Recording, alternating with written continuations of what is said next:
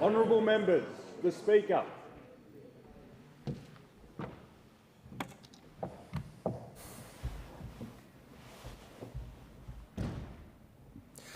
I acknowledge the Ngunnawal and the Ngambri peoples who are the traditional custodians of the Canberra area and pay respect to the elders, past and present, of all Australia's Indigenous peoples. Almighty God, we humbly beseech thee to vouchsafe thy blessing upon this Parliament. Direct and prosper our deliberations to the advancement of thy glory and the true welfare of the people of Australia. Our Father, who art in heaven, hallowed be thy name. Thy kingdom come, thy will be done, in earth as it is in heaven. Give us this day our daily bread, and forgive us our trespasses, as we forgive them that trespass against us. And lead us not into temptation, but deliver us from evil. For thine is the kingdom, and the power, and the glory, forever and ever. Amen. Call the clerk.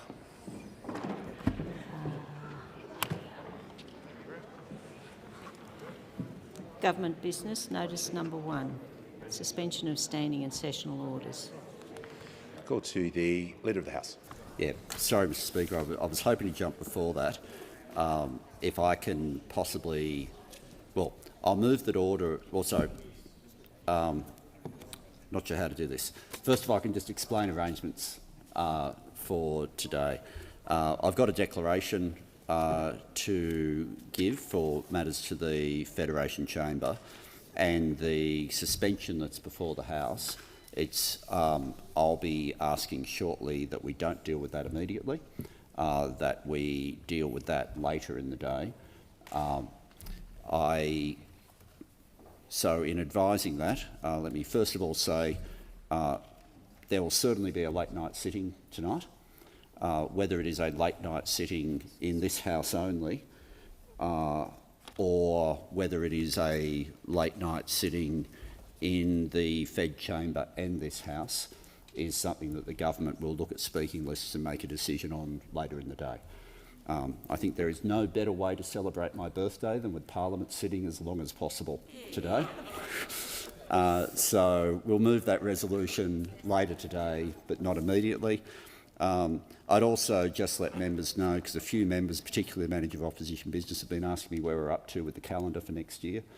Just to advise, we won't have that finalised until the final week of sittings, but people should work on the basis that we're expecting to return on the 3rd of February. That's the week that we expect to be returning.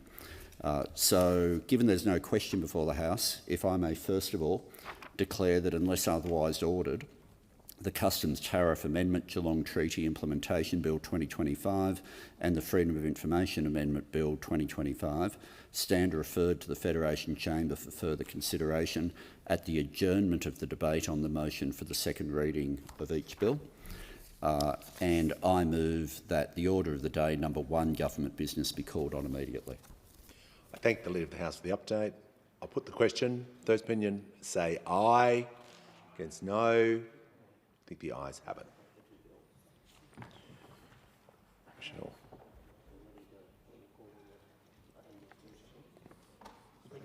I'll give the call to the Manager of Opposition Business.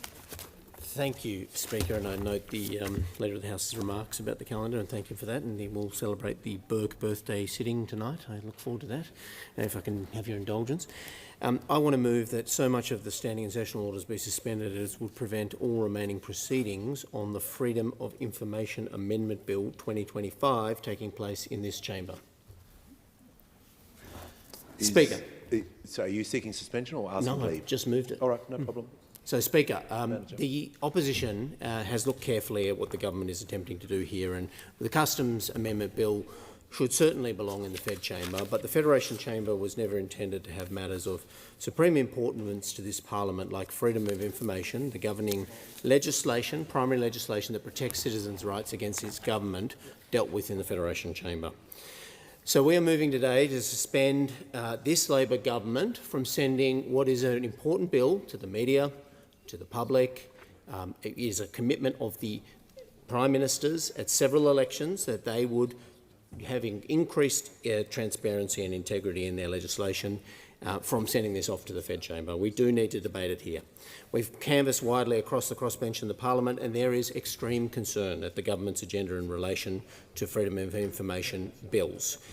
And sending it to the Fed chamber sends a signal that this parliament is not taking this primary piece of legislation as seriously as it ought to in relation to what is a critical matter to its citizenry. This government came to office promising increased transparency, increases to the protections of citizens against government, and we do need to suspend the standing order so we can get this bill back to the House.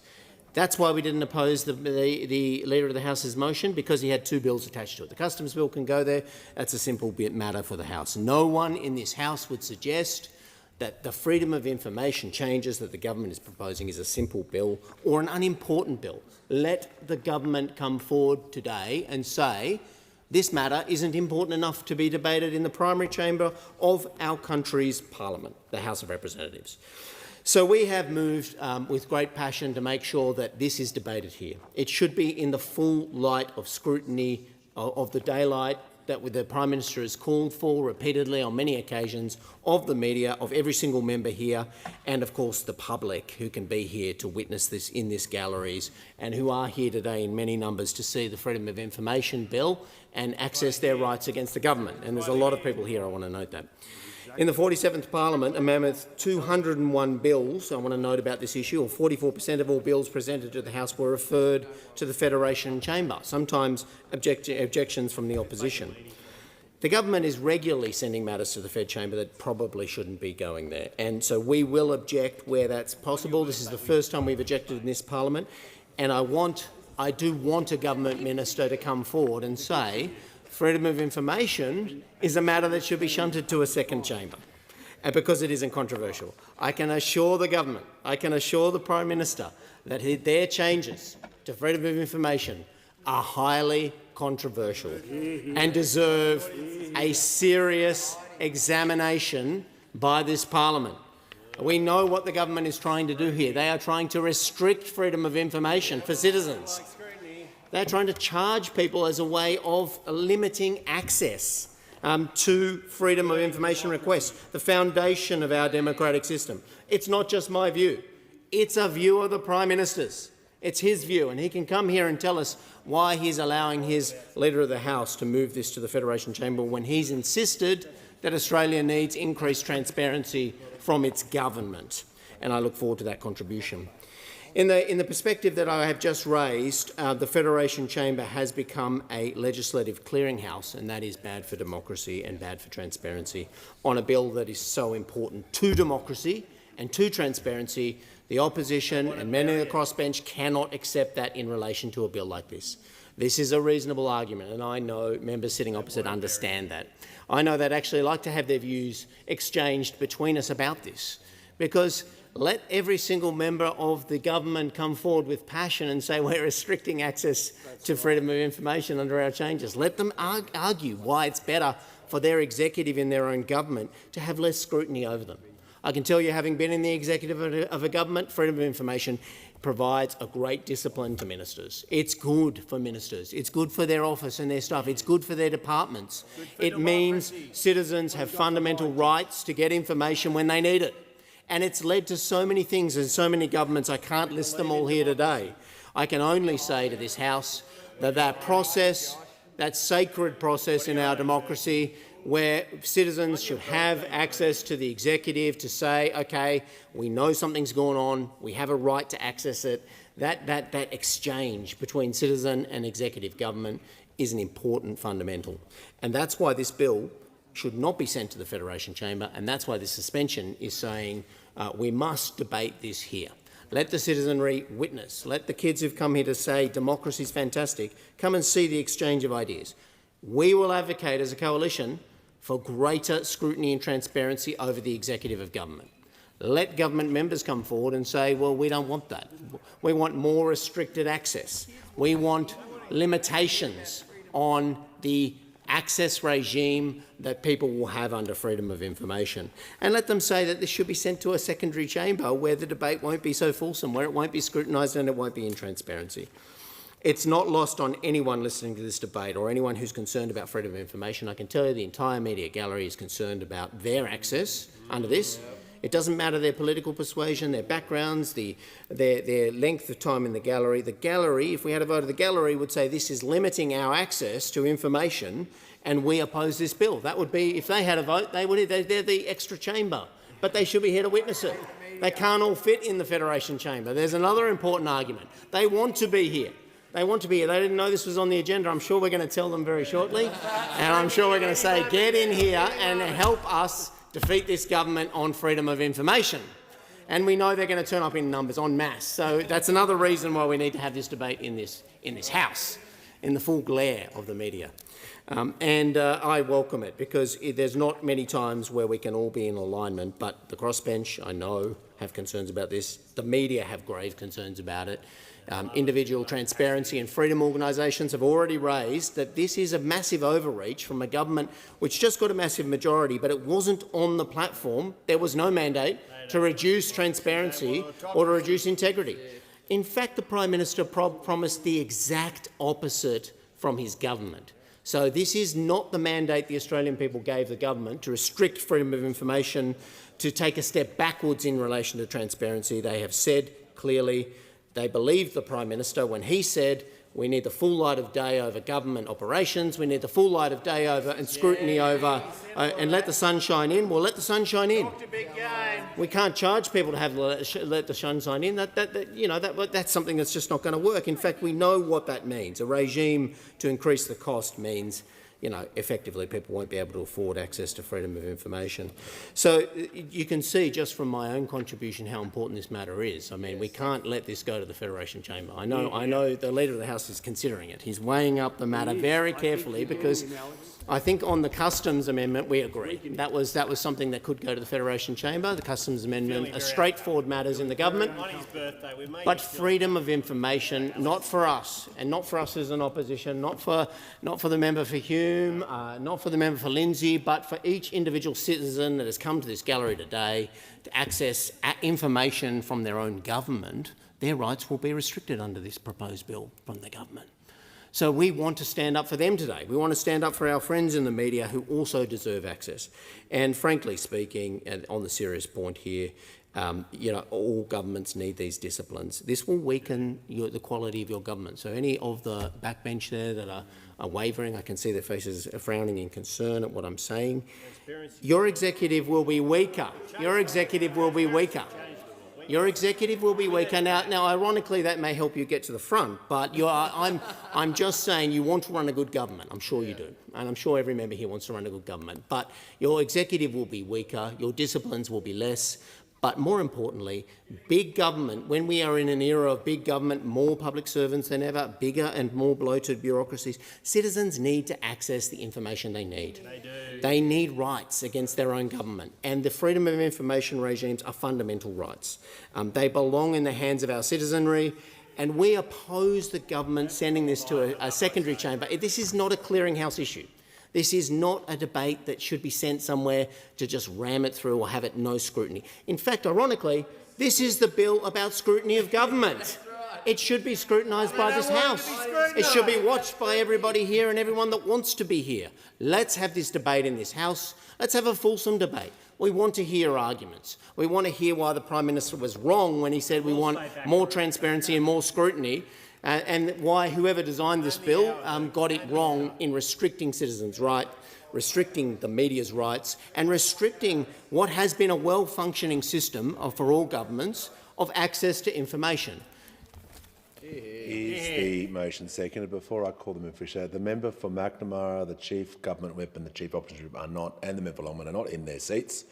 You can't interject if you're not in your seat.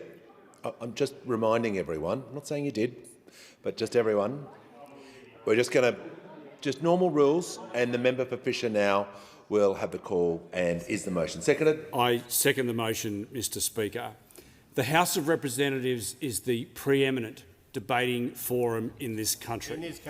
And on an issue that is as important as government accountability and transparency, I would have thought that this government would relish the opportunity to have the debate in this chamber.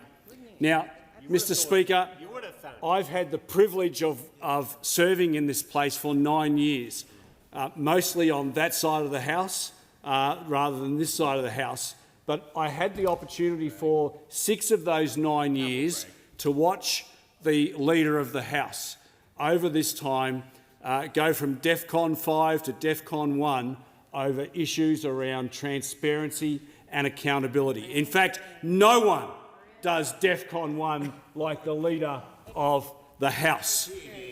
Now, Mr Speaker, the issue of government and transparency and accountability is, according to those members opposite, according to the government, was one of their principal tenets. It was one of their principal pillars.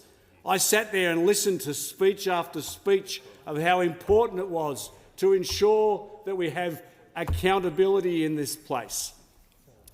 And so you can only imagine my great surprise that when the chamber has an opportunity to debate a bill that talks about significantly altering the Freedom of Information Act, significantly watering down the powers of the people to hold their government to account, you can only imagine my surprise that this government wants to send it off to the Federation Chamber, where none of you folk in the gallery will get an opportunity to look at it or listen to it. The people up, the students up there, they all want this matter debated. They all want this matter debated in the House of Representatives because this is the preeminent forum in this country. And where the government consistently banged on for years and years about the importance of honesty and integrity and transparency and accountability, what do we get? We get the Leader of the House moving a motion to squirrel it away, to the Federation Chamber. And I say, even though it's his birthday, I say shame on him. I say the Leader of the House, I think that the previous speech and mine, I think we're getting to you, Leader of the House, because I know deep down that the Leader of the House has some modicum of respecting executive accountability. The concept of executive accountability is one of our fundamental tenets. It is one of our fundamental tenets, and I take the interjection from the member for McNamara, and I hope he's in his right spot, but I don't think he is. This is an incredibly important issue to which I will speak to the substance of the bill very, very shortly, and I encourage everybody to hang around for a few moments afterwards. But I implore the Leader of the House to let the sunshine in. Yes. This chamber has a skylight. It does. And the most important, the best form of disinfectant, is sunlight. And you might notice, the Leader of the House might notice that the Federation Chamber does not have a skylight. That's true. The House of Representatives will let the sun in and hold this government. It is a sign, it is a metaphor to hold the executive and this hopeless, arrogant government that would try and introduce a bill that would lessen accountability and yet squirrel it away to the Federation Chamber. For all those people who are listening on their radios or tuning in right now, I ask this question: have you even ever heard of the Federation Chamber? Most Australians will have never heard of the Federation Chamber. They want this debate heard right here today in the House of Representatives. The question is the motion be agreed to. Call the Leader of the House. Thanks very much, Mr Speaker. And I do appreciate the gift of a procedural debate today, so thank you to the Manager of Opposition Business for bringing it on.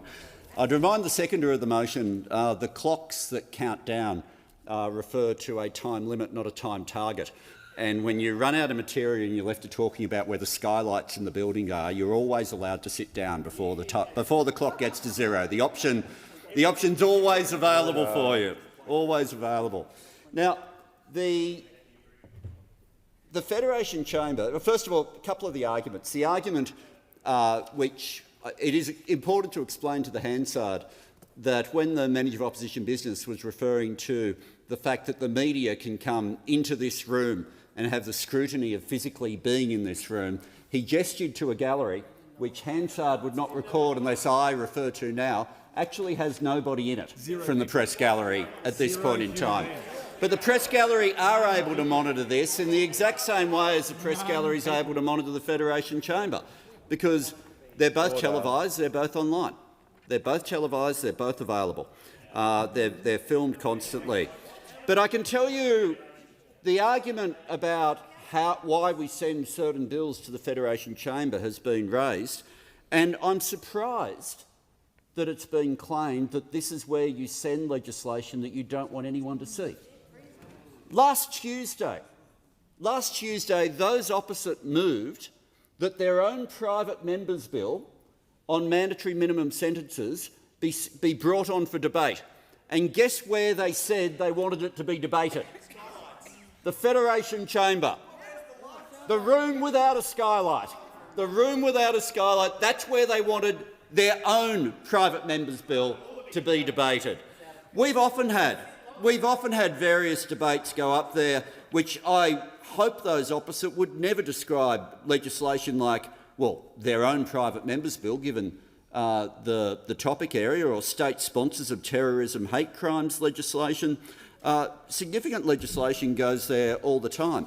What we actually always look at when we're working out where different pieces of legislation should go is the speaking list, because the speaking list gives an indication of how many members are likely to want to be able to speak. So I've got a copy of the speakers list. Now, the environment legislation, which has been all through the media, very important legislation. The speaking list there, the debate will begin with I introduced it last Thursday. It will begin with the relevant shadow minister making a speech, and then the debate will go on. How many people have put their names down to speak on the environment legislation? 48. 48, and I think it's completely significant when we're prioritising which ledge goes here, which goes to the Federation Chamber, that are 48 members of parliament, a lot for those opposite, more on the government side, but still I think it's in the order of 18 or something opposition members have indicated they want to speak. For that to be in the main chamber, that matters. The bill that they've just spoken about, now the Shadow Minister always speaks in the chamber, so the speech from the Shadow Minister was in the chamber, and that was part of the declaration I've already made. Guess how many people have put their names on the list to speak on freedom of information other than the first speaker? Zero. Zero. So we actually have a situation right now where on the information that those opposite, they are taking up 25 minutes of the House's time, the House where they say the debate should happen. They're spending 25 minutes to have a debate about bringing a debate here where there are no additional speakers who have put their names forward at all. At all. Not one. Not one. 48 people put themselves forward for a piece of legislation, so we scheduled the debate for here. No one other than the Shadow Minister puts their names forward for the freedom of information legislation. No one. And they're wanting to have us vote on where no one should speak. That's what this vote is about. This is a vote. We've just had their speeches, and we're now going to have to bring everybody in here to vote on where the bill, with no one listed to speak, should be debated, because that's the issue with transparency. That's what's in front of us right now. I'm sure now that this has been exposed.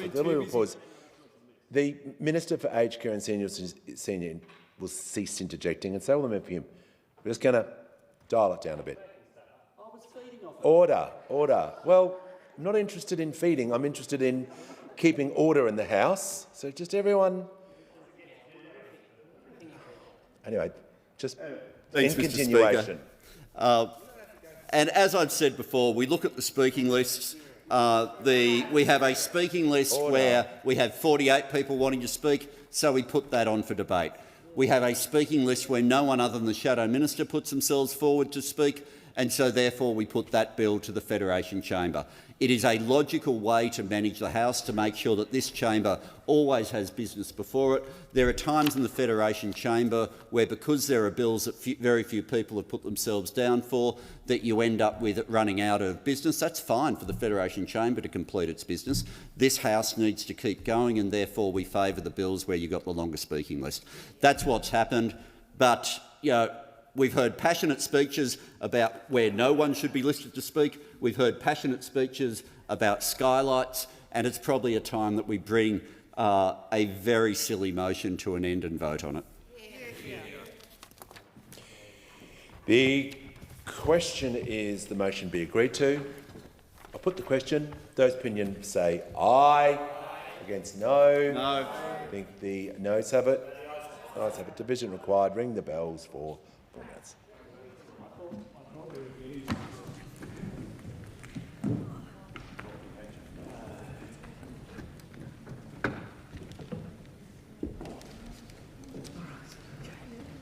Moving towards a Berkeley dictatorship. Terrible. I agree.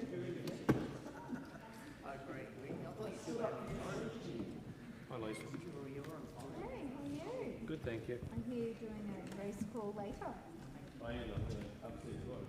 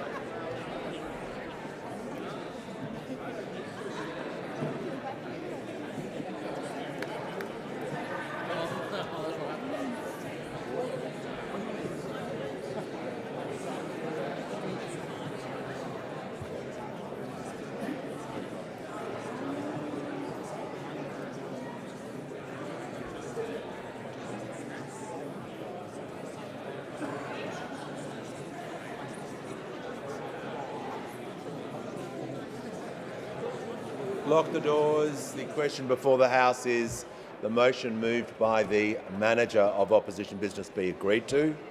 The ayes will pass to the right of the chair and the noes to the left.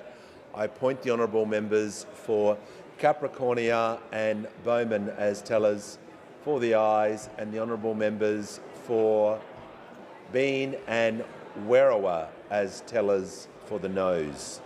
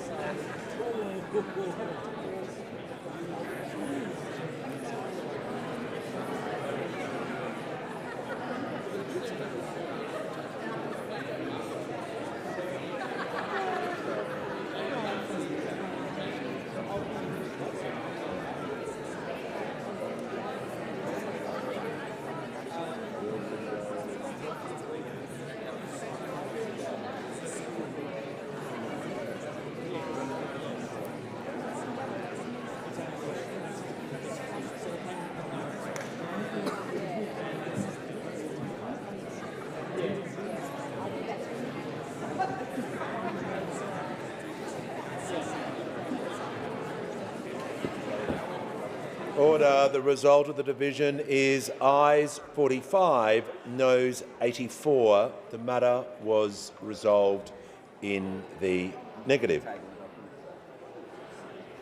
The Chief Opposition Whip is seeking the call. I seek leave to table the opposition speaking list on the Freedom of Information Bill. 14 speakers at the moment and continuing to grow by the moment.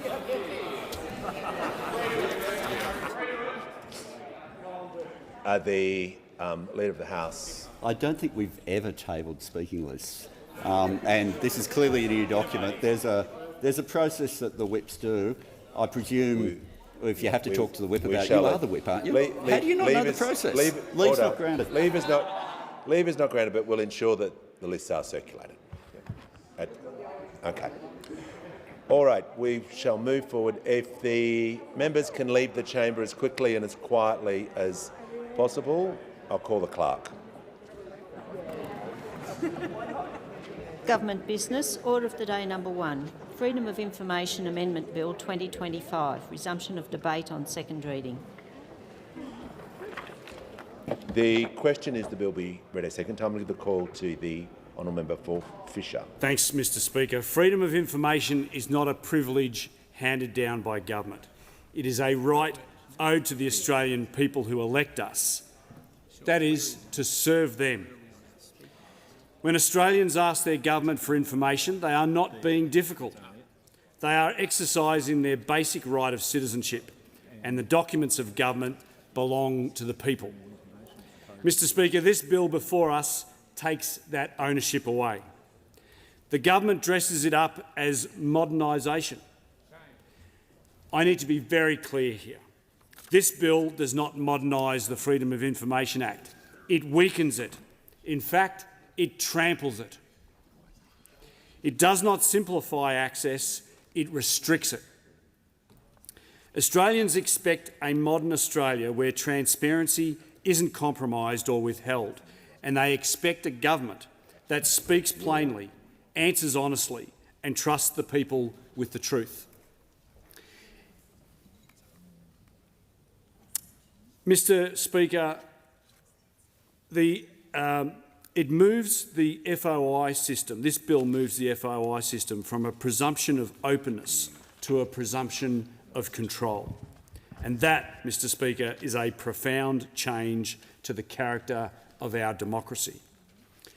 Before I go further, I want to thank my colleagues, the member for Barara, the former Shadow Attorney-General and the Leader of the Opposition, for their early and tireless work in exposing what this bill really means.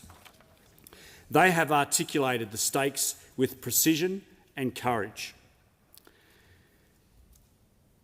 The member for Barara has called this bill for what it is.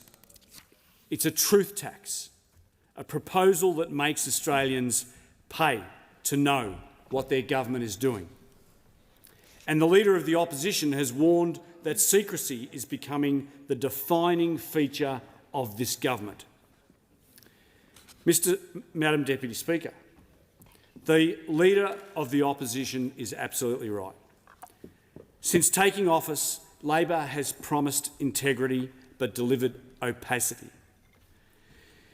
The government has normalised non-disclosure agreements when consulting with stakeholders. They've written secret manuals instructing public servants how to answer Senate estimates questions. They've flouted Senate orders for the production of documents. And we already have a transparency problem under this government. In Australia, at the federal level, the proportion of freedom of information requests granted in full has fallen from around 59% in 2011-2012 to approximately 25% in 23-24. Freedom of information operates as a practical tool for transparency and accountability. It is the mechanism through which Australians, journalists, charities, researchers, even ordinary citizens uncover the truth about decisions that affect them. Effective FOI leads to greater openness in government. When it fails, mistakes multiply in the dark. This bill has no allies outside government. Every credible transparency organisation, media outlet and integrity body has condemned it. When a law designed for openness can't attract a single voice of support from those who champion transparency, that tells you everything you need to know. And the motion that was moved by the Leader of the House just before goes one step further, because this government doesn't want this debate to be had in this main chamber. Shame. The government expects to... Madam Deputy Speaker, on the Sunshine Coast, in my electorate of Fisher, people expect straight dealing from their government. They expect to see how their money is spent, how hospitals are run, how infrastructure decisions are made. Australia's constitution rests on informed choice. That means citizens must have access to information to informed judgments. Secrecy undermines that design. It unplugs the democratic machinery. In 23-24, approximately 25% of FOI requests were granted in full. However, 89% of those were released with redactions, meaning just around 5% of all FOI requests were released without any redactions. The problem is not too many FOI requests, it is too few answers. There are 967 unresolved reviews and agencies routinely breaching timeframes. That is not efficiency, it's dysfunction. Now, because the public will be the most affected by this bill, let's look squarely at what it does. Madam Deputy Speaker, there are 9 schedules to this bill. For the public benefit, this means the bill is divided into 9 distinct parts. 9 steps backwards for transparency. Schedule 1 rewrites the very purpose of the Act. Where once the law said government information should be released unless there is a good reason to withhold it, under this bill, it will say that information should be released only if doing so is consistent with the proper functioning of government. Madam Deputy Speaker, that is a lawyer's trick, a shift in balance so subtle that it hides its magnitude. Because once you make proper functioning of government an equal goal, you hand every agency an escape route where you can refuse disclosure, claim it protects orderly government, and the culture of secrecy wins. Labor promised integrity, and yet they deliver opacity. You can't campaign on light and legislate for shade, but that is exactly what this government is doing. Schedule 2 bans anonymous requests. The Labor government claims this will protect national security from bots and foreign actors. That argument does not survive contact with reality. Once a document is released under FOI, it is public. Anyone, anywhere can see it. So who the applicant is makes no difference to a hostile foreign actor. But it makes an enormous difference to the whistleblower, the advocate, the junior official, or the citizen who fears reprisal. Madam Deputy Speaker, anonymity protects the vulnerable. It does not endanger the nation. Schedule 3 introduces a discretionary 40-hour processing cap. That is somehow sold as efficiency. In truth, it is permission to stop searching once things get difficult. The big, complex, multi-agency requests, the very ones that expose systemic problems, they will be the first to hit the wall. It tells the public your request is too hard, your question is too expensive, and your patience is irrelevant. Schedule 4 changes the statutory timeframe from 30 days to 30 working days. That may sound technical. It means 6 weeks instead of 4, and in practice, with extensions, delays and consultations, months before any decision. Then comes Schedule 7, the most dangerous one of them all. It expands the Cabinet exemption to include documents that describe or refer to Cabinet material. It therefore allows agencies to refuse requests without even searching for the documents. It broadens the deliberative processes exemption so far that almost any piece of advice or internal discussion could be sealed away indefinitely. Madam Deputy Speaker, this is not protecting Cabinet confidentiality. That is institutionalising the prevention of political embarrassment. Factual material, which by long tradition should be released, will now be buried alongside opinion.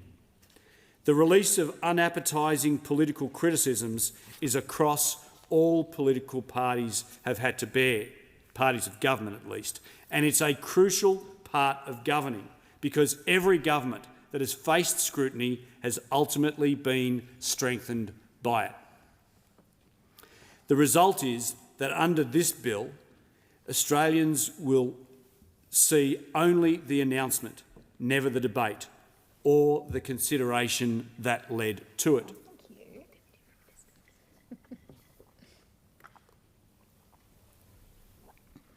Some may call this weakness, others will call it lack of accountability. It is both. This bill is not an isolated act. It is a part of a pattern of control, concealment and centralisation. We have seen the same instinct in the refusal to release modelling on energy policy, in the endless redactions on defence procurement and in the handling of the Prime Minister's own diary. The Centre for Public Integrity has shown that fewer than 1 in 4 FOI requests are now fully granted, down from half just 2 years ago. That is the lowest level of transparency in 30 years. And that was before this bill. Madam Deputy Speaker, if this is how the government behaves under the existing law, imagine how it will behave when the law itself gives it a licence to hide. Who loses when transparency dies? Not governments. They find it more comfortable. Not corporations. They have lawyers and lobbyists. It is the ordinary Australian who loses, the citizen who wants to know how their aged care provider is regulated, the local journalist following the money trail through a community grant, the community legal centre fighting for a fair hearing for a client, and charities and not-for-profits across this country already stretched who cannot afford to pay new fees or wait another 6 months for an answer that arrives half redacted if they're lucky. Madam Deputy Speaker, this bill would make the public's right to know depend on the size of their bank account and the patience of their lawyer. That is not democracy. Madam Deputy Speaker, the government says this bill is about efficiency. That claim deserves to be tested line by line. Efficiency is not achieved by making it easier to say no. Efficiency is achieved by fixing resourcing, training and culture. It's achieved by clearing backlogs, not legalising delay. Right now, the Office of the Australian Information Commissioner is underfunded and overwhelmed. Applicants wait years for reviews. The Commissioner's decisions are often ignored. Instead of fixing that, this government proposes to narrow rights and expand excuses. It blames the public for using the law too well. Let's take a closer look at the new 40-hour processing cap.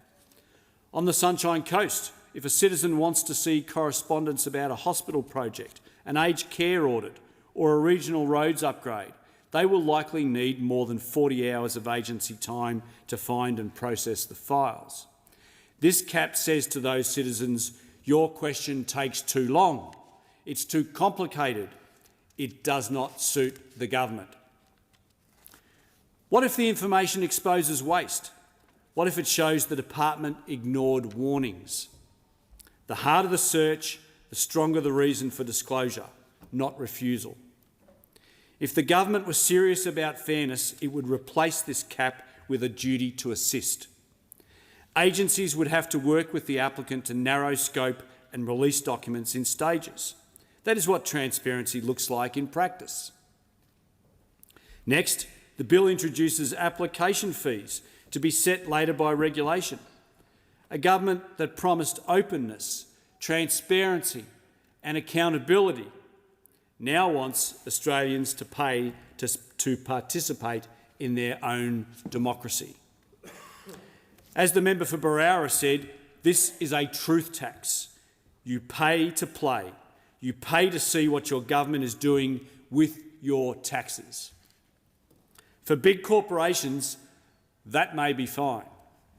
They can absorb that cost. However, for the small community paper in Glasshouse, for the environmental volunteer group in Mullaney, for the carer in Biwa, trying to understand why aged care services were cut, those fees are an impermeable wall. Freedom of information should not be a premium service for those who can afford it. It should be the ordinary right of every Australian.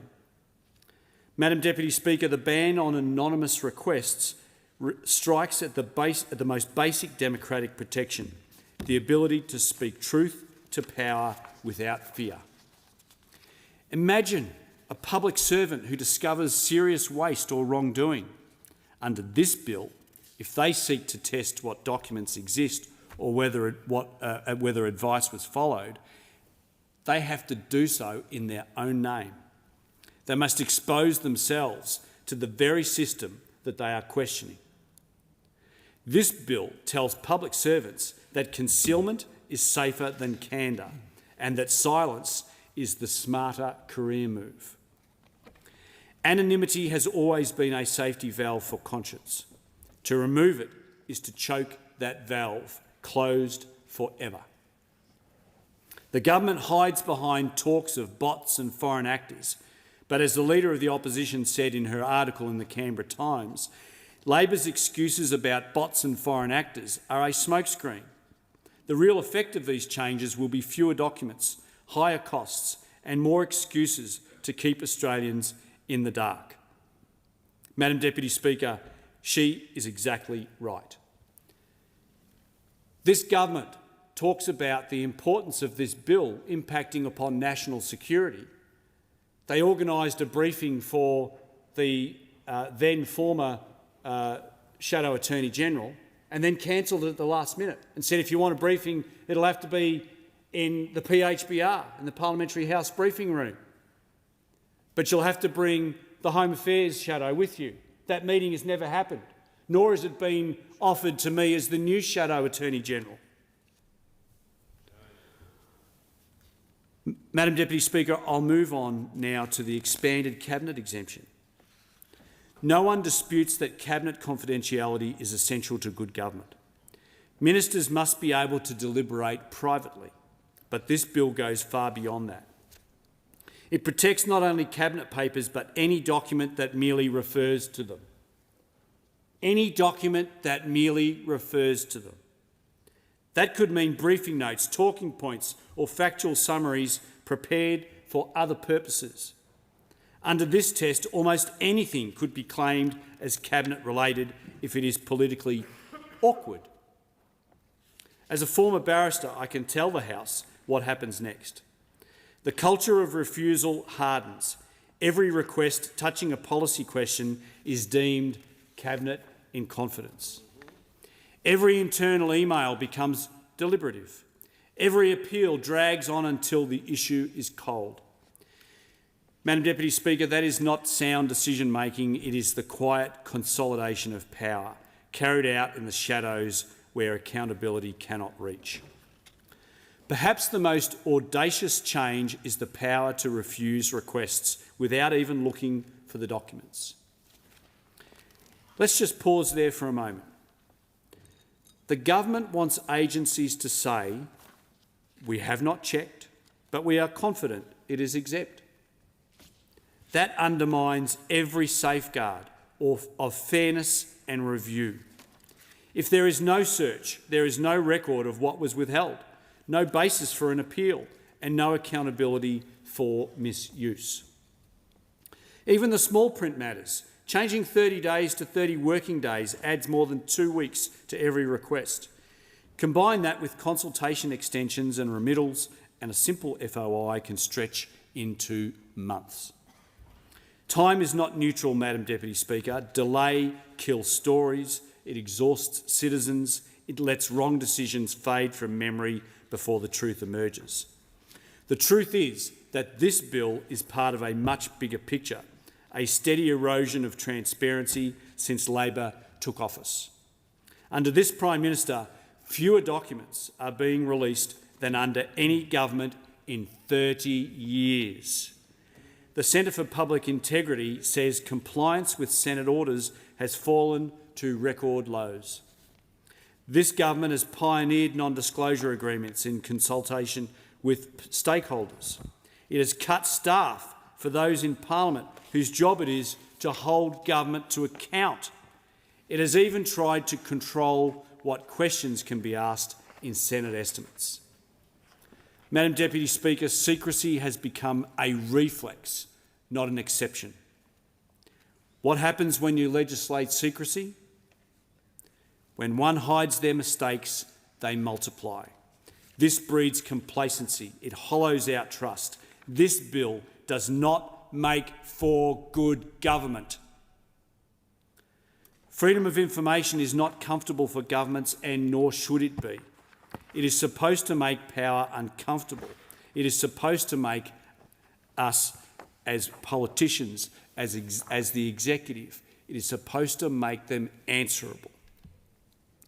Madam Deputy Speaker, governments that fear scrutiny do not trust the people. And when governments do not trust the people stop trusting government.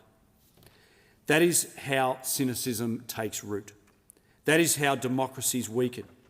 Trust is already an issue in Australian politics. The conduct of the now government when in opposition made it an election issue in the lead-up to the poll in 2022. The government's hypocrisy on this issue is breathtaking. Every day I see the expectations Australians hold for their representatives on the Sunshine Coast and right across this country. They expect their elected representatives to be honest, open and accountable. They do not expect every email or cabinet note to be made public, but they do expect the truth. In my own electorate of Fisher, people care deeply about how health funding is allocated, how infrastructure projects are decided, how modern families are supported and how aged care providers are monitored. They have a right to see how decisions are made in their name, as do the 27 million Australians that live in this great country. At its core, the Freedom of Information Act is a statement of principle that information held by government is the property of the people. That principle has served Australia well for more than 40 years. It has allowed journalists to expose misuse of funds. It's empowered communities to question decisions. It has led academics and advocates to improve policy. It is not perfect, but it is vital. This bill threatens to turn that principle upside down. It says information belongs to government unless the public can pry it loose. That is not the spirit of a free nation. Madam Deputy Speaker, that is the spirit of bureaucracy, not democracy. This debate is not only about law, it is about culture. It is about the kind of government we want to be and the kind of relationship we want with the people we serve. I have the highest respect for our public servants. The overwhelming majority act with integrity, professionalism and pride. But the best way to protect that integrity is not to hide their work, it is to uphold it. Public servants deserve laws that reflect their commitment to the public good. They do not need laws that allow ministers to bury advice when it becomes politically inconvenient. When the Leader of the Opposition wrote that transparency is not a burden on government but a duty of government, she captured the essence of this debate. She reminded us that good government is not about avoiding discomfort but about being accountable for the decisions we make in the public's name.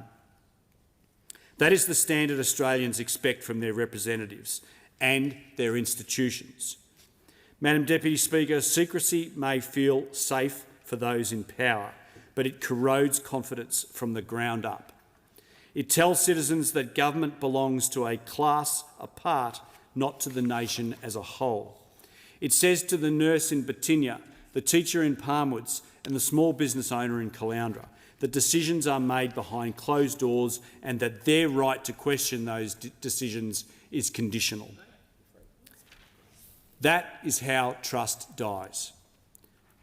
not in one dramatic moment, but in small acts of concealment, justified as efficiency or modernisation. A government that hides information is a government that forgets who it serves. The FOI system was built on a presumption of disclosure. This bill replaces that with a presumption of control. It rewrites the social contract between government and the governed. That is not reform. That is cowardice. Madam Deputy Speaker, let me outline instead what genuine reform could look like. First, restore the original object of the Act. Transparency must remain the primary goal. Administrative efficiency can be achieved without making secrecy a competing purpose. Second, protect anonymity. Replace the ban with simple technology that filters bots and bulk spam requests while preserving the safety of individuals who act in the public interest. Third, abandon the 40-hour cap and replace it with a duty to assist. Require agencies to help applicants narrow scope, release material in stages if need be, and prioritise public interest requests. Fourth, narrow the Cabinet expansion. Limit the exemption to genuine Cabinet submissions, decisions and minutes. Exclude factual material and prohibit blanket claims over documents that only mention Cabinet. Fifth, delete the power to refuse without search. If a document is truly exempt, let that be shown through proper process. Refusal by assumption undermines both transparency and accountability. Sixth, cap or waive fees for public interest applicants. Journalists, charities, academics and community groups should not be priced out of participation in their own democracy. And finally, fund the Office of the Australian Information Commissioner properly. Delays are not caused by the public asking questions. They are caused by a system without resources to answer them. These are practical, fair and balanced reforms. They preserve genuine confidentiality where it is justified while strengthening the right of the public to know. Madam Deputy Speaker, this debate also goes to the heart of public integrity. In Fisher and across the Sunshine Coast, in fact across the country, people expect government to deal straight with them. They expect honesty in words and transparency in action. They see the headlines without redacted reports, missing documents and endless delays, and they just shake their heads. They ask, why can't the government just tell us the truth? That question should shame any government that calls itself open and accountable. Transparency is not a partisan virtue. It belongs to every Australian who believes in fair play and honest government. Once secrecy becomes normal, its insidious nature is left to fester. It seeps into local councils, agencies and public corporations. It turns freedom of information into freedom from scrutiny. History shows that governments rarely surrender secrecy once they have tasted it. That is why this Parliament must stop it now, before the habit becomes the culture. If this bill passes unamended, the next government will face pressure to reverse it. The crossbench and the Greens have already expressed deep concern. That should raise strong alarm bells on its own. Transparency should be the common ground of democracy, not a battleground of ideology. This is not about comfort for politicians, it's about confidence for citizens. If the people can't see, they can't judge. If they can't judge, they cannot trust. And when information is withheld, rumours rush to fill a void. Conspiracy replaces evidence, distrust replaces participation. Freedom of information is the antidote to that cynicism. It says, here are the facts, decide for yourself.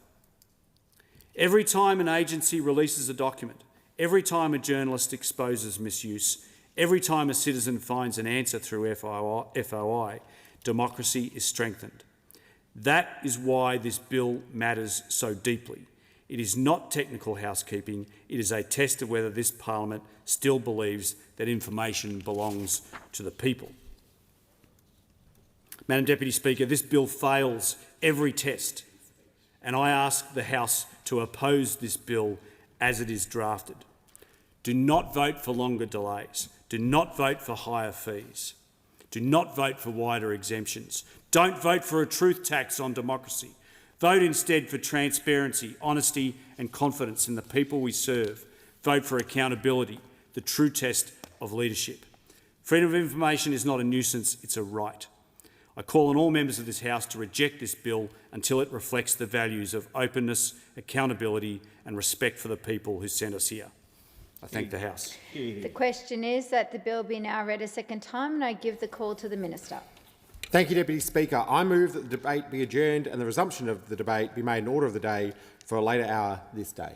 The question is that the debate be adjourned and that the resumption of the debate be made in order of the day for a later hour of this day. I will now put the question. All the opinions say aye. All those against, no. The ayes have it. Clerk. Government business. Order of the day number 2. Customs Tariff Amendment Geelong Treaty Implementation Bill 2025. Resumption of debate on the second reading. The question is that the bill be now read a second time, and I give the call to the member for Cowper. Well, thank you, Deputy Speaker. The passage of the Customs Tariff Amendment Geelong Treaty Implementation Bill 2025 will be supported by the Coalition. The development of this bill represents a practical and necessary follow-up action to the signing earlier this year of what is generally known as the Geelong Treaty. It also has a much longer and more formal name, which is the Nuclear-Powered Submarine Partnership and Collaboration Agreement between Australia and the United Kingdom. But whatever you prefer to call it, this arrangement represents a key element underpinning the trilateral AUKUS partnership between Australia, the United Kingdom and the United States. It was signed in Geelong on 26 July 2025 by Australia's current Defence Minister Richard Marles and his UK counterpart John Healey. In broad terms, this represents a shared commitment between our two nations to collaborate closely on the design, construction, operation, sustainment and regulation of nuclear-powered submarines, the central capability under Pillar 1 of AUKUS. And, to be more specific, the bill gives domestic legal effect to Article 21 of the treaty. That article provides that neither nation will impose customs, duty, excise or similar charges on certain goods imported or exported in connection with the treaty. In practical terms, it means that when eligible goods are imported into Australia or exported to the United Kingdom for the use under the Geelong Treaty, they can be traded freely without the burden of additional customs and excise costs. This bill achieves that by inserting item 58A into Schedule 4 of the Customs Tariff Act 1995, establishing a duty-free rate for qualifying goods used under the treaty, defining Geelong Treaty within the Customs Tariff Act to provide legal clarity, and ensuring that the changes apply not only to future imports but also to any qualifying goods that have already been imported and are awaiting customs processing when the treaty enters into force. Deputy Speaker, while this bill is short and technical in nature, it therefore performs important functions.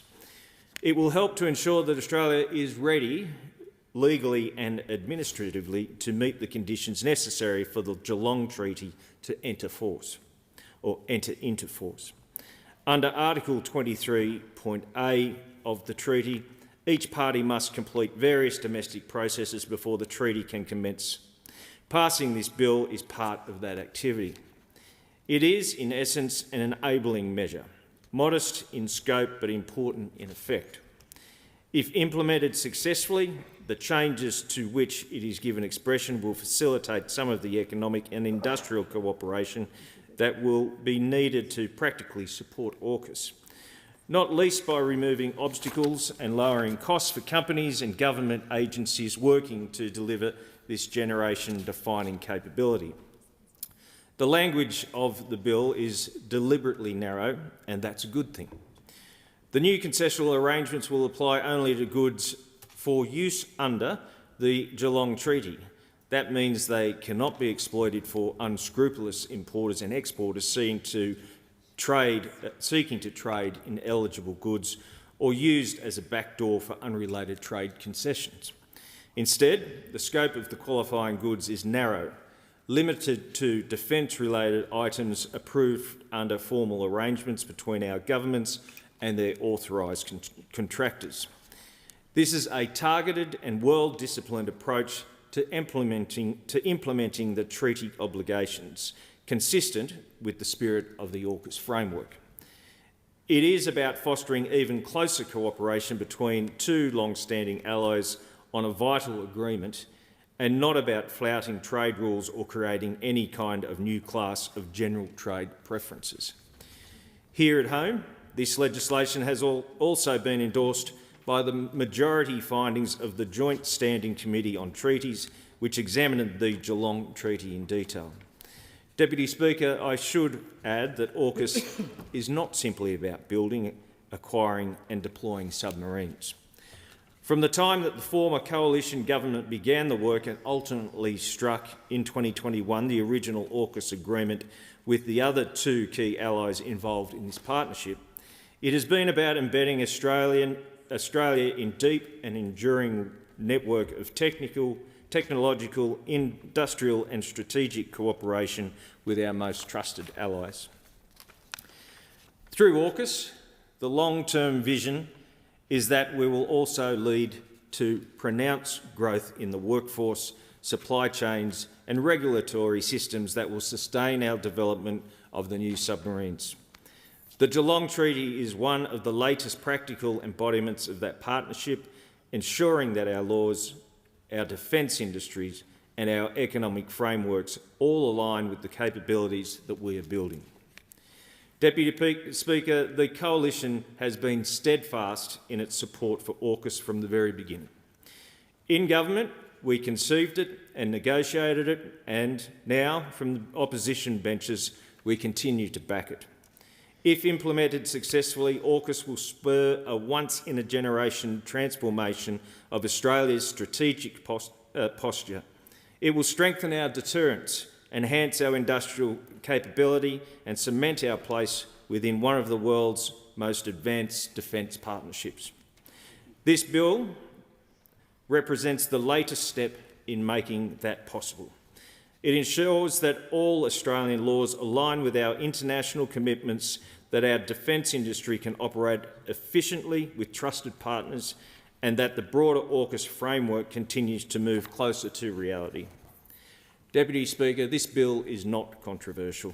It imposes no new taxes, no new regulations and no new obligations on Australian businesses or households.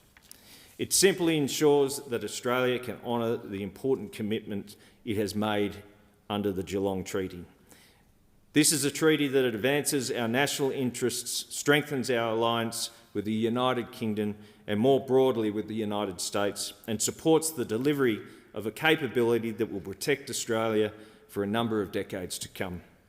For each of these reasons, the Coalition supports the Customs Tariff Amendment Geelong Treaty Implementation Bill 2025, and we commend the government for introducing it into the Parliament. The question is that the bill be now read a second time, and I give the call to the Minister. Thank you, Deputy Speaker. I move that the debate be adjourned and the resumption of the debate be made in order of the day for a later hour this day. The question is that the debate be adjourned and that resumption of the debate be made in order of the day for a later hour of this day. I will put the question. All the opinions say aye. Aye. All those against, no. The ayes have it. Clerk. Government business, order of the day number 3, Regulatory Reform Omnibus Bill 2025, resumption of debate on the second reading. The question is that the bill be now read a second time, and I give the call to the Shadow Minister. Thanks very much, Deputy Speaker, and I rise to speak Shadow Treasurer. On the Regulatory Reform Omnibus Bill of 2025. What this bill seeks to do is to modernise and streamline parts of the Commonwealth's regulatory framework. Some items, of course, are simply housekeeping. They tidy up outdated provisions, remove redundant laws and allow common sense changes, like accepting secure digital identification or fixing minor compliance concerns. Other measures aim to make it easier for people to interact with government by improving data sharing inside Services Australia, reducing duplication in health and pathology processes, and supporting a tell us once approach so Australians do not have to constantly reprove who they are. On the surface, these all sound worthy. Some may well save time for households and small businesses. Some will clean up clutter that has been allowed to build for too long. I will not take the House through every single schedule. Instead, I'll set out the Coalition's views on the package and then address just two areas of contention. Where the bill makes it easier for Australians to deal with government, we are, of course, inclined to support it. A tell us once approach, which means Australians won't have to enter their details every single time they access a different government service, is common sense, for example. Better use of health identifiers to avoid duplication looks like it will help patients and clinicians. Smarter information sharing inside Services Australia looks to be good, especially and if privacy safeguards are upheld.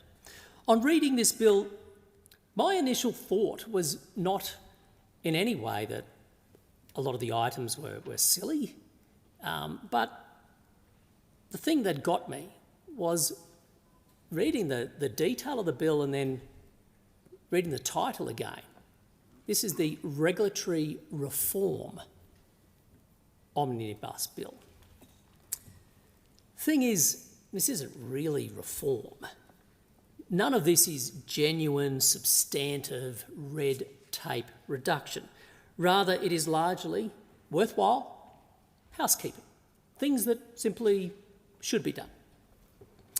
The Treasurer says this bill follows on from his economic roundtable. Really? The government waited 3 years before then taking 3 months to organise a 3-day economic roundtable, and there's no doubt that regulatory reform was a big stated objective and also a big stated outcome from that roundtable. But then you read the details of this bill, the so-called Regulatory Reform Omnibus Bill, and it is completely underwhelming. Now, of course, we welcomed at the time the process of the economic roundtable, and I myself attended. I did warn, though, that the 20-odd people behind closed doors in Parliament would not turn the economy around, because I saw myself there representing the 27 million Australians who were not in the room. They were locked out. And this bill I take as evidence that the Coalition was right to be sceptical of that process. Again, don't get me wrong, there are some worthy measures in the bill, but the government cannot argue that it seriously is tackling Australia's problem with being over-regulated with this bill.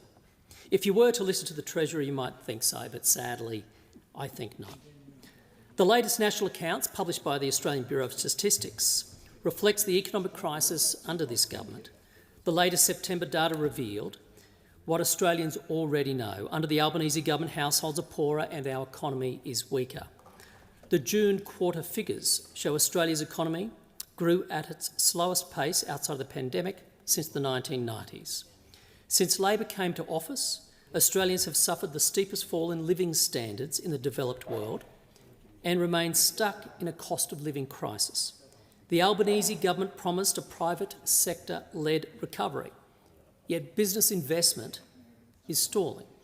While household spending lifted modestly in the June quarter, helped by the holiday period and end-of-year sales, it is no substitute for sustained private sector investment and productivity growth. At a household level, the Australian economy today is smaller than the one Labor inherited 3 years ago, and productivity is down over 5%. Just as Australia's inflation crisis, otherwise known to many as the Gymflation effect, is destroying our national prosperity, so too is Labor's productivity crisis. Labor has become the 800-pound gorilla in the Australian economy, muscling out the private sector and weighing down our economic growth. Government spending is growing 4 times faster than the economy. Spending is at its highest level outside of recession in nearly 40 years, blowing government spending out from 24 to 27% of GDP. In the last 3 years, Labor has added $100 billion to the national debt, which is set to hit $1 trillion this year and $1.2 trillion by the time of the next election. Until the government stops its spending spree, the private sector will continue to be squeezed and productivity and living standards will continue to languish. To be clear, the Coalition supports real regulatory reform because a competitive and productive Australia requires rules which are proportionate and efficient. Excessive regulation lifts costs for households and businesses. And can I just make the point, Deputy Speaker, that indeed this government has enhanced its regulatory regime. We have seen 5,000 new pieces of regulation added to the books under this government, quite an achievement. But of course, the more that regulations are introduced, the more they burden those actors within the economy.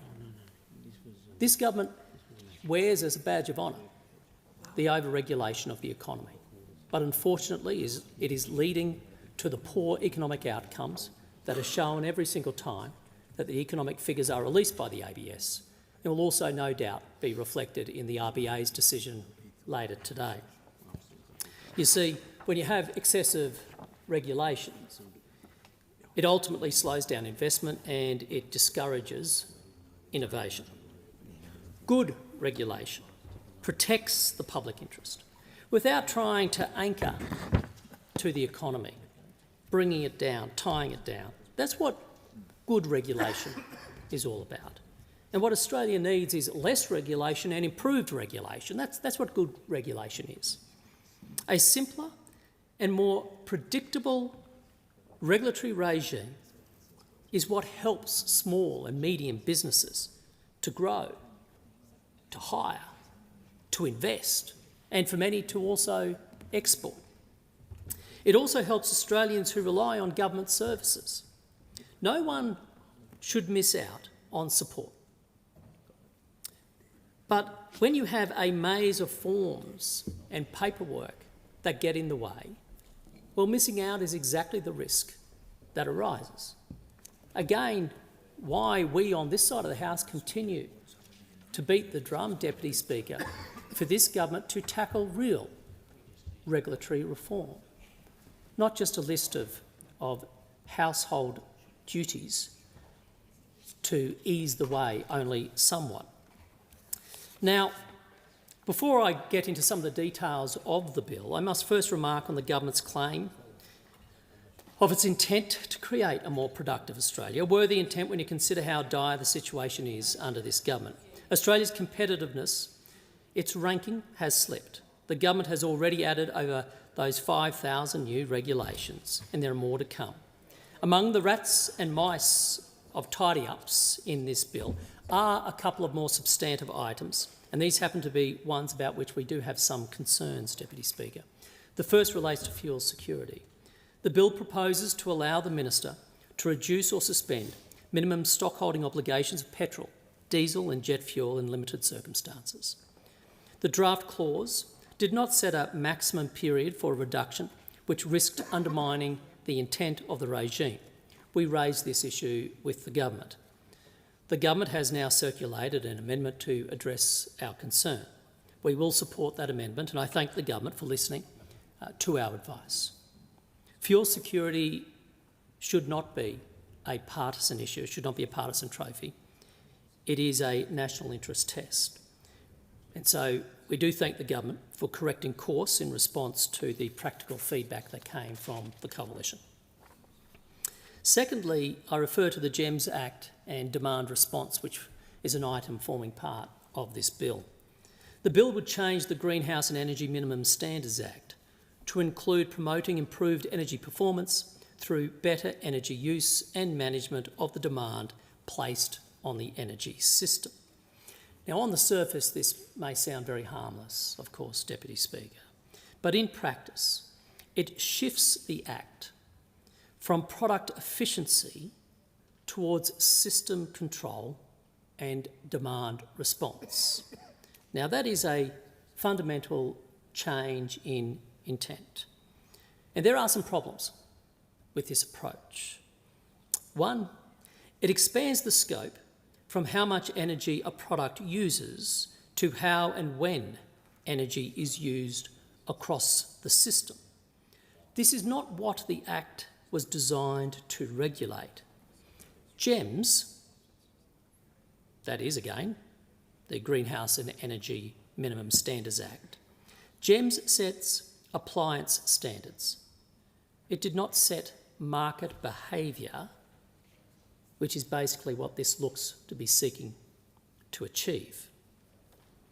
Now, the second area of concern is that the key terms in this GEMS adjustment in the bill are not defined. Energy performance and management of demand are very broad statements, very broad ideas. Without clear boundaries, regulators could step from product standards into rules about how devices interact with the grid. That risks, God bless you, Deputy Speaker, that risks new compliance costs for households and businesses without a clear mandate from Parliament. The third area of concern, the explanatory memorandum does not explain what this change would require in practice. If the goal is to enable future demand management standards, the government should say so. It should bring forward a separate bill with clear definitions, proper consultation and a full assessment of costs and benefits. If there is a clear case for new powers, it must be made openly and tested. Slipping a new object into GEMS through an omnibus is not the way to do it. Our position is straightforward. Remove the GEMS object change from this bill and consider it separately. The Coalition, of course, supports the practical steps reflected in the bill that will make life simpler and easier for the Australian people, especially those items of the bill that make it easier to deal with government and also make it easier for businesses to invest, to grow and to generate more jobs. We support the ambition of a more productive economy. However, I am astounded that after this government being returned to office, for all of its talk about wanting to improve productivity, all of its talk about improving regulation, all of its talk after its economic roundtable of embarking on a program of regulatory reform, that this omnibus bill is all we have. This is it. It is quite extraordinary. This goes to the complete lack of ambition on the part of the government to think that the Treasurer of the day came back into the second term and made such a loud song and dance about wanting to reform regulation in this country, and all we have before us is a bill that does some housekeeping, some little tidy-ups. As worthy as some of those items are, it is a sad indictment on the lack of ambition of this government, and it is why you still see business investment so low. It is why you continue to see a lagging growth in the Australian economy. It is why you continue to see Australia looked at by others in the world as a potential investment location, and they shrug their shoulders, often wondering why this country that was once ambitious is now just in the slow lane.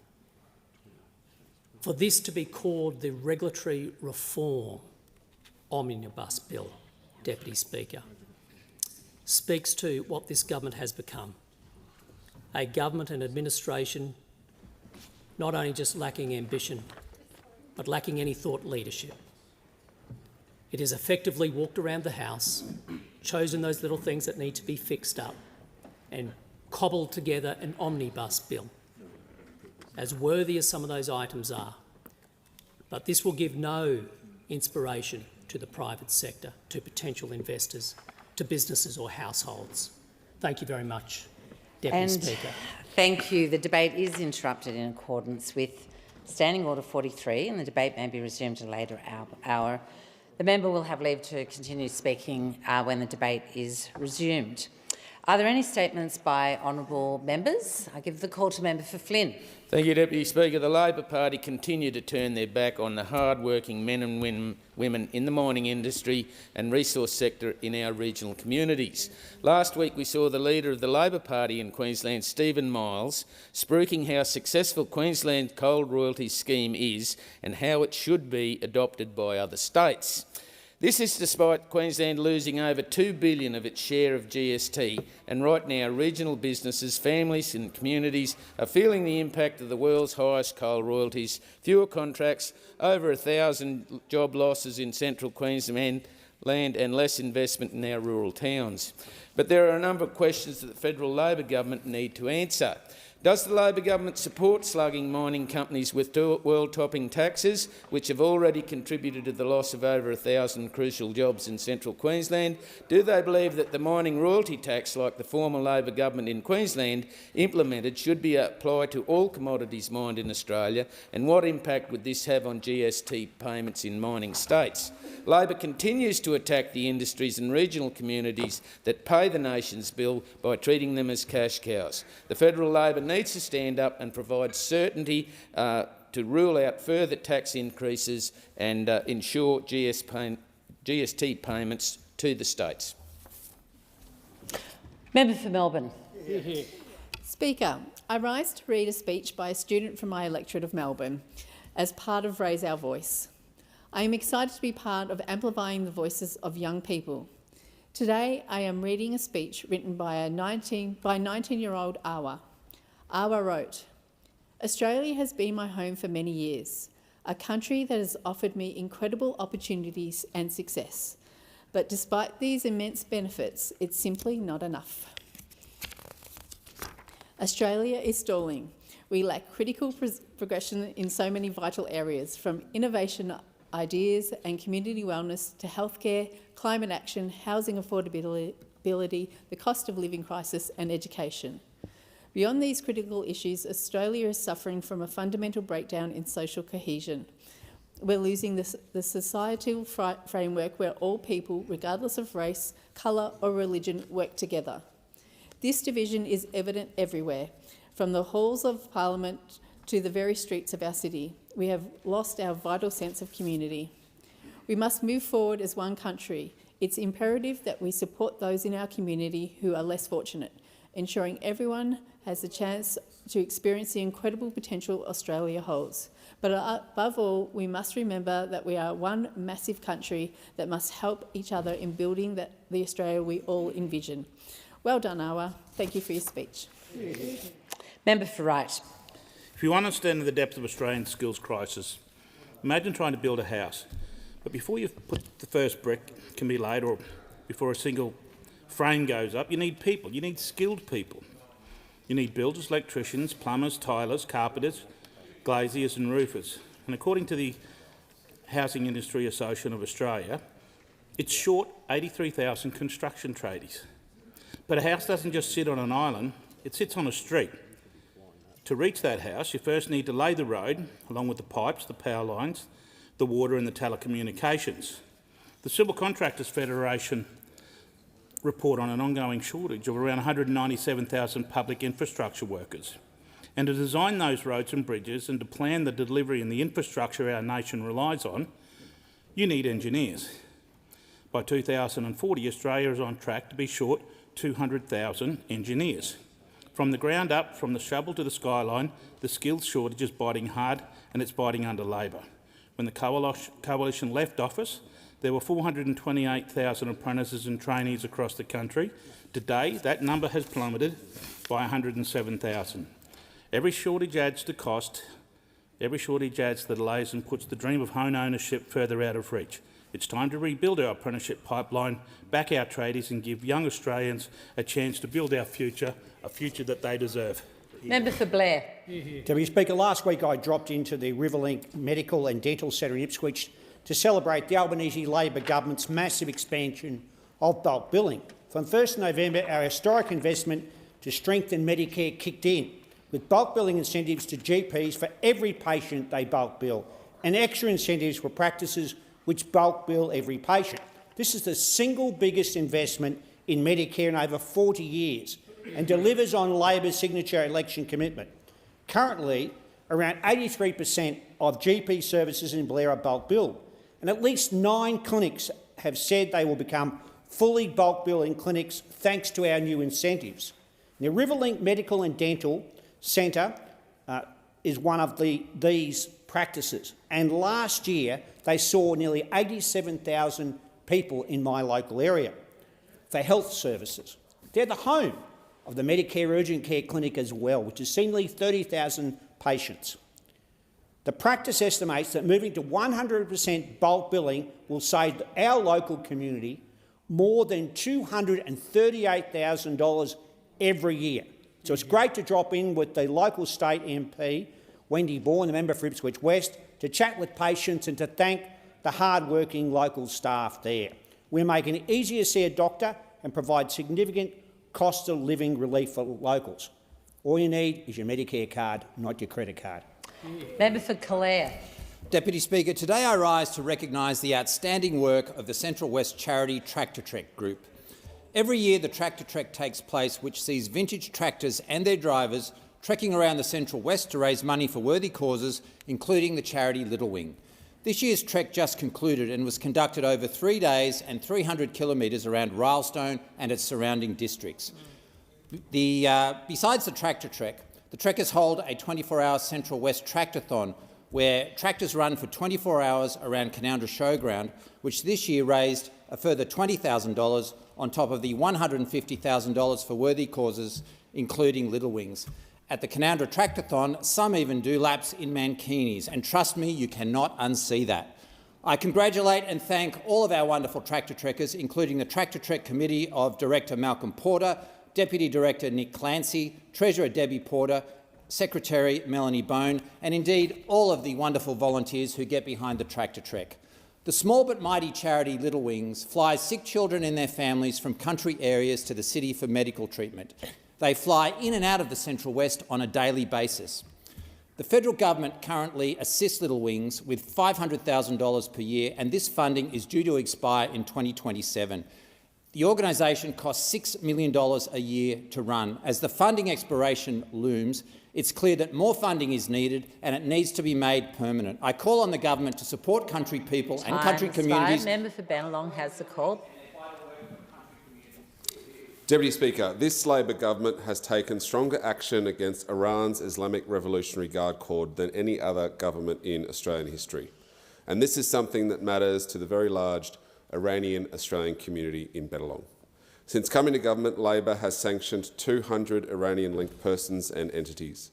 We've co-sponsored and campaigned for the Human Rights Council's investigation into human rights violations in Iran.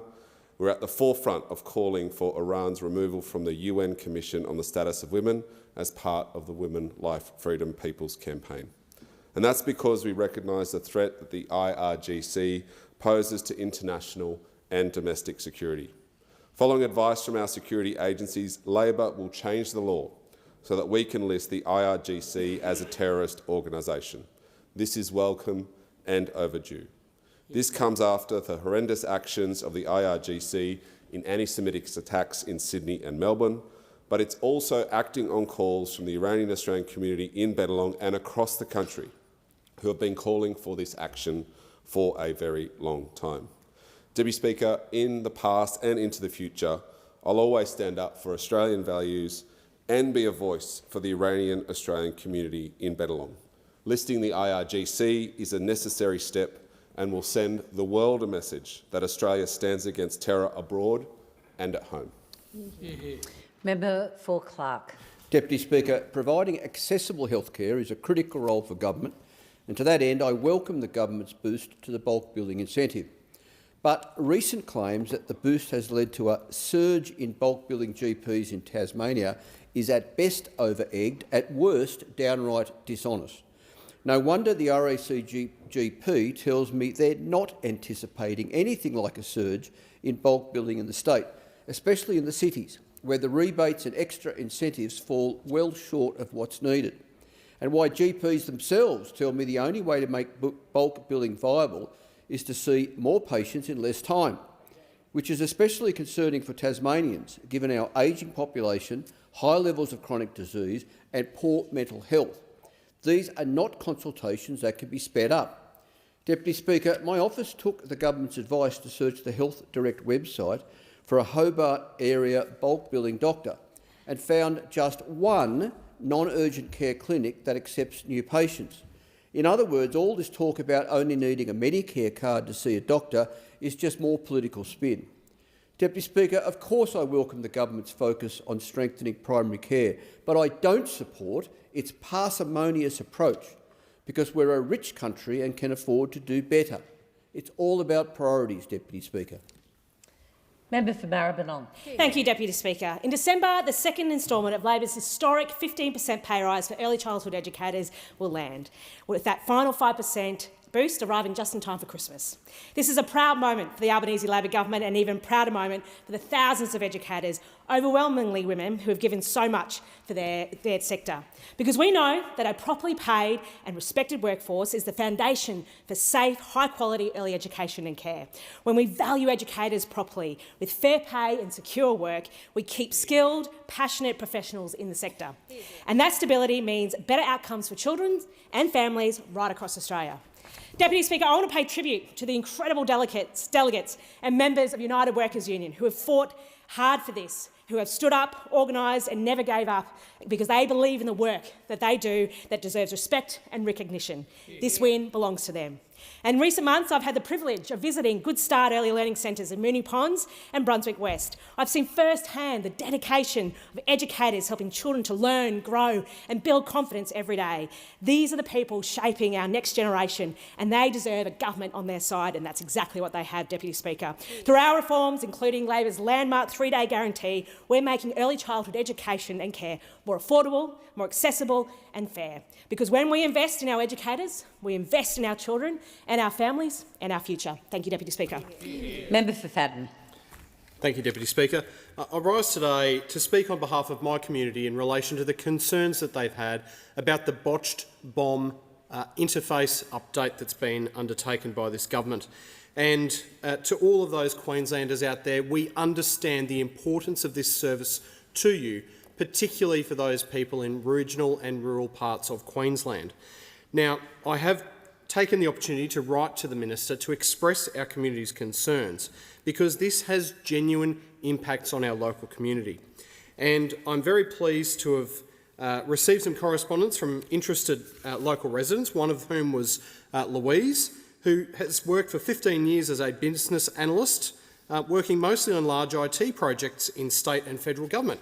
And she, amongst other things, has quite reasonably asked that taxpayers deserve an explanation of what has happened with this project. There needs to be lessons learned, captured and acknowledged to avoid more of the same in the future. And another one of my residents, Mark, he says this: I don't know exactly why the BOM changed the radar, but it is for the worse. It doesn't zoom as much and is worse for boaties as it doesn't have any observations. Pressure needs to be put on them to change it back or make it better, not worse. It's a pretty fair request, and one which has been made by the Premier of Queensland, Premier Chris Foley. He says, so we want a website that people can understand. For $4.1 million, you wouldn't think that would be too much. Spence has a call. Thank you, Deputy Speaker.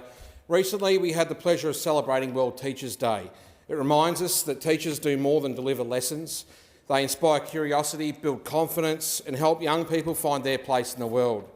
When I asked constituents in my electorate about what teacher had the biggest impact on them, Georgia had this to say: I had the most wonderful music teacher, Mrs Morrison from Anglevale Primary School. She helped me write and perform a political protest song when I was just 7 years old. Teachers like Mrs Morrison create lifelong memories for their students. And whether they're teaching the alphabet, songs or an extension of mathematics, their impact remains the same. They nurture potential, open doors to opportunity and equip students with skills and values needed for life beyond the classroom. In every community, from city schools to small regional classrooms, there are teachers like Mrs Morrison. They are at the heart of progress and inclusion in and out of the classroom. World Teachers' Day is a day to reflect on the impact of great teaching. The teachers who have changed lives, encouraged ambition and sparked ideas, and to reaffirm that education is one of the strongest forces for good in our world. To all teachers out there, I say thank you for your tireless work and patience in preparing the next generation of Australians for the future. Member for Parkes. Deputy Speaker, I rise to congratulate someone who really is worthy of recognition. Last week, Carol Mumford of Dobbo was named as the winner of the AgriFutures Australia Rural Women's Award. This is such a worthy award that recognises the incredible things that regional women are achieving, and no one is more deserved than Carol. Carol, like so many regional women, has many diverse skills. Carol is both a registered nurse and an accomplished shearer. Carol was so moved by the suicide of 3 shearers that she wanted to do something to help people in the shearing industry. Carol started Shedway, an organisation that tackles suicide prevention and mental health support in shearing sheds right across the country. Congratulations to Carol and to the runner-up, Isabella Thrupp, and also to the state finalists and the nominees. And Deputy Speaker, it is this time of year when organisations are recognising their outstanding businesses at Business Awards. On Saturday, Regional Development Australia announced the winners of the Far West New South Wales Excellence in Business Awards. And congratulations goes to the overall winner, Broken Hill Distillery, a business that offers distillery tours and produces award-winning gin. Congratulations also go to all of the other winners and nominees. The Gunnedah Chamber of Commerce and Industry has also been recognised at a state level, winning the Outstanding Local Chamber at the recent New South Wales Business Awards. As a former president of this Chamber of Commerce, I have... Give the call to Member for Aston. Thank you, Deputy Speaker. On this side of the House, we know that taking strong action on climate change isn't just about protecting our environment. It's about securing our future and strengthening our economy. The science is clear. The climate is changing because of global emissions, and Australia is already feeling the effects. Droughts, bushfires and floods are events that are no longer warnings of the future, but instead the reality of today. By reducing emissions now, we can limit the worst impacts of climate change while creating new industries, new technologies and good, secure jobs across the nation. Since coming to office, the Albanese Labor government has legislated our commitment to net zero emissions by 2050 and set an ambitious target to cut emissions by 62 to 70% below 2005 levels by 2035. This is the next crucial step on our path to a cleaner, stronger economy. Our net zero plan outlines how we'll achieve a fair, orderly and efficient transition, a transition that grows the economy, reduces costs for households and businesses and ensures no Australian is left behind. Yet, Deputy Speaker, while on this side of the House we are guided by science and ambition, those opposite are guided by denial and delay. Consumed by infighting and division, they offer Australians no credible path forward. Just a net zero alternative to the leadership of this country. Okay, member for Grew. Thank you very much, Speaker. On Saturday evening, I was very proud to be able to attend Toowoomba Chamber of Commerce Business Excellence Awards, a great event sponsored by Little Pig Consulting. There were some wonderful awards all through the evening. There's a couple I want to mention because they're very special to our community. The Business of the Year went to E&E Waste, a great organisation who's built up over a long period of time. But the Innovation and Technology winner was Tough Australia, and there were so many people happy to see Antoine and Ali take home that award. But my favourite, of course, was the Hall of Fame. Went to Fitzy's Hotel. Lots of good things happen at Fitzy's Hotel in Toowoomba. Everyone's got a great story, and I'm sure, Speaker, in just a couple of minutes it will be filled with people getting very excited about the Cup.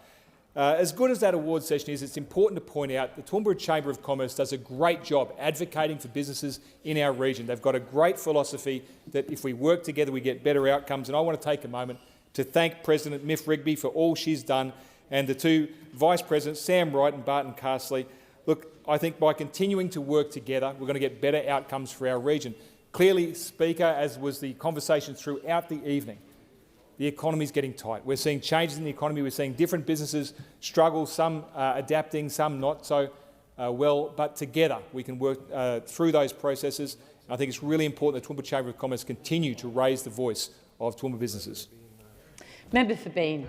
Deputy Speaker, I rise to recognise two outstanding Canberrans. Dr Vikram Sharma received the 2025 Prime Minister's Prize for Innovation. Dr Sharma is the founder and chief executive officer of Quintessence Labs. The prize recognises his work turning deep quantum science research into world-leading cybersecurity solutions used by companies around the world to protect sensitive information. Customers include Fortune 500 companies, government agencies, global defence contractors and critical infrastructure providers. The company employs world-leading quantum scientists, electronics specialists and software engineers and plans to grow to around 150 people within the next 2 years.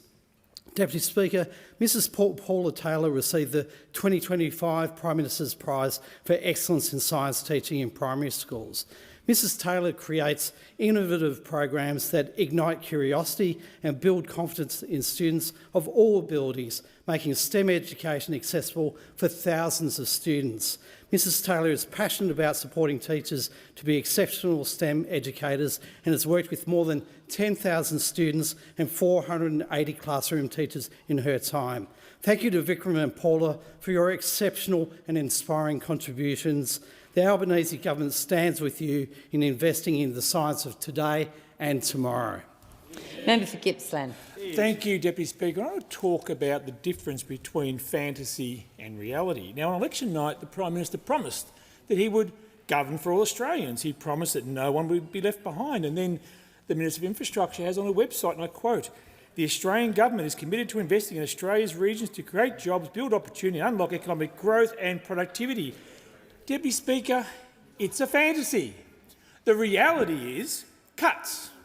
Cuts to regional development programs. We've seen this Minister of Infrastructure and Transport cut the Road of Strategic Importance program, cut the Building Better Regions Fund. She cut the Local Roads and Community Infrastructure program. She cut the Community Development Grants program. So what you see, Deputy Speaker, is the difference between fantasy and reality. The fantasy is you're going to invest in regional communities. The reality is she's going to cut the programs. But actually, Deputy Speaker, it's not entirely true. She hasn't just cut our programs. This minister is so good, she cut her own program. She created the Growing Regions program, and after 2 years, she cut that as well. What sort of minister can claim to represent regional areas when, once she's finished cutting coalition programs, she cuts her own as well? So, Deputy Speaker, all I can say is be careful, Australia. Be careful when you're deciphering the comments of the Prime Minister and the Infrastructure Minister to understand the difference between fantasy and reality. The fantasy is when this Prime Minister says no one will be left behind, regional Australians know he's making it up. Member for Sturt has the call. Hear, hear. Deputy Speaker, last night the Prime Minister's Prizes for Science Awards were held in the Great Hall in Parliament House. Professor Yao Zheng, a resident of my electorate of Sturt and a professor at the University of Adelaide, won the Malcolm McIntosh Prize for Physical Scientist of the Year for his work in creating a method to generate ultra-pure hydrogen directly from untreated seawater via electrolysis. Hear, hear. In his acceptance speech, Professor Zheng noted both the beauty and abundance of two of Australia's greatest natural resources, sunlight and seawater. And in doing so, he asked, if our natural resources are abundant and available, then why not harness their power for the purposes of green energy? Hear, hear. The groundbreaking research and work carried out by Professor Zheng and his team has eliminated the need for costly deionised water, and Professor Zheng's innovative technology offers a practical solution for clean energy production, in parallel with reducing fresh water consumption, which is particularly vital for a water-scarce region like Australia. Yeah. His high-performance electrocatalysts enable efficient and robust hydrogen generation, and he achieved this by uniting chemical reaction kinetics with materials chemistry. Professor Zheng is an example of what can happen when we listen to and rely on the science. And I offer my heartfelt congratulations to Professor Zheng. Member for Cowper. Thank you, Deputy Speaker. Well, why is it that everyday Australians are expected to pay for this government's policy backflips and failures? After realising that you can't tax imaginary money in unrealised capital gains, the Treasurer's new and improved Super Tax 2.0 is reportedly going to be even more complicated and will add costs onto super funds that will be passed on to every single member, not just those with large balances. Well, those who still have balances anyway, unlike the 12,000 Aussies who lost their life savings after this government ignored ASIC warnings. Then there's the failed $9 trillion net zero policy, driving up price not just of your monthly energy bills, but every single product on our supermarket shelves. Australians deserve cheaper, better, fairer energy policy, but instead our homegrown industries are being driven offshore and inflation rates are being pushed above the threshold that would finally trigger some relief for mortgage holders. And speaking of mortgage holders, how's your 5% deposit scheme working out? Rather than going full throttle on the real issue of housing supply, Labor has introduced a Band-Aid inflationary policy that within its first month has added $10,000 to the national house price. As the saying goes, you always pay more under Labor. Call to the member for Banks. Thank you, Mr Speaker. I rise to celebrate the achievements of Dr David Curry, a Peakers Heights local for my electorate of Banks, who's right up there in the gallery today. This week, Dr Curry was awarded the Frank Fenner Prize for Life Scientist of the Year as part of the Prime Minister's Prizes for Science, a remarkable accomplishment. Dr Curry is a Scientia Fellow and the leader of the Infection Analytics Program at the University of New South Wales Kirby Institute. He has been recognised for his work bringing his advanced mathematics background to public health research. His use of quantitative methods to translate scientific research into actionable evidence to guide public health decisions, especially those related to drug and vaccine development, assessment and deployment. Dr Curry can be proud that his work has informed the decisions to protect some of the most vulnerable populations and contribute to saving thousands of lives around the world. I had the pleasure of meeting Dr Curry this morning and hearing about his story and his research. Dr Curry is a great local in Banks and an extraordinary Australian. I look forward to seeing what he can accomplish in the future. Congratulations, Dr Curry, to you, your team and your family for a remarkable achievement. And to the young people of Banks, Dr Curry is a great example of how a career in science can change the world. Thank you. Give the call to the member for Riverina. Drama before the start of the 2025 Melbourne Cup of Politics. The anti-fun Teals and the Greens are refusing to enter the barriers. Their jockeys are carrying anti-racing placards. Who would believe that? The gates crash back and the race is on. Canning has gone hard and fast.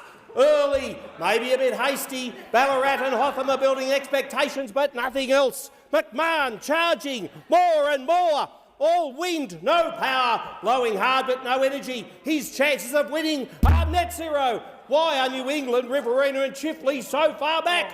Word is New England may soon be changing stables. Baranoa safe for now, surrounding himself with stablemates. Farah trying hard, so too Fairfax. Leadership aspirants looming thick and fast. Canning still in the picture, Hume thereabouts. Goldstein and Hindmarsh fancy themselves. Lawler, Casey and Capricornia are cracking the whip. Come on, cheer them home. Graingler has a huge lead. Greenway laid down the law now. Corio steady, on the wrong course though, thought it was a golf course. Rankin wants to be leader, little chance. Birthday boy Watson wants to be in front, no hope. Senator Thorpe burning down the outside. Question time fast approaching and here comes the Speaker. Everyone's favourite, can he make it back to back? Speaker, question time. Speaker, the place is on fire. Photo finish. Speaker!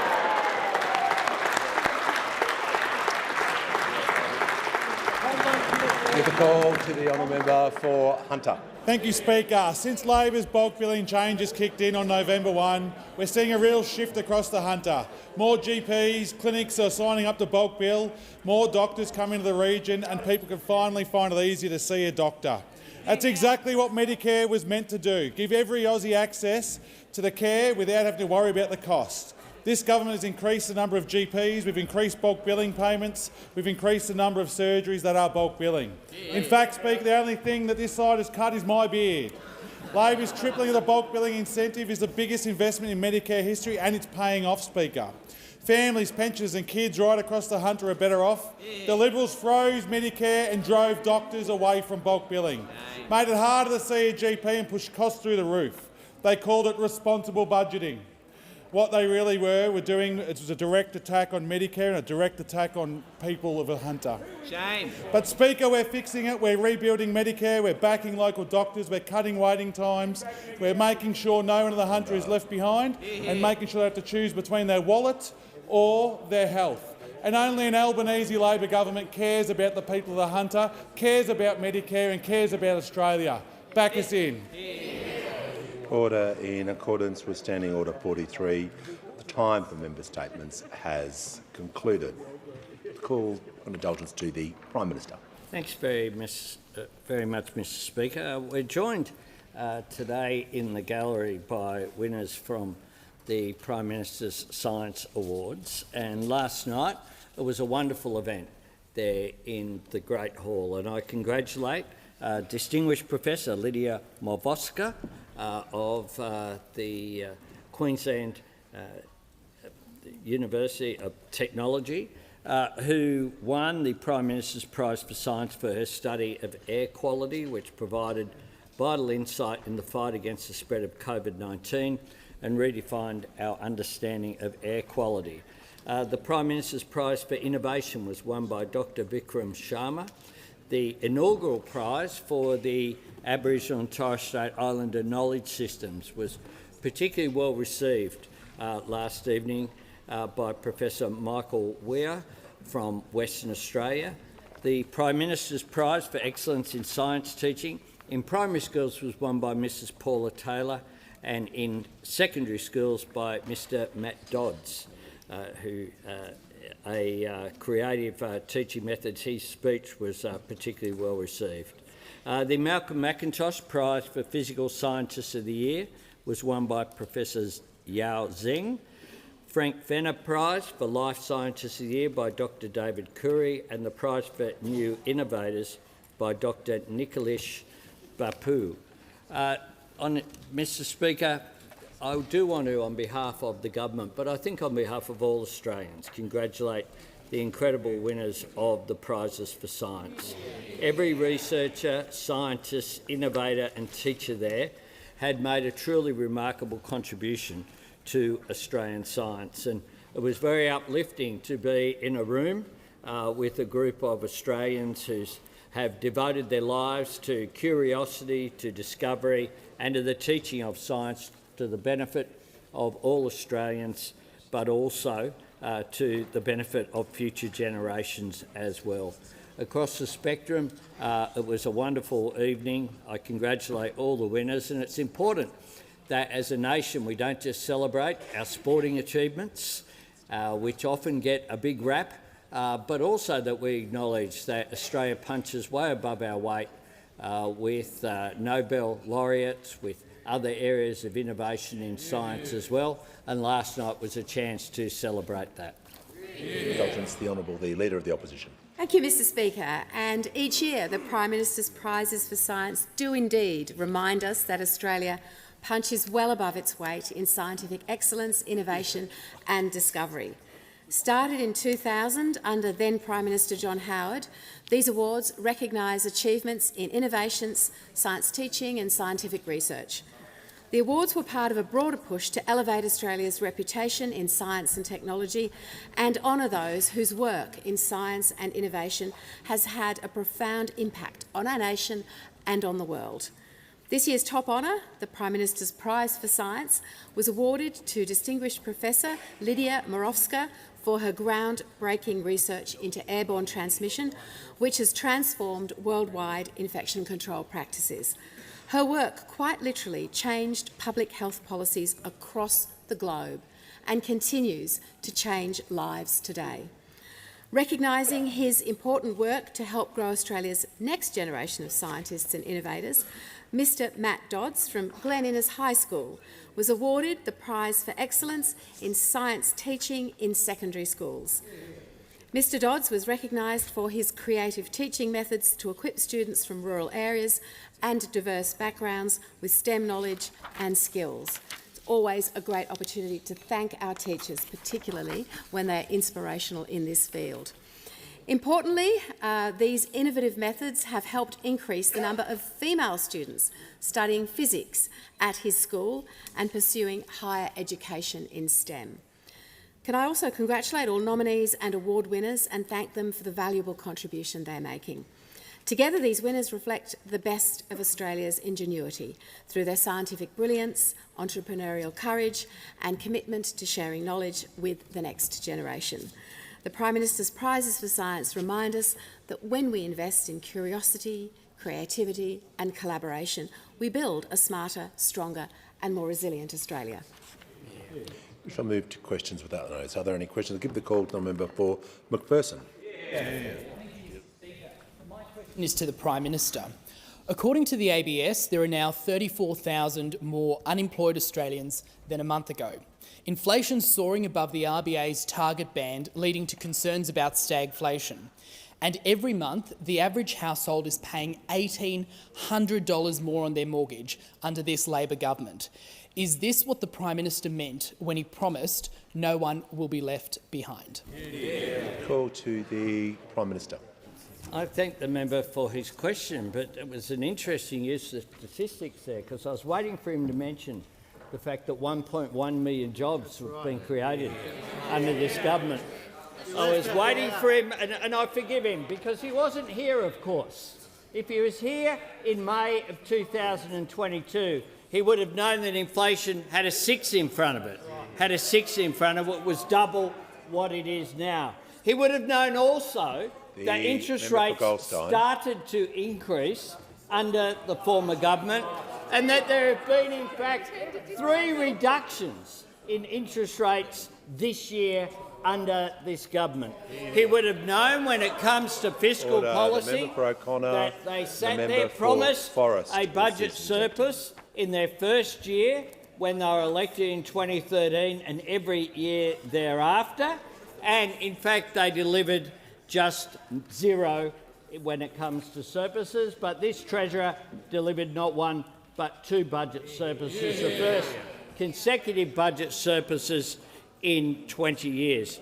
He would also know when it comes to cost of living that this government has progressed a range of changes from cheaper medicines, the rolling out of urgent care clinics, the tripling of the bulk billing incentive to lower health costs. He would know that the difference that we've made in paid parental leave, in the superannuation guarantee have made a difference. He would know that the minimum wage has increased each and every year under this government, something that is the direct result of the deliberations of the Fair Work Commission, but with the advantage of having submissions from a government that supports real wage increases, not opposes them, because the former government had low wage growth as a key feature of their economic architecture.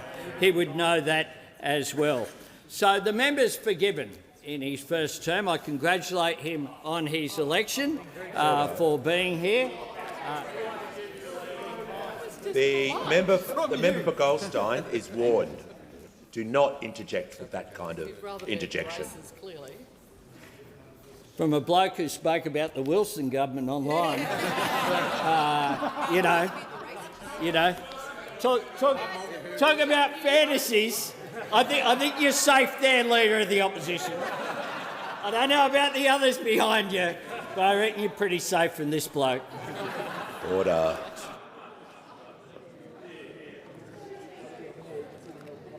When the House comes to order, we'll hear from the honourable member for Ford. My question is to the Prime Minister. How is the Albanese Labor government helping to deliver cheaper, reliable energy for Australians? Are there any risks to our energy security? Call to the Prime Minister. I thank the member for Ford for his question, and I re-congratulate him on his election as well. Mr Speaker, when we came to government, we inherited a debacle of a situation when it comes to energy, and it was put very well by Mr Curry of the Australian Financial Review. Always worth reading, Mr Speaker. And he said this: in reality, the climate wars of the past 2 decades, caused primarily by recalcitrance from the Conservatives, is the reason why the energy grid today is such a dysfunctional and costly mess as it tries to play catch-up. Mr Speaker, I couldn't have put it better myself. But when we came to government, of course, what Mr Curry is referring to is the fact that 24 out of 28 ageing coal-fired power stations announced they were closing within the decade. 8 had already closed, including Hazelwood, because they were old and at the end of their lives. That all happened on the Coalition's watch. And then they put $3 million into a feasibility study for Collinsville, remember that? With zero chance of it ever progressing. And of course it didn't progress under them. They did nothing about it, no plan whatsoever for our long-term energy security. And since the election, of course, they've ripped themselves apart over energy policy. They haven't been fighting about this for 6 months, they've been fighting about it for 2 decades, Mr Speaker. 20 years with 23 different failed energy policies, 3 Prime Ministers torn down over the issue. Well, we on this side of the House have one energy policy and we are delivering it. And it's providing certainty. Order. And this is how it's going. Order. The head of the Australian Industry Group responsible for manufacturing was asked, does Australia need another debate about net zero? And this is what Innes Willox had to say. Oh God, no, no, anything but please. We've been there before many times over the past 20 years. For many in business, there will be a lot of eye-rolling about this, simply because business had hoped that the broad fundamentals were settled. And that is what is so important. The Business Council of Australia, brand black. Order. The member for Lyne, the member for Forrest and the member for O'Connor, all 3 of you are now warned. Just enough of the interjections. You've just been going non-stop. Have some control, listen to what the Prime Minister is saying, show respect, and the Parliament will be a lot better for it. The Prime Minister has the call. Thanks, Mr Speaker. They're actually sledging the Business Council of Australia. That is where the modern Liberal Party have got. That's where the modern Liberal Party have got. He said, we're very much committed to net zero. We have been for some time. Indeed they have. The business community want investment certainty. That is what we're delivering. Give the call to the honourable member for Cook. Thank you, Mr Speaker. My question is to the Prime Minister. The Prime Minister promised Australians, and I quote, real, permanent, meaningful help with the cost of living. However, in my home state of New South Wales, more than 4 in 10 people are concerned about going without food. More than a third have skipped meals to cover the essentials. More than 1 in 3 will need financial assistance in the lead up to Christmas. In only 3 short years, this promise is neither real, permanent nor meaningful. When will the government address the cost of living pressures facing Australian families? Call to the Prime Minister. I thank the member for Cook for his question, and indeed I think the member for Cook has made some outstanding contributions from time to time, and I'll quote him. Order. When working at McKinsey, he was the co-author of an article titled Carbon Light, How Australia Can Power Ahead in a Net Zero World. You haven't even heard the quote yet. Order. The Prime Minister will just pause. Order. Members on my right. Members on my right. And the member for Nichols will cease interjecting. Members on the member for Isaacs. I want to hear from the manager on a point of order. Just on the point of relevance, we don't need any more time to know the Prime Minister wants to answer what he wants to answer, but this is not the topic of the question at all. And you can tell already he's off topic. Order. The member for... I'll hear from the Leader of the House first before I deal with anyone else. Mr Speaker, just to the point of order. The question's really broad. It goes to anything that's related to the cost of living, and the Prime Minister's being relevant. Order. It wasn't a specific. I think everyone can agree it wasn't a specific question about a figure, a number, a yes or no. I think we can all agree on that. There was quite a lot in that. And I think if someone asks a question and the Prime Minister is referring to that member directly, he's done that and he's entitled to do that. So we're just going to make sure he's being directly relevant to the topics he was asked about cost of living, about a number of other points, particularly on the economy that he was asked about, including in the lead-up to Christmas, and about Australia. And the question was about when will Australians get the support they need. That's a pretty broad question. I think everyone can agree with the nature of the question, so just going to make sure the Prime Minister is being directly relevant, and he'll continue. Mr Speaker, they'll get the support they need from this government, because that's what we do each and every day. And indeed, the member for Cook, who went on to back in the policy that was established by the former member for Cook when they established the net zero target under the former Morrison government, had this to say: McKinsey analysis estimates that these opportunities would add about Australian dollars $75 billion to the Australian economy each year through to 2035, as well as an additional 130,000 direct jobs over the period. I reckon that'd help them out, 130,000 direct jobs. He went on to say, Australia is facing a global economic transition that it cannot stop. Fortunately, the lucky country can make its own luck. Blessed with natural endowments, it can ensure a just transition with abundant economic and employment opportunities in the same regions that will be affected by the inevitable decline in fossil fuel exports. Well, there it is, Mr Speaker. There it is, Mr Speaker. There it is. The member for Cook has asked and I'm asked also about living standards, about prices going down. Let me just give a few facts. On the 1st of January, the price of medicine goes down to $25. The lowest it has been since 2004. I reckon that'll help people. Pensioners and concession card holders, the price of medicine's frozen at $7.70 for the rest of the decade. I reckon that helps people. For 108,000 families and small businesses who've installed a cheaper battery, the price of installing solar is down and their energy bills are down permanently. I reckon that helps people.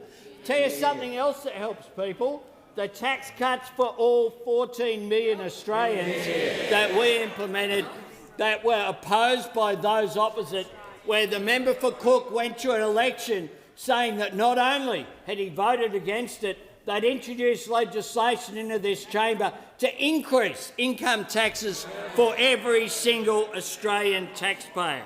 The fact is that we are focused on cost of living. Those opposite are just focused on each other.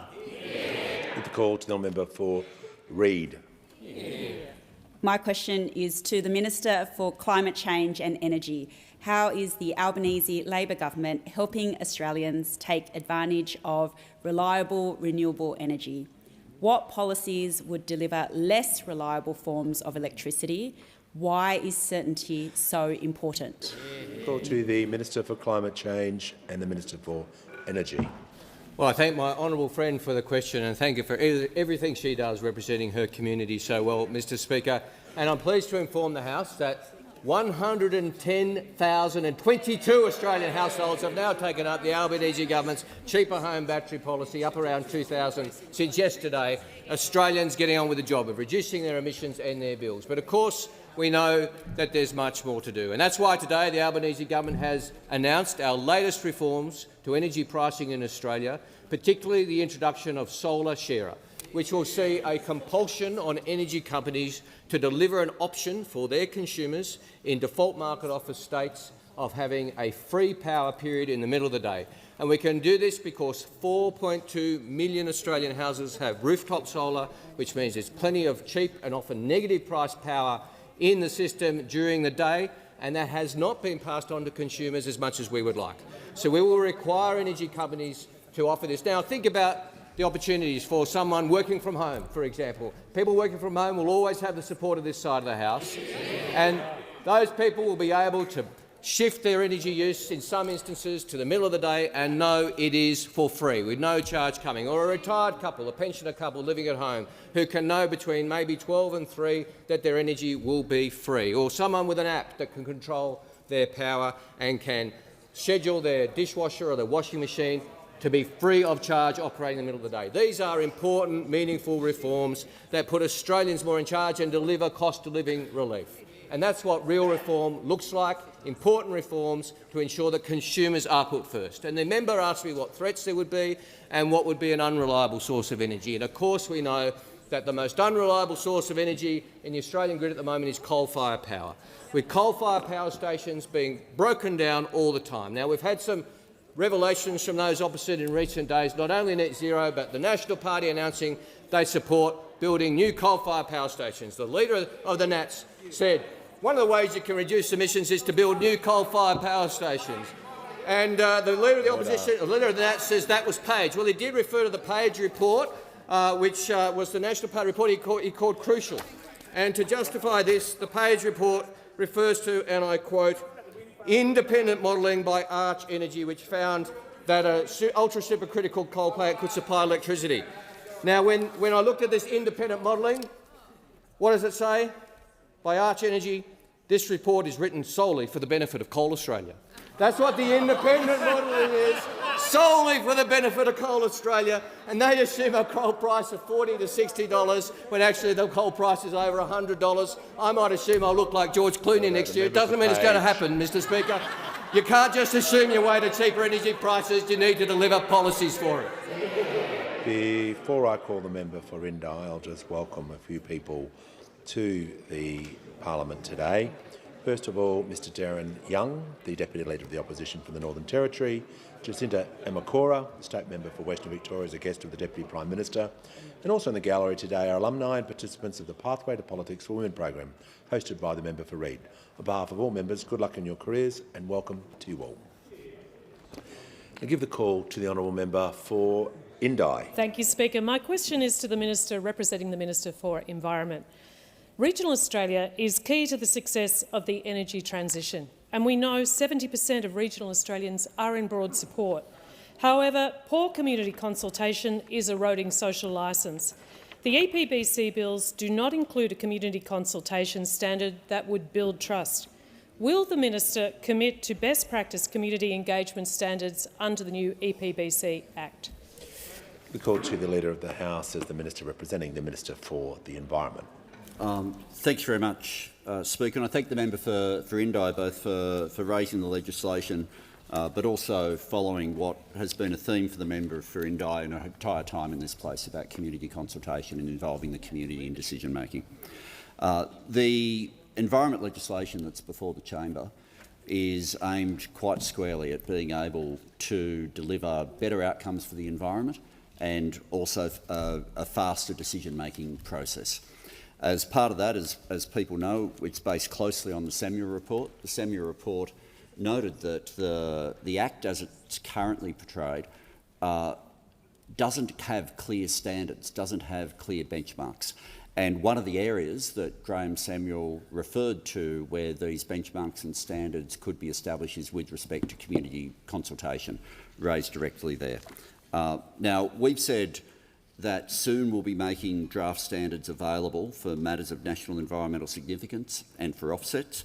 Also, the First Nations engagement standard and data and compliance would come next. None of these standards actually have force until they have legislation to bounce off effectively, to launch from. And so the semi-review recommended other standards, including a community consultation standard. My understanding is the Minister, also I know the Minister's looking into it, and my understanding is the Minister's spoken directly to the member for Indi about community consultation standards as well. But as I say, to be clear, we can't actually make any standards until the bill has become law.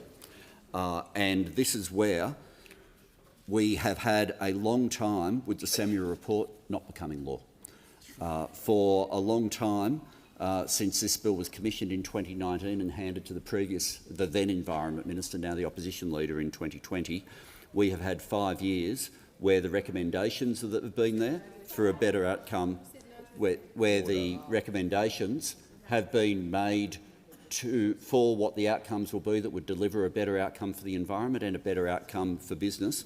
And we have not had the situation where the legislation's been before the Parliament to be able and to make its way through the Parliament. Right now, it's before us, and we have an opportunity now to put the legislation through, which would do, among different things, provide the opportunity for the exact sorts of standards that the member for Indi is putting in place. And I just hope, as all members on this side hope, that the Parliament takes the opportunity to finally follow through on recommendations that have been waiting too long. And during that time, the environment has suffered, business has suffered. It's time to get this done. The call to the honourable member for Jagga. Thank you, Speaker. My question is to the Treasurer. Why is reliable energy so important to Australia's economy, and how does that compare to other approaches? Call to the Treasurer. Thanks, Speaker. I thank the member for Jagga for the question, but also for the really important work that she does with the Minister for Climate Change and Energy in our team. Now, the member for Jagga understands, even if those opposite do not, that the transition to cleaner, cheaper, more reliable energy is a golden economic opportunity for our country and for its people. And that's because as the ageing coal-fired power stations become less reliable, as they come out of the system, it's those two influences which are pushing up prices, and that's why an orderly transition and considered investment in cleaner, cheaper, more reliable energy is so important to our economy. Now, Mr Speaker, when we released our 2035 targets, we put out the detailed Treasury modelling at the same time, and the conclusions of that Treasury modelling were really clear. And the conclusions were that clear and credible climate action will lead to more jobs, higher wages and better living standards. An orderly transition will give businesses the clarity and certainty they need to seize the opportunity and invest in Australia with confidence. And it also concluded that a disorderly transition would mean fewer jobs, less investment, lower wages, lower living standards and higher power prices in a smaller economy. Now, what the Treasury also concluded, Mr Speaker, when they released these three scenarios, is that the only thing worse than a disorderly transition would be to abandon net zero entirely, which is what those opposite are proposing to do. The Treasurer will pause. The member for Page has the MPI today. I do not want another word out of him today, otherwise we will not have a matter of public importance. I mean it. If you want a matter of public importance, it's simple. Don't interject anymore, because I'm left with another choice. So everyone's crystal clear about what's going to happen. Great. The Treasurer has the call. Mr Speaker, what those opposite are contemplating represents economic insanity, pure and simple. Now, if you look at the document that the Treasury put out with the modelling, they made the following points clear, and I'm quoting the Treasury. The economic cost to Australia of not pursuing net zero would be significant and consequential. Not pursuing net zero by 2050 risks lower economic growth, reduced investment, missed export and employment opportunities and higher electricity prices. These outcomes would flow from several channels, including heightened policy uncertainty, increased borrowing costs on global markets and the loss of potential new export markets. These are important points, Mr Speaker. Theirs is a recipe for higher energy prices, lower wages, less investment, less reliable energy and fewer jobs in our economy. But we know, as the Prime Minister said, they're not really focused on the jobs of the Australian people. They're only focused on their own jobs. They are absolutely tearing themselves apart over net zero. They are divided, they are divisive, they are delusional, and that's why they're in disarray. But, Mr Speaker, when it comes to this most important economic transformation, this side of the House will continue to work through the issues in a considered and methodical way, because our objective is to make the most of this crucial economic transition in our economy so that our people benefit. Call to the Honourable the Deputy Leader of the Opposition. Thank you, Mr Speaker, and my question goes to the Treasurer. The Treasurer has overseen a litany of economic disasters but always blames someone else. Higher energy prices, someone else's fault. The fastest fall in living standards in the developed world, someone else's fault. 12 interest rate rises, someone else's fault. Unemployment's up, someone else's fault. On our way to $1 trillion of debt, someone else's fault. Will the Treasurer take some responsibility for his economic mismanagement? Give a call to the Treasurer. Thank you, Mr Speaker. When there are good developments in the economy, I share the credit with the Australian people. And I, as Treasurer, and this government, we take responsibility for working through the challenges in our economy. And having taken responsibility for cleaning up the mess that was left to us by those opposite, it's time for those opposite to acknowledge as well and to take responsibility for the fact that they had inflation running twice as high as it is now. And they had huge deficits as far as the eye can see, and they racked up $1 trillion in Liberal debt. They doubled the debt even before the pandemic, Mr Speaker. So we take responsibility for working through the difficult issues in our economy. We're getting real wages moving again. We got inflation down to half of what we inherited. We delivered a couple of surpluses. We got the deficit in the third year down to a fifth of what we inherited from those opposite. We got the debt down by $188 billion, saving Australians $60 billion in debt interest compared to what those opposite left them, Mr Speaker.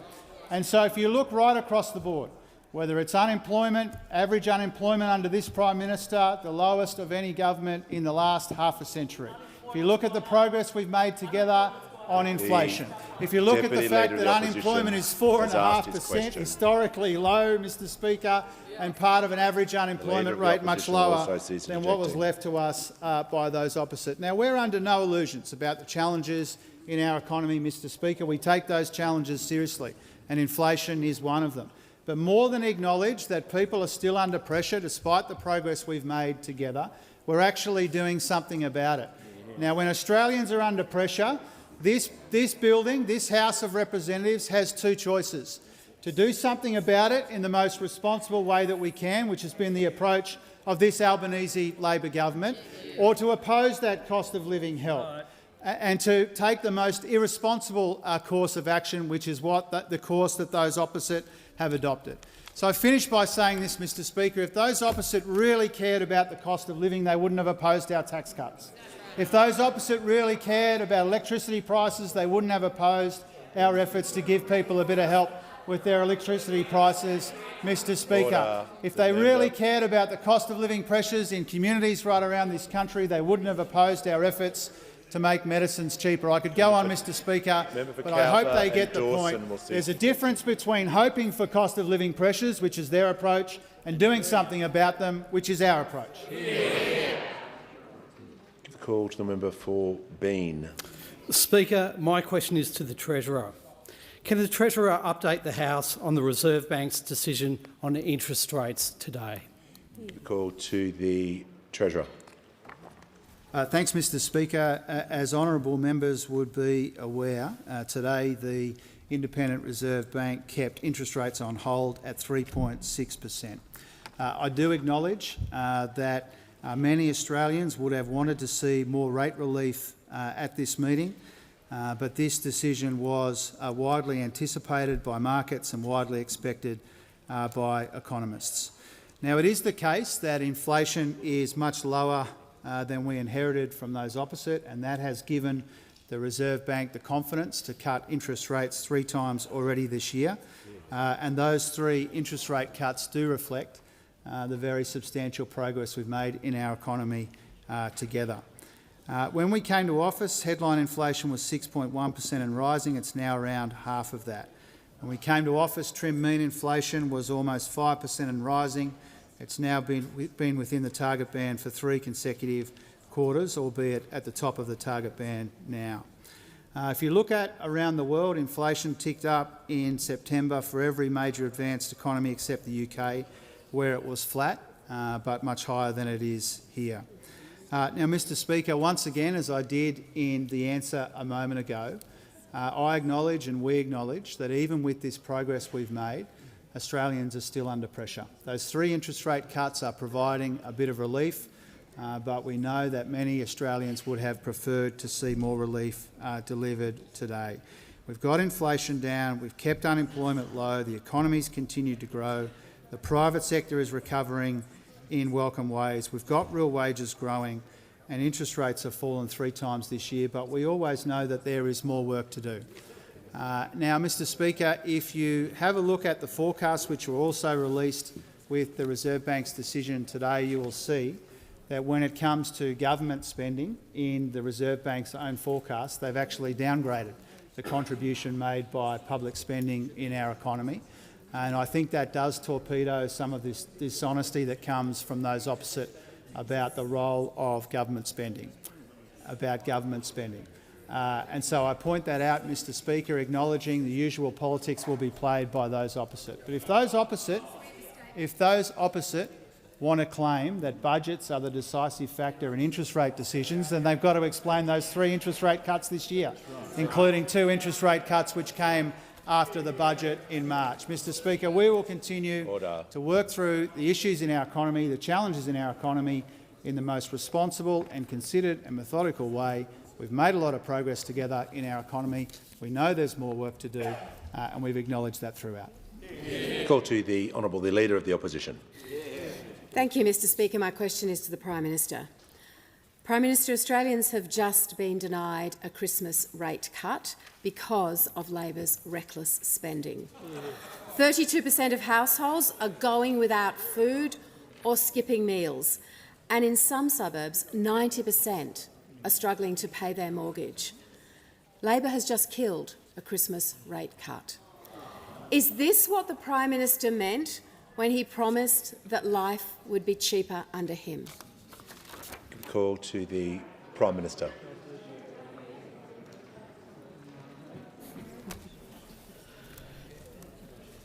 Mr Speaker, notwithstanding some of the rhetorical flourishes in that question, the fact of the matter is that this side of the House is the only side of the House, sometimes with support from the crossbenchers, to be fair, some of the time. We have implemented a consistent policy of support of cost of living measures, consistently. And when it comes to fiscal policy, of course, we are happy to compare our fiscal policy of 2 budget surpluses and lower deficits of savings, $188 billion of reduction in debt as a result of government actions, $60 billion less in interest payments on that debt as a result of government actions, with the previous regime of 9 years, which promised a budget surplus in the first year and every year thereafter and didn't deliver a single one. One of the things that characterises this government is that we go and we under-promise and over-deliver. We didn't go to an election. We didn't promise that we would produce Leader of the Opposition will budget cease injecting surpluses, and yet we delivered not 1 but 2. We dealt with issues such as the member interjects about power prices. We didn't go to an election saying there would be a $600 billion nuclear plan. What we have done is to intervene in the market to put a cap on coal and gas prices. That's something that we did that was pretty unprecedented. We didn't promise we'd do that, but the global inflation spike and the biggest energy crisis since the 1970s required urgent government action, and we did that in partnership with the Parliamentary government in New South Wales, a Liberal government in New South Wales that actually behaved responsibly, at that time, unlike those opposite who've opposed all of that, like they opposed the energy bill relief, they opposed the tax cuts, they opposed the pay rises for low-income workers, they opposed fee-free TAFE and said that people don't value it if they don't pay for it. They opposed cheaper medicines. They opposed all of those measures. And the Leader of the Opposition interjects, suggesting, just like the speech she gave recently, which foreshadowed austerity measures going through, how will that help people? Concluded. Give the call to the honourable member for Hunter. Thank you, Mr Speaker. My question is to the Minister representing the Minister for Industry and Innovation. How is the Albanese Labor government's delivery of reliable energy driving good blue-collar jobs in regional Australia? What are threats to this? We call to the Minister for Defence Industry, the Minister for Pacific Island Affairs and the Minister representing the Minister for Industry and Innovation. Thank you, and I thank the newly shaven member for Hunter, and his passion for jobs in our community is very laudable.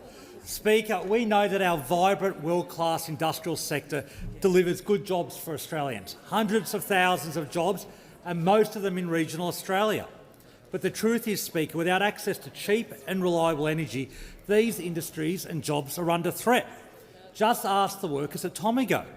And Rio has been very clear. They haven't been able to secure competitive coal power offers. That's the truth of the matter, Speaker. But it's a very different situation in Gladstone, where Rio have been able to secure renewable energy agreements. Boyne Island Smelter has secured 80% of its electricity needs through new firmed renewable projects, the cheapest power available, Speaker, and at prices that not only keep the smelter open, but give the owners the confidence they need to invest. The bottom line is that without access to reliable energy now and for years to come, heavy industries like smelters will not have a future. And the future, Speaker, is renewables. And the Albanese government recognises this. And we're supporting industry as it moves to renewable energy through the Powering the Regions Fund and the Green Aluminium Production Credit. The Net Zero Fund will invest $5 billion from the NRF on energy efficiency and decarbonising at large industrial sites, and also invest in low-emissions manufacturing. And the Capacity Investment Scheme, Speaker, is delivering 40 gigawatts of the cheapest generation and storage available. And the CFC, which those opposite try to abolish, has driven renewable energy infrastructure and technology projects nationwide. But the truth is, Speaker, at Tomago, we're seeing the consequences of the Coalition's decade of energy policy failure. 22 failed energy policies, and the workers of Tomago are paying the price. Leader of the Opposition, Speaker, I'm also asked about threats. We've been modernising our electricity grid, and the Coalition has opposed us at every step of the way. The Coalition has campaigned against generation projects across the nation, and in abandoning net zero, the National Party has betrayed regional Australia. Even though they know regional Australia has the most to gain from taking action on climate. Renewables are creating jobs and new revenue sources right across regional Australia. And in campaigning against affordable energy, the Coalition is campaigning against blue-collar jobs. We're making sure that we can deliver the cheapest power possible and, in turn, a world-class, vibrant industrial sector. In contrast, the Coalition's chaos and division is making energy more expensive, unreliable, and will kill manufacturing stone dead. Order. Before I call the member for Page. Look, the Leader of the Opposition, no one else was interjecting for a majority of that answer. To be continually interjecting like that, it's not acceptable. So I'm just going to ask you to assist the remainder of question time to limit the interjections so we can continue. The call to the member for Page. Thank you, Speaker. My question is to the Minister for Climate Change and Energy. Tomago Aluminium supports around 1,000 workers in the Hunter region of New South Wales and is looking at a potential closure. Tomago CRO, Jerome Dazal, has said, quote, "Unfortunately, all market proposals received show future energy prices are not commercially viable. Minister, you say renewable energy is cheaper and that you are installing lots of renewables for the future. If that is the case, why can't Tomago get an energy price in the future that is affordable? Good question. Call to the Minister for Climate Change and Energy. Well, thank you, Mr Speaker. I thank the honourable member for his question, and I thank him for quoting the Rio Chief Executive Officer. I think it would have been better, however, if he'd not stopped mid-sentence in that quote, because the member for Page read out part of the quote. He said, unfortunately, all market proposals received so far show future energy prices are not commercially viable. But there is not a full stop in the quote, there's a comma. And he goes on to say, and there is significant uncertainty about when the renewable projects will be available at the scale we need. Now, the point is, Rio and Tomago are arguing for more renewables, not less. They are not blaming renewables, they're calling for us to do more, and we agree with them, Mr Speaker. The opposition are the ones out of touch. The opposition are the ones who are so desperate they actually have to cut a sentence halfway to make their case. Now Rio runs more than one smelter. They also run a smelter in Gladstone, and that smelter is safe. And one of the reasons that smelter is safe is because they have been able to enter into contracts with renewable energy providers. That's why. And of interest, perhaps to the House, some of the renewable energy contracts that the Gladstone smelter has entered into are with Smoky Creek Solar Farm and another solar farm in the area. Another solar, Calliope Solar Farm, and you know, as well as being the two solar farms, Smoky Creek and Calliope, that Rio has entered into arrangements with, you know what else they've got in common? The member for Flynn opposed them both. Member for Flynn opposed them both, publicly campaigned against both of them. So this is the hypocrisy of those opposite. They rail against renewable energy and campaign against it, when people who actually understand how the economy works, like Rio, actually support renewable energy and enter into contracts with the very projects that those members opposite campaign against. I mean, they are so out of touch with the economic reality of Australia in 2025.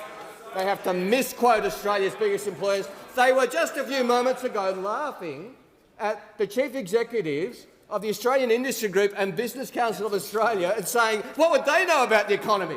The Australian Industry Group and the Business Council. Those geniuses who sit behind the leader of the opposition know better than the Business Council and the Australian Industry Group about business and industry. I think that tells us a lot. Yeah. Call to the honourable member for Leichhardt. Thank you, Speaker. My question is to the Minister for Resources in Northern Australia. How is the Albanese Labor government ensuring a strong resources sector that creates good and well-paid jobs in Australia's regions? What proposals are threatening Australia's resources sector? Call to the Minister for Resources and the Minister for Northern Australia. Thank you, Mr Speaker, and I thank the member for Leichhardt for his question. He knows, like the Albanese Labor government knows, that a strong resources sector is vital for regional communities and for Australia's economic future. That's why we're backing projects that not only deliver jobs today but set us up for the industries of tomorrow.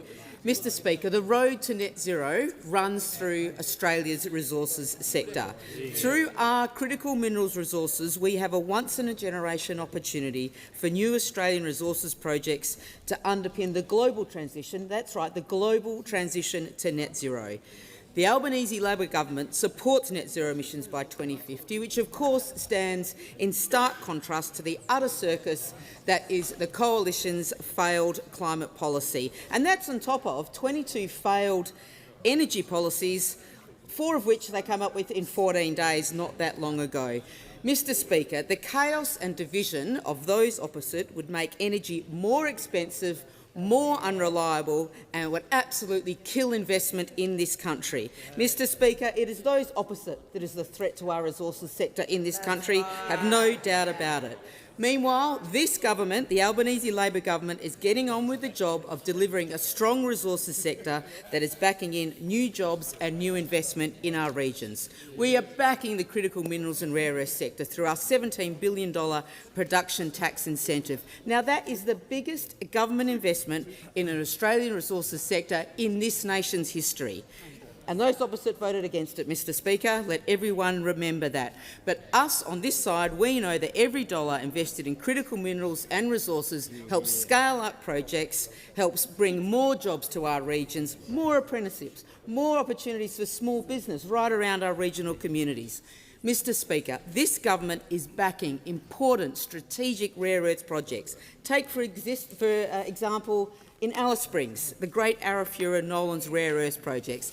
This government has invested significantly in that project, but we don't invest alone. Alongside us, accredited agencies from the governments of Canada, of the Republic of Korea, of Germany and, of course, the United States of America. And why are they backing it? Because it is an important geostrategic project of global significance. But for the people of Alice Springs, what does it mean? It will support 600 construction jobs with 350 new ongoing roles in Alice Springs. Now, that is of vital importance for a town like Alice. Now, while those opposites squabble and squawk about their various energy policies, their various climate policies, this government continues to represent. We will deliver for the regions while those pretend to represent the regions. We are serious about backing the resources sector of this country, while those only pretend to. Call to the member for Curtin. This question is to the Minister representing the Minister for the Environment. The benefits in the current environmental protection reforms are at risk of being undermined by huge loopholes. Under the reforms, projects can pay for environmental damage into a centralised offsets fund. But in New South Wales, Queensland, the Pilbara and overseas, these funds have consistently failed to deliver real environmental outcomes. Will the government consider amendments to put stronger safeguards around this offsets fund so it actually delivers for nature? Give the call to the Leader of the House and the Minister representing the Minister for Environment and Water. Thank you very much, Speaker, and I thank the member for Curtin for raising the legislation in that particular aspect of it, and acknowledge the member for Curtin in a time and this place has followed these issues relating to the environment throughout a whole time here. If I can go through the changes that are there with respect to offsets in two sections, if I may. The first is a change. At the moment, under environmental law, there's a principle of no net loss. Under the new principle, it goes to net gain. And that's a significant shift that happens in terms of what offsets are aiming to be able to deliver for the environment. The second concept at the moment is that a business delivers an offset directly themselves, and that's the only option. And as the member for Curtin has described, under the legislation, there becomes an option of either delivering the direct offset, the business itself, or paying for the government to do it via a restoration contribution payment. There is potentially a real strength for the environment in the payment mechanism if we get this right, and it's this. When you have small offsets all over the place, effectively you end up with no sections that are large enough or have landscape scale to have true environmental resilience, particularly when we're dealing with climate change. If you can have somebody who is independently charged with looking at where those offsets occur, then instead of businesses choosing this area and that area, and effectively you end up with a map of Australia that looks like someone's got a toothbrush and spattered bits of paint, you get these tiny little dots with no resilience. You end up with a situation where you can deliver landscape scale offsets which are capable of resilience and therefore delivering a long-term outcome for the environment in a scenario where we've made the change I referred to at the start of going from no net loss to a net gain. So that's why the independent restoration contributions holder is established. The concept of that holder is effectively for the land sector and equivalent to what we have under the Water Act for the Commonwealth Environmental Water Holder, where you have someone who is in charge of holding these, in this case this amount of money, but delivering with a direct obligation to provide landscape scale outcomes, which project by project the environment has never been able to get out of the EPBC Act. The concept that the member refers to in terms of the government's appetite for amendments, the minister has made clear that we are in discussions on this legislation. We want to be able to see it get through, and we're in constructive conversations with the different groups around the parliament. We want to make sure that we get this done and we get it done this year. Give the call to the honourable member for Gilmore. My question is to the Minister for Health. How is the Albanese Labor government's record investment in bulk billing making it easier for Australians to see a GP for free after a decade of cuts and neglect? What has been the response to these changes? Call to the Minister for Health and Ageing, the Minister for Disability and the National Disability Insurance Scheme. Thanks, Speaker. The member for Gilmore is an amazing advocate for a stronger Medicare on the South Coast.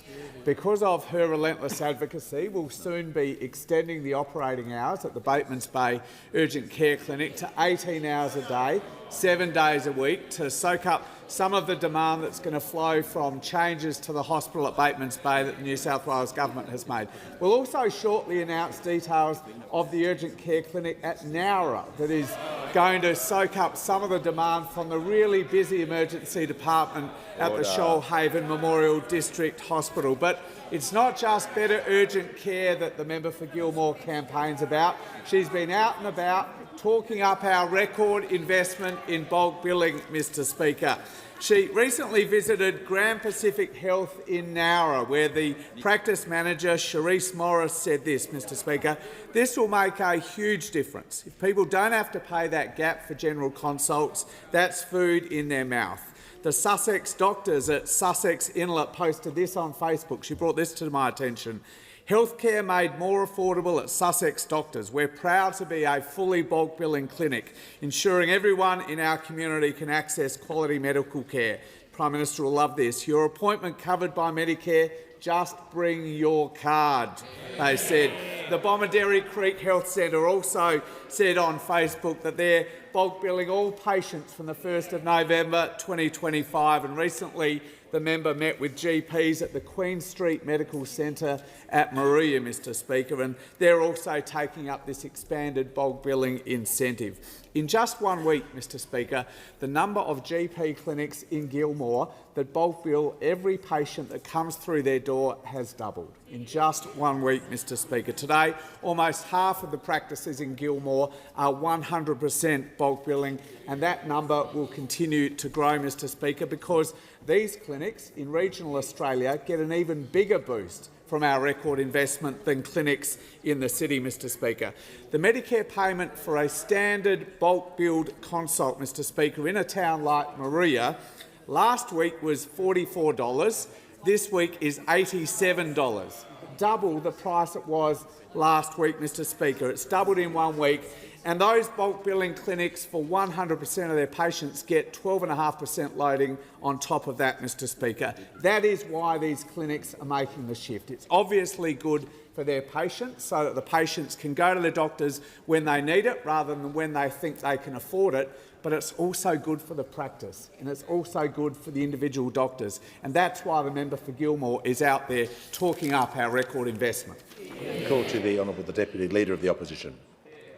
Thank you, Mr Speaker. My question goes to the Prime Minister, and it follows the Treasurer's earlier remarks about today's RBA statement. What the Treasurer didn't reveal about that statement is the RBA's forecast for headline inflation to peak at 3.7% in the middle of next year, well above the target band, and not to return to the band until 2027. My question to the Prime Minister is, given the government spending is running 4 times faster than the economy, isn't it time to rein the Treasurer in to stop his spending spree? To the Treasurer.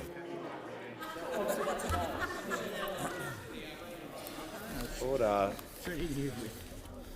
The House comes to order. The Deputy Leader has asked his question. Nothing started yet, so we'll just reset. You've asked your question. Treasurer has the call. Thank you, Mr Speaker. I don't think the Shadow Treasurer has thought through his question, because if he had, or if he understood the forecasts released half an hour or so ago, or if he was being honest with the House and therefore the Australian people. If he was talking about the forecasts, he would point out that the Reserve Bank has revised down the contribution made by public spending to the economy. Now, either he doesn't understand that, which is troubling, or he does understand that and he's trying to be dishonest about it. Equally troubling, Mr Speaker. Now, when it comes to the Reserve Bank's forecasts of inflation,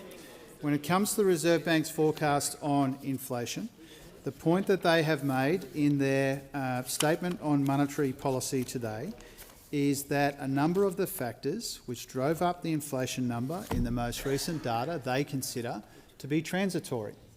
They do acknowledge, as we do, that there's still inflationary pressures in the economy, but they say when you compare quarter on quarter, they expect there to be a moderation in December. Now, that's not necessarily my opinion. Those are the words that the Reserve Bank put out in their statement of monetary policy about half an hour ago, Mr Speaker, and so he should be honest about it.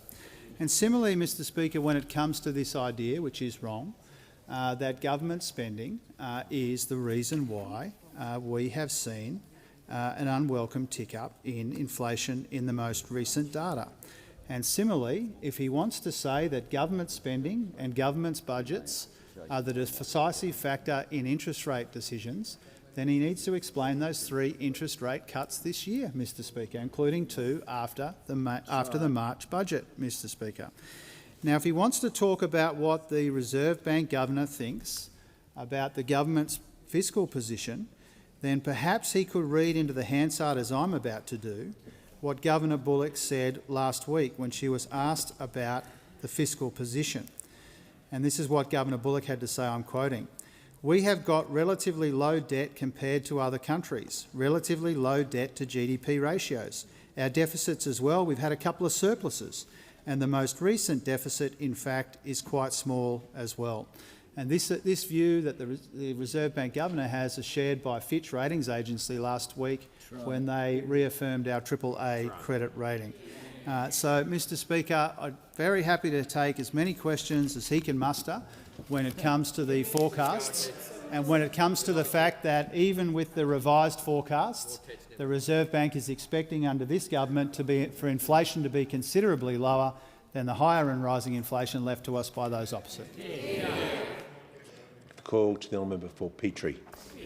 Thank you, Speaker. My question is to the Minister for Housing, Homelessness and Cities. How is the Albanese Labor government supporting first home buyers into their own homes sooner, and what other approaches to housing is the government being asked to consider? Call to the Minister for Housing, the Minister for Homelessness and the Minister for Cities. Thank you, Speaker, and I thank the member for Petrie for her question. Speaker, since our government was elected in 2022, almost 1,000 of her constituents have bought their first home with the support and backing of our government, and there will be many more to come, Speaker. Now, Mr Speaker, Australia is in the grips of a housing crisis that's been building for 40 years. We know that the long-term fix here is we've got to build more homes.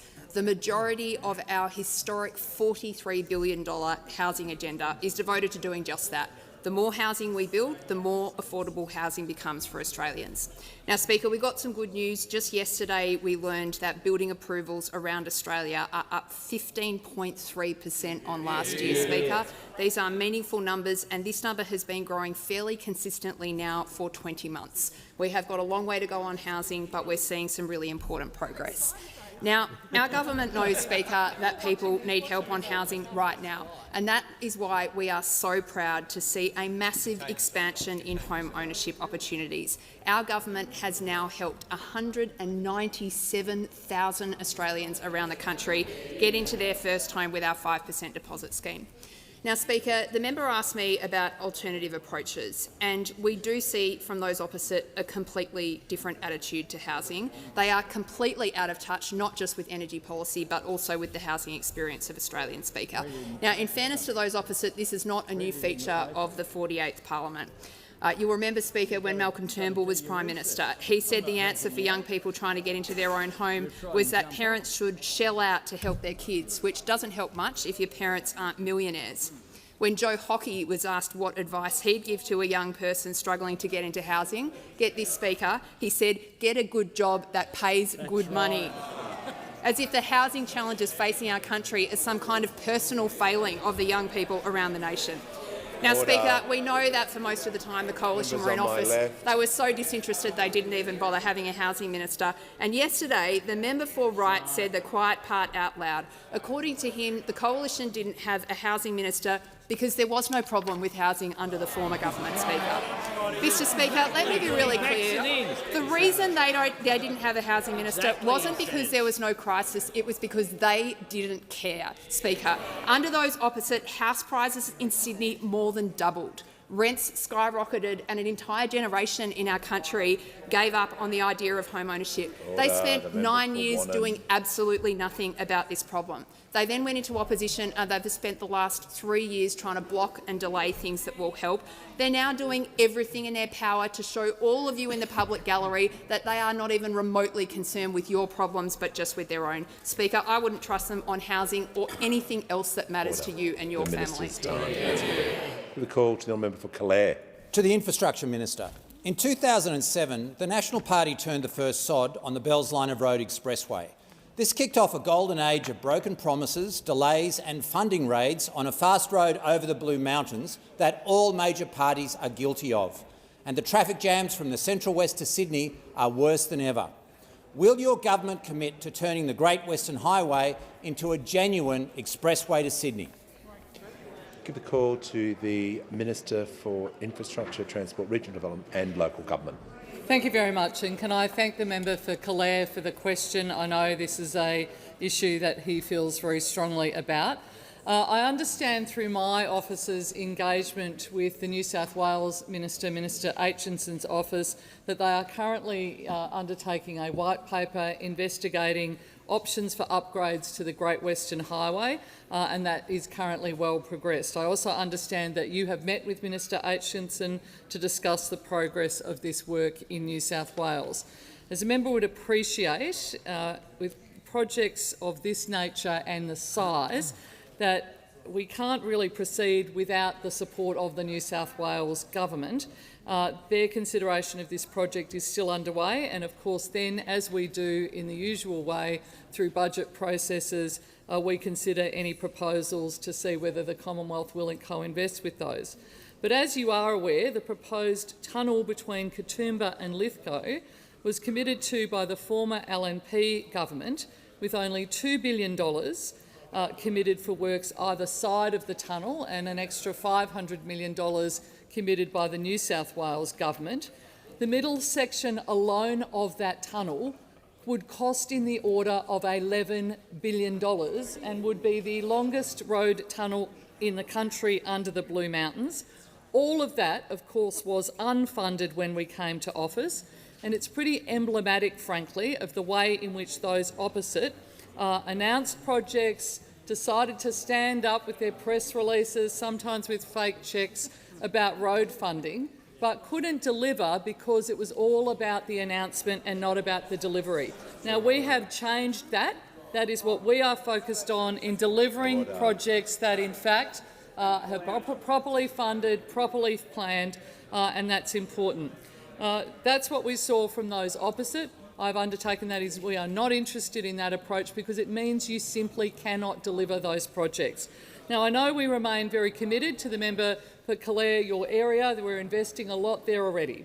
We've invested planning money for Dixon's Long Point Crossing, money for the Cox River Road upgrade, Peak Hill Road upgrade, over $22 million for oversized mass improvements on the Golden Highway, $10 million for those critical renewable energy zone roads. There's projects in community infrastructure that you've advocated strongly for, $15 million for the Orange Sporting Precinct, for example. We're investing in infrastructure in Calais, but we do it properly. We do it in a way that we know that we can deliver, that are properly planned and properly costed, unlike those opposite, who frankly raised expectations and then failed to deliver anything. Call to the honourable member for Lingiari. To the Prime Minister. Prime Minister, how is the Albanese Labor government supporting First Nation Australians living in remote parts of the country by securing good jobs, easing the cost of living and delivering essential infrastructure. Call to the Prime Minister. I thank the member for Lingari for her question, and it was indeed an absolute pleasure to be with the member there at Uluru just over a week ago to celebrate the 40 years since the handover of Uluru Katajuta to First Nations people, to the traditional owners. And it was a wonderful celebration, and it was indeed a great honour for me as Prime Minister to be there. Now, Labor promised to abolish the failed CDP, which was essentially work for the dole that provided no training, no skills, no real wages, no real advancement for First Nations people in remote communities, and to replace it with real jobs with proper wages and decent conditions. And we've done just that as of Saturday, the 1st of November. The CDP is gone for good, and it's gone nationwide. We replaced it with the Remote Australia Employment Service, building on the 1,700 remote jobs we're already rolling out, over halfway to the 3,000 that we will deliver. This is all about our government's focus on economic empowerment for Indigenous Australians, tangible, positive change, creating new opportunities. We also have a responsibility to ensure that every community has access to the fundamentals of a decent life, things that most Australians take for granted. And last year, our government made a generational investment in remote housing in the Northern Territory. Our 10-year agreement will deliver up to 2,700 homes in the Northern Territory, many of them up and running already, and I met people in that community who have already benefited from this program, tackling overcrowding and creating local jobs. We have 33 remote water projects are on track to bring clean and reliable water to 25,000 people. And in response to the Closing the Gap report, we promised new action to cut the cost of 30 household staples for families in remote communities. As of Saturday, more than 100 community stores have signed up to that.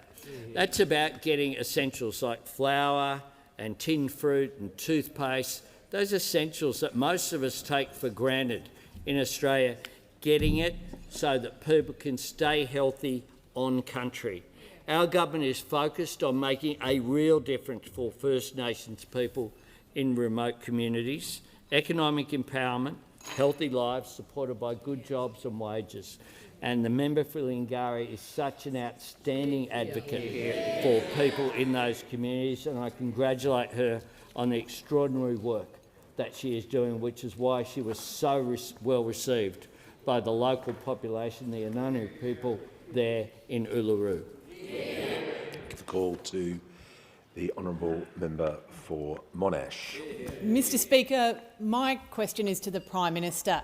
House prices in the month of September grew at a faster pace than at any other time in the last 2 years. Now industry is warning that the government's reckless expansion of its Help to Buy scheme will push house prices up by 6.6% in 2026 and for several years after that. Hopes for a Christmas rate cut are now dashed. Is this what the Prime Minister meant when he said he has real and lasting plans for cheaper mortgages? The call to the Prime Minister. I thank the member for Monash for her question, and indeed I hope that she writes to the 1,358 members of her electorate who've benefited from the 5% home deposits. I hope she writes to them. Order. I hope she writes to them and say that somehow it's inappropriate that you're buying your own home. What you should have done was just stay paying off someone else's mortgage rather than pay off your own mortgage, because that is what the member for Monash is suggesting. But she raises housing policy under this government that I'm proud to lead, with a housing minister who's doing an extraordinary job supporting increases in social housing, increased build-to-rent schemes for private rentals, as well as increased home ownership across the board. In August, Indeed, the Leader of the Opposition was claiming that this policy was announced, I'll quote directly, "Today Labor announced a revised Morrison government policy which we developed to help Australians get into their first home with a smaller deposit." So it was their policy that they tried to claim, then they're against it. Now they're against the 1,358 Australians who have benefited in just that one electorate from this. But we know that there is a comparison, of course, because we heard it yesterday from the member for Wright. The member for Wright said, and he backed up today, saying exactly when the Housing Minister was making her contribution in this chamber, said that the reason why there was no Housing Minister under the former coalition government was that it wasn't needed. Apparently, up to 2022, everything was hunky-dory. Order. The Prime Minister will pause. The Manager on a point of order. Yeah, thank you, Speaker. On relevance, of course, there is a question here. The Prime Minister is not attempting to answer the question. He's paying a lot of attention to the member for Wright, which I'd recommend, of course, but that wasn't in the question. And this is a serious question about an increase in his own government scheme leading to increased house prices, and the Prime Minister has not addressed it, and he's not addressing the question. The Manager has raised his point of order. The Prime Minister was asked about the house prices growing at a faster pace over the last 2 years, and he's indicated that he's covering that as a topic. He was asked about rent to buy, he was asked about, or help to buy, sorry, and interest rate cuts. And the question was about is this what he meant by the cheaper mortgages? So there's a lot in that question, and he's reflected on, he's commented on some commentary about the topic, but I'll ask him to remain directly relevant in light of what the Manager has raised. Thanks, Mr Speaker. Those opposite believe, as I was saying, that everything was hunky-dory before May 2022. There were houses being built everywhere, there were social homes and people were getting into public housing. Rentals apparently were coming down under them. It's all nonsense, because it's all about supply. And what we have done is concentrate on supply. Order. Increase building and increase supply, which is why the increased approvals, Order. Members on my left, which the figures came out yesterday, showed that under this government you are getting an increase in supply. And as we go around the country, as we go right around the country at all the projects that are opening under the programs that we have established, over 520,000 new homes have been built under Labor. We're just getting started, more to do, but we will deliver. Call to the honourable member for Werriwa. Thanks, Mr Speaker. My question is to the Minister for Employment and Workplace Relations. How is the Albanese government standing up for workers, including those who have to work on public holidays? What other approaches have been put forward? Call to the Minister for Employment and the Minister for Workplace Relations. Well, thank you, Speaker, and I thank the member for Werriwa for that question. It has been 9 weeks and 4 days since our legislation to protect penalty rates came into effect. And this government took this action because if you work on weekends and public holidays, you deserve penalty and overtime rates. And if you are one of the almost 6,000 award-reliant workers working in Victoria today, our legislation has protected your penalty rates because the Albanese Labor government backs low-paid workers. Now, Speaker, I'm asked how this compares to other approaches. Well, when our legislation was before the Parliament, the Coalition used every excuse to stand in the way of action to protect penalty rates. The Shadow Minister for Employment did not miss an opportunity to criticise our protections of penalty rates. He claimed it does nothing for workers.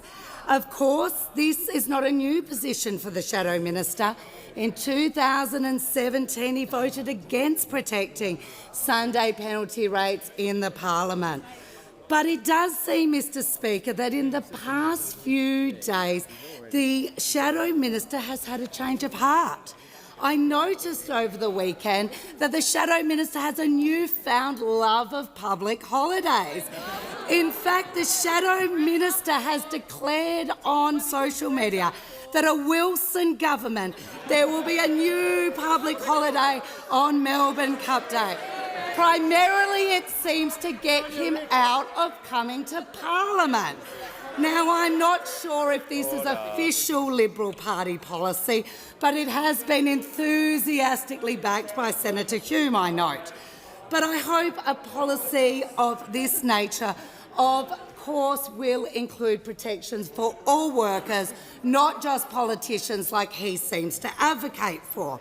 Now, a word of caution, though, for workers right across Australia. The workers probably shouldn't put this public holiday in their diary just yet, because according to a recent poll, even the independent member for Wentworth is a preferred Liberal leader than the member for Goldstein. But you never know, Mr Speaker, he might just be a little slow to get out of the gate. And we may see a Wilson government sometime in the future. But of course, in all seriousness, Mr Speaker, it is incredibly disappointing that we see the coalition completely talking about themselves, which days they're going to have off. Of course, is it going to be the member for Farrer, the member for Canning, the member for Hume, or even the member for Goldstein that will lead this party? It's only our Labor government that will back Aussie workers. Order. Give the call to the member for Calare. To the Housing Minister. Order. Members on my right. There is an order for question, which as everyone knows, but I don't know why. Order. When the House comes to order, we do not need this behaviour. The member for Calare, it is a crossbench order. Order. When the House comes to order, we'll hear from the honourable member for Calare. To the Housing Minister. In the midst of a national housing crisis, the central west of New South Wales and country communities around Australia are missing out on key national housing funding. Community housing providers like Housing Plus can't get a look in with the Housing Australia Future Fund. The stats show that regional New South Wales is not getting its fair share. The Housing Australia Future Fund is in danger of being known as the Housing Australia Future Fund for city people. When will country people get a fair go from this fund? Give the call to the Minister for Housing, the Minister for Homelessness, the Minister for Cities. Thank you so much, and can I thank the member for Calare for his question and the really powerful advocacy he provides for people in his part of the world. Speaker, he's absolutely right. I'm on my feet often talking about the shape of this national housing crisis that's been cooking in our country for 40 years. It has a very, very important regional dimension, and I thank those particularly on the crossbench, and I'd include Dr Haynes in this, people who are consistently coming to me and speaking the voice of regional Australians and the need for us to continue to work with those of you in the bush who are struggling with housing. The home ownership statistics in your part of the world are looking pretty good. I think there's about 1,300 people in the member for Calare's electorate who've got into first home ownership with our government's backing, but home building is going to continue to be an issue. We have a Housing Australia Future Fund is the centrepiece of our government's commitment to building 55,000 social and affordable homes around the country. 5,000 of those homes have already been constructed and most of those have tenants in them. We've got about 25,000 that are in planning or construction. The remainder of the Housing Australia Future Funds have not yet been committed. What I would say to the honourable member, Housing Australia has a requirement to deliver housing around the country, but I'd offer him the opportunity, if he'd like, for me to meet with his community housing providers to talk about the remainder of the HAF money. There's two really important funds that are being expended at the moment. One is the remainder of the Housing Australia Future Fund. The other is the $1 billion, part of the $1.2 billion commitment that our government's made to building crisis and transitional accommodation around the country.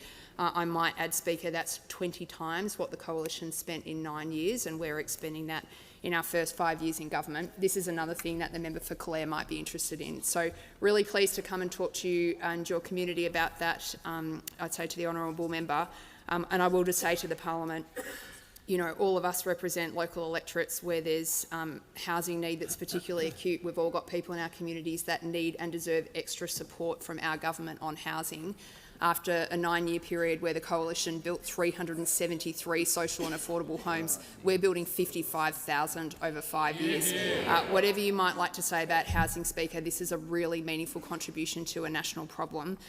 You know, I meet the tenants who live in these homes. I hear how their lives have been radically changed overnight because for the first time in their life, many of them have got access to secure housing. I'm thinking of a woman who I met in Adelaide recently who was looking at becoming homeless late in her life. She's in a Housing Australia Future Fund home. It's changed her life and the life of her family, and we're going to do it 55,000 more times. Thanks, Speaker. Call to the honourable member for Macnamara. Thank you, Speaker. My question is to the Minister for Education. What is the Albanese Labor government doing to help Australians with a student debt and to make our education system better and fairer? Call to the Minister for Education. Thanks very much, Mr Speaker, and can I thank again my friend the member for Macnamara for his question. Well, the race that stops the nation has been run and won, and there are a few lucky winners across the country. But in the next few weeks there won't just be a few winners, there'll be millions of them. And that's because we're cutting student debt by 20%. Mr Speaker, we're now in the home straight. A year ago the Prime Minister announced it. 6 months ago, Australia backed it. 3 months ago, we passed it. And in just a couple of weeks' time, Australians will get it. Millions of Australians will get their student debt cut by 20%. Millions will get their debt cut by thousands of dollars. On average, about $5,500. And young people don't always see something for them on the ballot paper when there's an election, but they did this year and they voted for it in their millions. And now they're about to get it and to see it and to feel it and to hear it, because they'll get a ding on their phone, an email or a text message to tell them that their debt has been cut by 20%. And when that happens, there'll be one person that they can thank for it, and that's this Prime Minister. Mr Speaker, I'm asked by the member for Macnamara, what else are we doing to build a better and a fairer education system? Well, I can advise the House that paid prac has now started. That's financial help for teaching students and nursing students, midwifery students and social work students while they do their practical training. That's real cost of living help. And so far, more than 65,000 Australians have applied to get it. I can also advise the House that next year 2 new end-to-end medical schools will open up to train more doctors. One in the north in Darwin, one in the south in Launceston. And next week I'll open 2 more university study hubs, one on the west coast in Northam and one on the east coast in Beenleigh. And this Friday I'll be in Smart Street, in the heart of Fairfield, in the heart of Western Sydney, with the member for McMahon, opening the University Study Hub that the member for Fowler asked me about just last week, bringing university closer to where people live.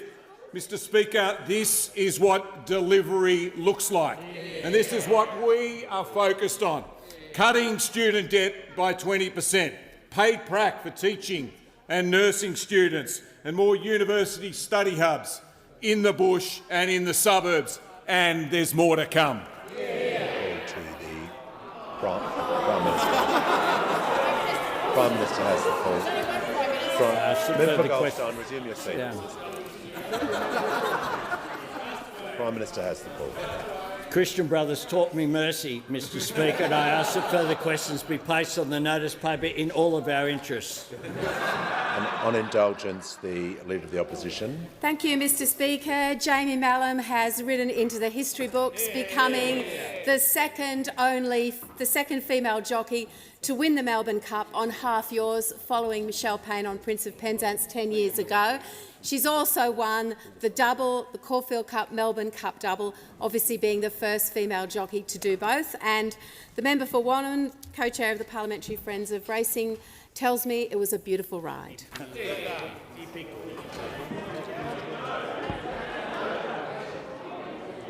The Leader of the House with papers.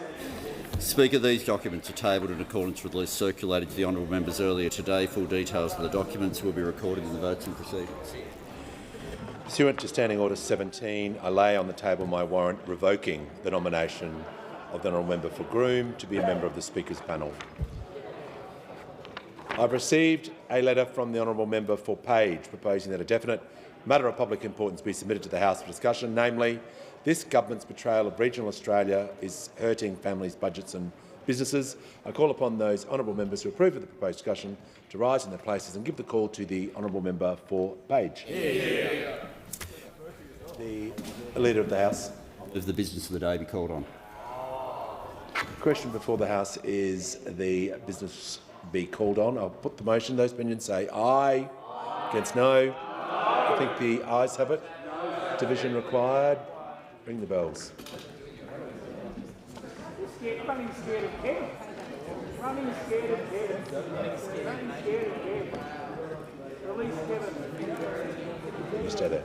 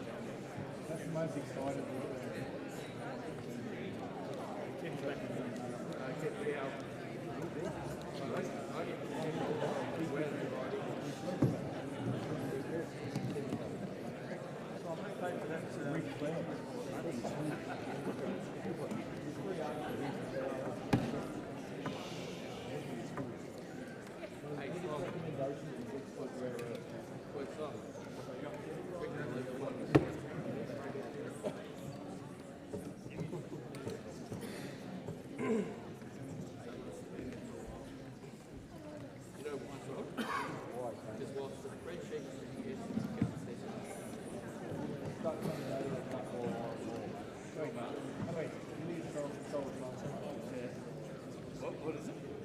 Solar Simon.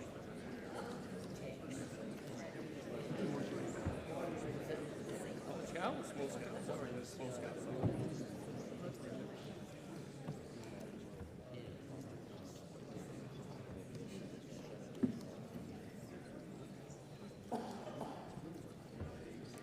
Locked the doors. The question is the motion be agreed to.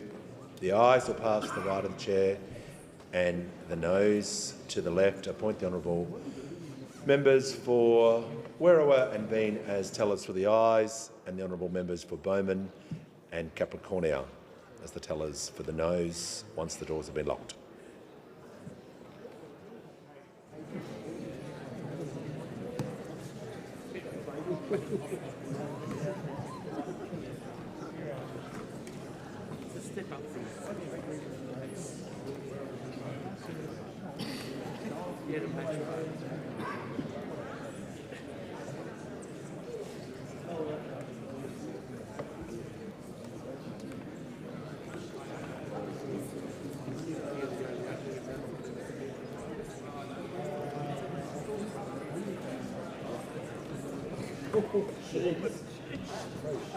That accelerated.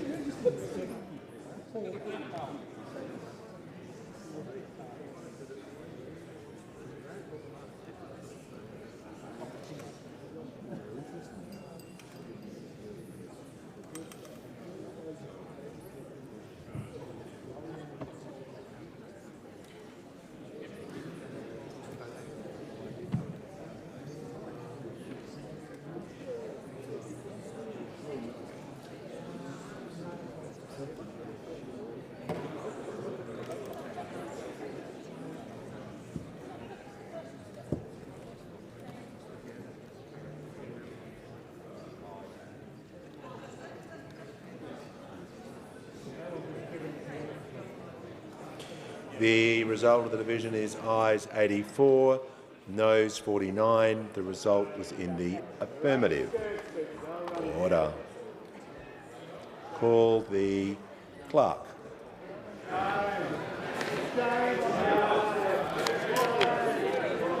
Government business. Order of the day number 3. Regulatory Reform Omnibus Bill 2025. Resumption of debate on...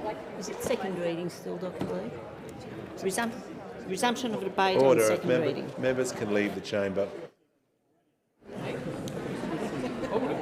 Members can leave the chamber as quickly and as quietly as possible.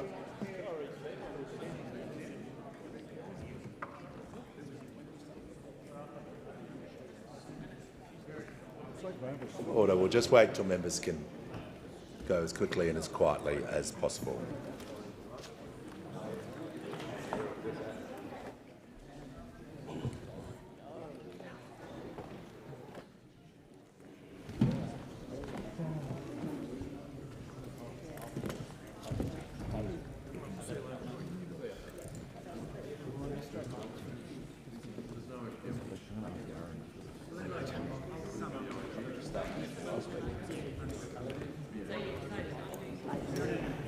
The resumption of the debate on the second reading, and I give the call to the Assistant Minister. Thank you, Mr Speaker, and I thank the House for the House's keen interest in the Regulatory Reform Omnibus Bill 2025. In summing up debate, I'd like to thank the opposition and others in the House for their constructive engagement with the government on this bill and for their support for its passage. I thank all members for their contributions to debate on the bill. In particular, I'd like to thank the member for Wannon for his productive discussions with us on measures relating to ensuring a supply of critical fuels during an emergency shortage. These discussions have resulted in the government moving amendments that the minister will not be able to reduce the minimum stockholding obligation for more than the duration of 6 months unless subsequent decisions are made to grant further temporary reductions. This will provide an additional safeguard on the minister's power to reduce the amount of critical fuels an entity must hold in its stockpiles. I'd also like to acknowledge the amendment to be moved by the member for Wentworth relating to the availability of paid parental leave for serving partners of ADF personnel deployed overseas for extended periods of time. The government will not be supporting this amendment, as the member for Wentworth's draft amendment would remove reference to a determination made under the Defence Act 1903, so that provision would no longer be tied to the specific meaning it holds under the Defence Determination 2016/19 Conditions of Service. This would introduce uncertainty as to how a court would interpret the word deployed which is not otherwise defined in the Paid Parental Leave Act. In addition, it does not meet the intended purposes of the bill in better regulation, cutting red tape, ensuring streamlined access to essential services. However, we're committed to working constructively with the member on the issue. Speaker, as the Treasurer said in his second reading speech, better regulation was a key focus of the Economic Reform Roundtable we convened earlier this year and a key focus of our second-term economic agenda. The government is committed to better regulation which boosts productivity, gets investment moving and creates Australian jobs for today's economy. That's what this bill is about. It cuts compliance costs and cuts red tape. In short, it cuts the clutter. It's part of a comprehensive suite of reforms we've pushed forward since our roundtable. These reforms include cutting 500 further nuisance tariffs, working through 400 ideas to reduce regulatory burden from 38 Commonwealth regulators, tasking the Council of Financial Regulators to declutter and improve regulation in the financial sector with a priority focus on streamlining and harmonising data collection, and officially opening our investor front door to make it quicker and easier for investors to back big projects that create jobs and opportunities for Australians. These are all important steps in implementing our government's agenda to make our economy more dynamic, resilient and productive. Passing the bill through the House today is another step forward. Deputy Speaker, this bill will make regulation work better for Australians and let businesses get on with the job. The number of measures and government agencies that will be reformed by this bill is a measure of how widely we're looking across government to improve regulation. This bill contains 60 measures that will amend 28 acts, repeal 2 acts and directly affect and improve the operations of 13 Commonwealth Government agencies. These are all meaningful improvements to how Australians and other businesses work with these agencies. It'll help Services Australia shift towards a tell-us-once approach to how it delivers services. That means Australians won't have to put in their details every time they access a different government service they need.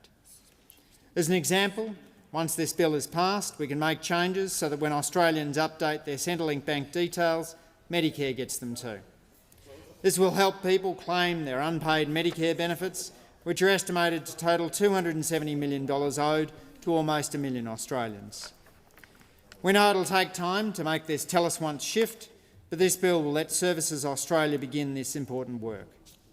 It'll reduce unnecessary regulations to improve access to government services, including by doubling the amount of time that patients can have access to multiple imaging services which are requested on a single form.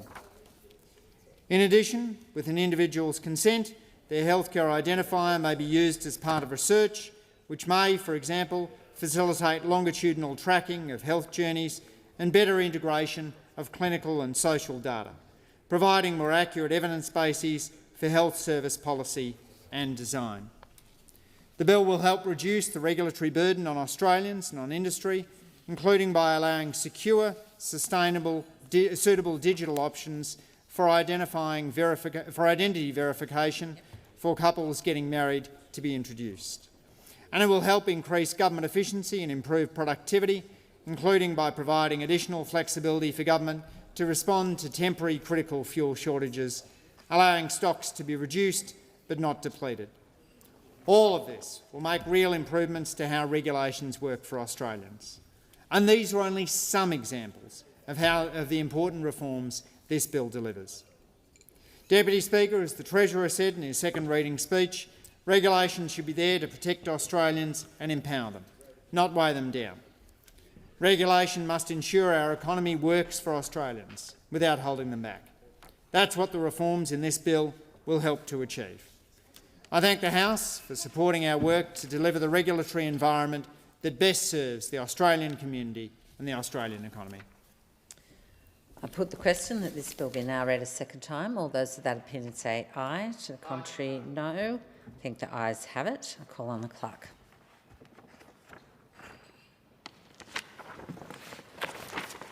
Second reading, a bill for an act to repeal certain acts and provisions of acts and to make various amendments of the statute law of the Commonwealth and for related purposes. Thank you. I understand the House will now consider the bill in detail. I understand it's the wish of the House to take this bill as a whole, so the question is that the bill be agreed to. Give the call to the Minister. I present a supplementary explanatory memorandum to the bill. Minister. I move the government amendment as circulated. So the question is that the amendment be agreed to. All those of that opinion say aye. To the contrary, no. Ayes have it. And I give the call to the member for Wentworth. Deputy Speaker, I rise to speak to the Regulatory Reforms Omnibus Bill in consideration in detail. I was intending to move an amendment in relation to a member of the Defence Forces who had been caught up in bureaucracy and through this bureaucracy was not able to access her paid parental leave that she was entitled to as an Australian citizen.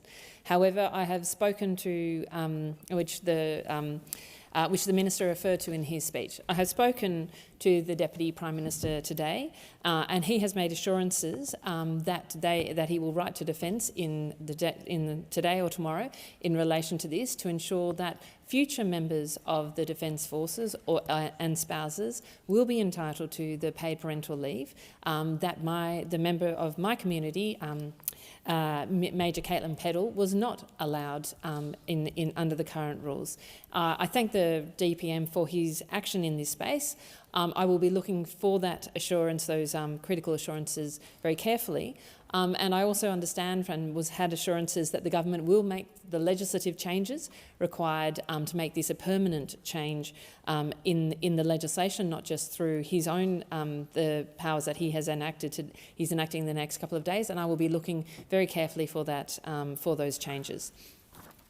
I want to note, however, the point on this, which goes to some of the points that the Minister raised, saying, the issue that I raised was not about better regulation and better government services. And I really want to take issue for that because I think it does actually go to having better regulation and actually not wasting taxpayers' money, so driving productivity.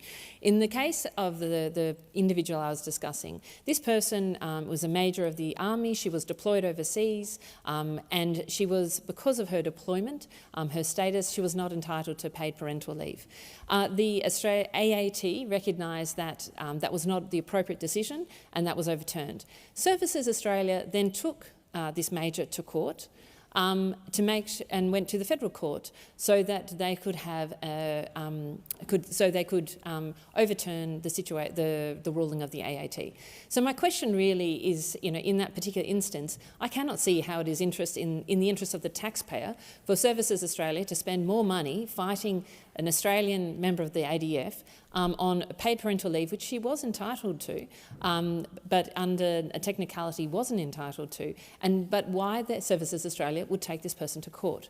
It is actually those sorts of actions that are both wasteful in terms of government resources, but it is also it makes Australian citizens mistrustful of government when the bureaucracy cannot seem to understand the purpose or the intention of the law. So it is exactly these sorts of things that I do think we need to address in this sort of legislation. I commend the government for the introduction of this legislation. I spoke about it in positive terms in the House, but I also want to acknowledge that the government needs to be much more ambitious about this sort of legislation. I would hope to see this sort of legislation every sitting fortnight if we are, and much more substantially, if we are going to truly address the burden, redress the balance between regulation as risk management and regulation as in retarding growth. And we do need to get that balance right, and the current settings are not quite right. Thank you. The question now is that this bill as amended be agreed to. Thank you, Deputy Speaker. I'll just respond in briefly to some of the comments of the member for Wentworth, and I thank her for her actions in raising the issues of her constituent, and I believe it is indeed appropriate that she withdraws her amendment. The government appreciates the member for Wentworth's concerns about the availability of paid parental leave for ADF personnel deployed or posted overseas for extended periods of time, and indeed we've recognised the importance of that issue as part of our response to the Royal Commission into Defence and Veteran Suicide. The member for Wentworth will know through the conversation with the Deputy Prime Minister that she referenced that the government's currently exploring options to expand access to paid parental leave for ADF personnel posted overseas for extended periods of time, including by exploring amendments to defence employment provisions which may not require legislation. The paid parental leave scheme is, of course, a creation of a previous Labor government. Its expansion was a decision of this government. It is an issue that is close to the heart of this government, and indeed we have begun extending the scheme by 2 weeks each year until it reaches 26 weeks from the 1st of July 2026. And from July this year, the government is paying superannuation on government-funded paid parental leave. In relation to the Major Peddle matter that the member raises, I'd just simply advise the House all costs of legal representation for Ms Peddle in the federal court have been paid by the Commonwealth. The Commonwealth did not seek any legal costs against Ms Peddle in the federal court. We understand the Administrative Review Tribunal has reserved its decision and the government will consider its findings in due course. DSS and Defence officials continue to work together to advise government on options to address the issues raised by Major Peddle's case and the Royal Commission.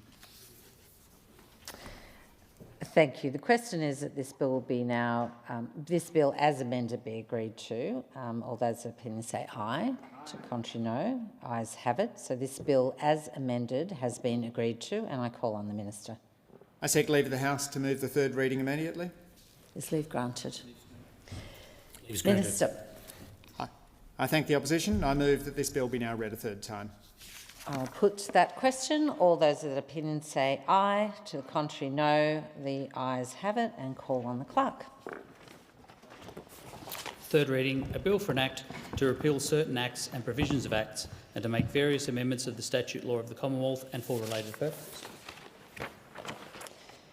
Thank you. I've received messages from the Senate returning the following bills without amendment or requests: Treasury Laws Amendment Payday Superannuation Bill of 2025 and Superannuation Guarantee Charge Amendment Bill 2025 without requests. And I call on the clerk for the next item of business. Government business, order of the day number 4, Environment Protection Reform Bill 2025, resumption of debate on the second reading. Thank you. The question is that this bill be now read a second time, and I'm giving the call to the member for Bongret. A point of order? Yeah, no, that isn't the question, Speaker. There hasn't been a decision made about a cognate debate, as the government intended. No,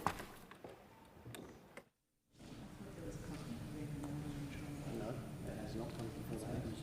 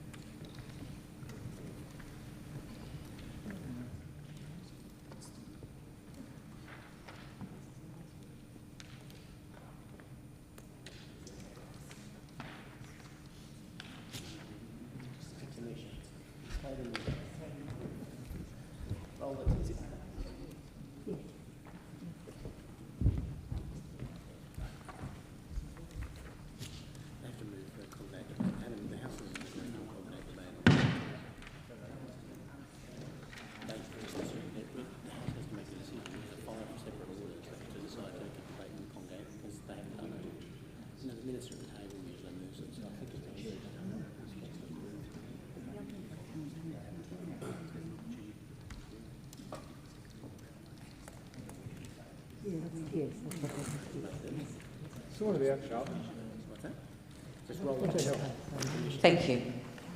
So I understand it's the wish of the House to debate this order of the day concurrently with the 6 related environment bills.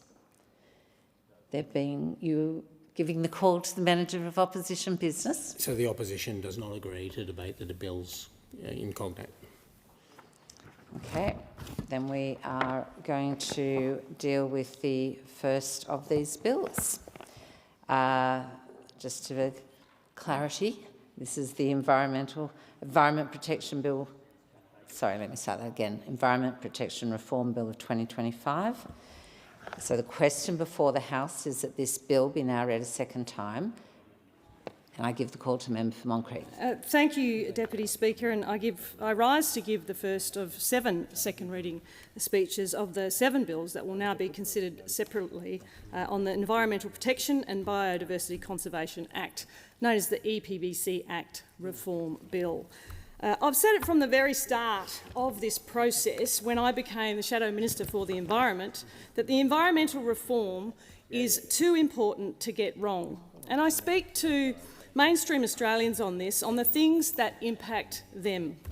And there are many things wrong with this reform from those opposite. The importance of getting this right should not be understated. And without balanced reform that ensures the best possible outcome for industry, for productivity and the environment, we are simply greenlighting offshore investment. What does that mean to mainstream Australians? That means job losses. The minister has done the rounds up in the press gallery, spooking these bills as balanced reforms, but nothing about this legislation is indeed balanced. It's going to send productivity backwards. But hang on, don't those opposite have a so-called productivity agenda? What about the Treasurer's productivity roundtable that was crucial for jobs, business and growth? Those opposite must have a pretty short memory, because these reforms in their current state are guaranteed to halt productivity in its tracks, which is saying something, because Australia, as Australians have noticed, already has a productivity problem. That's right. Economists warn, as reported in the Australian Financial Review back late in last September, that lagging investment by Australian businesses in research and development is contributing to a plunge in our country's productivity. Our global productivity ranking has literally tanked under this government. Banks just noticed it. It's tanked. It's in their statement. Absolutely. Australia's productivity growth is ranked second last amongst OECD countries, beating only Mexico. Mexico. The proof is in the pudding, with a sluggish 0.2% productivity growth in the June 2025 quarter, 0.2%. And in the last financial year, Labor productivity fell by 0.7%. A lack of investment and resources has significantly contributed to this downturn. Now, it's largely due to the copious amounts of red and green tape under Labor's first term, not this term, not what they're doing now, but what they did in the last term. We've seen over 5,000 new regulations tying mainstream Australians in knots. Now, we agree something needs to change and be done to amend these outdated environmental laws to speed up the lack of growth under Labor's watch. Australia needs to create jobs. We need to encourage investment and opportunity for her citizens. Bingo. Not imperil our nation's wealth and our future under this government. Because if we don't do something now, those opposite risk major repercussions, major flaws, major oversights and major damage. The way they're tracking, AUKUS is potentially at risk. That's right. The Prime Minister's shiny new key critical minerals deal with the US is absolutely at risk. They risk sending jobs and investment in resources and mining offshore with this legislation. I can assure you we're much better off keeping those here in Australia than in other countries with a far worse track record on polluting our environment. Right. Now, we need to look to preserve our environment and mitigate the risk posed to our native threatened species. The government has been working on environmental reform for 3 years now. 3 years. We saw Minister Plibersek's friendless proposal fail to deliver last term. After Minister Watt was appointed, he said, and I quote, "It is my intention to deliver these reforms within the next 18 months." So why, all of a sudden, did this become the great race, the great Melbourne Cup race, to get this legislation passed before Christmas? I mean, why? Giving stakeholders, proponents and those that will be affected by this legislation over 3 weeks, just a smidge over the finish line of 3 weeks. That's what the minister is outlining. Expecting stakeholders to sift through 1,459 pages of the biggest legislative reform to the Act since its inception is an absolute joke. It's an insult to Australians and it's an insult to stakeholders. The Coalition has known the importance of this environmental reform. We've long known about it since it was introduced by Robert Hill back in 2001 when he said it would only last 10 to 15 years, and now here we are, year 26, and still no reforms. When we're in government, under the Leader of the Opposition, then Environment Minister, commissioned by the Graham Samuel Review, a review with recommendations that are proving to be largely be the reference point to these key legislative changes under the reform. And as Environment Minister, the Leader of the Opposition introduced legislation to reform this bill, and Labor and the Greens blocked it. Now, Minister Watt is coming to us, the Prime Minister's Mr Fix-It, with his tail between his legs, needing us to strike a deal. While the Coalition believes environmental laws, when done right, can be a great balanced outcome for business and the environment. We have a strong record on the environment. In fact, we have a proud Liberal history on the environment. The Great Barrier Reef was inscribed on the World Heritage List in 1981, during Malcolm Fraser's time as Prime Minister. Fraser and his government had already taken steps to protect the reef, including the prohibition of oil drilling in the area. During the Howard government, great Liberal warrior for the environment Robert Hill declared the Great Australian Bight a marine park. And in 2000, the Lord Howe Island Marine Park was proclaimed, also under the Howard government. And when the Leader of the Opposition was the Minister for the Environment, the Christmas Island Marine Park was declared, as was the Cocos Island Marine Park. In that same year, the Coalition announced $1 billion for the Great Barrier Reef Fund. And our $280 million Recycling Modernisation Fund drove a $1 billion transformation of the waste and the recycling sector. We invested billions in threatened species, habitat restoration, marine conservation and environmental projects. We have the environmental credentials on action. I believe in good environmental policy and investment that delivers great outcomes for business and for nature. I believe in protecting the environment for Australians. I believe investing in the environment for Australians. As I mentioned earlier, we know Labor has failed to deliver any reform in the last 3 years. Labor has a history of failure to deliver, and that remains true as evidenced with this reform. When the member for Sydney was Minister, her proposed legislation would have made productivity worse. Right. The laws were so bad that the West Australian Premier had to run an intervention. For the Prime Minister to then pull the pin on the reforms the night before they were due to be voted on in the chamber. These were desperate messages followed by desperate actions during desperate times for this government. Since then, we've seen the distance. Call it a wedge if you like between Minister Plibersek and the Prime Minister. The question is, why has Roger Cook been silent on the current proposed reforms? Especially when business is telling us the current proposal before the House is completely unworkable. Is there another intervention coming, perhaps from the West, to save some of those FIFO workers from their jobs? Is it disappointing that Labor's proposed reforms are not workable for business in their current state and do not fix productivity?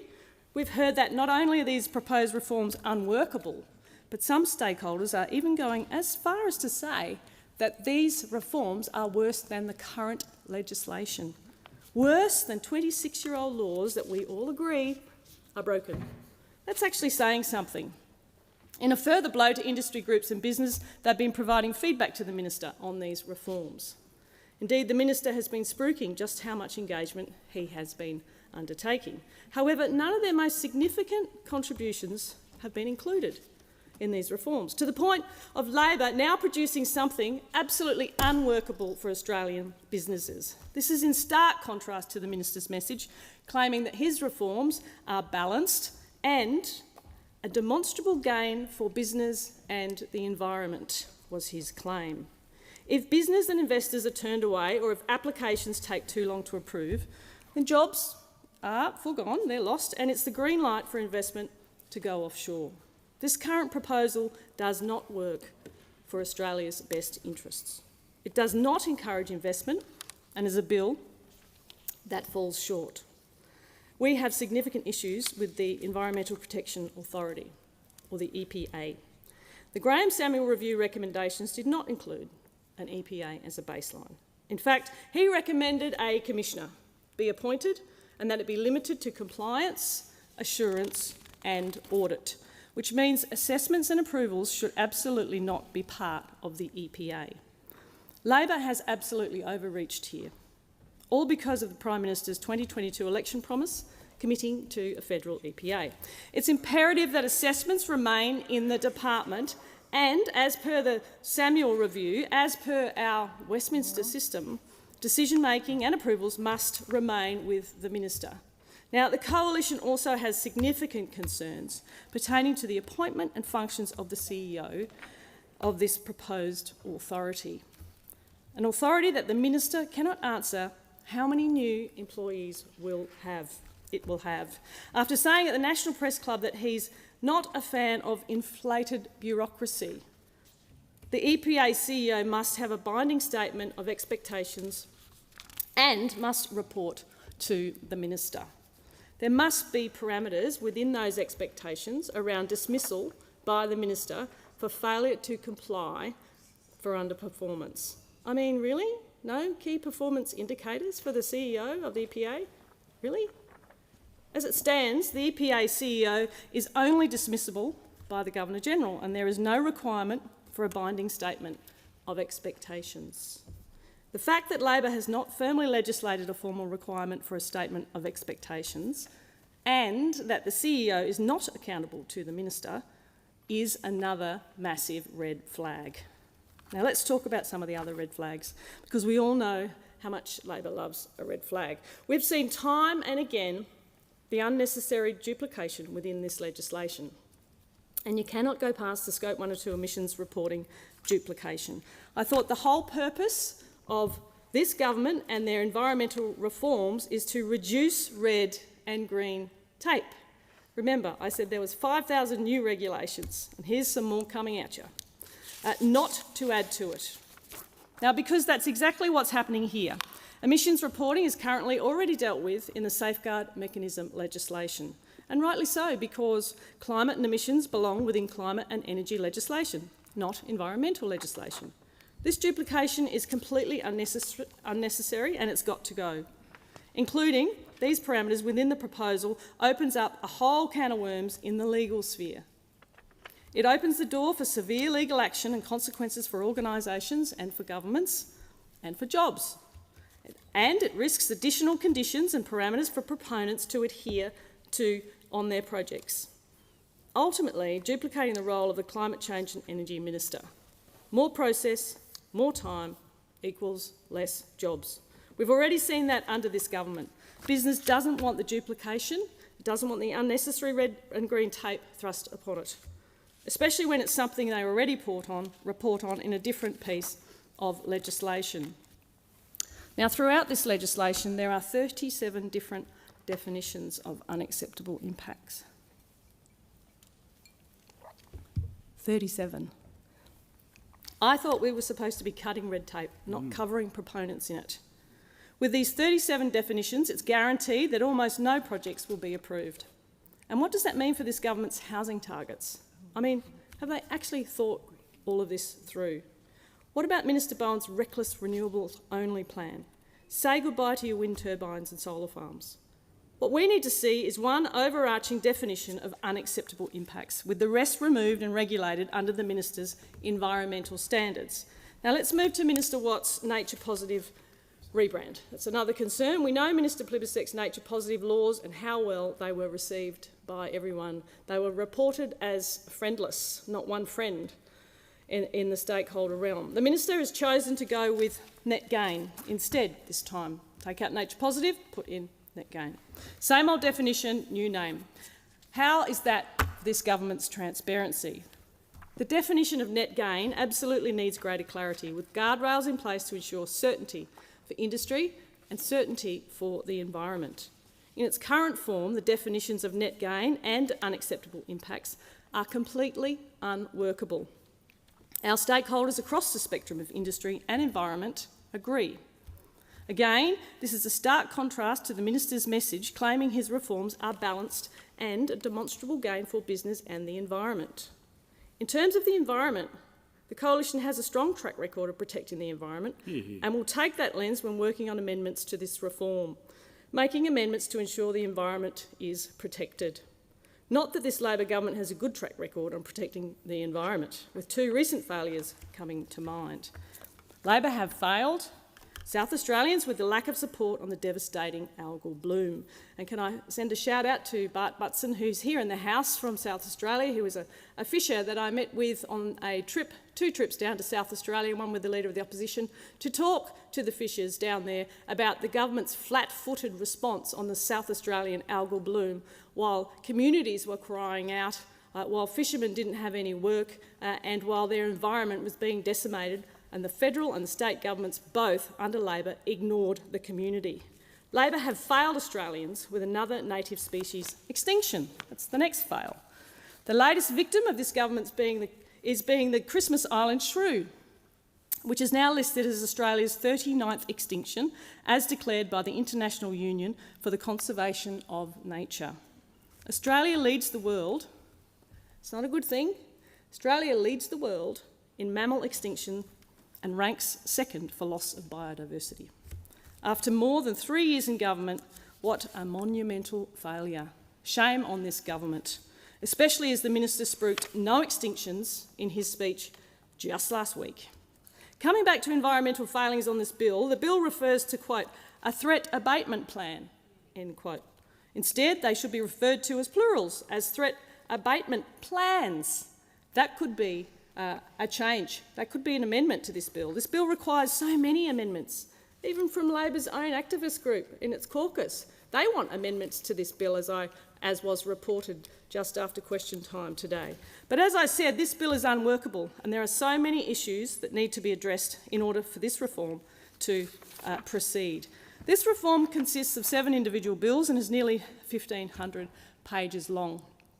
Stakeholders have said they need time to go through this very large, very important piece of legislation that impacts every Australian, as does any effective Member of Parliament. Thinking that this will be a done deal when only given 3.5 weeks to read is wishful thinking from this minister. To comb through this legislation would take around 40 hours from the front to the back and 60 hours to read through the explanatory memorandum. Then you have to consult, provide feedback, get lawyers involved and understand how the new legislation interacts with the current legislation. This is a process that, if the minister wants this done effectively, cannot be rushed, should not be rushed. Minister Watt always said this process would take 12 to 18 months to get it done. Now it's time to give the Coalition and stakeholders the time to carefully go through this legislation and be constructive and critical. It's too important to get wrong. I absolutely support an inquiry in the other place, and I welcome engagement with the government to work through the current failings of this legislation.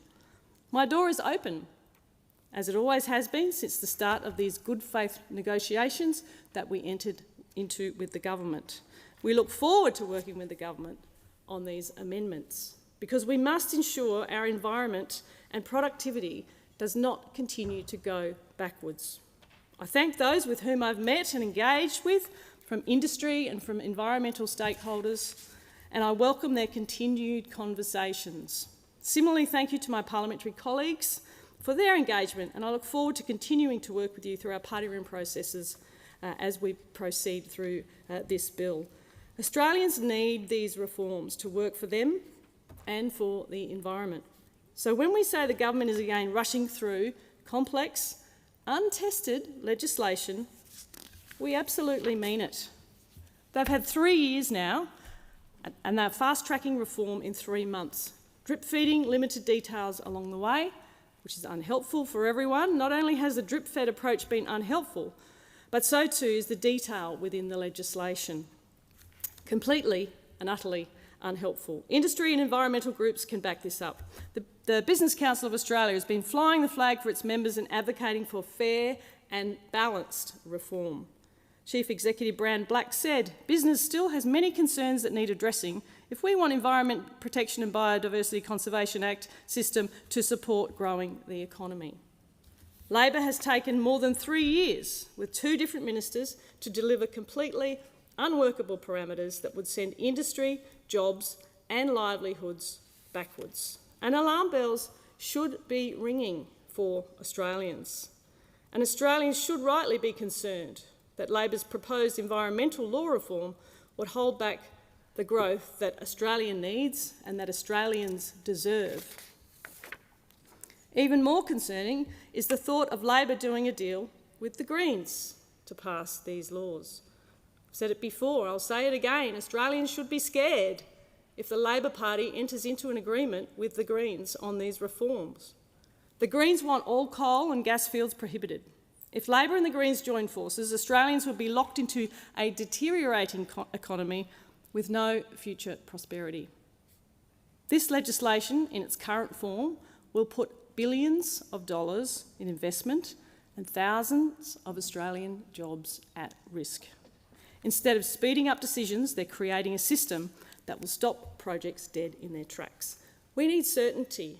We need to be able to unlock faster approvals for resources, and we need to unlock more homes. Currently, under Labor, more than 26,000 homes are waiting for approval under the EPBC Act. But that's just what we're hearing from those opposites. Industry estimates suggest that a figure could be well over 40,000 homes. Meanwhile, house prices are going through the roof and young people can't afford to get into a home. We simply cannot continue to operate with the legislation in its current form, and we cannot wrap industry up in additional red and green tape. The Coalition remains committed to achieving a balanced outcome for jobs, for productivity and the environment, because this current legislation put forward is worse than the current outdated laws. Imagine those laws that were introduced under Robert Hill in 2001, these laws that the Labor Party are putting forward could be worse, because Labor has given us no choice but not to support this bill. It does not deliver a balanced outcome to protect the environment and to improve productivity, to provide certainty for job-creating industries. The Coalition cannot support these bills in the current form that they are, and I look forward to hearing all of the contributions of members across the House, particularly on the Coalition side, when they outline the holes that are in this bill and when they put the spotlight on Labor for their failures. Thank you, Madam Deputy Speaker. The question is the bill be now read a second time. I give the call to member for Bennelong. Thank you, Deputy Speaker. For too long, environmental protection has been pulled between competing politics. And we had a perfect illustration just then from the contribution by the Shadow Environment Minister, the member for Moncrief. She says she wants more environmental protection in our law, yet she stood there for 20 minutes attacking every measure to achieve it. She says reform is long overdue, but then also says that this bill is rushed. She said that she wants to protect the environment, but then when this bill first came out, she then wanted to split the bills so that environmental protection was kicked down the road. Australians are tired of this point scoring when it comes to environment and climate policy. They're sick of it. They want progress. At the last 2 elections, they voted for progress on climate and the environment. And this bill represents the most significant reform in a generation. It gives us a chance, for the first time in 25 years, to rewrite some laws that are, quite frankly, completely busted, to finally deliver a system that protects what's left of our environment, but also helps us restore what has been lost for the very first time. Because we've all seen what happens when the environment and climate becomes the centre of a political football. Unbelievably, we're going through it all again right now. Well, those opposite are. Our plans are clear. and our determination to deliver this long overdue reform stands. We've seen inaction, and turning this into political football has led to delay, it's led to division. Australians are sick of it, because what it also leads to, Deputy Speaker, is a massive decline in our environment and biodiversity. And that's what we need to stop. We've been living through this for 20 years, and this bill seeks to end it. Protecting the environment has always been part of Labor's DNA. It's Labor governments that care for and protect our environment, be it Whitlam's creation of our national parks, Hawke saving the Franklin, Keating protecting the Daintree and Kakadu, Rudd and Gillard making climate policy central to a modern federal government, and then, of course, the Albanese Labor government cementing the energy transition and emissions reductions policy that those before him couldn't, expanding our marine parks and protecting our biodiversity. The environment and climate are core Labor business, because we understand something fundamental. A healthy environment is not the enemy of prosperity, it's not the enemy of jobs, it's the foundation of it. This bill builds on years and years of advocacy from the environment movement, but also, importantly, Labor's environment movement. I'm proud to be the New South Wales patron of LEAN, the Labor Environment Action Network, and I can tell the House that this policy to reform our environmental laws started from LEAN, from the ground up, from community members right across the country. Way back in 2016, Deputy Speaker, people like Felicity Wade, David Tierney, Erin Watt, Ella Factor, David Mason, Louise Crawford, Janelyn O, and all the rank-and-file members of the Labor movement like John Gain and Petty Pedersen and scores more who drove across branches across the country, over 500 branches, Deputy Speaker, including all the branches in Bennelong, Eastwood, Gladesville, Ryde, Macquarie, Epping, Lane Cove, Hunters Hill and Willoughby Castle Crag, all branches who passed motions to get this policy to where it is today, who pushed this policy from the ground up, making the Shorten-led federal Labor opposition commit to this in 2018, then for the Albanese opposition to commit to this in 2022, and then again the Albanese government to commit to it at the 2025 election. These laws are a perfect example of community-led, ground-up policy development that sets out Labor from all others in this place, from the community, for the community. LEAN pushed for this reform. LEAN supported people like me to get into this place, to vote for this bill, and Deputy Speaker, I will be voting for this bill because we desperately need reform. Our current environmental laws are just broken. Faults were identified in this law shortly after they came into force in 1999, when the former member for Bennelong was Prime Minister of this country.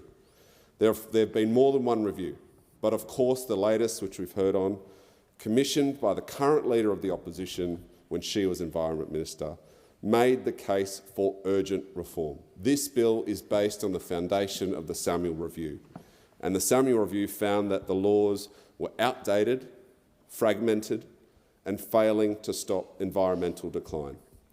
These laws that we currently have are not working for the environment, they're not working for communities, and they're not working for business.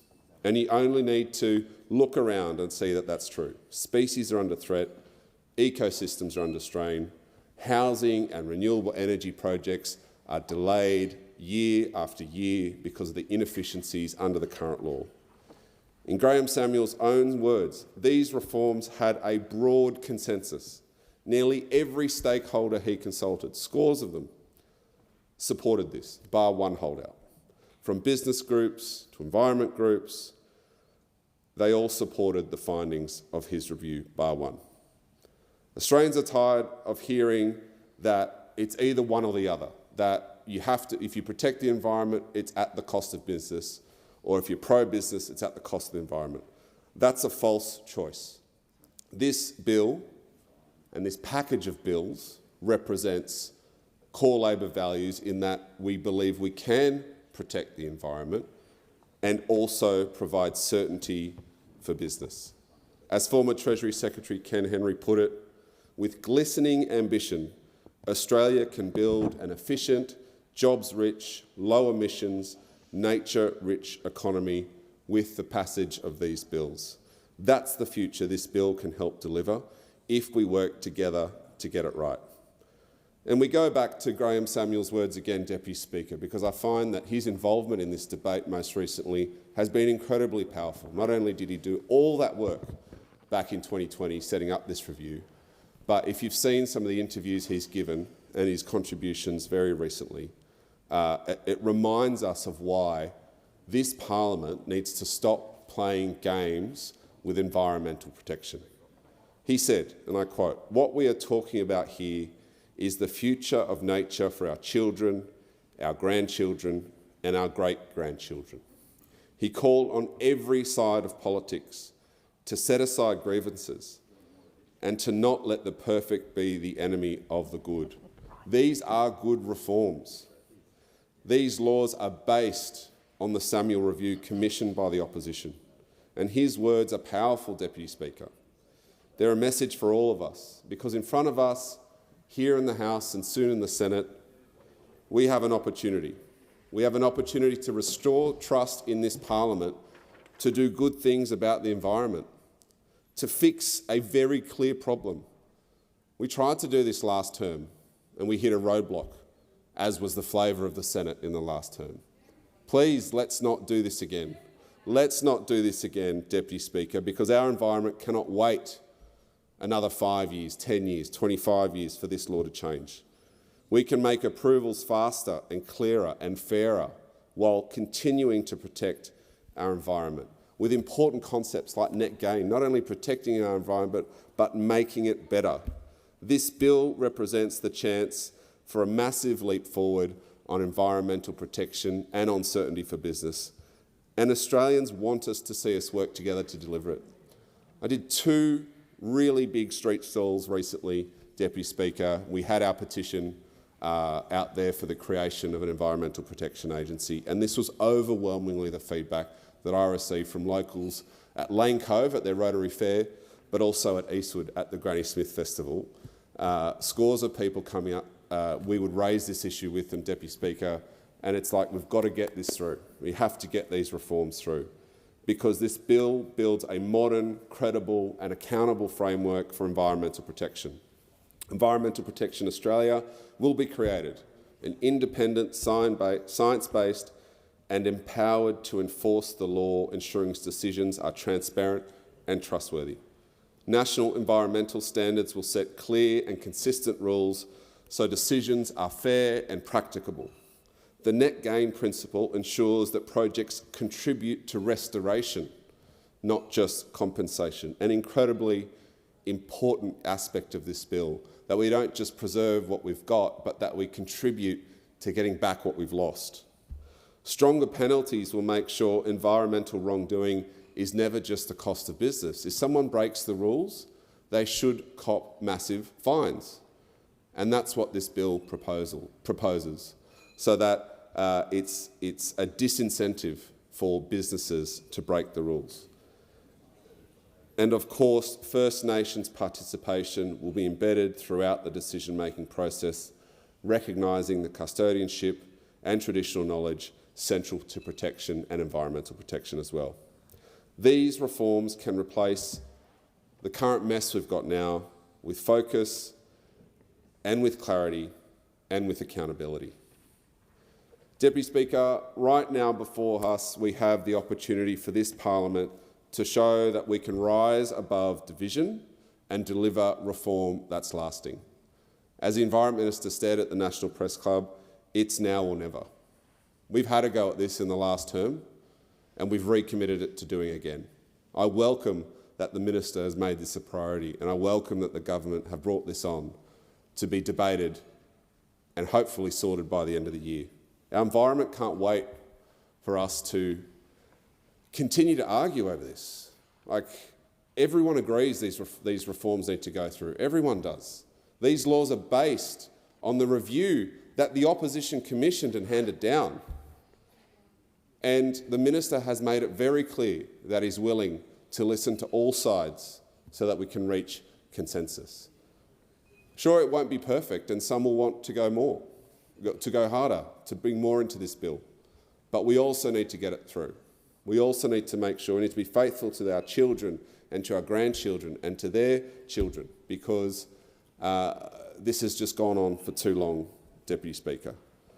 This bill delivers the strongest environmental standards in a generation, an independent EPA, higher penalties for environmental wrongdoers, and the power to actually enforce the law. The Australian people are asking us to deliver on the environment, to deliver on climate, not to continue to delay and divide. They don't want another decade of fighting over this. They want progress. If this bill doesn't pass soon, our environment will keep going backwards. Renewable energy projects will continue to be delayed, and our biodiversity and environment will continue to be impacted upon by laws that simply are not fit for purpose. The time for politics on this is over. The time for partnership is now. It's just unacceptable for people in this place to say that they want stronger protection for the environment, then to block a plan when it comes to Parliament. Wanting environmental reform isn't enough. Delivery is all that matters, Deputy Speaker.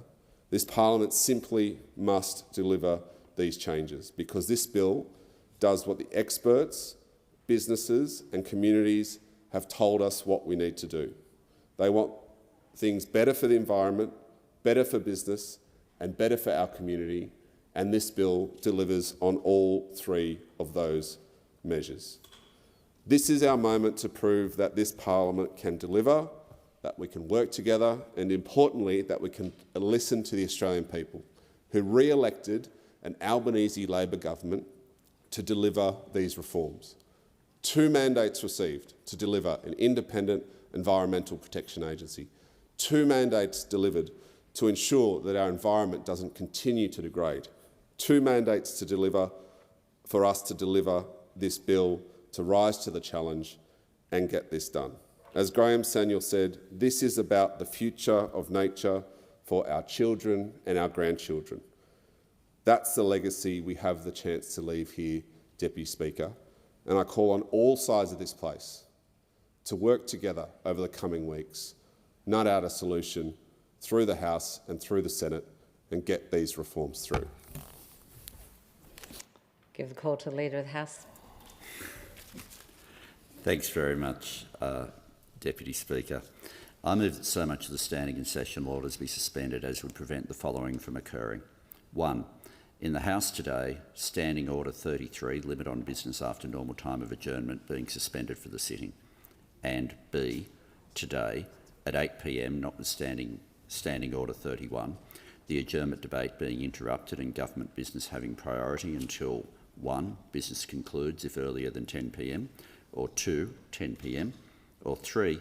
A later time specified by a minister prior to 10 p.m, at which point the debate being adjourned and the House immediately adjourning until Wednesday, 5 November at 9 a.m. 2. Today, in the Federation Chamber, government business being given priority until the Federation Chamber adjourns at approximately 9:30 p.m. And 3. The Environment Protection Reform Bill 2025 being debated incognate, with government business orders of the day numbers 5 to 10, and 4. Any variation to this arrangement being made only on a motion moved by a minister. Deputy Speaker, in explaining to the House what all of that procedure means, it means, first of all, the 6:30 rule still applies, so after 6:30 p.m, people who are not expecting to speak or not rostered on in the House, they certainly won't be required for divisions or for quorum calls after 6:30 p.m. Secondly, this House, if you are rostered to speak on the adjournment debate, the adjournment speeches will still go ahead, but at 8 p.m. the House will not adjourn. The House will return to government business and continue on government business until until 10 p.m. The only circumstance where a minister might ask for it to go longer than 10 p.m. is if you've got a final speaker and they've got a few minutes left in their speech. Other than that, it would be a 10 p.m. cut-off unless we end up with fewer speakers. The next thing is the Federation Chamber would also be continuing until 9:30 p.m. tonight. And the final thing is, instead of debating the 7 bills separately, we would have the cognate debate that was circulated earlier today with respect to the environment legislation. So the question is that the motion be agreed to. I give the call to the Manager of Opposition Business. Thank you, Deputy Speaker. So the Coalition supports working on Cup Day. Good idea, very Australian principle. All showed the productivity gains we can make here in Parliament. However, the government has constructed this motion so that the cognate debate, which we do not support, we think inherently the 1,500-page bill should be debated, with the 5 bills should be debated separately for good reason, policy reasons, and for a proper consideration in detail process. We will oppose this motion on that point only, but the rest of the arrangements are agreed to. So, yeah. I got it. Thank you. The question is that the motion be agreed to. That's what I am putting to the House now. All those of that opinion say aye. Aye. To contrary, no. No. I think the ayes have it. Is a division required? Please ring the bells.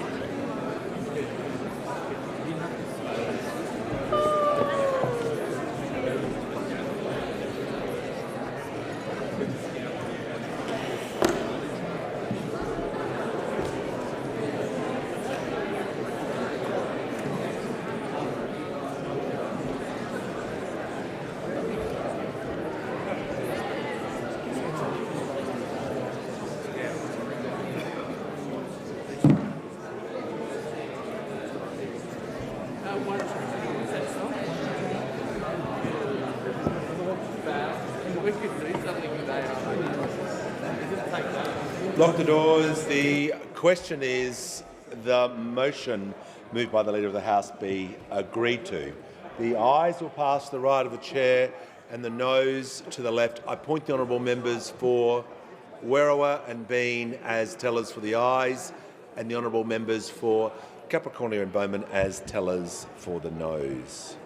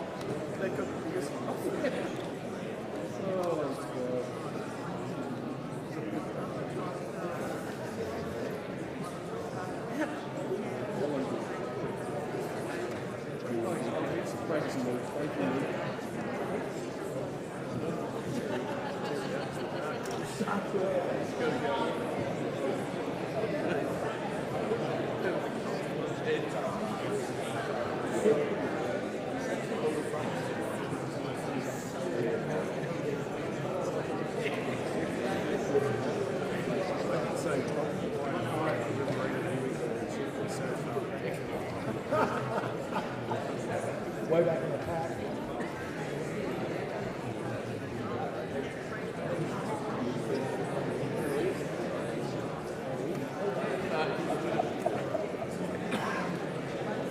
There's so much material. Wait, can you work with me? There's so much material.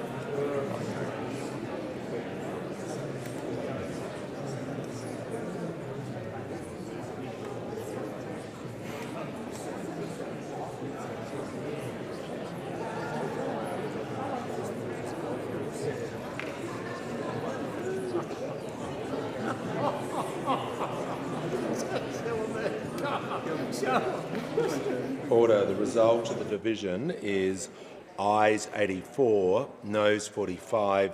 The matter was resolved in the affirmative by an absolute majority. Quite a lot.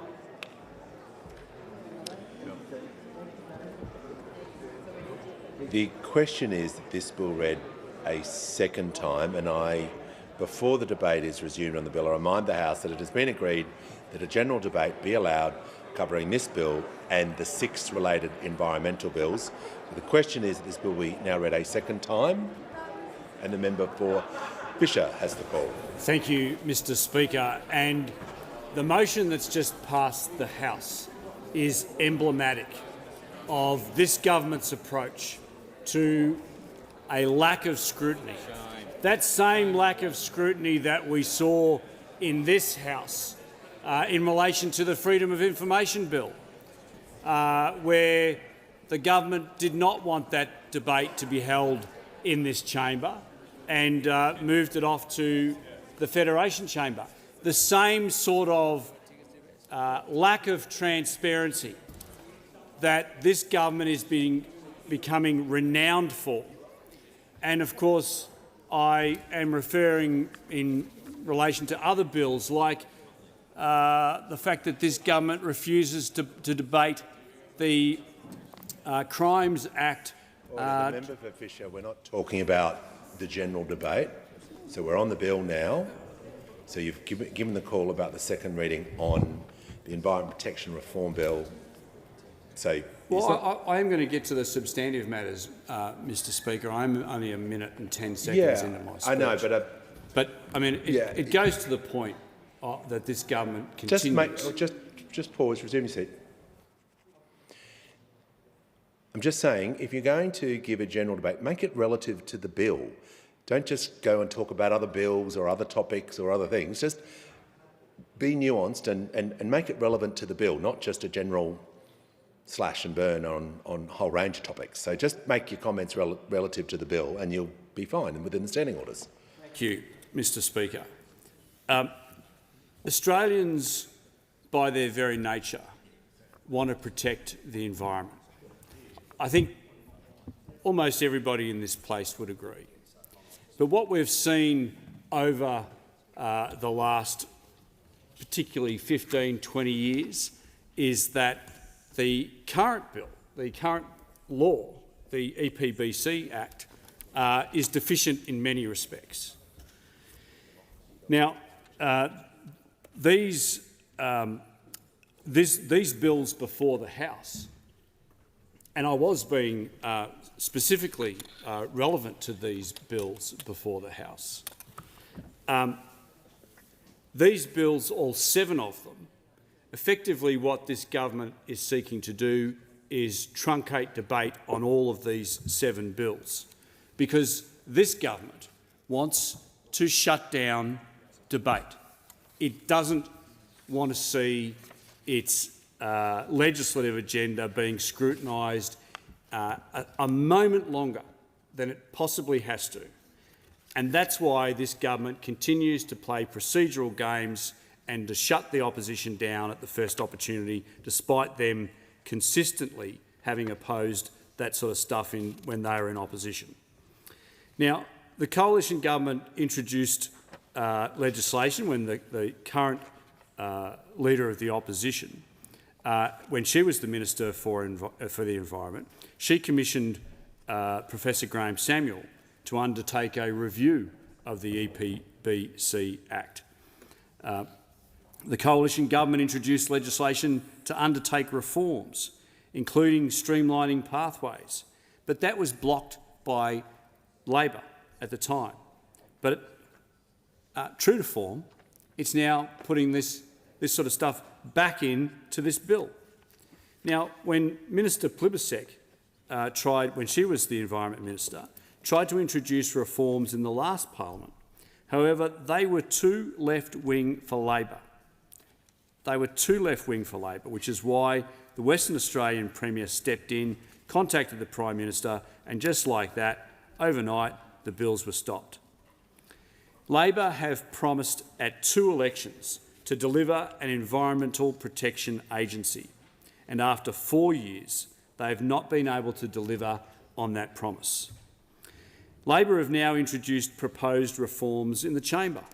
However, in trying to ram it through, the bills have already been sent to a Senate inquiry, reporting back on the 24th of March 2026. Now, I know that the people in the gallery right now, and anybody who might be watching or listening to this transmission, would be wondering, well, hang on a minute, these bills, all 7 of them, have been referred to a Senate inquiry. Why are we talking about them now on the floor of the House of Representatives? And that would be a pretty reasonable question to ask, because the whole idea of the Senate inquiry is to look in detail about the merits of these bills, specifically drilling down into detail on their provisions. And yet, here we are. Here we are today, early November. The Senate inquiry bill is not due to come back until the 26th of March 2026. How can it be that this chamber can have a meaningful debate without the scrutiny of these bills? How can that be? If anybody can explain that to me, I'm all ears. But this is emblematic of the way that this government operates. It's ram legislation through at any cost, and we've seen that. We've seen it in national security legislation that I've had the carriage of just in the last couple of weeks. Ram it through, don't worry about it. The fact that there is a Senate inquiry on foot that hasn't even released a report, don't worry about that. Let's just get the bill through. That is what Australians are dealing with an arrogant government with a supermajority. That's what happens when a government gets a supermajority and it believes that it is beyond reproach. It believes that it is beyond accountability by the Australian people. Now, the coalition respects the outcome of the election, but with the outcome of the election, what we are seeing is this government is increasingly day in and day out ramming through legislation in this place without proper scrutiny, without giving the coalition the opportunity to be heard, without giving the coalition the opportunity to properly scrutinise what is in effect 1,500 pages of legislation and explanatory memoranda. 1,500 pages. This bill was alerted to the coalition last Thursday. Not 9 years ago. This bill was provided to the coalition last Thursday. 1,500 pages. 1,500 pages. Just totally disregard the fact that there is a Senate inquiry on foot at the moment. The government says, let's just ram this through, to hell with the opposition, to hell with the Australian people. Now, the minister is looking to do a deal with either the coalition or the Greens in relation to these bills by calling back the bills from the Senate inquiry process to pass the legislation by the end of this year. They want this through the Parliament by the end of this year. In the current form, the bills do not provide an improvement for business, and the coalition cannot support them as is. Now, the Business Council of Australia, as the key public commentator to date, has been clear, and they've said without significant changes to this bill, we risk embedding a system that's even slower, more complex, and lacking the clarity and certainty needed for investment. So, third-party stakeholders are saying that these bills are problematic. They're saying that these bills will create a whole new heap of bureaucracy, which is even worse than what we've currently got. Now, Mr Deputy Speaker, I want to just stop and pause for a moment, because I want to tell a salient story about a project, a road project in my electorate in Caloundra, in the seat of Fisher. Now, this is a project that was going to be, emphasis on going to be, funded by all three tiers of government. It wasn't a big road project like some of the projects that we get involved with at a federal level. It was a relatively modest project. If I remember correctly, it was certainly under $100 million, which for a road project is a modest project from the federal perspective at least. Now, when we were in government, we committed funds for this road project. It wasn't a lot of money. If I remember correctly, it was about $7 million. The rest was going to be paid for by the state government, the Queensland state government and the local government. Now, everything was going along quite well until we lost the election in 2022, and then the infrastructure minister decided to do her infrastructure review, and guess what, Mr Deputy Speaker? She cut the funding for this road project, which would have provided an alternative access into Caloundra, an alternative access which was greatly needed by the people of the Sunshine Coast, because that area around Caloundra, around the corner of Caloundra Road and Nicklin Way, is a car park at the best of times. So this project would have given an alternative road into Caloundra. Would have been great. Unfortunately, the Infrastructure Minister pulled the $7 million from federal funding, which meant that the state and local governments had to foot the bill for the balance. And they did. They do. They are. That's what they're going to do. But unfortunately, some genius in the Sunshine Coast Council referred the project to the Federal Environment Minister under the EPBC Act. Now, this was around about 3 years ago now, 2 years ago maybe, and that's where it's gone to die. That project is now stalled under the current EPBC Act because it has literally stalled within the Federal Department of the Environment. Shame. And it's interesting to hear the Business Council of Australia say that these bills will create a legislative environment which will be even worse than that which we currently have. Today, it's 5 to 4 at home. There'll be people, mums and dads, picking up kids from school. It's called no daylight savings to those opposite. For those of you who don't know, Queensland doesn't have daylight savings.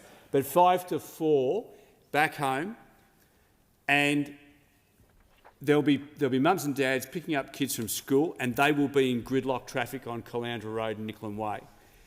And my message to them is this: if you think that things are bad now because of the traffic on the Sunshine Coast under the current EPBC laws, the BCA, Business Council of Australia, is saying that if these bills are passed, it's only going to get worse. The times for approvals are only going to get worse. So as the Sunshine Coast moves to 2032 and being one of the major host cities of the 2032 Olympic Games, the Sunshine Coast is grinding to a halt because of the amount of people who are moving there. And you will have, Sunshine Coast locals will have this Labor government to blame because of their incessant desire to drag things down with more red and green tape. And for what? What will be the appreciable benefits? Now, Mr Deputy Speaker, the Coalition says that there will need to be substantial amendments in relation to these bills. The deep concern is that the bills are more pro-green than they are pro-industry. There is enough here for Labor to do a deal with the Greens, and that should worry every Australian. These bills will put an unacceptable handbrake on the Australian economy. Now, the government's pretty good at doing that already, but these bills will only amplify the problem which we are currently experiencing. The question is that this bill be now read a second time. The member for Moore has the call. Deputy Speaker, I rise in strong support of the Environment Protection Reform Bill 2025, a once-in-a-generation opportunity to fix laws that are failing the environment, our economy and our communities. These bills are about balance and progress, protecting the natural heritage that defines us as Australians while enabling clean energy industries, homes and infrastructure our nation desperately needs. Because the truth is simple. The environment and the economy are not at odds. If we get this right, they grow together. Cleaner energy, stronger regions, more jobs and a healthier planet. Labor has always been the party of the environment. As the member for Bennelong said, saving the Franklin River, protecting the Daintree and Kakadu, to building the world's largest network of marine parks and leading the national effort to tackle climate change. Today, Labor is leading once again, modernising our environmental laws to meet the urgency of the climate crisis and seize the opportunities of the clean energy transition. The current Environment Protection and Biodiversity Conservation Act is not delivering. Professor Graham Samuel's independent review said it plainly. Our laws are failing the environment, business and the community. 5 years after that review was handed to the then Environment Minister, now the opposition leader, the environment is still in decline and major projects still take too long to get approval. That's why these reforms matter. They're about ensuring our environmental protections actually protect and our approval system actually works. This bill delivers on the 3 pillars recommended by the Samuel Review: stronger environmental protection and restoration, more efficient and robust project assessments, and greater accountability and transparency in decision-making. It's a balanced, pragmatic approach. It's a balanced, pragmatic package, better for business, better for the environment, and better for the Australian people. We can't build a future made in Australia on a foundation of environmental decline. Our unique species and landscapes, from Ningaloo to the Great Barrier Reef, are irreplaceable. This bill introduces national environmental standards, legally enforceable benchmarks setting out in plain language what must be protected and what cannot be lost. Those standards will cover matters of national environmental significance, offsets, First Nations engagement and data transparency, providing clarity for investors and certainty for communities. A key safeguard is the no regression clause. Future governments cannot weaken these standards without improving environmental outcomes. That's an enduring legacy. This bill also defines unacceptable impacts, creating clear, upfront criteria for what simply cannot be approved, because some things, once destroyed, are gone forever. Protection statements will ensure decision makers know exactly what they must consider when assessing risks to threatened species and ecological communities, cutting ambiguity and strengthening protection. And for those who break the rules, penalties will be tougher, linking fines to the value of any illegal gain, so no one can treat environmental harm as just another cost of doing business. If you damage our shared natural heritage, you'll pay for it properly. Most importantly, this bill replaces the weak notion of no net loss with a higher bar, net gain. Every approved project must leave the environment better than before. That's a fundamental shift from merely avoiding damage to actively delivering restoration. Through the new Restoration Contributions Network, proponents can either deliver their own offsets or contribute to a national restoration fund that supports large-scale strategic recovery, less piecemeal rehabilitation and more genuine renewal. Because when we restore landscapes, we restore confidence. If we want to hit the 82% renewable electricity by 2030, we need environmental laws that are strong and streamlined. Right now, too many renewable and critical minerals projects are stuck in duplication between Commonwealth and state systems. This bill fixes that, reducing duplication by accrediting state and territory systems that meet our new national standards, maintaining protection while cutting red tape. A new streamlined assessment pathway will fast-track quality proposals, reducing average assessment timeframes from 70 days to as little as 50 and save the economy up to $7 billion a year, because time is money and delay is costing jobs, investment and progress towards our renewable targets. We'll also make bioregional planning a cornerstone of the system, mapping regions to identify both development zones and conservation zones. Projects in development zones can proceed with certainty about what's required. Those in conservation zones face a clear no.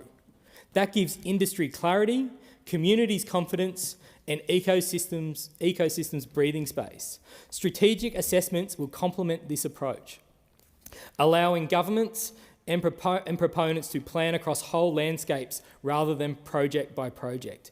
This is smarter regulation, stronger at the environmental level, simpler at the project level. The bill also strengthens the national interest framework, creating a transparent, limited mechanism for projects of demonstrable national interest, such as emergency infrastructure or essential renewable transmission, to proceed with published reasons and conditions. It also mandates emissions disclosure. Proponents must report their Scope 1 and 2 emissions and show how they'll manage them, aligning environmental approvals with the safeguard mechanism and our national climate goals. That means every major project must be part of the decarbonisation story, not an obstacle to it. Deputy Speaker, Australia is in the midst of an energy transformation unlike anything since the industrial age. The global shift to renewables is not a choice between the environment and prosperity. It is prosperity. As of this month, our government has approved 111 renewable energy projects generating enough electricity to power more than 13 million homes. 69 are already producing clean power.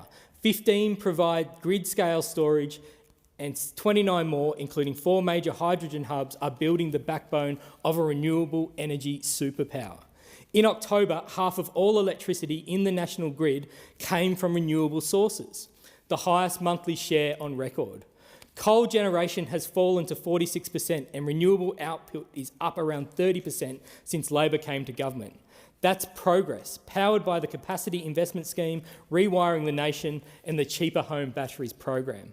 But to keep that momentum, we need planning laws that move as quickly as our ambition. If we don't pass these reforms, we'll slow down the renewable rollout, the transmission lines, wind farms and community batteries already cutting across regional Australia. This bill clears the path with faster approvals, better coordination and stronger investor confidence to build here in Australia. It replaces an outdated system that too often said no because it's hard with one that says yes if it's responsible.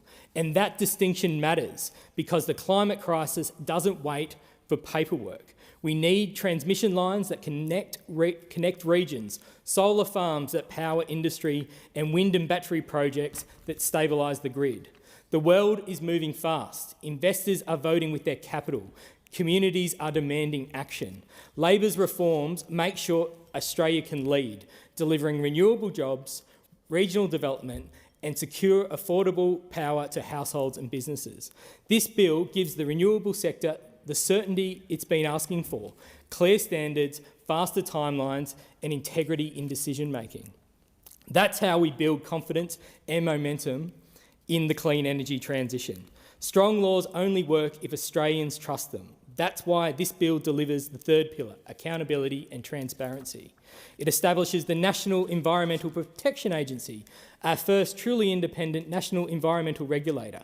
The EPA will consolidate regulatory functions, ensure compliance and enforcement, and have the power to issue environmental protection orders when harm is imminent. For the first time, Australia will have an independent watchdog to hold rule breakers to account and restore public confidence. The EPA won't duplicate state agencies, it will complement them, setting consistent national standards and ensuring accredited processes live up to them. Alongside it, we'll establish the Environment Information Australia, a statutory body to improve the quality and accessibility of environmental data, because we can't manage what we don't measure. High-quality data means better decisions for government, for businesses and communities alike. It means transparent, state-of-the-environment reporting and an end to the data gaps that have undermined trust. Together, the EPA and EIA will make our environmental system not only stronger but smarter. The bill also deepens First Nations involvement in decision-making, embedding the Indigenous Advisory Committee at the heart of environmental governance. It requires consultation with First Nations peoples in developing standards and ensures cultural knowledge informs species listing and conservation planning. Because caring for country has always been about partnership, learning from the world's oldest continuous culture to protect Australia's oldest living landscapes. Deputy Speaker, these reforms also provide certainty for industry, reducing duplication, speeding up approvals and creating a level playing field that rewards responsible operators. When the rules are clear and consistent, investment follows. That means more renewable projects, more local manufacturing and more jobs, particularly in regional Australia. It means faster delivery of housing and infrastructure projects communities desperately need. And it means business can plan with confidence, knowing their proposals will be assessed on transparent criteria, not politics or delay. Environmental groups support this reform because it strengthens protection. Industry supports it because it streamlines approvals. That's the definition of balance, and it's exactly what this parliament should deliver. We've talked about reform for a decade. We've had review after review, report after report, while our natural environment keeps declining and the approvals pipeline keeps clogging. Every day we delay, another threatened species edges closer to extinction, and another renewable project that could lower bills and emissions sits waiting. The Samuel Review laid out the blueprint. This bill delivers it. Now, the choice belongs to this parliament. Will we act in the national interest or let another 5 years pass while our laws fail both nature and the economy? I say to the opposition, you were handed the Samuel Review 5 years ago and did nothing. Now is your chance to fix what you broke. Will you really vote against faster approvals that industry has been calling for, against a system that cuts red tape and boosts productivity? And to the Greens, will you oppose stronger standards, tougher penalties and the new EPA you've long demanded just to make a political point? Australians are tired of ideological gridlock. They want progress, not point scoring. They want us to get on with it. Our door is open to anyone from any party who wants to protect the environment and deliver the projects Australia needs. These reforms will unlock billions in clean energy investment, much of it flowing into regional communities. They fast-track transmission projects under the Rewiring the Nation, create skilled jobs for electricians, engineers and apprentices, and open new opportunities for regional manufacturing through the Future Made in Australia. They'll ensure environmental approvals support housing construction and renewable supply chains, the twin foundations of sustainable growth. And they'll restore confidence in a system that too often divided Australians between environmental protection and economic development. In truth, those goals were never in conflict. Healthy landscapes sustain agriculture, tourism and regional economies. Clean energy underpins competitiveness and cost of living relief. This bill unites these priorities, protecting what makes Australia special while powering what makes Australia strong. Deputy Speaker, these reforms are about responsibility to future generations and the country we love. My electorate, like many others, is home to people who want practical action on climate and the environment, not slogans. They want to know the wind farms on our horizon, the solar panels on our roofs and the nature reserves in our suburbs all form part of a coherent national plan. They want a government that can walk and chew gum, protecting the bush and building the future at the same time. That's what this bill does. It brings together environmental integrity, economic growth and climate responsibility into one clear framework. It restores trust that environmental decisions will be made on evidence, not ideology, and ensures that we decarbonise and also regenerate. Deputy Speaker, Australia's environment is one of our greatest national assets. It deserves laws that are modern, effective and capable of meeting the challenges this century. This bill strengthens protection, streamlines approvals and ensures accountability, all while accelerating the clean energy transformation. We can get this done to deliver on what the Australian people sent us here to do, because every day we delay, our environment degrades further, and every day we delay is one we could be building the renewable energy and housing our future demands. I commend the bill to the House. The question is that this bill be now read a second time. The member for Goldstein. Thank you, Deputy Speaker. And as the member for Goldstein, every time we mention the word Goldstein, we're honouring the legacy of the suffragette Vida Goldstein. And that's the basis which I always correct members, because when you think about Australian political history, you have a limited number of Australian political figures who are honoured by the name of electorates, and one of that includes one of Australia's greatest suffragettes. Apart from when I was doing research for my first speech, where I found an article where she specifically explained how to pronounce her name, and in both of the books that have been published in recent years, Ye Daughters of Freedom and Vida, where it was explicitly explained how to pronounce her name correctly, it's important to get right. Deputy Speaker, Australians simply want to make sure we have stewardship of our natural environment. They want a sense of protection and balance to conserve the environment for future generations, while, of course, building the jobs and economic opportunity for Australians to be able to go on and live successful lives. We are blessed with bounty, we are blessed with opportunity, and it's our responsibility to harness that in a way that continues to grow out the economic potential for our nation and for all.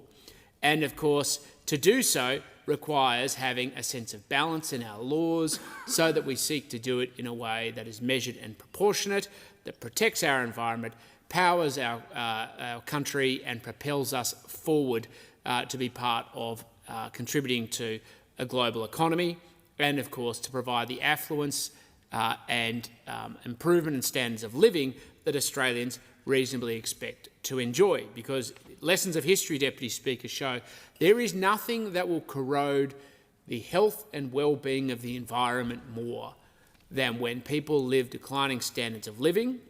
And when they do, particularly in situations of poverty, they turn to the environment as the point at which they try to improve them. Stewardship is understanding that prosperity, environmental conservation, can be a point of opposition, or they can be intrinsically linked. And good nations design laws that intrinsically link the potential of economic opportunity with stewardship, so we're able to hand down to future generations a better environment than we inherited ourselves. But there is one problem with our current environmental framework, or multiple, in fact, Deputy Speaker. The current laws are slow, they're cumbersome, and they're expensive. And when I mean they're expensive, they're not expensive because they cost businesses money. Businesses obviously have an obligation to spend the money necessary to preserve and protect our environment. They're slow and expensive because they actually delay the potential for investment in our environment to be able to harness its bounty and its potential. And it's not just in dollars, but it's also in time.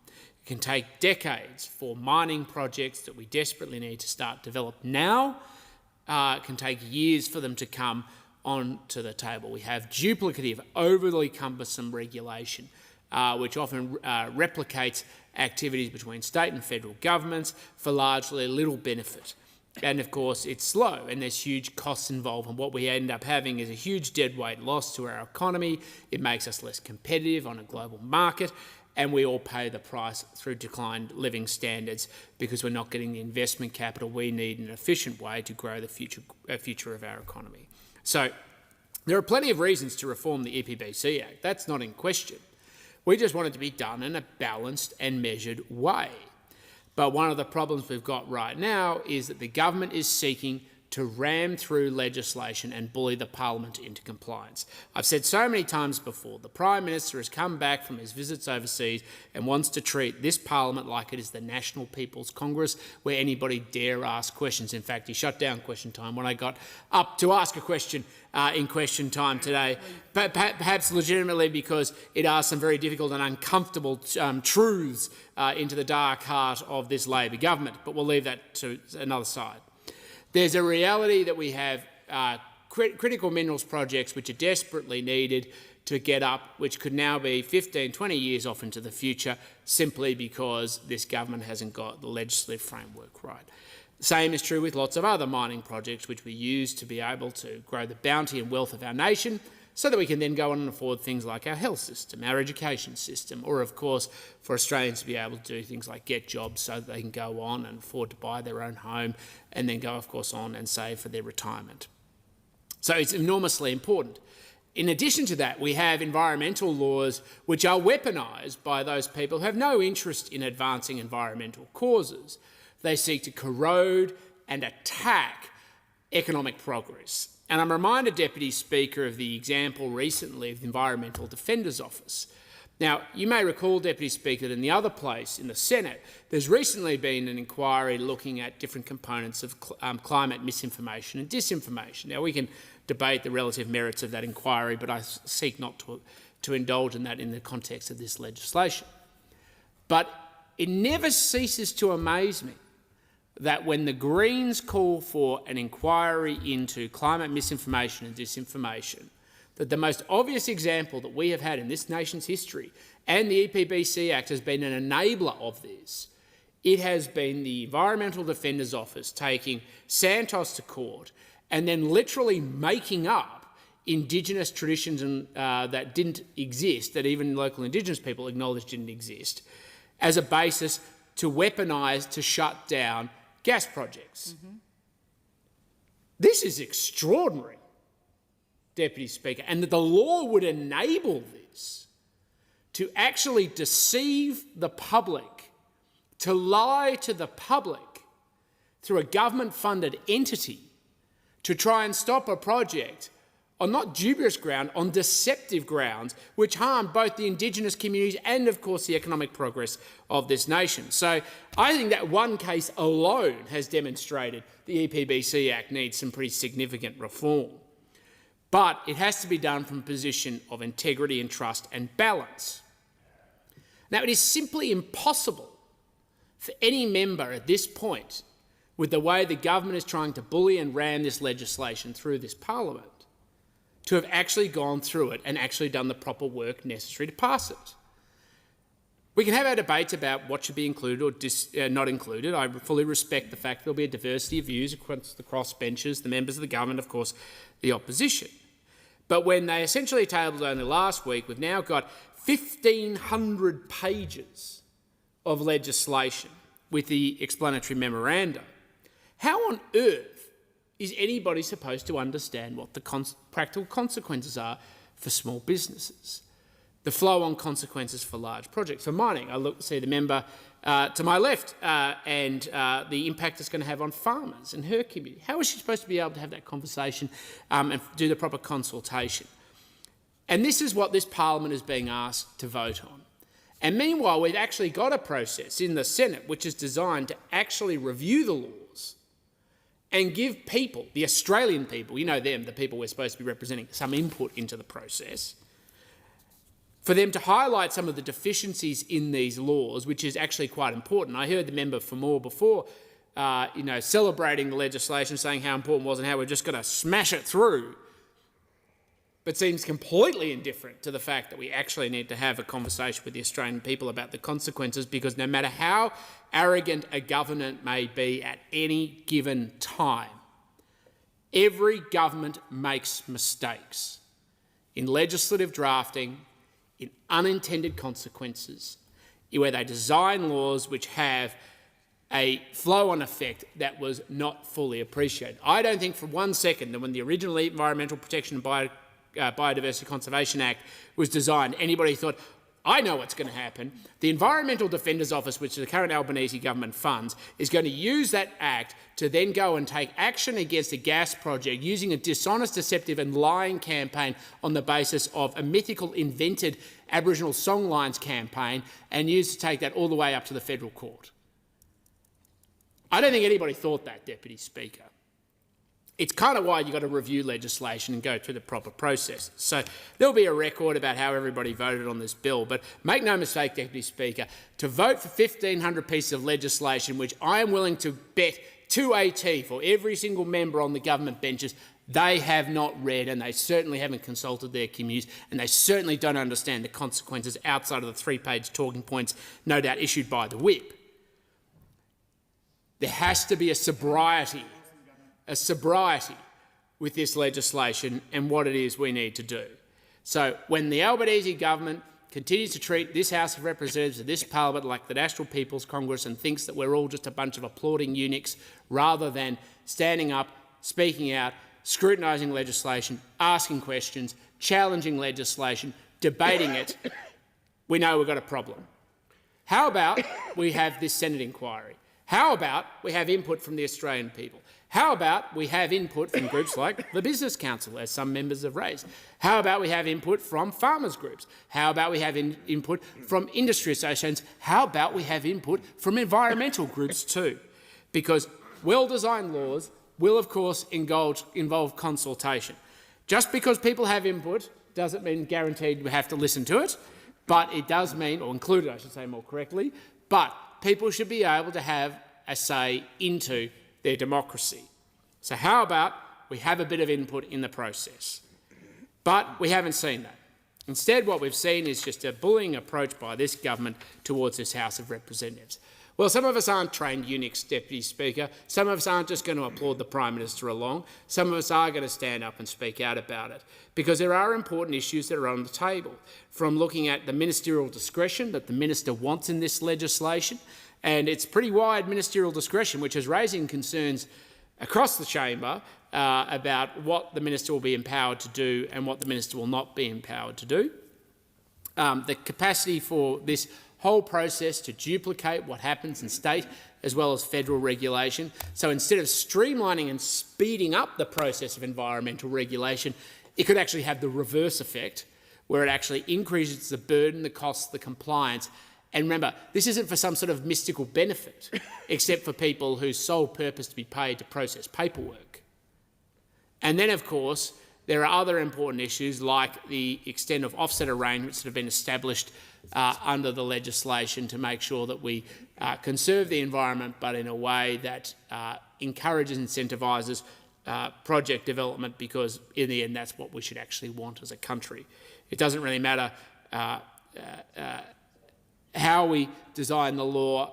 We have to make sure that we're stewarding the environment to a better future, but it also has to be through a pathway of acknowledging that we have to manage our challenges for the environment as well. And so those groups haven't had their say. So far they're saying this legislation's a dud. They're saying it's a dud because it actually makes the problems worse, and stakeholders who have the chance to be able to speak up in the public square are calling out the Albanese government for their ramrod approach. The question is why members of the government feel so fixated and obsessed with wanting to override rational conversation in this legislation. I understand, and you can see it again going back to question time, where all of the ministers get up and praise their Prime Minister. He's obviously got a dirt file that has something on all of them, because there's no other basis that anybody would get up and be so sycophantic. And when it comes down to it, the reality is ministers and particularly backbenchers have a responsibility to ask basic questions of ministers and, of course, of the legislation they put forward. So my recommendation to the minister is fix the laws, listen to the public, take input and views, and actually allow the time, the reasonable proportionate amount of time, for 1,500 pages of legislation and explanatory memorandum to be properly considered. Because if you don't, and you get if the minister gets this wrong, the consequences for the environment could be profound. The consequences for economic development for Australia could be profound. The consequences for Indigenous communities could be profound.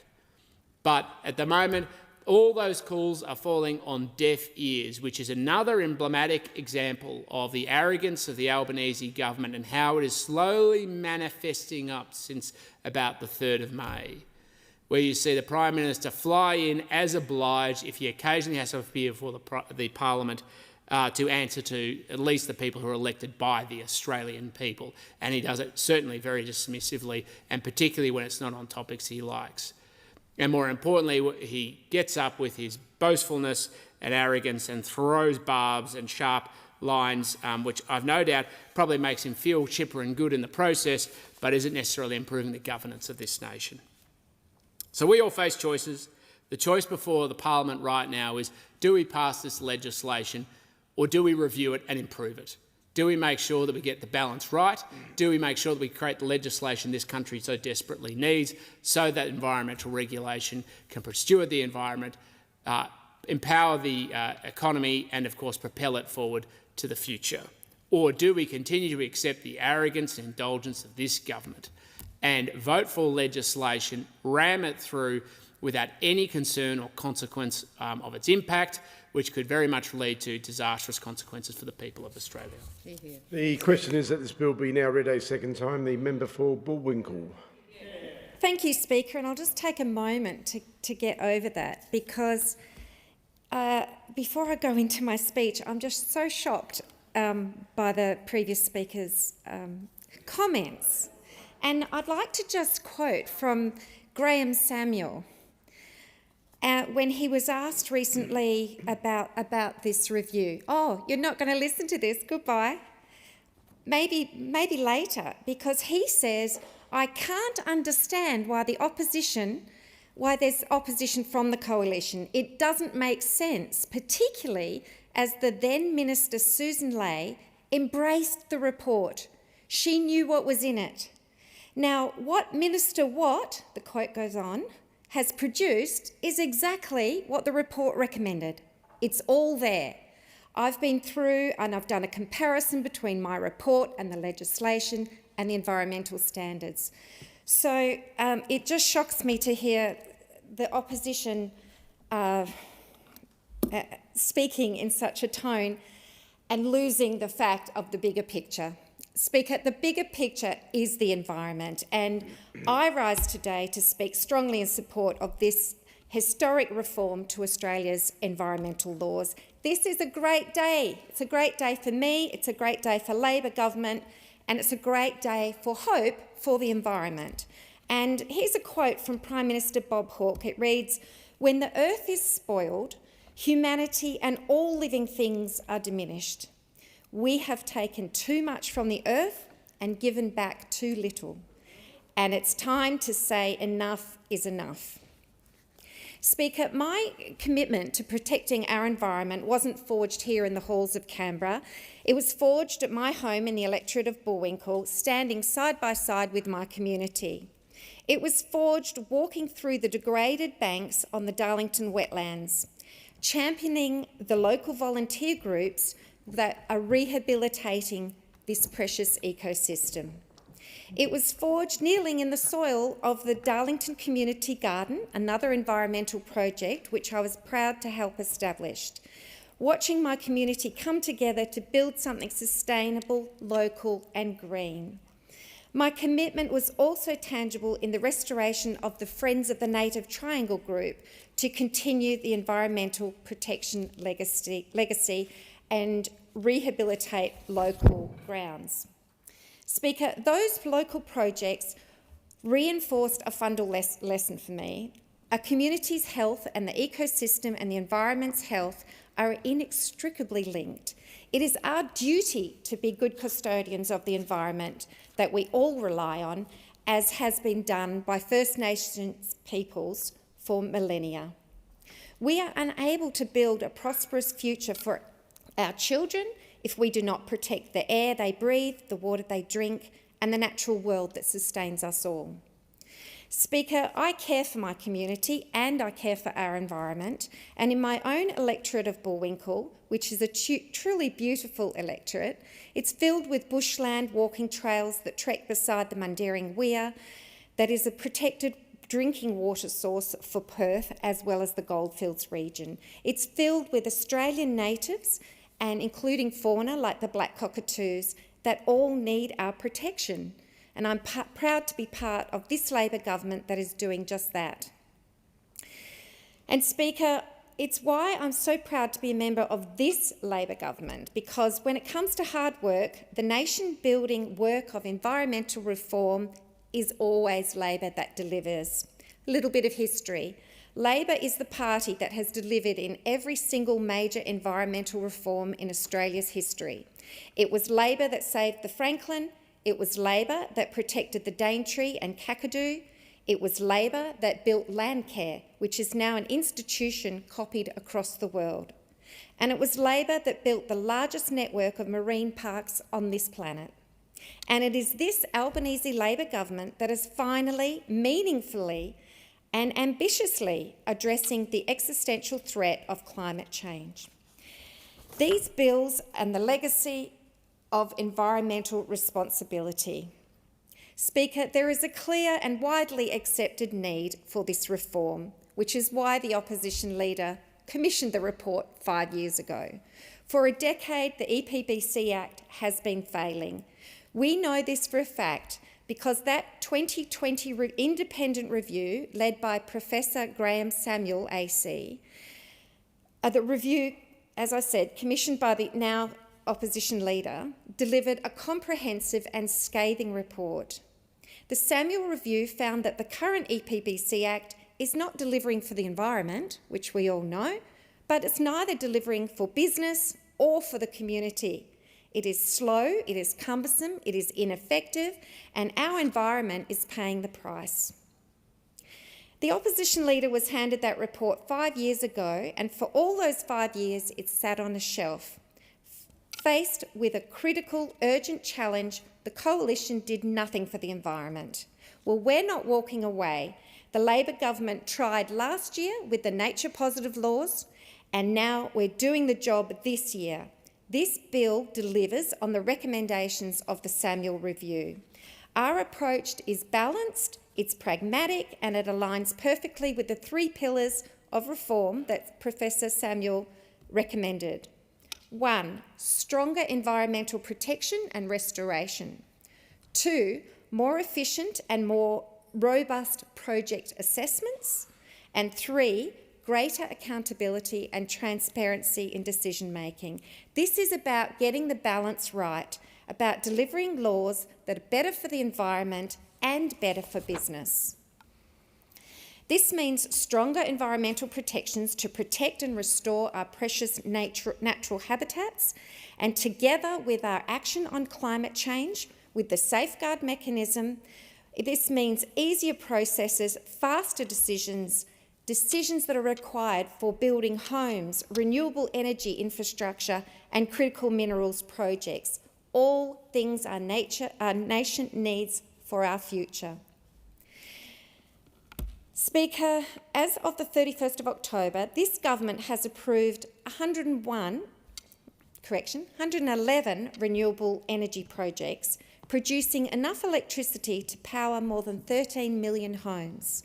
Under this government, renewable energy generation has reached new records, up in volume by around 30% since we came to government. In October, around half of all electricity in the national grid came from renewable sources, the highest monthly rate on record. Coal generation is down to only 46%. So our plan is working. We need these reforms to deliver the energy. We need these environmental reforms to get quicker decisions so that we can deliver that energy transition faster. And that's what Australians voted for. So what do these reforms do? Firstly, they establish a National Environmental Protection Agency, the EPA. The EPA will be a strong independent regulator responsible for education, compliance and enforcement, and powers independent of the minister. Second, we are inserting a new ministerial power to make national environmental standards.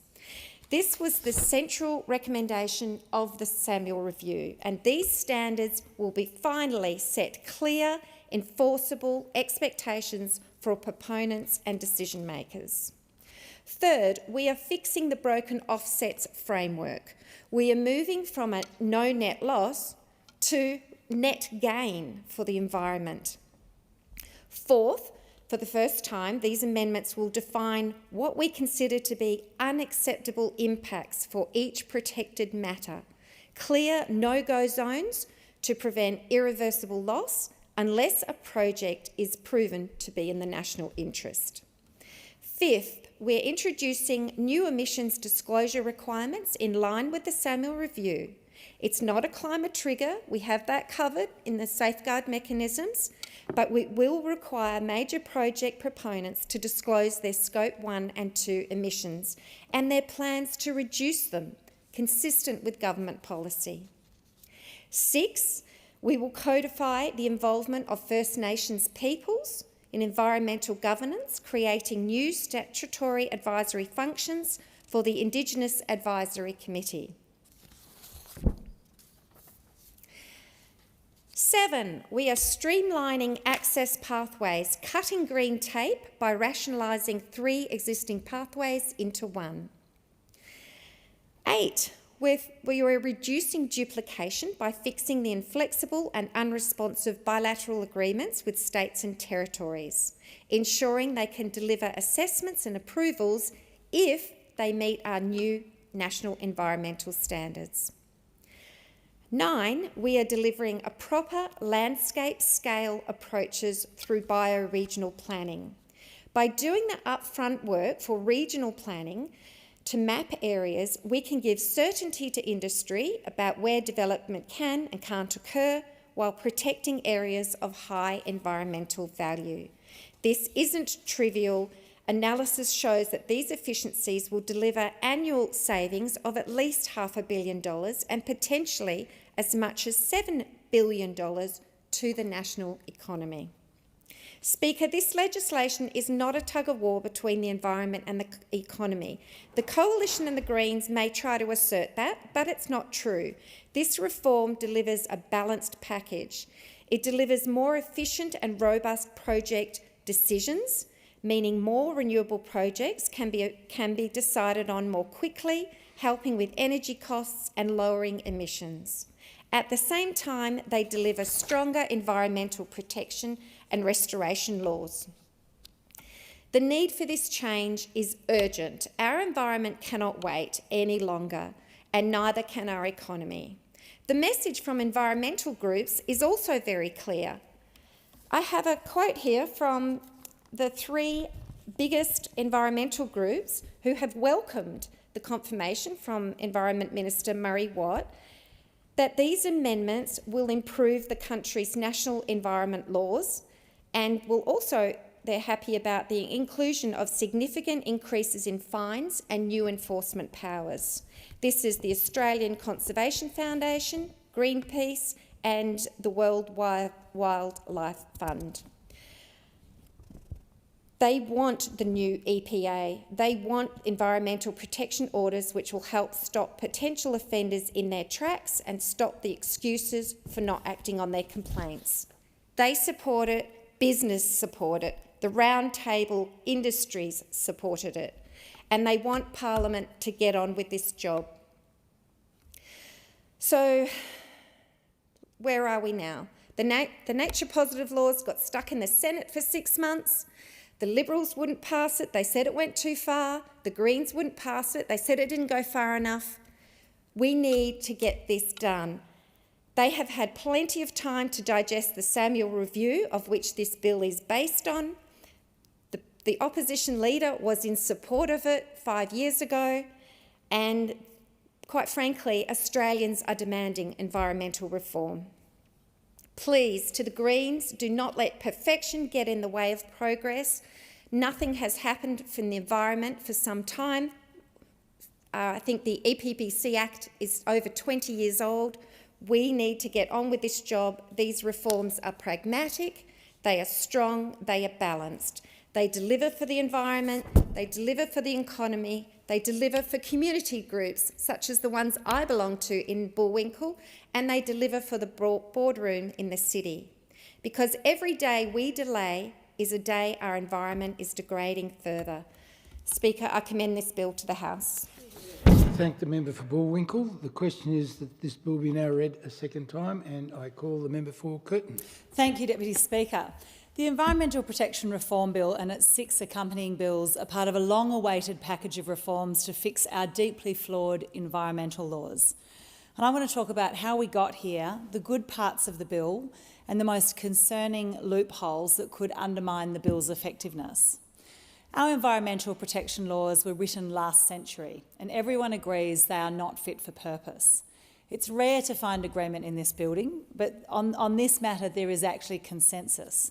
Our environmental laws do not protect nature and they do not work for business. More than 48% of the continent is now degraded, and more than 70% of our most diverse regions are devoid of native vegetation.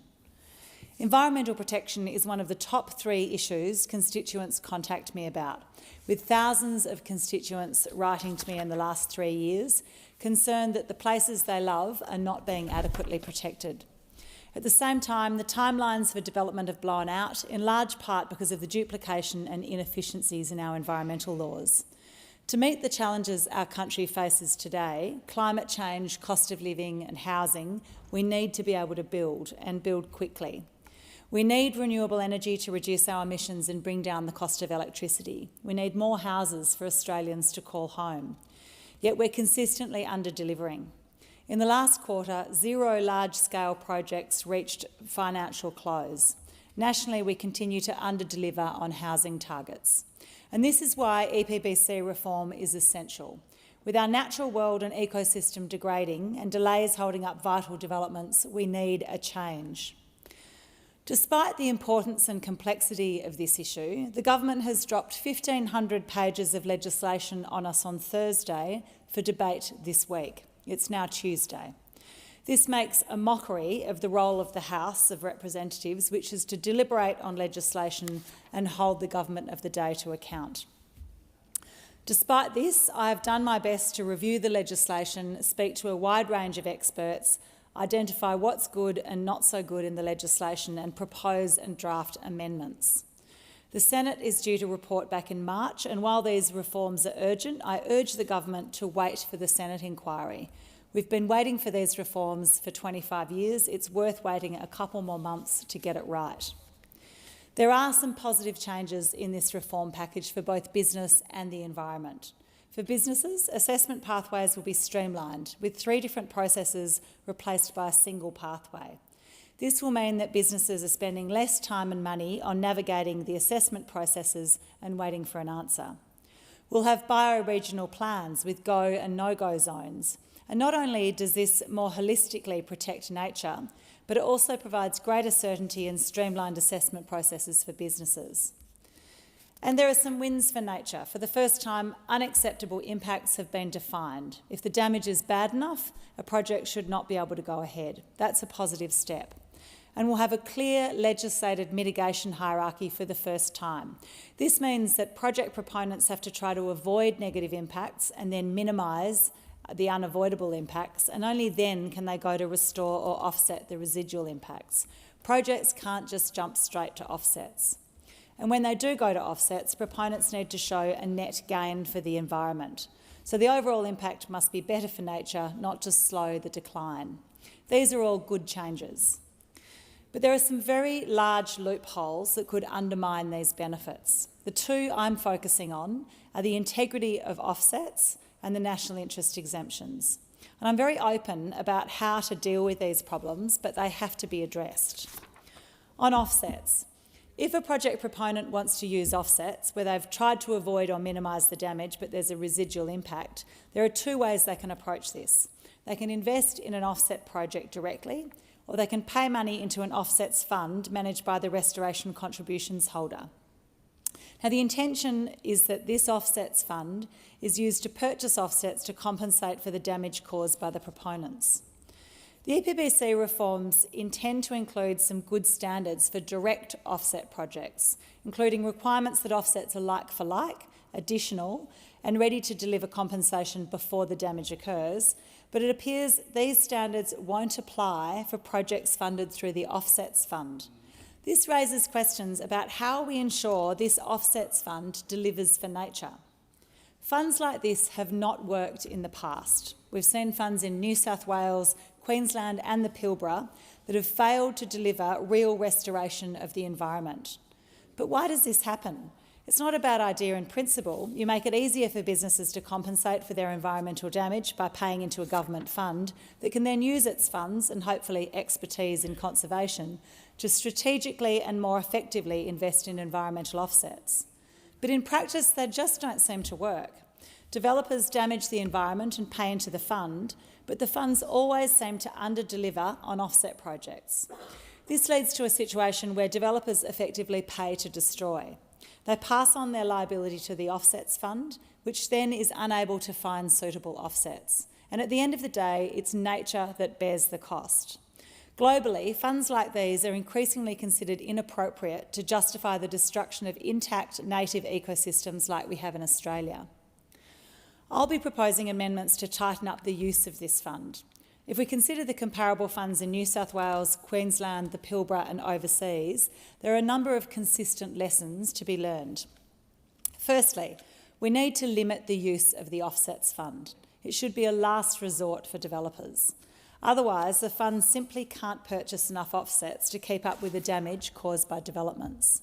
I'm drafting an amendment that requires projects to only use the offsets fund if they're unable to purchase offsets directly.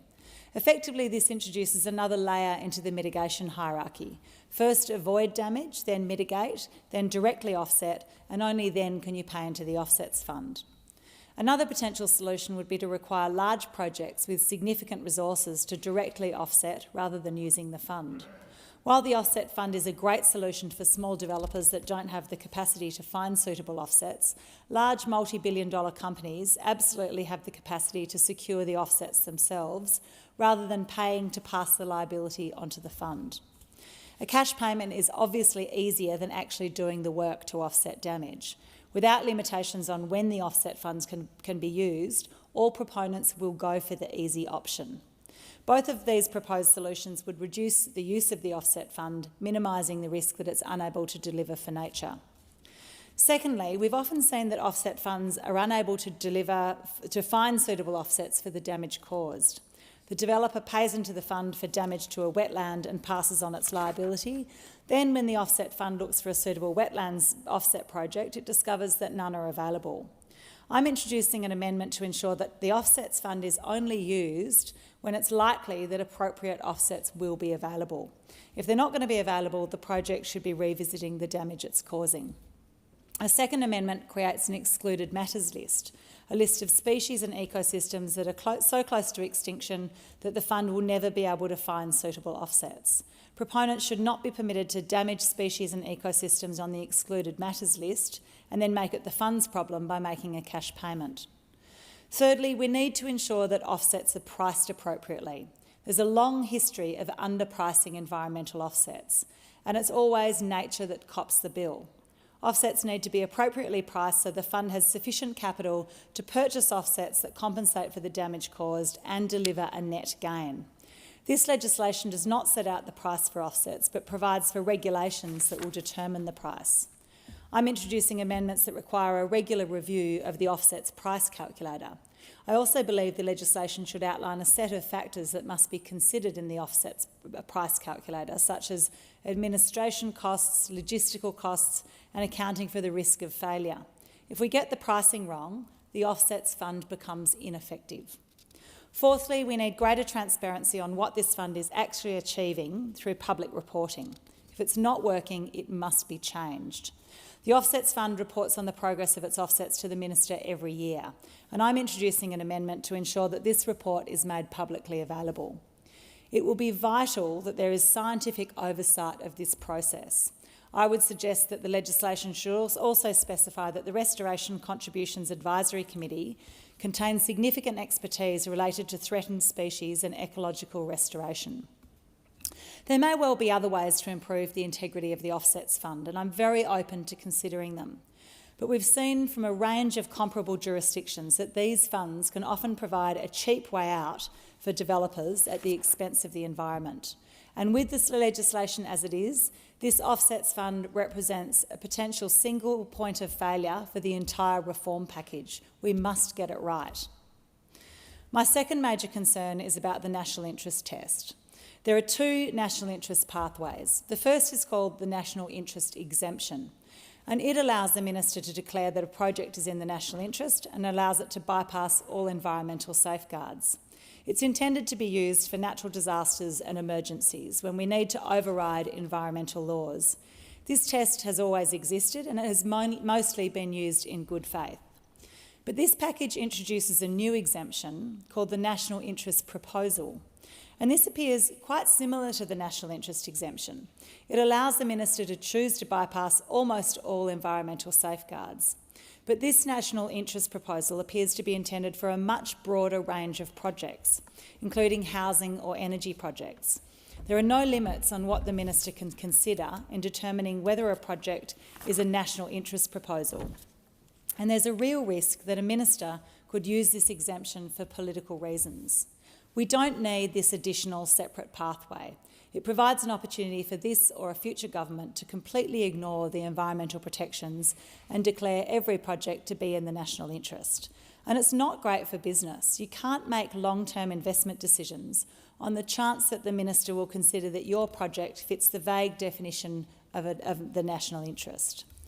We should be accelerating approvals by streamlining the environmental assessment rather than introducing a sneaky bypass that's completely left to the minister.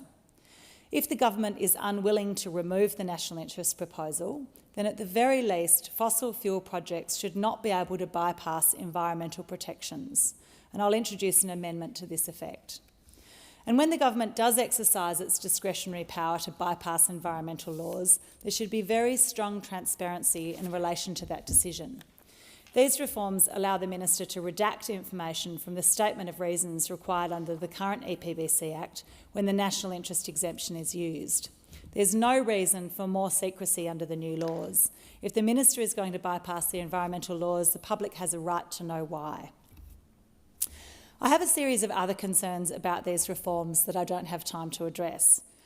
These reforms do not deal with land clearing or native forest logging. There's a huge amount of ministerial discretion. The phrase ministerial satisfaction appears over 600 times in the combined bills and explanatory memoranda. They do not introduce a climate trigger or climate considerations, even though climate change is the biggest threat to the environment.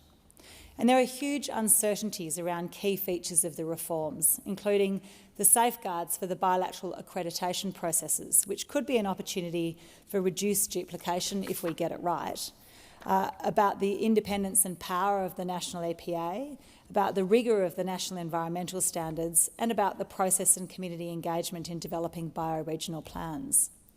Despite the ridiculous timeframes and the serious concerns in these bills, I would encourage every part of the Parliament to contribute constructively to this process and accept that no one is going to get everything they want. We need to make our environmental laws work better so we can safeguard the environment and build a future that we're proud to leave to our children and grandchildren. I implore the Greens to act constructively and not let the perfect be the enemy of the good. This is an opportunity to show that you've learnt the lessons of the last election. People want outcomes and you have a chance to deliver. I implore the Coalition to show that they can be an effective party of opposition and to focus on the need to improve the laws for the environment and for business, rather than using this as a point-scoring exercise. Australians are sick of the petty politics. They want to see constructive engagement and results. But perhaps most importantly, I implore the government to act in good faith to improve this legislation and get it passed. These bills require significant amendments. This is a once-in-a-generation opportunity to reform the environmental laws that protect our environment and support our businesses. Let's get it right. I'll be working constructively with the government and others in the House and the Senate to come up with a package that can satisfy the twin imperatives of more certainty and timeliness for business and a better environment for our children and grandchildren. And I now move a second reading amendment acknowledging the need for better outcomes for business and the environment, the need to work together and pass environmental reforms, and calling on the government to amend this bill to resolve its significant flaws. Is the amendment seconded? The amendment is seconded and I reserve my right to speak. I thank the member for Wentworth. The amendment is seconded.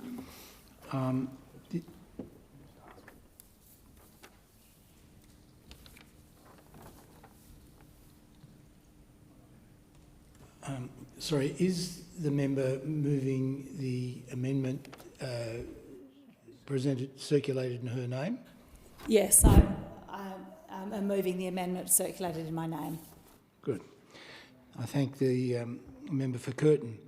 The original question was that this bill be now read a second time. To this, the honourable member for Curtin has moved as an amendment that all words after that be omitted with a view to substituting other words. The question now is that the amendment be agreed to, and I call the member for Boothby. Deputy Speaker, one of the major reasons I chose in 2021 to give up a really meaningful job with St Vincent de Paul in South Australia and spend 10 months campaigning unpaid was the appalling record of the previous Abbott-Turnbull-Morrison government on climate and the environment. This was a government who, in concert with then SA Liberal Environment Minister David Spears, sabotaged the Murray-Darling Basin Plan to the detriment of South Australia's water security, our environment, our regional communities and our downstream agriculture. They cut funding to the environment by 40%. They teamed up with the Greens political party to axe climate laws that would have seen Australia reaping the economic and environmental benefits of having cut emissions via an efficient market-driven mechanism. The one thing they actually did well for the environment was the 2020 Samuels Review, commissioned by the now opposition leader during her tenure as Environment Minister. Then they promptly ignored it.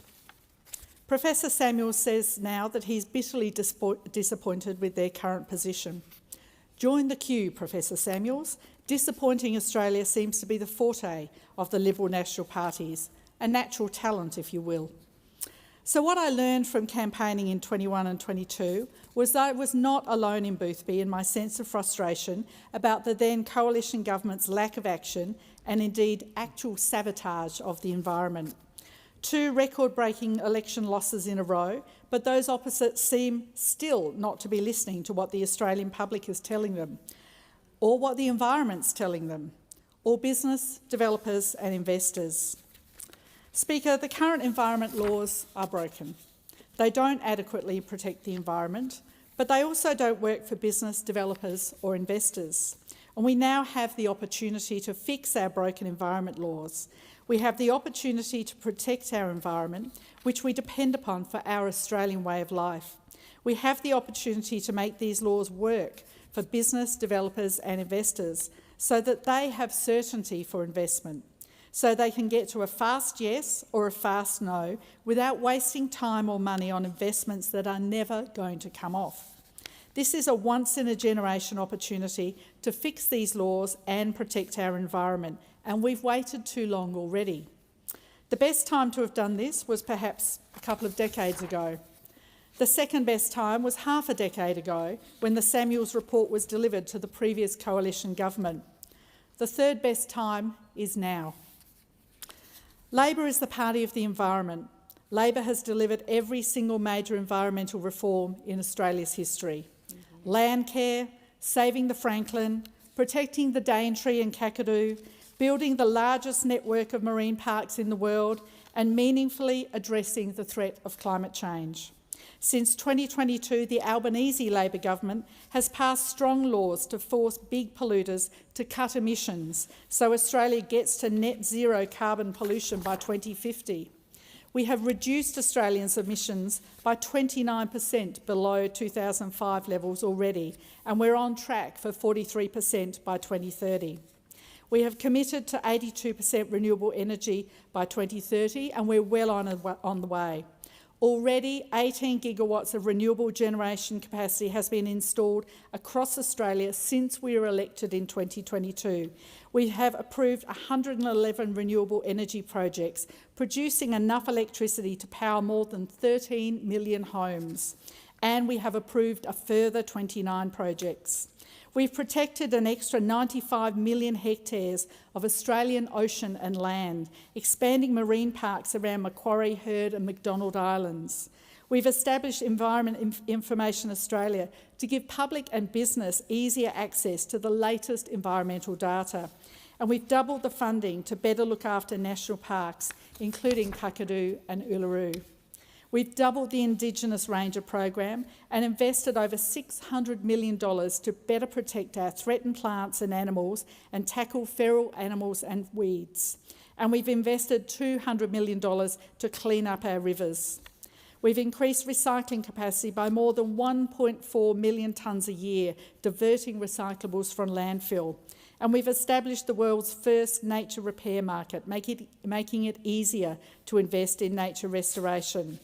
And of course, not to forget, our home battery scheme has delivered over 110,000 additional batteries in just over 4 months. We've given the safeguard mechanism teeth, requiring net emission reductions from our 215 biggest emitters of 5% a year, equivalent to taking 2/3 of the cars off the road by 2030. And we brought in new vehicle emission standards, giving Australians more choice of cheaper-to-run cars. We've legislated to bring the Climate Change Authority back to play a meaningful role in advising government, and we put net zero in the objects of the Clean Energy Finance Corporation, the Australian Renewable Energy Agency Acts, and made it relevant to other key agencies such as Infrastructure Australia and Export Finance Australia. Now, I know the concept of net zero is a bit triggering for those opposite, but you can't say you understand the science of climate change and the impacts it's already having to our planet and our country and what it will do in the future if you then turn around and say we want to slow down any action and turn a target into an ambition. Which brings me to this bill. The Environment Protection Reform Bill delivers modern, fit-for-purpose national environment laws that ensure big gains for both the environment and for business. The Albanese Labor government is committed to reforming our national environment laws to deliver stronger environmental protections, reduce duplication, boost accountability and transparency in decision-making. It's been 5 long years since Professor Graham Samuel tabled his report for the former Environment Minister Susan Ley, and our laws remain broken. They aren't working for the environment, they aren't working for business or industry, and they aren't working for investors. Our unique natural environment is irreplaceable, and we owe it to our children and our grandchildren to do everything we can to protect it. But the Samuels Review told us that the environment is going backwards. These reforms that we're presenting today are based on the recommendations from Professor Samuel in his 2020 report. Professor Samuels himself has publicly backed this bill as meeting all of the recommendations in his report. Speaker, these laws are a targeted and balanced package of reforms to the EPBC Act centred on 3 key pillars: strong environmental protection and restoration. The member is seeking... Speaker, I draw the Deputy Speaker's attention to the state of the chamber. Quorum required. Ring the bells for 4 minutes.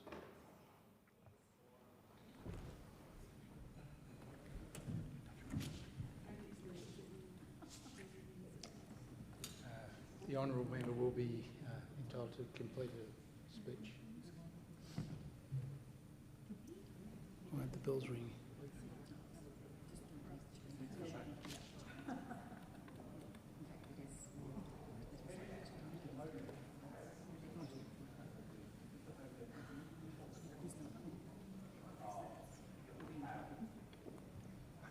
What's he done? Then leave, yeah.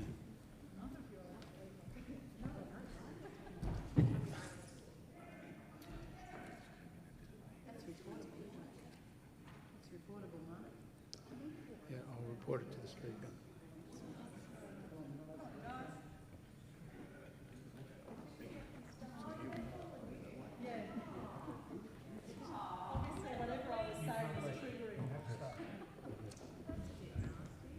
Now that he's left, do we continue the call?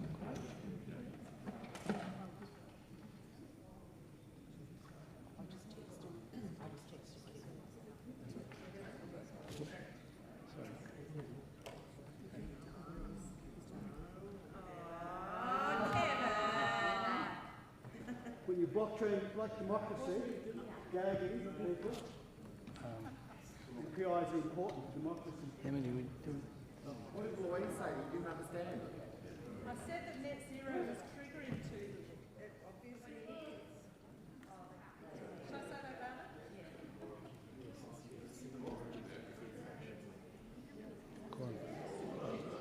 it? Order, order. Quorum is achieved. And the honourable member for Birthday can continue her speech. Yeah. Thank you. Well, as I was saying, I know that net zero is very triggering for those opposite, but you can't say you understand climate science and you can't say you understand and care about the impact it's happening on our planet and our country if you then turn around and say you want to slow down any action and turn a target into an ambition. So, Speaker, these stronger environmental protection and restoration laws won't just deliver better protections for our special places, but restore and regenerate them for future generations, which those opposite clearly don't care about. More efficient and robust project assessments and approvals will allow us to better respond and deliver on national priorities that work for the betterment of our country, like the renewable energy transition, a future made in Australia, and the housing that we need that those opposite don't seem to understand. It will also give business, industry and investors the certainty of a fast yes or a fast no for their proposals, and accountability and transparency in decision-making to give all Australians confidence in these laws. And of course, most notably, these laws will establish Australia's first ever independent environmental protection agency, which will be a strong independent regulator with a clear focus on ensuring better compliance with and stronger enforcement of Australia's new environmental laws. The reforms will also allow the Environment Minister to make national environment standards, standards that will set boundaries for decisions to ensure they deliver improved environmental outcomes. The standards will protect the environment, give business clear rules and help decision-makers be fair and consistent. I know that my electorate of Boothby will be particularly interested in the remake of the environment offset system. Sometimes projects can harm the environment in ways that can't be avoided, and when this happens, steps must be taken to compensate or make up for that damage, an environmental offset. The offset could take the form of an action, a payment or both. And I constantly hear from people very concerned that the current offsets regime is not effective and has enabled polluters to consider paying for cheap and ineffective offsets as a cost of doing business that they're willing to pay. Under the new system, projects will be required in the first instance by law to avoid, mitigate or repair damage to protected matters where possible.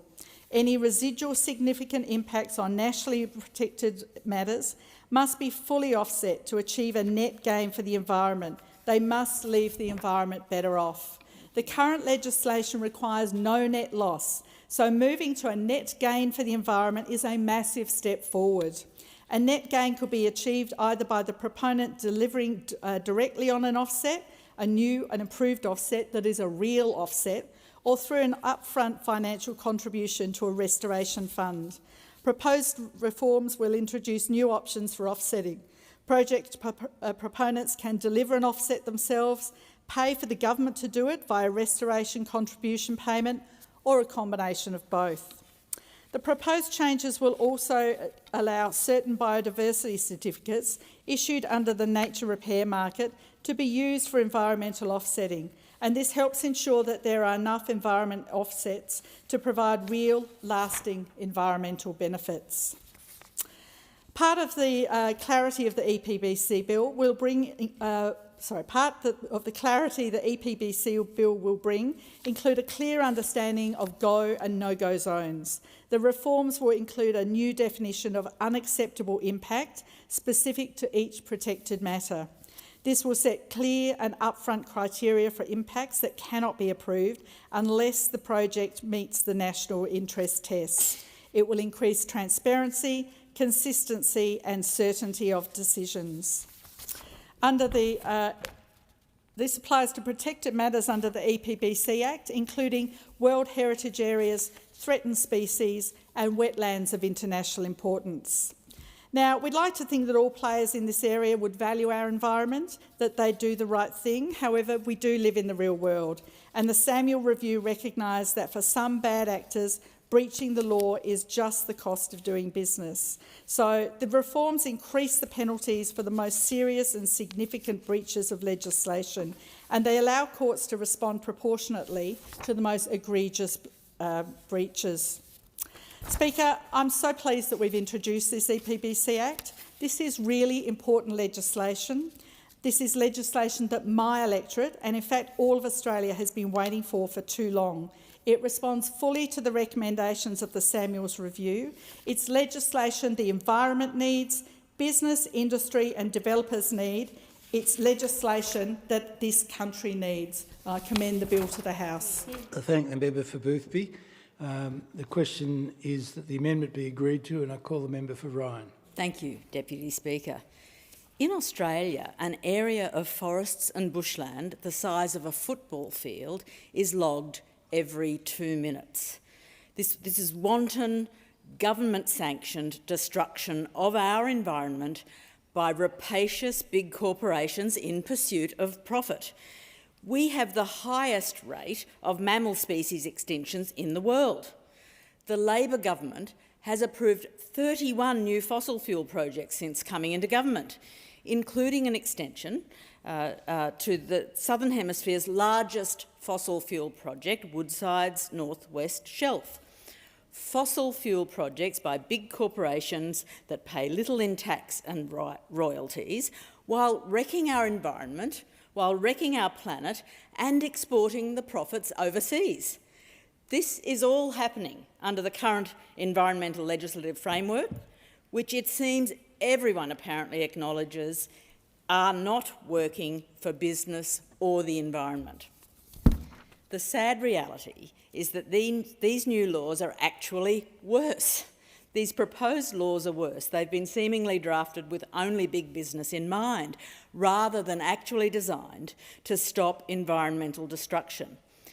Previous versions of environmental laws from the last term of Parliament were quashed after lobbying from the logging sector and the mining sector and their chief political mouthpiece, Western Australian Labor Premier Roger Cook. One of the very first things that the new Environment Minister did this term was to fly to Perth to consult with the mining sector again, the first consultations, with apparently his #1 priority to speed up approvals for big business. That priority could not be clearer in the legislation that's been presented to Parliament.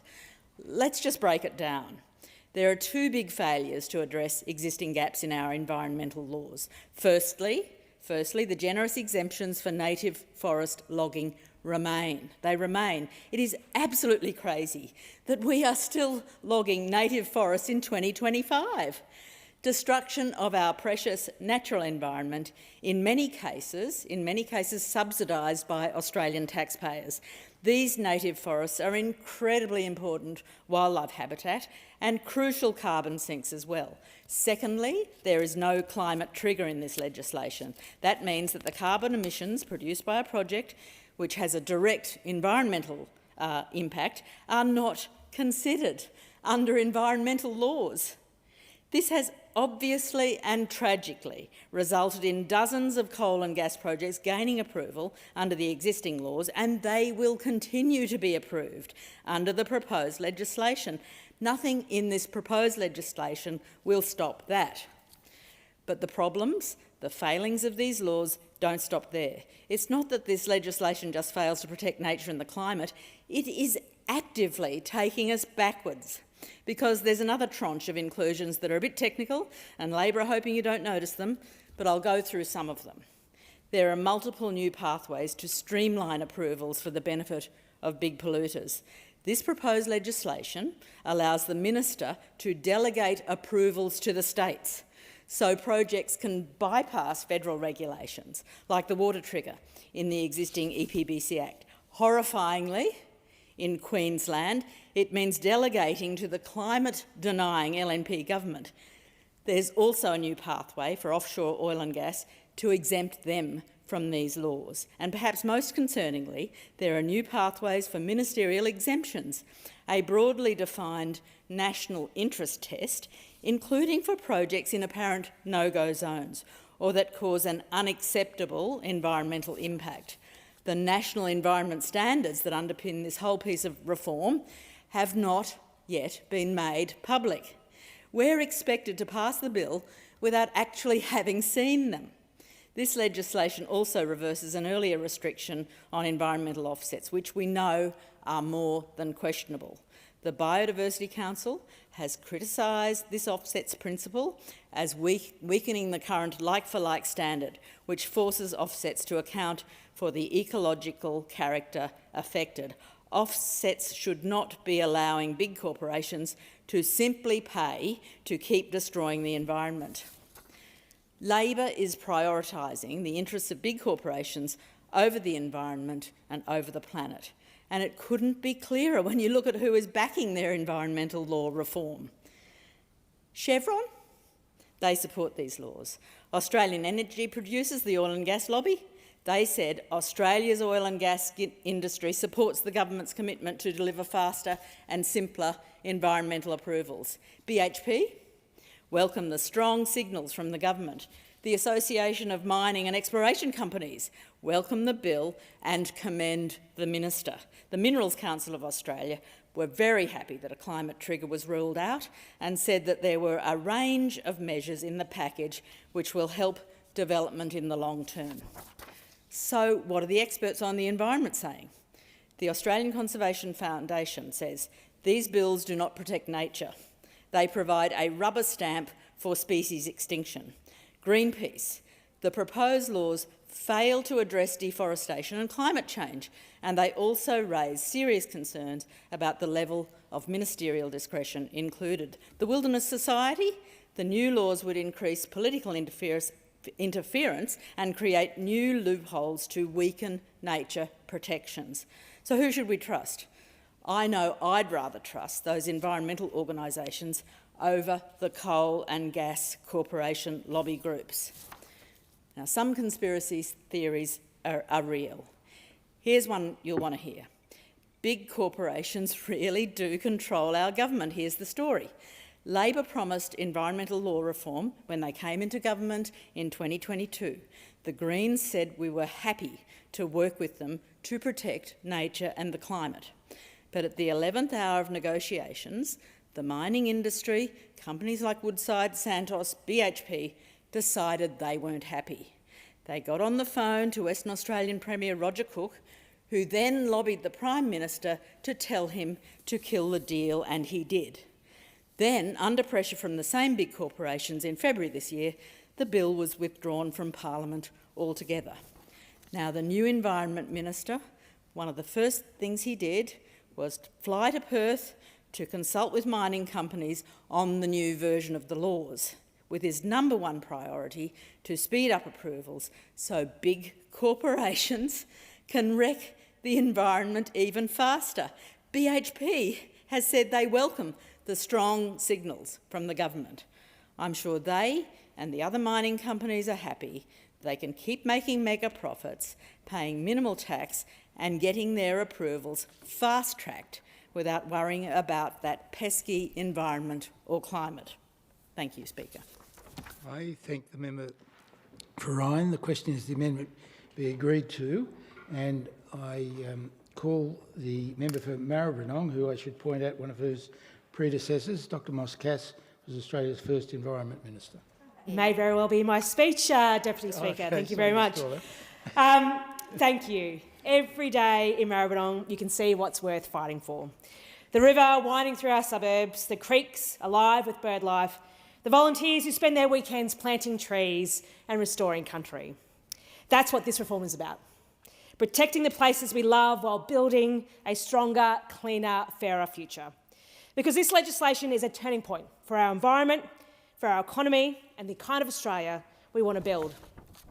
This reform is about more than paperwork and process. It's about whether our kids will still hear the birdsong in our suburbs, still swim in the clean rivers, still walk through the forests that haven't been lost to short-term thinking. The Environment Protection Reform Bill 2025 is our chance to get it right, to build a system that protects nature, supports jobs and drives the clean energy future we owe to the next generation.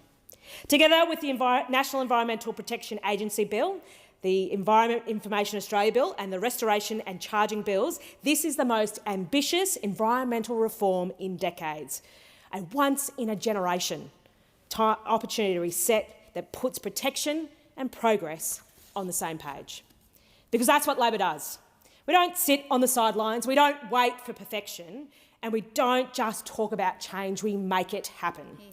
We're the party that saved Franklin, protected the Daintree, expanded Kakadu and created the world's largest network of marine parks. We're the party that acted on climate when others said it could wait. And we're doing it again, rebuilding Australia's environmental laws to deliver real protection, real jobs and real accountability. Not for hashtags or headlines, but because it's the right thing to do, because our country deserves better. The truth is our existing environmental laws are broken. The independent semi-annual review commissioned in 2020 found what communities, conservationists and industry have known for years, that our current EPBC Act is failing. It's not protecting our environment, it's not giving business certainty, it's not supporting the projects our country needs to build homes, renewable energy and a strong future made in Australia. We can't afford to keep doing things the same way. Australians expect better, the people of Maribyrnong expect better. My community cares deeply about the natural world, about our rivers and parks, our threatened species, and the world we'll leave our kids. They want environmental laws that actually work. Laws that protect nature and cut through red tape, laws that get results. That's exactly what these reforms will deliver. Deputy Speaker, these reforms stand on three clear pillars: stronger protection and restoration, faster and fairer decisions, and greater accountability and transparency. Let me speak briefly on each. First, we're putting environmental protection back at the heart of the law, where it belongs. For too long, the system has been full of grey areas and loopholes, decisions made behind closed doors, projects approved that clearly shouldn't have been. This reform says no more. For the first time, this law will make it clear that the projects with unacceptable impacts on our most precious places and species cannot be approved unless they pass a strict national interest test. We're finally enshrining national environmental standards, something Labor has been fighting for years.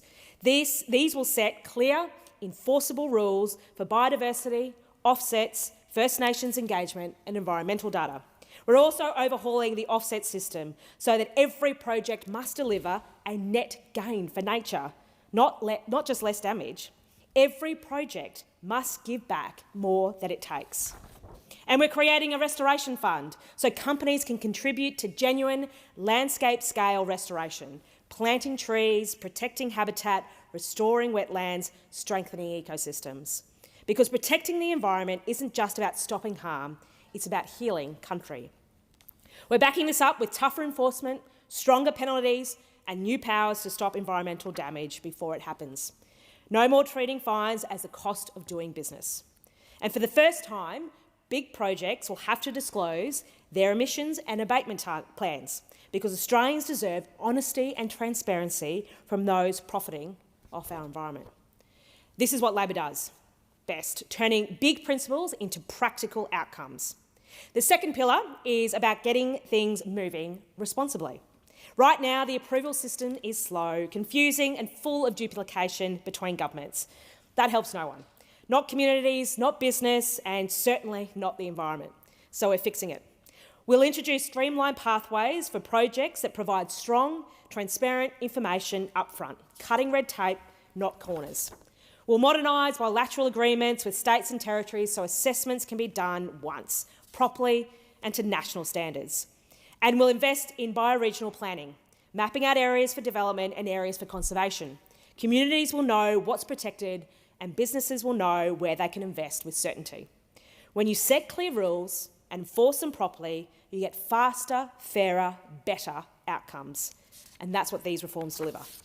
And the third pillar, perhaps the most important, is accountability. Because people have lost trust. They've seen governments look the other way, approvals way through, and big polluters treat fines as a rounding error. That ends here.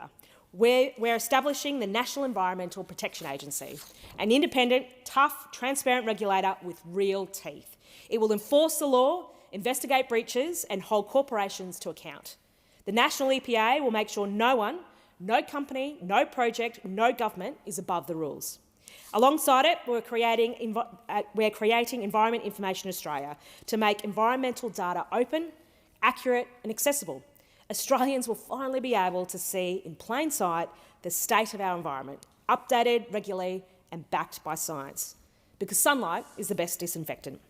Deputy Speaker, Australians deserve a system that's fair, fast and honest, and that's what these reforms deliver. Now, while this government is getting on with delivering the biggest environmental reform in a generation, others in this place are playing the same old games. The Coalition, who sat on the Samuel Review for years, are now pretending to care about protests. And the Greens, once again, are threatening to let the perfect be the enemy of the good. Well, my community in Maribyrnong has no time for political posturing or empty protest. We want progress, real, tangible change that protects our environment and builds our future.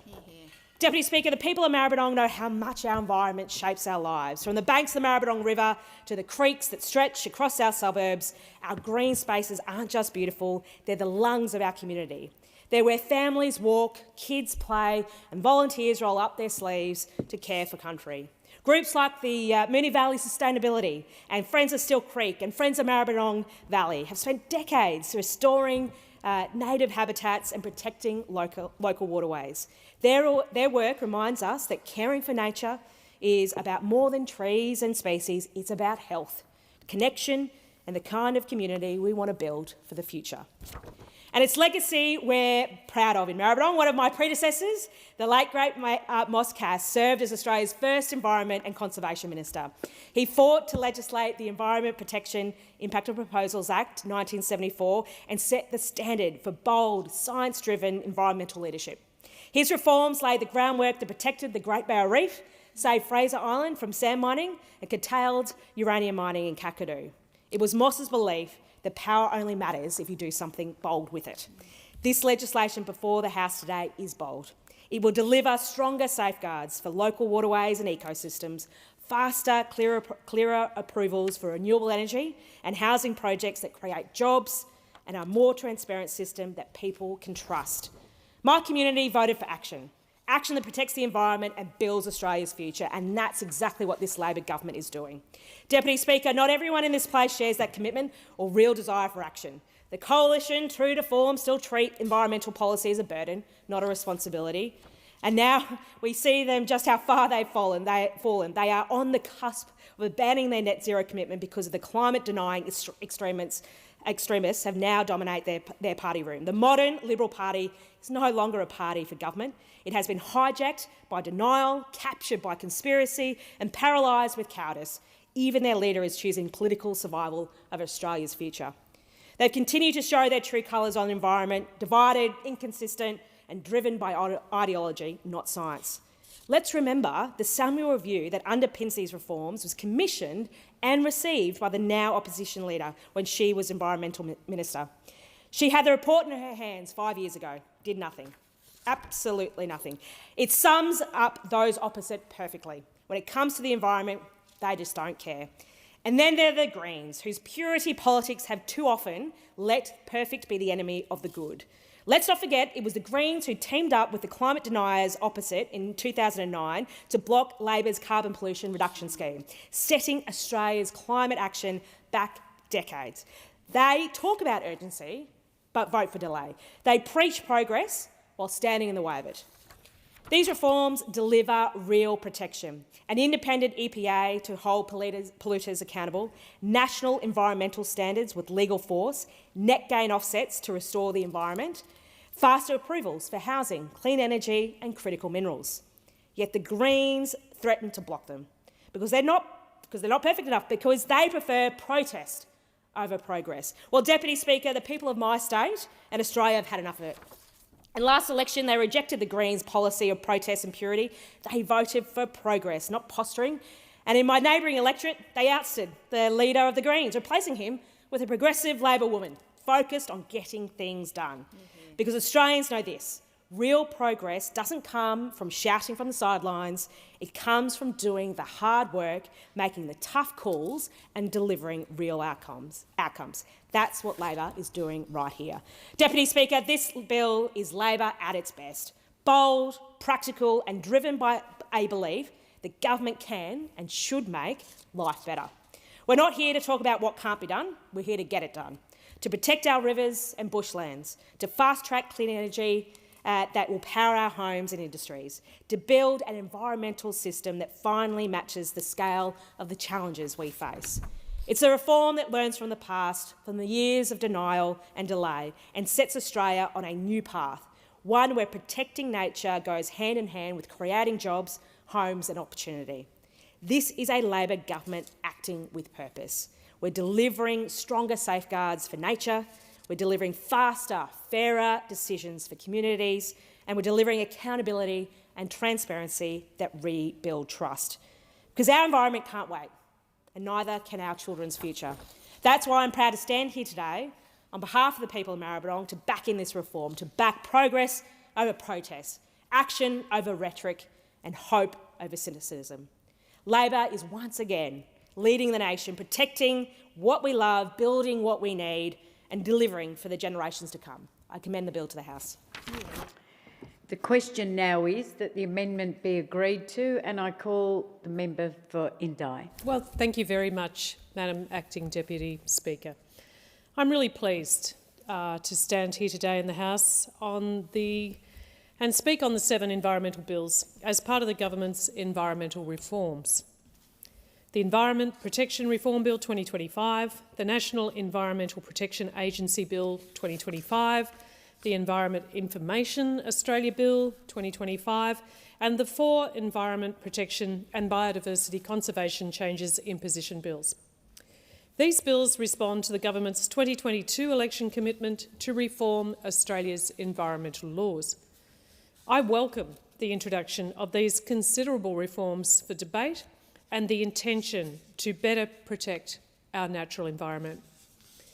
My electorate of Indi boasts spectacular natural places that locals and visitors alike enjoy visiting. Indi's biodiversity is striking, providing essential habitat for critically endangered swift parrots, barking owls, common bent-winged bats and the vulnerable growling frog. When I was first elected as the member for Indi in 2019, I was given a strong mandate to advocate for nature. My constituents care deeply about nature. Since 2019, I've received more than 25,000 emails, letters and phone calls from my constituents about the environment, overwhelmingly calling for stronger protections. Rural communities are stewards of the land. Farming and tourism industries depend on it, frankly. Through this caretaker relationship, regional Australians intimately understand the impacts of climate change.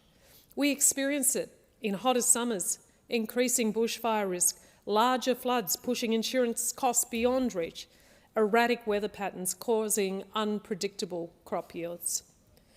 I have a strong belief that we can deliver better laws for the environment and laws that work for rural communities and for business.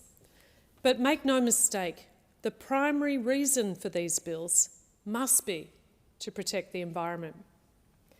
These bills propose significant changes to the EPBC Act, including introducing national environmental standards, stronger penalties for breaking environmental laws, and bioregional planning into our environmental laws, improving public information on the environment, including publishing a State of the Environment report every 2 years, creating Australia's first Environmental Protection Agency, the EPA, and a new framework to impose general customs, excise and regulation charges.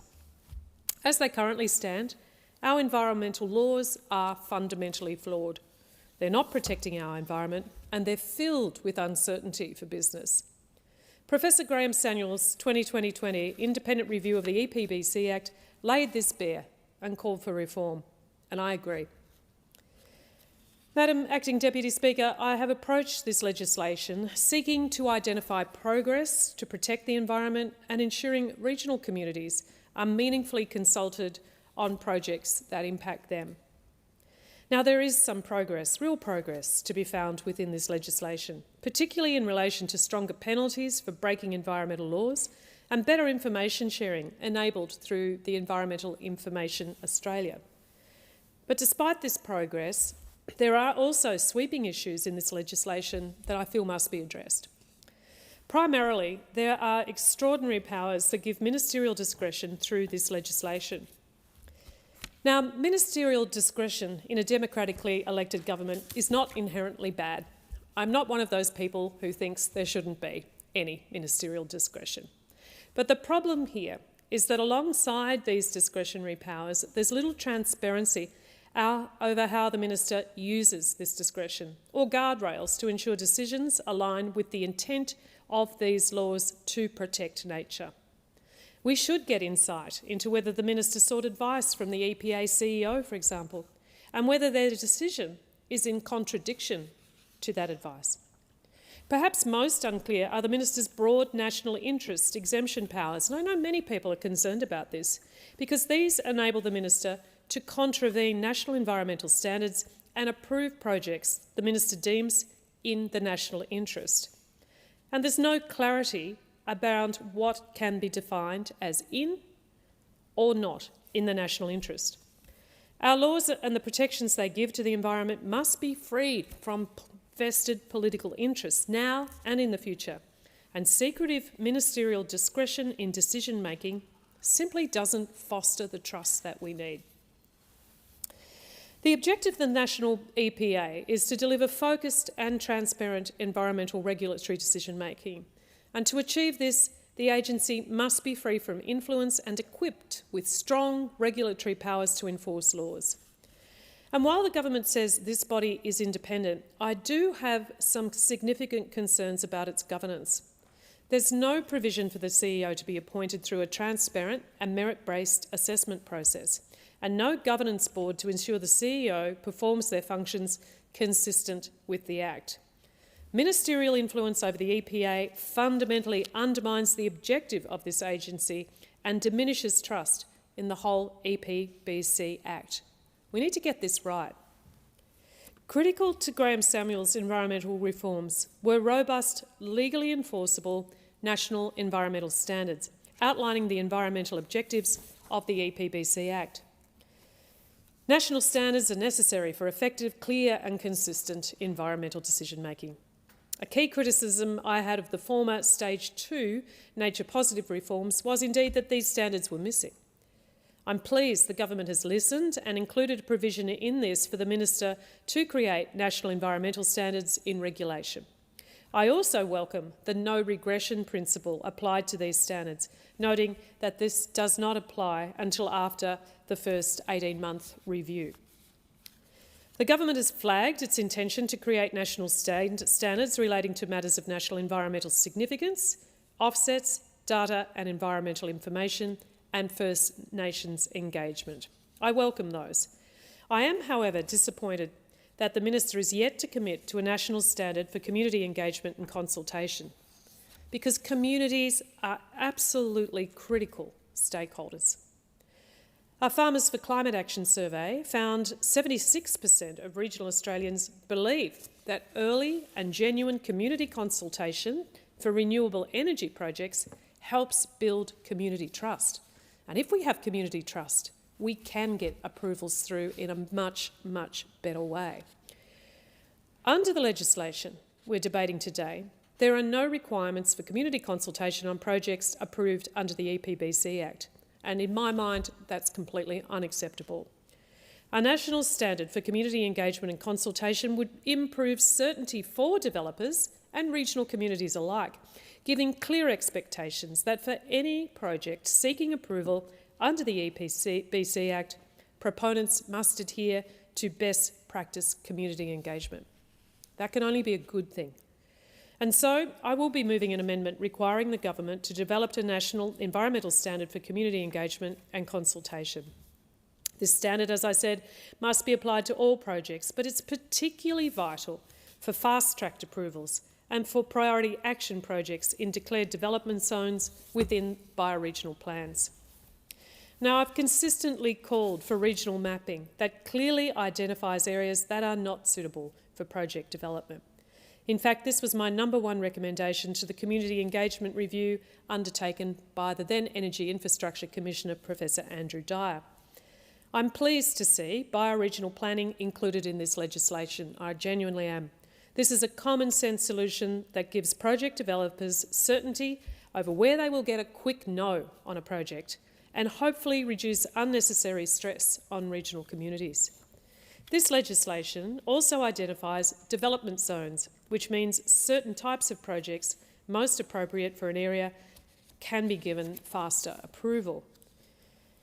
Now, the government has a difficult role in managing competing land use priorities. Done right, bioregional mapping can ensure our land is most appropriately and effectively used for environmental protection and regeneration, for farming, the food and fibre we rely on, and for the renewable energy to meet our energy needs. This planning needs to be done at a regional and a national level to ensure that we're being strategic, and it must be consistent with other national land use policies. The government is currently creating a national food security strategy to ensure we can meet our domestic food needs and international obligations, and to ensure our food production is better protected against climate change. Bioregional planning under the EPBC Act must link with this strategy to identify areas of high-value agricultural land most essential to protecting our food security, and to identify where land is better and more economically suited to environmental regeneration or indeed to renewable energy projects. This, Madam Deputy Speaker, is the opportunity to get this right. Let me be clear, I'm not saying that renewable energy projects should not be placed on farming land, because many farmers welcome this. It's an additional form of diversification in their income. It protects them in times of drought or other difficult periods. But what I am saying is that we must be strategic about this. We must ensure that high-value agricultural land is preserved and farmers and communities can host renewable infrastructure and receive long-term economic benefits. I believe we can do both. But we can only do both if we consult with our communities, if we get the bioregional planning right, and if we really link all of our national and our regional planning in a sensible and well-considered way. I will be moving amendments to ensure areas of high-value agricultural land and drinking water catchments are considered when defining the boundary of a development zone within a bioregional plan. This is critical. High-value agricultural land and drinking water catchments, these are critical areas of our natural environment. I will also move amendments to increase the consultation timeframes for communities back out to 60 days. Shutting community out of environmental decision-making is bad for regional communities, bad for social licence, and it's ultimately bad for project outcomes. Another disappointing loophole to see in the Environmental Protection Regulation Bill is a very quiet carve-out exemption from penalties for minor and preparatory works. Under the EPBC Act 1999, it is an offence for a proponent to undertake work on a project deemed a controlled action before it has been approved by the Minister. The government's amendment in the Environment Protections Reform Bill opens an exemption under this rule, allowing the Minister to authorise minor and preparatory works to start before the Minister has made an assessment. If a project is on a site with concerns significant enough to be referred to the Minister for a controlled action decision, how can it be acceptable for that project to start works? This power poses multiple risks to communities, to the environment and the quality and integrity in environmental assessment under the EPBC Act. I will be moving an amendment to repeal this section of the legislation. So in closing, Madam Deputy Speaker, I really believe this legislation represents the biggest change to our national environment laws in 25 years. It presents an enormous opportunity. It is extremely complex, let's make no mistake. I welcome the Senate inquiry into this suite of bills to provide fulsome scrutiny to legislation and a vital opportunity for stakeholders and communities to contribute their views. I acknowledge reforming the EPBC Act is a large and challenging task. I don't underestimate that. There are truly some positives in this legislation, but I believe more needs to be done to ensure it is fit for purpose to protect our environment into the future.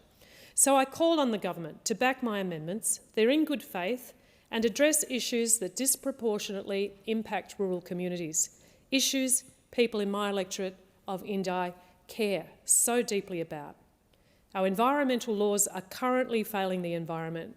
We can't afford to wait another 25 years, but we also can't afford not to get it right this time. I call the Assistant Minister for Social Services and Prevention of Family Violence. Thank you, Deputy Speaker. I rise today to speak on the Environment Protection and Biodiversity Conservation Act and the proposed reforms. These reforms will ensure the future and prosperity of our beautiful country and environment. Of course, speaking on these beautiful lands, it would be remiss not to acknowledge the traditional owners of the land, the Ngunnawal and Ngambri peoples, and indeed all First Nations people. For tens of thousands of years, they have cared for and acted as stewards of the lands, air, waterways and oceans of this country. And it is within this tradition of stewardship, protection and care that I speak on these bills. Australia is one of the most beautiful countries in the world, from mountain ranges in the east to breathtaking beaches in the west. It is the home to a rich biodiversity unlike anywhere else on the planet. Even in my own electorate of Cooper, despite being better known for some of Australia's best lattes and coolest streets, we are also home to an abundance of beautiful lands, including waterways like the Merri Creek, the Darebin Creek and Edgars Creek, that are benefiting right now from federal government investments to rewild and protect them, and also from the ancient knowledge of Indigenous rangers, including groups that do cultural burns on the waterways, exposing ancient Indigenous grasses and plants that haven't been seen for decades and possibly centuries. And Deputy Speaker, in addition to our wonderful First Nations groups who have protected these beautiful lands and waterways, it's been the environment and climate movement and thousands of activists, young and old, who've played such a big role in championing and protecting our natural environment. In Cooper, we have many, many groups focusing on protecting the environment. Groups like Friends of Edwards Park Lake, headed up by the indomitable Kate Jost. Darebin Climate Action Network, a tireless climate and environment group of campaigners. Friends of all of the creeks I mentioned above, who tirelessly plant trees, remove rubbish and volunteer every weekend. And amazing individual warriors like Kath Rouse, who showed me Talangi Forest for the first time, and the amazing Carolyn Lunt, who helps locals convert their gardens to native Indigenous wonderlands. And of course, our local Labor members who make up LEAN, the Labor Environment Action Network. I love working with these groups. It's truly one of the highlights of my roles as a local representative. Indeed, it's one of the hallmarks of Labor governments to work constructively with the environment movement to bring about real, lasting change for the environment. Whether it be working with protesters in Tasmania to save the Franklin, championing First Nation groups to protect the Daintree and Kakadu, or collaborating with unions on green bans, Labor has delivered real change for the environment. But the reality is all this is under threat because Australia's national environmental laws are no longer fit for purpose. The EPBC Act is now 26 years old. In 2020, Graham Samuel tabled his report for the then Environment Minister, now Leader of the Opposition, the member for Farrer. The report showed that environmental laws in this country were broken and in desperate need of reform. The laws do not work for the environment, they do not work for industries, and they do not work for the Australian people. This report was delivered with clear directions on next steps, and it sat there for years. Is it any wonder our environment fared so badly under the Liberals and Nationals when in the last decade they repeatedly axed climate laws, failed to fix Australia's broken environment laws despite having a widely supported blueprint to do so, sabotaged the Murray-Darling Basin Plan, promised $40 million of Indigenous water plans but never delivered a drop, set recycling targets with no plan to actually deliver them. The list goes on. So today we are trying to correct the record after inaction and neglect, after turning their back on the environment while in power and now actively working against progress. The Nationals and the Liberals are standing in the way of creating a sustainable country. Every day we delay, every day we let them drag their feet, the more it costs us. It costs our country, our beautiful landscapes, and the chance for a protected natural environment that will be here long after us. It's why it's an honour to speak on these bills, and I extend my congratulations to the Minister, as well as the former Environment Minister, the member for Sydney, and for all their work. Moreover, I extend my congratulations to everyone in the community who has worked constructively with the government on developing this legislation. In particular, I'd like to note, again, the work of Labor Environment Action Network. They have been champions of these reforms for years. Deputy Speaker, these bills deliver modern, fit-for-purpose national environmental laws. These laws are a targeted package of reforms to the EPBC Act centred on 3 key pillars: stronger environmental protection and restoration, more efficient and robust project approvals, greater accountability and transparency in decision-making. Stronger environmental protection and restoration laws that won't just deliver better protections for our species and our special places, but restore and regenerate them for future generations. More efficient and robust project assessments and approvals that will allow us to better respond and deliver on national priorities like the renewable energy transition, a future made in Australia, and the housing that we so desperately need. Great accountability and transparency in decision-making to give all Australians confidence in these laws. All in all, the government has been guided by Graham Samuel's seminal report. It's our priority to deliver the Samuel report recommendations as a critical first step. History shows us that progress comes in steps. The steps proposed in these new laws are huge. There's always more to do, but those who wait for the final step before we even start often end up taking no steps at all. We have seen this before. I still wonder to this day how far down the track we'd be if we had have introduced a CPRS over a decade ago. We need to start protecting nature now. These bills will do just that. So what are some of the key components of these bills? Under the proposed reforms, we will establish Australia's first ever independent National Environmental Protection Agency. This will be a proud Labor legacy, delivering on an election commitment that was proudly campaigned for by ALP branch members. The newly established National Environmental Protection Agency will be a strong, independent regulator with a clear focus on ensuring better compliance with and stronger enforcement of Australia's new laws.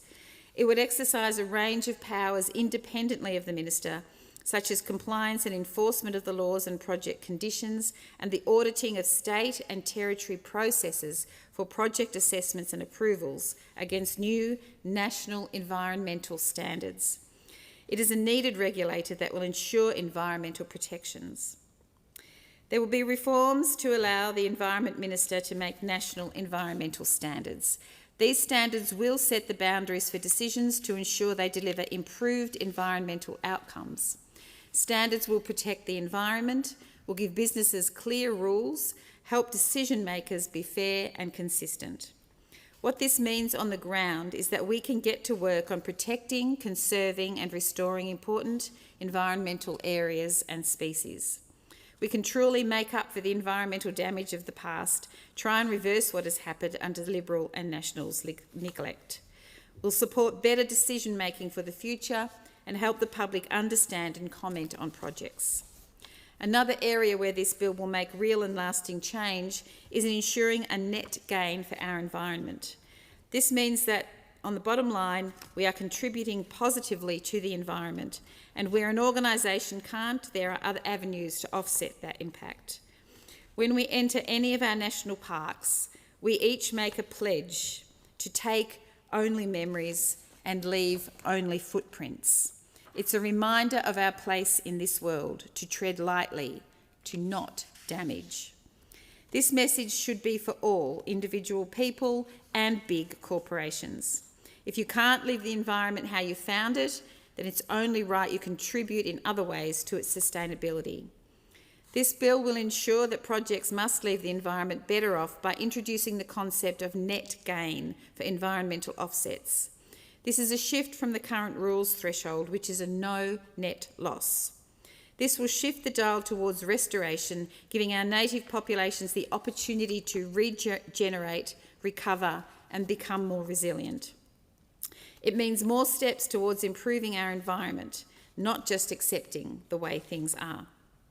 We want to make renewable energy and sustainability the way of the future. This bill package recognises that a more efficient regulatory system is needed to enable better and faster decisions. More efficient and robust project assessments and approvals will allow us to better respond and deliver on national priorities like the renewable energy transition and a future made in Australia. We're making strides in the areas of renewables. Around half of all electricity in the national grid came from renewable sources, the highest monthly rate on record. We are tackling emissions and are confident we have the policies in place to deliver on our ambitious 2030 emission reduction targets. And we are also here fighting to get this bill passed and these environmental protections enshrined. We cannot allow for more division and inaction, and we cannot continue to delay. I stand here as a proud representative of my electorate, the people of Cooper, who view the environment and the protection of our biodiversity as top of the agenda, our most pressing issue. Some parties have been arguing that the bill should contain a climate trigger. Graham Samuel, in his review, cautioned against trying to make the EPBC Act the mechanism to limit emissions directly. There is already legislation that limits emissions called the Safeguard Mechanism. These bills, however, will require proponents to disclose their emissions and provide plans around how they will reduce their emissions in line with their Safeguard Mechanism obligations.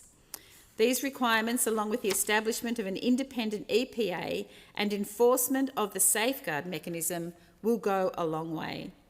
In fact, Graham Samuel has been publicly calling on the Greens and other parties to agree with this.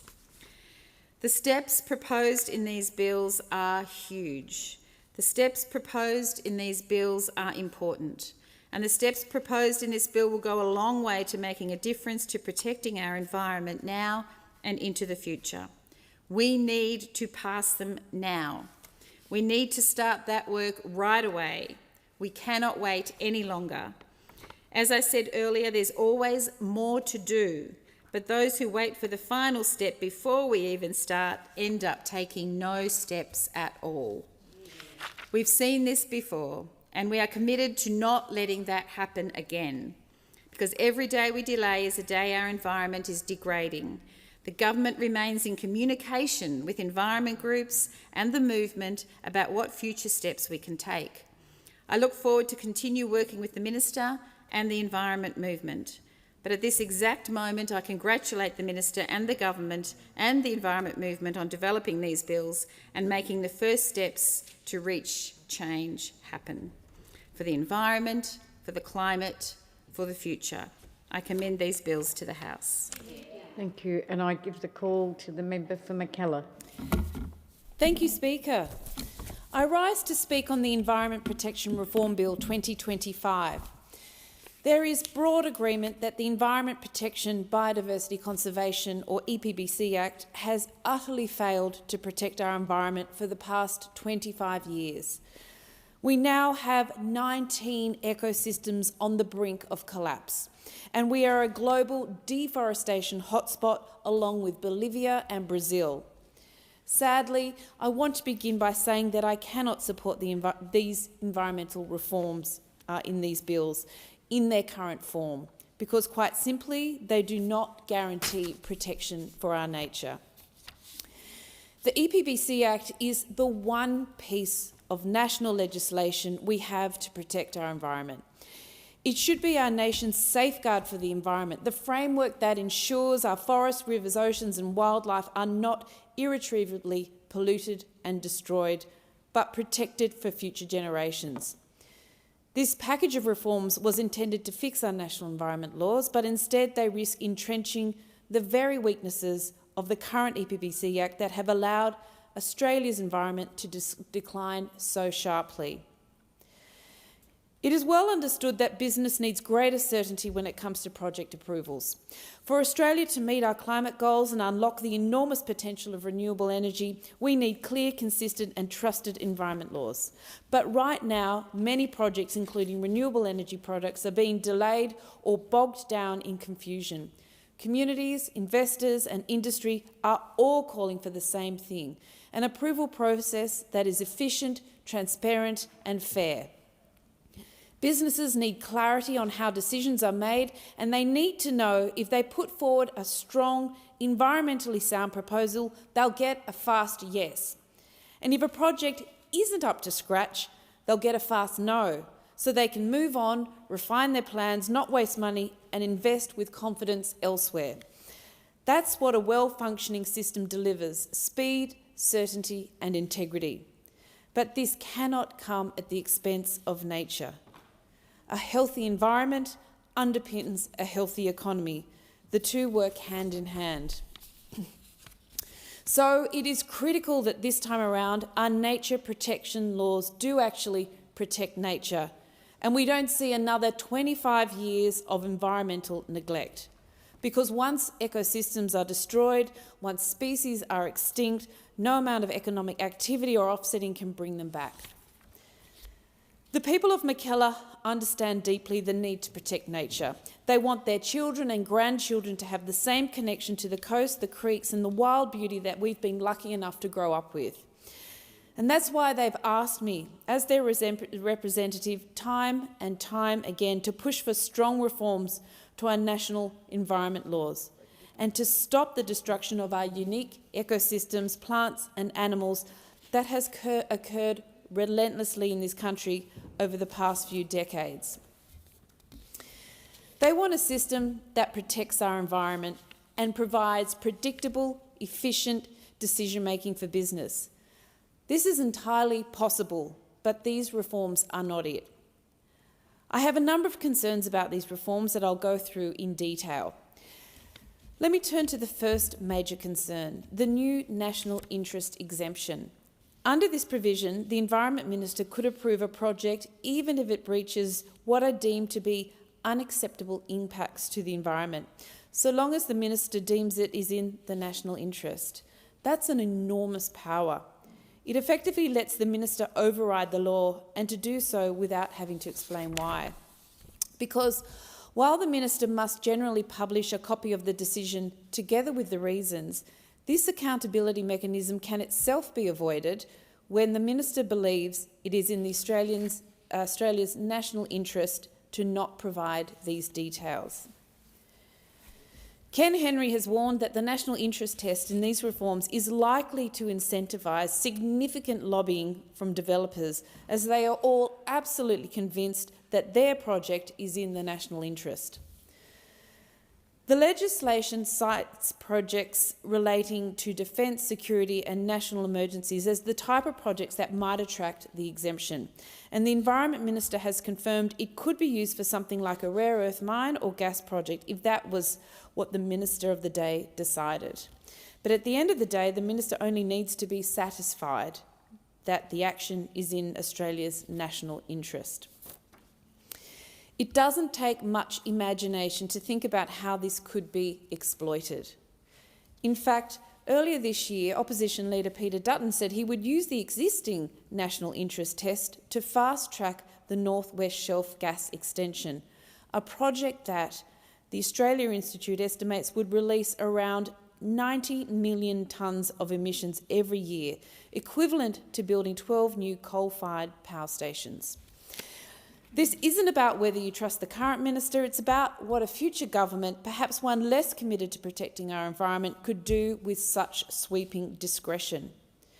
And that brings me to the next serious flaw, the bill's over-reliance on ministerial discretion throughout.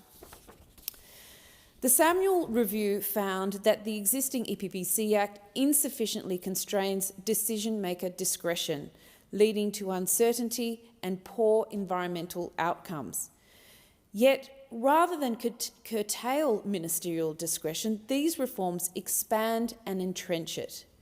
Key decisions and tests throughout the bill depend on whether the minister is satisfied that something is the case, or whether an action is not inconsistent with national environment standards. That kind of subjective language weakens the law. The new environmental standards, which are meant to be the centrepiece of this reform, are riddled with this type of language and subjectivity. For example, an approval must not be inconsistent with a standard, but only if the minister is satisfied that's the case. Another, the no regression principle, which is meant to ensure standards don't go backwards, applies only to the satisfaction of the minister. The provision requiring approvals to pass the net gain test, which is an important guardrail on the offset provisions, is subject to the satisfaction of the Minister. There is also a high level of discretion available to the Minister in providing for declarations or bilateral agreements to devolve powers to the states and territories, along with many other crucial checks and safeguards. Indeed, earlier this year, when there was a threat to the EPBC Act, when there was a threat that the EPBC Act might actually be used to protect a species, the Maugean skate, the government stepped in and amended the bill. This is not the strong, objective framework the Samuel Review recommended. Next, to the carve-outs and blanket exemptions. For decades, exemptions in the EPBC Act have allowed destructive activities to continue without federal assessment or approval, even when they impacted threatened species or critical habitats. The most glaring examples are the regional forestry agreements, which exempt native forest logging from the EPB's oversight, and the continuous use or prior authorisation exemptions relied upon proponents of agricultural land clearing. Since the EPBC Act was introduced more than 2 decades ago, our environment has only declined further. Australia is now the only developed nation on the list of the global deforestation hotspots. Our forests are being bulldozed at pace, pushing species like koala, greater glider and grey-headed flying fox to the brink of extinction. And while the government has said that the national standards will apply to forestry activities, it's difficult to see how this will work in practice, given that the proposed standards do not yet exist and given forestry activities are exempt from the Act. And I simply do not accept that the native forest logging should be exempt from our national environment laws, on the basis that state laws can be relied upon instead. You need to look no further than my home state of New South Wales to see why. In New South Wales, environmental requirements have been repeatedly breached by the New South Wales Forestry Corporation. In a judgment in the New South Wales Land and Environment Court last year, Justice Rachel Pepper noted that Forestry Corporation's lengthy record of prior convictions for environmental offences, including polluting a forest waterway, inadequate threatened species surveys, unlawful harvesting of hollow-bearing trees, and harvesting in koala and rainforest habitat exclusion zones. That's why I'll be moving amendments to this bill to repeal the exemption for the regional forestry agreements and the continuous use exemption. Another concern is the devolution of federal powers to state and territory governments, particularly in relation to the water trigger. The bill empowers the Minister to accredit state processes and enter into bilateral agreements so that states can assess and approve projects on behalf of the Commonwealth. While this could improve efficiency, it comes with an enormous risk.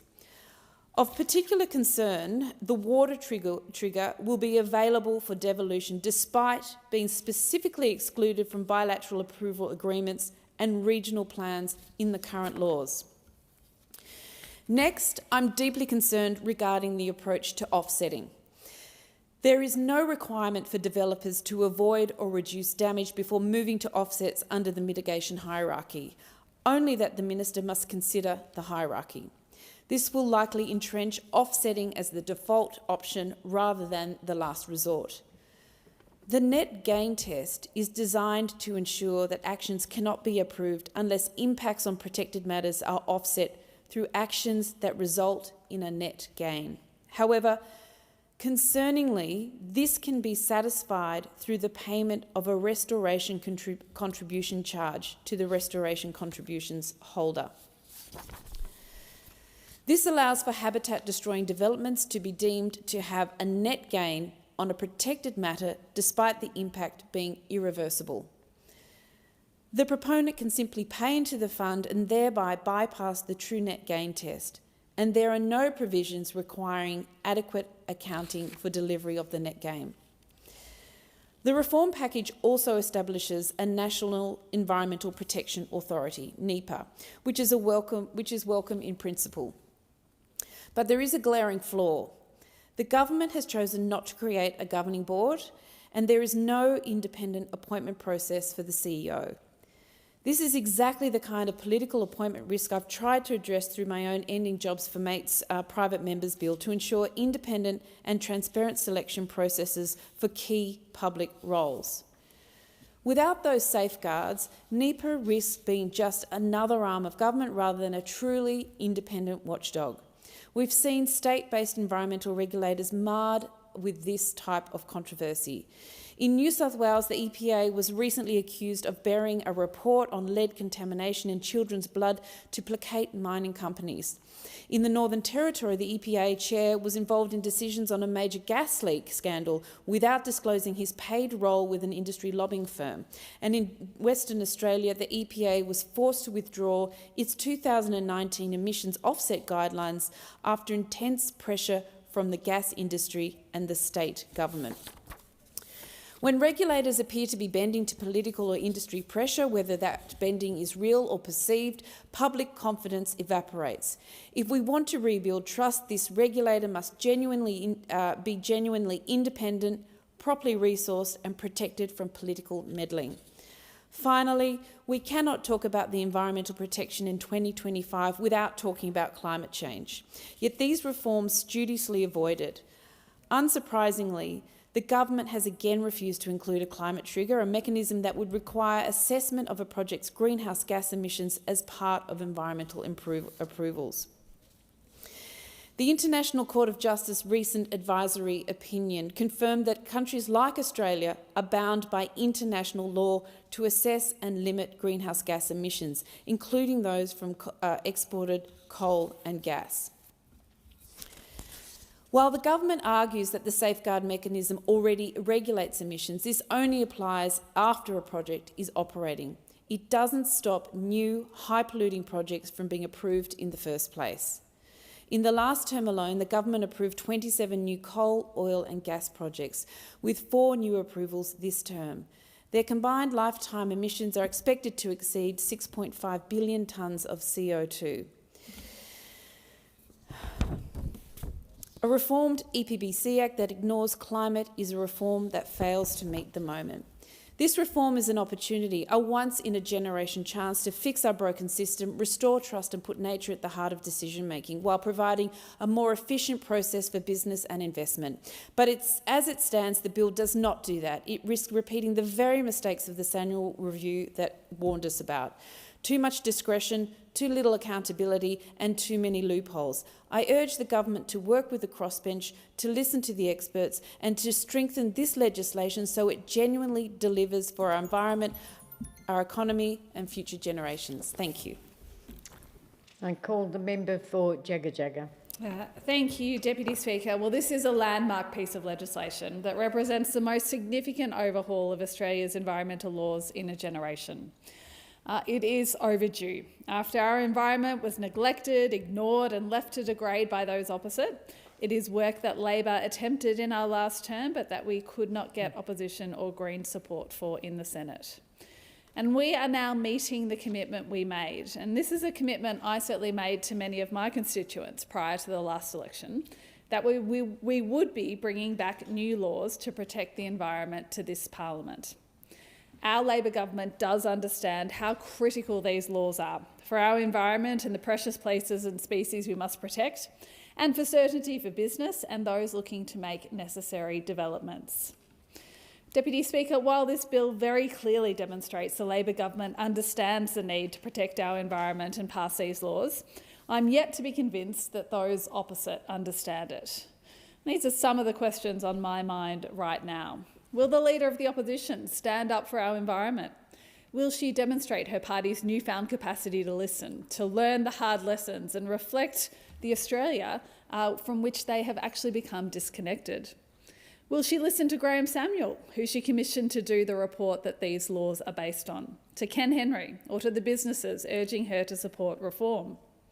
Will the Greens political party finally join the government and pass these reforms to protect our environment? Or will they once again hold out for the perfect and scupper the good?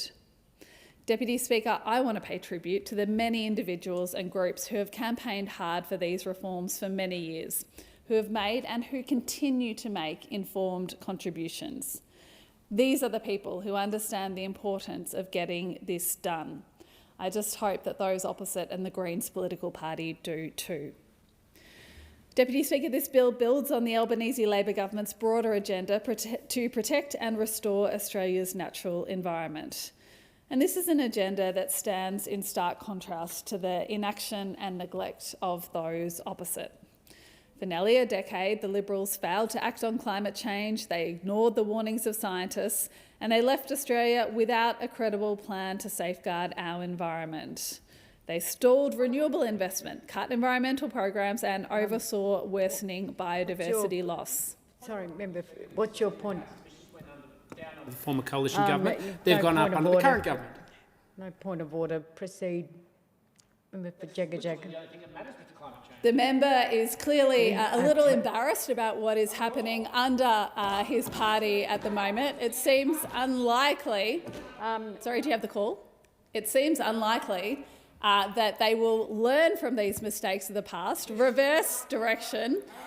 In fact, it looks like his colleagues are walking away from net zero, which I understand is probably a shame for the member for Goldstein, but he does not currently have the numbers, it seems. Good luck to him in his efforts to get them. Deputy Speaker, Goldstein, please. Since 2022, our government has turned the page on that track record. We have passed strong laws to cut emissions and put Australia on the path to net zero by 2050, including strong 2035 reduction targets to get us there. We've committed to achieving 82% renewable energy by 2030, with more than 100 clean energy projects already underway. We've protected 95 million hectares of Australian land and ocean, an area almost the size of Germany, Italy and Norway combined. We've expanded marine parks around Macquarie Island and the Heard and McDonnell Islands, established Environment Information Australia, giving the public and business easier access to transparent environmental data. We've doubled funding for our national parks, including Kakadu and Uluru. Invested $1.3 billion to expand the Indigenous Ranger program, delivered $600 million to protect threatened species, and created the world's first nature repair market, unlocking private investment in environmental restoration. It is a strong record, but we know there is more to do, and that is why this bill is before the House.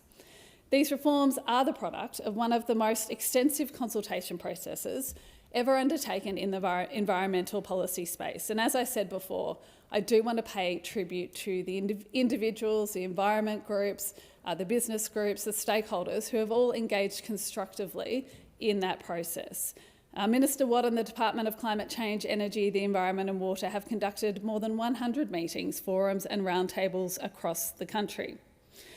Of course, as I said, these reforms are built on the recommendations of the review conducted by Graham Samuel, a review commissioned by those opposite, by the now Leader of the Opposition, but which unfortunately they could not follow through on. It's taken a Labor government to get this bill before the House.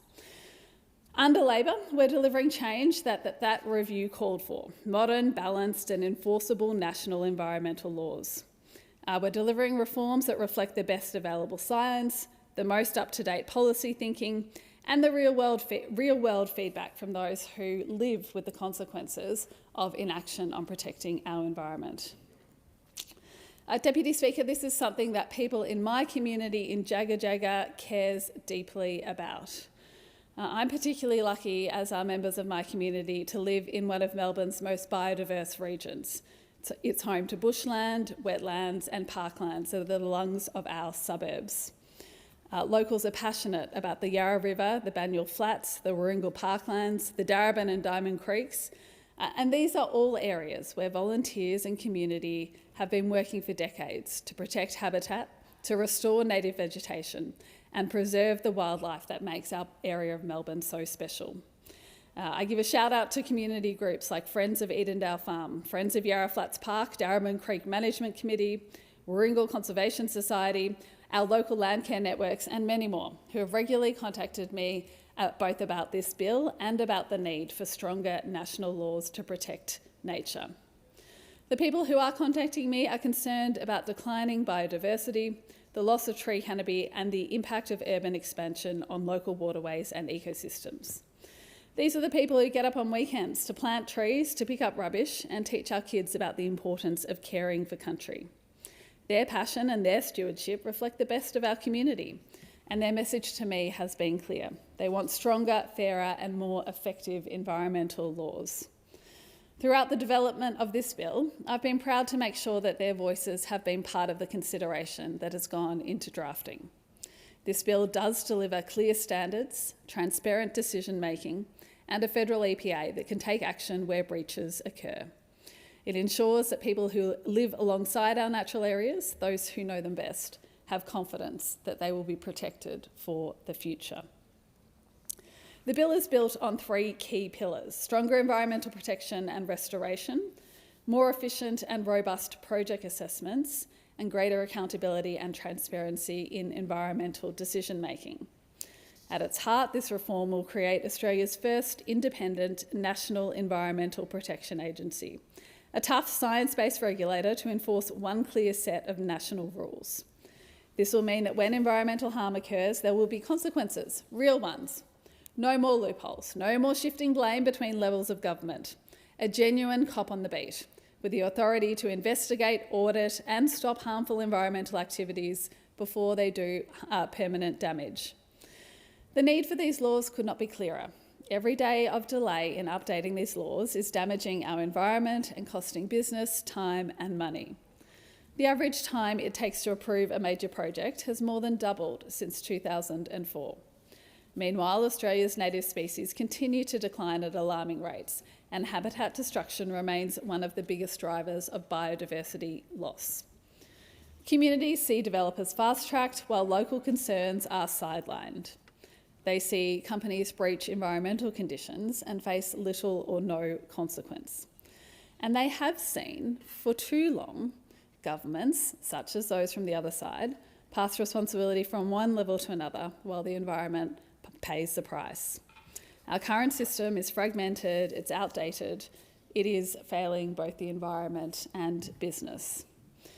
So that is why this bill is so important: to modernise the Act, to streamline approvals, to bring consistency, transparency and accountability to a process that in too many cases has lost public trust.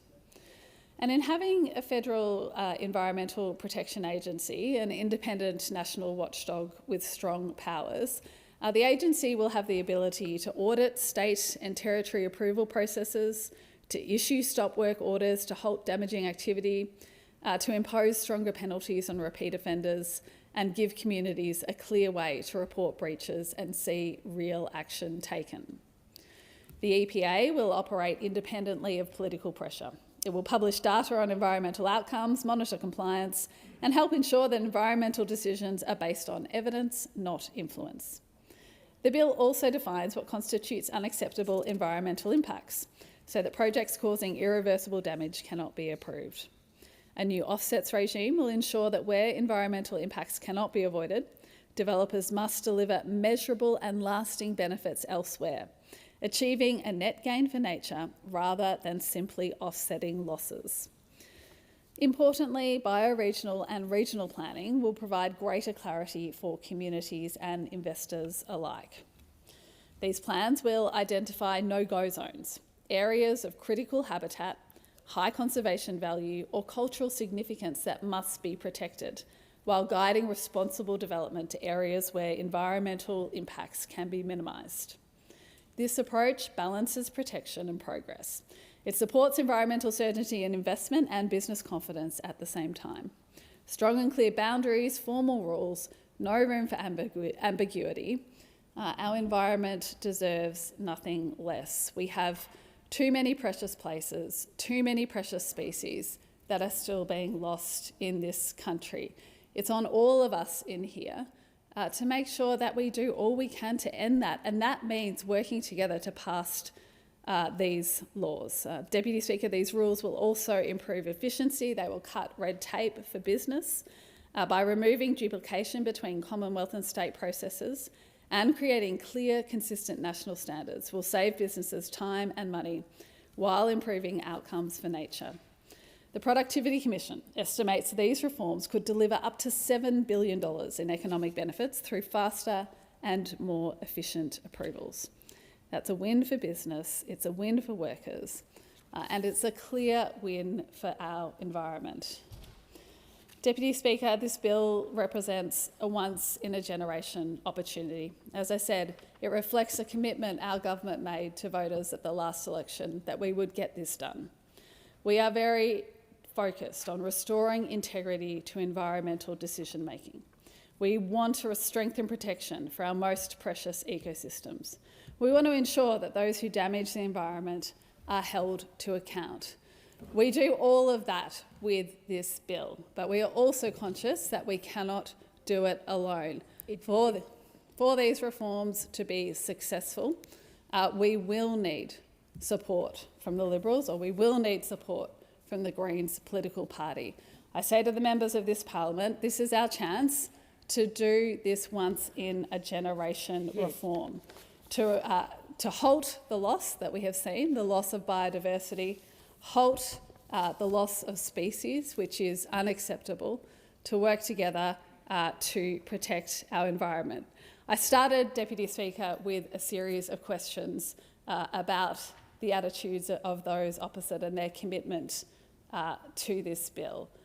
Those questions remain, but as we debate the bill in this House, what we have before us is the opportunity for those opposite to answer them. And in fact, to answer them positively for nature, to answer them positively for our environment, for generations to come, to answer them positively for business, for the work that needs to happen to continue to develop the infrastructure that our country needs. There is an opportunity here for our environment, for this parliament, to do the work that has been far too long in coming, to do the work that it takes Labor governments to do, to work through with passionate advocates who have continued to stand up for our environment and who have worked with us on a set of reforms that, while long overdue, I am confident will deliver real gains for our environment. As I said, it's now over to this parliament to do the necessary work to make sure that what's been in train for so long, ever since Graham Samuel started his review and is now being reflected in these laws, becomes a reality for our environment, for our country, and for the future of biodiversity in our country. Thank you. Look, I was going to call the member for Mallee, but being it is being nearly 7:30, I propose the question that the House do now adjourn, and I give the call to the member for New England. Well, thank you very much, Madam Deputy Speaker.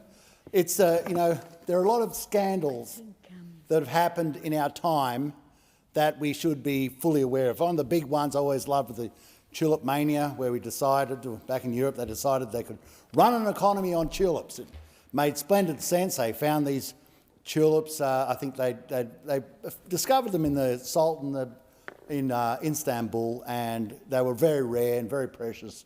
And they decided they could run the Dutch economy on it. It's just that they worked out they could propagate them, and the economy almost collapsed.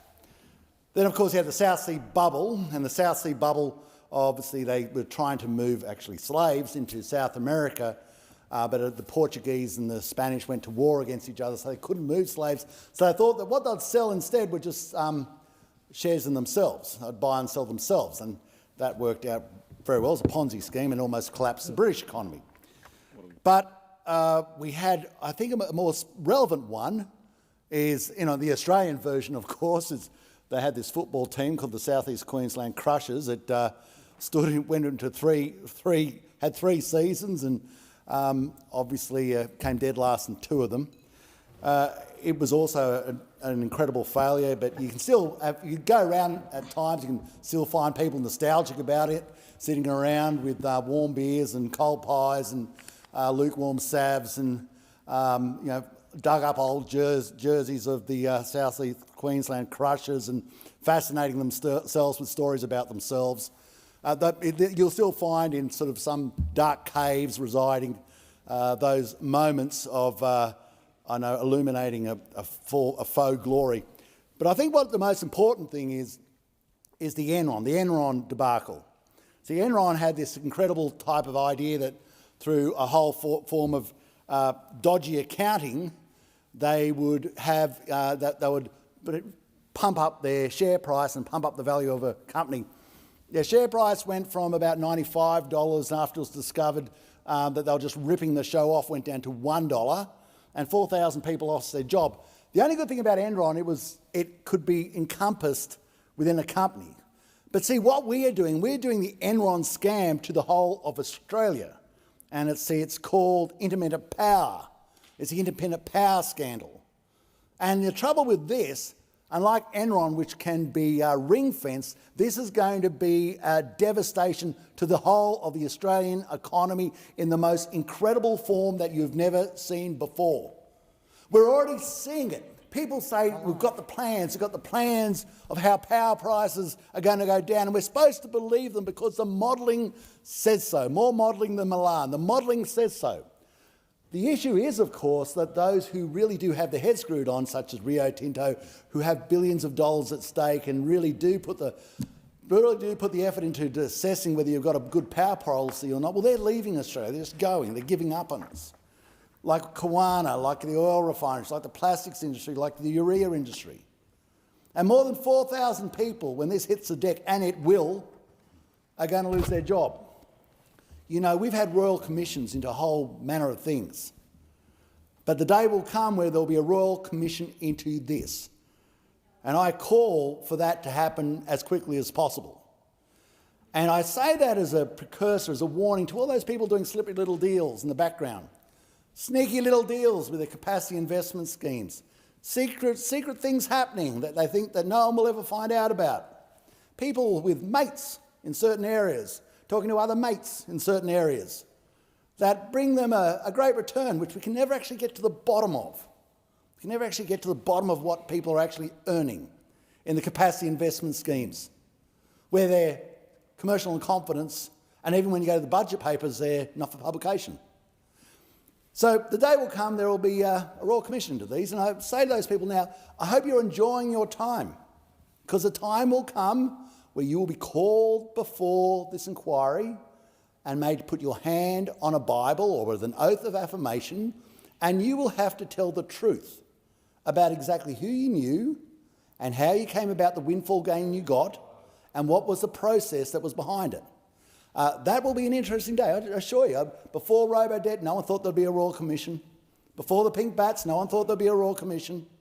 Before even things such as, there have been so many things, no one ever thought the Royal Commission was coming. Well, I'm just giving you a little bit of forewarning. It is coming, you will be called, and you better have the answers. Call a member for Werriwa. Thank you, Deputy Speaker. Councillors are the third tier of our important democracy in this country.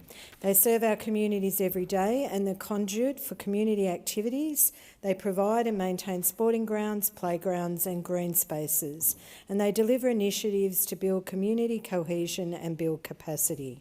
And they should also be focused on fixing roads, collecting rubbish and using the rates, grants and other income they collect to do this with integrity, governance and equity. Leadership is essential, delivery is essential.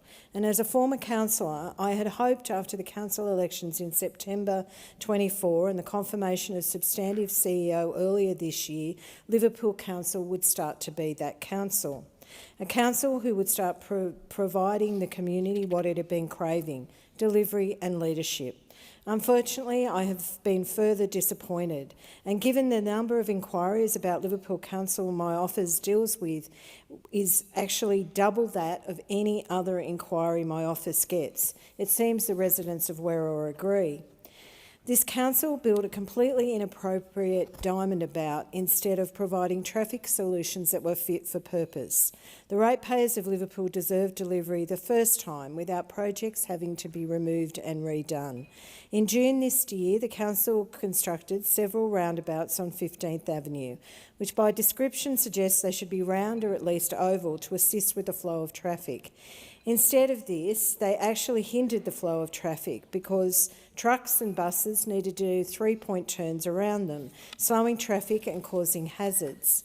The roundabout lasted 48 hours before they were removed, causing further damage to the roads.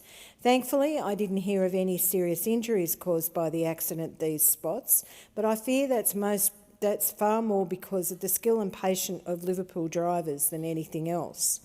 I am grateful that the $1 billion announcement for the upgrade of 15th Avenue, where these roundabouts were located, made by the Albanese and Minns government in January this year, will actually be delivered by the New South Wales government. My colleague, the member for Leppington, and I have spoken to Minister Aitchison, the New South Wales Minister for Roads, on numerous occasions about the commitment. I'm pleased to say that early works on the safety upgrades to the road commenced in August, and which will provide a third lane added to Cowpasture Road between 15th Avenue and the M7, reducing weaving and congestion. There will also be improvements to pedestrian safety, speed limits and line markings. In October 22, confirmation was provided to Liverpool Council for $6 million as an election commitment to extend Middleton Drive, giving options for the residents of Middleton Grange. 3 years later, the road is still being planned and they hope that construction will be completed sometime in 2026. Also, in my EFO last year, Liverpool Council was provided with extra funds for the upgrade of Currajong Beach roads at the intersection of Lynn Parade. The commitment for the federal government is $6.9 million and fully funds this upgrade, improving safety for traffic and pedestrians and easing congestion. The community needs this project to be delivered as soon as possible, along with the signalisation of Mowbray and Currajong Road. Last year, Council received $15 million of grant funding to develop a new park in Austral. Unfortunately, this project as well, planning and preparation work did not get underway until April this year, and construction is unlikely to start until early next year. I've again written to the CEO to advocate for this to be provided as soon as possible. The suburb of Austral has seen so much change over recent years, and with like many new housing estates, the provision of footpaths, parks and other amenities is sadly lacking. Liverpool Council also received more than $2 million from the New South Wales and federal governments to redevelop Pye Hill Reserve at Cecil Hills. But because of the discovery of asbestos in the construction of the park, it's yet to be officially opened and is not available for use. Another disappointment for the people of Liverpool. I am seeking further updates from Liverpool Council and the CEO, and I'll continue to fight for the constituents in the electorate of Werriwa to ensure that the grants and the money that have been provided to it are used by Council as efficiently and quickly as possible. Call a member for Clark. Deputy Speaker, by now most people probably know of my deep frustration with the way the Tasmanian government is stuffing up seemingly every aspect of running the state. And I'm not alone, as evidenced by the community reaction to a relevant video I posted on social media earlier this year, which remains my most viewed to date and which still prompts people to stop me in the street to share their agreement with what I had to say. Yet, underlying my frustration is the fact that Tasmania has everything it needs to be the jewel in Australia's crown. For a start, we have some of the cleanest air in the world, and while that might sound like something Tasmanians say with a wink, it's a fact, verified and monitored by the CSIRO. Moreover, we are the gateway to Antarctica and have a stunning natural environment, rich Aboriginal history and a quality of life that could be the envy of the nation. Frankly, our world-class wineries, beaches, hikes, dining and creative industries make us small but especially mighty, Deputy Speaker, and it's no wonder that people flock there to experience it. Our tourism appeal in particular is undeniable, as evidenced by the fact that this year the Condé Nast Traveller 2025 Readers' Choice Awards crowned Hobart as the 10th best small city in the world, the only city in Australia to make the cut. And that recognition has been echoed elsewhere. For example, Expedia's Unpack 26, the Trends in Travel report, named Hobart one of its destinations of the year, noting a 25% increase in searches for Hobart compared with last year. No wonder a mammoth 1.348 million visitors came to our island in the year ending June 2025. Now, I understand that that may not sound like a lot to mainlanders, Deputy Speaker, but that is more than double the number of people who call the island home. In short, the secret is out. People know there's something special about Tasmania and are willing to spend their time, money and effort to experience it for themselves. But there's more. In my electorate of Clark, we are home to world-leading innovation at INCAT, where a team of designers, engineers and technicians have just built and launched the world's largest battery electric vessel. Hull 096, named China Zarilla, is 130 metres long, is the largest electric vehicle ever constructed and will carry up to 2,100 passengers and 225 vehicles. And Deputy Speaker, the ambition doesn't stop there. INCAT is also one of the nation's largest single-site employers of apprentices and is expanding its operations with the goal of becoming the global centre of excellence for sustainable large vessel manufacturing. On the topic of sustainability, the University of Tasmania has again been recognised for its global leadership, ranking first in the world for climate action for the 4th year running, according to the Times Higher Education Impact Rankings. This outstanding achievement reflects the university's long-term commitment to meaningful climate action, from being certified carbon neutral since 2016, divesting from fossil fuel investments in 2021, and ongoing prioritisation of investments that support the UN Sustainable Development Goals. Deputy Speaker, I could go on, but as I have only 5 minutes, I've chosen to highlight just these 3 areas, which have been announced just this year, demonstrating the unique strengths of our environment, our people and our way of life. Indeed, I met a plethora of constituents who have either grown up in Tasmania or have chosen to build their lives there, that have unending enthusiasm to fulfil Tasmania's rightful role as the jewel in Australia's crown. So, despite the state government's best efforts, Tasmania continues to punch well above its weight. Yeah, sure, we've got lots of challenges, almost inevitably traced back to the incompetent state government and underperforming local governments.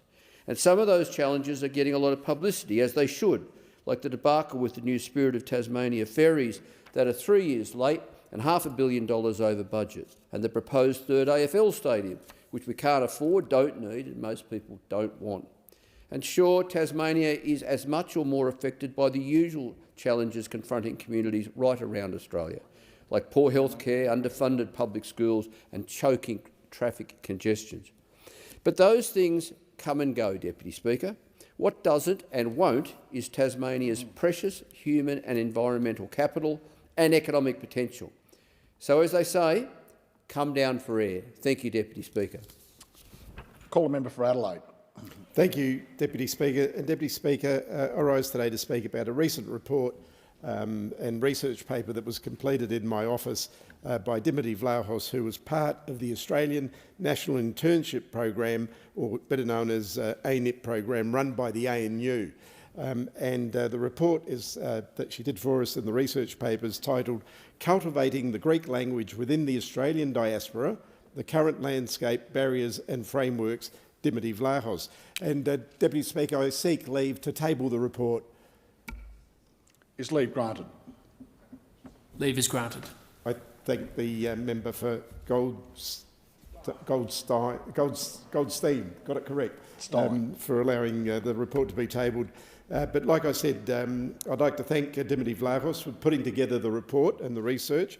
Her unique research aimed to address concerns around the decreasing usage of Greek language between generations here in Australia.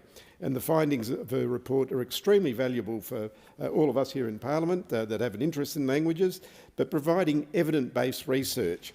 Dimitri is an applied data analyst student in her final year at the ANU, and it's been great to have her around the office doing this research. But her findings are pretty clear.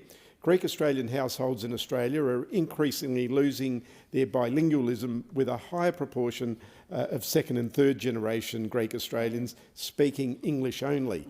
However, around 21% of the third generation maintain their Greek language, and the report attributes this success to the high level of support in different communities through various Greek community groups and language schools. And there are multiple language schools within each state and territory.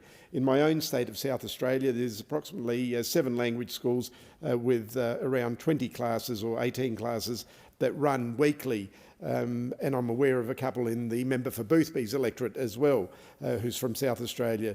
These are supported by community language associations, which receive funding from both state and federal governments. Arguably, the most important finding in this research is that better support for the Greek language needs to come alongside a better support for all languages in Australia. Currently, there's inconsistency in the language education system between states and different jurisdictions, and this has led to barriers not only for modern Greek, but for all languages, Deputy Speaker. And I think as a proud multicultural nation, we need to better embrace and support our diverse languages. And this report and research paper that Ms Vlahos has done shows the immense value of multilingualism. And when I speak to other communities in my electorate, like the Italian community, they're all facing the same issue, that loss of their mother tongue in the second and third and fourth generations. But monolingualism is an economic disadvantage in both international and domestic markets. A loss of language fluency is equivalent to a loss of human capital. It's something that we have. We should cherish it and support it, and that will only assist us. It'll assist us in our economy, in our partnerships with other nations, etc. So a loss of language fluency, as I said, is equivalent to a loss of human capital. The research paper also outlines how multilingualism increases social cohesion in our community through giving individuals a stronger sense of identity and belonging. And now more than ever, we need to support connection between all Australians. As the first of its kind, this paper here in this Parliament through this ANU intern program, this report provides a comprehensive overview of the current state of the Greek language in Australia. It is extended by evidence-based solutions to revitalise the Greek language and support all languages in our multicultural society, Deputy Speaker. And Ms Vlahos did an intense research to the point where she actually did comparisons of other nations where there's been mass migration influxes into Canada, the US. And one thing that we have got to report that is very positive, Australia in maintaining its Greek language is doing far better than both Canada, the US and many other places. So that was something positive in the report. That also, there are also differences in the United States. Greek migration has been going since the 1800s, so that loss of connectivity is far greater than here. So I'm very proud of Dimity. Those of you that have not had an intern in your office, please do so. It's a great experience for both yourself and the student. Call a member for Hawke. Mitchell. Sorry, Mitch. Thank Sorry, you. You are Hawke. Yes, yeah, that's right. My apologies. He hawkishly made his way into the space. Look, Australians can still make many things, and it's vital that we do have a manufacturing future in this country, but we have to note in this House that manufacturing share of our economy has collapsed to just 5.4%, the lowest in our entire history. In the 1970s, it was, of course, 15%. But every month brings another shocking closure of the means of production in this country that are vital to sustain any society. Alcoa's Kwinana refinery, 220 jobs gone, and all the business that goes on. Price Plastics, after 40 years of operation, gone. Oceana Glass, Australia's only architectural glass maker for 169 years in business, gone, and our battery pioneers Redflow and Energy Renaissance all gone. All under Labor's watch. We have to ask, why are so many businesses collapsing in manufacturing and industry in Australia today? A trifecta of high energy prices, the vital necessity of all manufacturing, energy, taxation, regulation, and of course our industrial relations environment in Australia. Shame. In Australia, of course, we can't compete on wages. We have the world's highest wages. You wouldn't hear about that from the government sometimes, but they are the world's highest wages. They will never be competed on. We also have the world's highest costs in regulation and doing business. And of course, we have very high costs now, the only competitive advantage that manufacturing used to have for energy. In many cases, doubling when these contracts come off in cost as an input cost, sometimes with heavy industry, 40% of the input cost, doubling in price in one hit. If Labor can't understand that its future Made in Australia program is now heavily in danger of becoming a future bailed out in Australia, then they're not paying attention. The bailouts are in the billions. 4 major bailouts this year. We had Whyalla, historic Whyalla, bailed out, Glencore's facilities, Nurstar, and of course recently Tomago, which is now saying it will wind up in Australia. This was what the Labor Party said would not happen under its clean energy transition. But, Speaker, it is happening. Australians know it's happening who are losing their jobs. Communities know when they see the means of production shutting down, it's serious for Australians. And so under Labor, we know electricity prices are now up 40%. Never mind this cheaper energy we hear from the Minister for Energy every day, the free energy that we're going to get for an hour if you turn on the washing machine, electricity prices are up 40%. Australian industry is paying $10.30 a gigajoule for gas. Competitors in the US pay only $3. In the US, it's $3. It's 3 times as much. In Qatar, it's $2.20. When you couple that with the highest corporate tax rates for Australian businesses and people doing business in Australia, not just in the region, but one of the highest corporate tax rates in the world, there are no competitive advantages in Australia. This government is living in fantasy land if we think that the taxpayer can then subsidise or bail out people when we've made the input costs the highest in the world.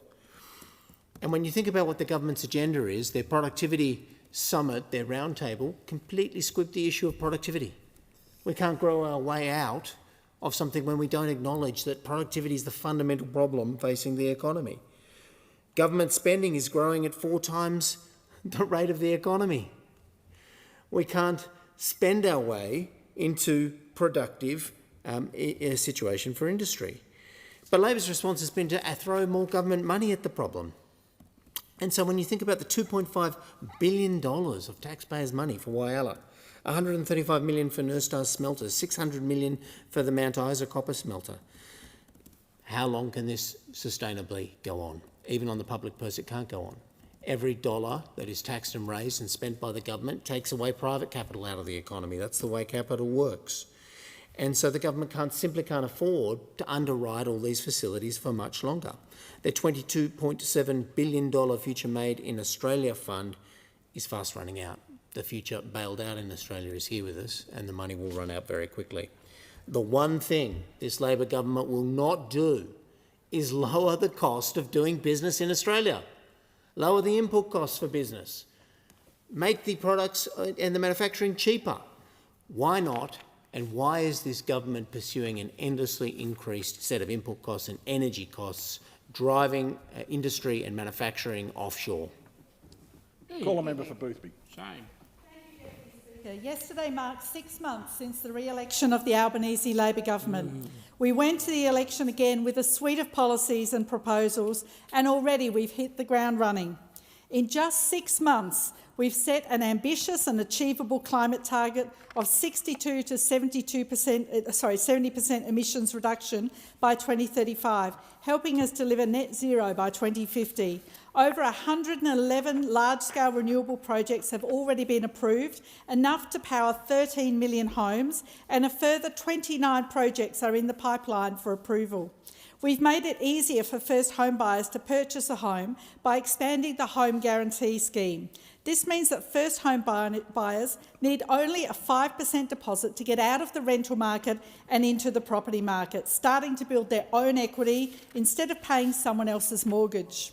We've cut the HECS debts by 20%, and over the next couple of weeks, those with HECS debts will start getting messages from the ATO telling them the 20% reduction has been applied to their debt. We passed Baby Priya's Bill, which enables parents experiencing the worst moment of their life, the stillbirth or death of a baby, to have the time and space to grieve before returning to work. We legislated to protect penalty and overtime rates. Hard to believe this is necessary, but apparently it was.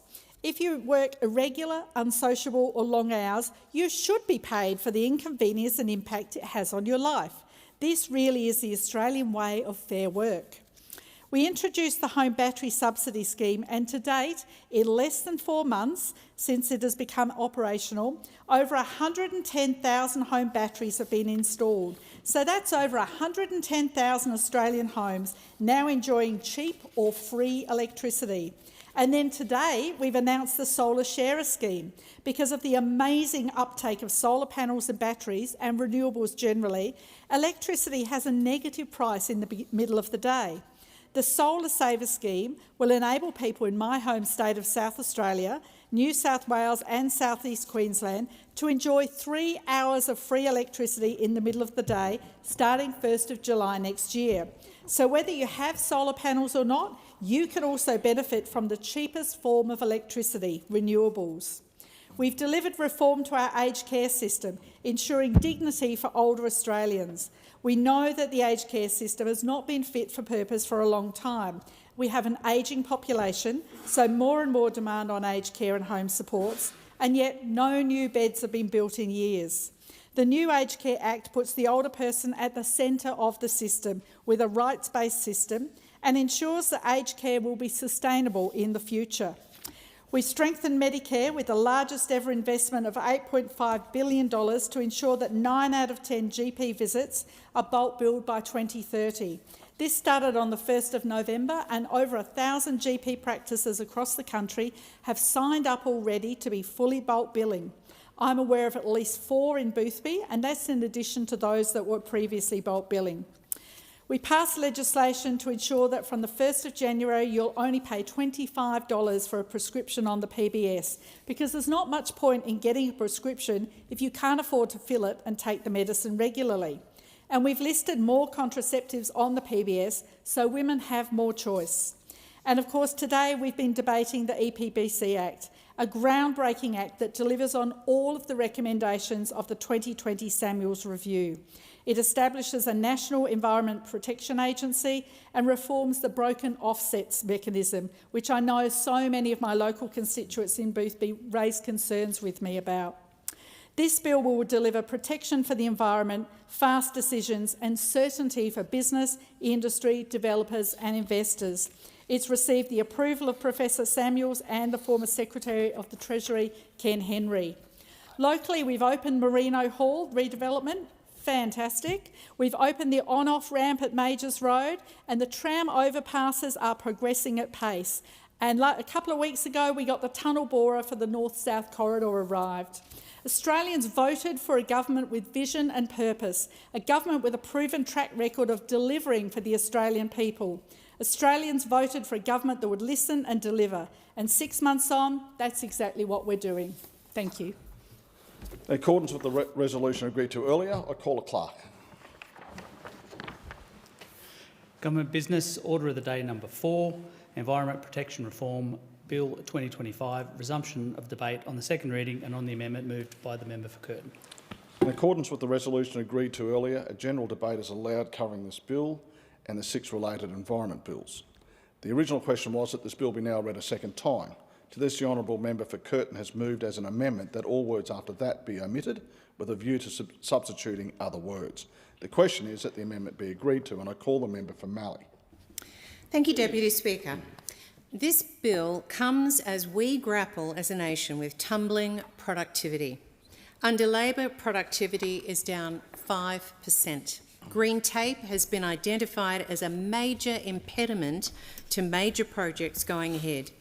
We on this side of the House are concerned this bill is introducing even more green tape, not less.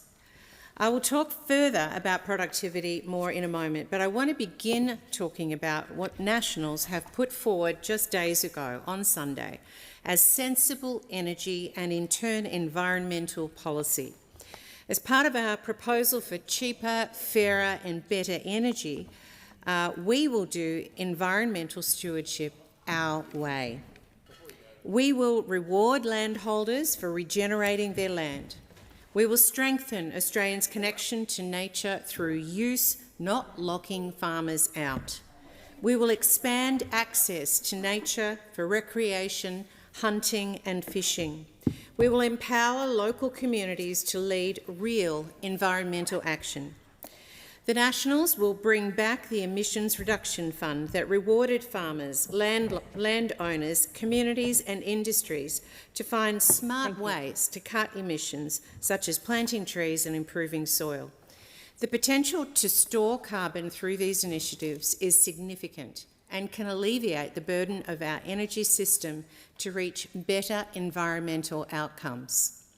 We all know Labor can't reach their 2030, 2035 or 2050 emissions reduction targets. It's fantasy. Labor are throwing regional Australia under the bus so the Prime Minister and the Climate Change Minister can strut at an international climate conference. No problem for Aussies at home, apparently. Those opposite like to paint regional Australians as dopey.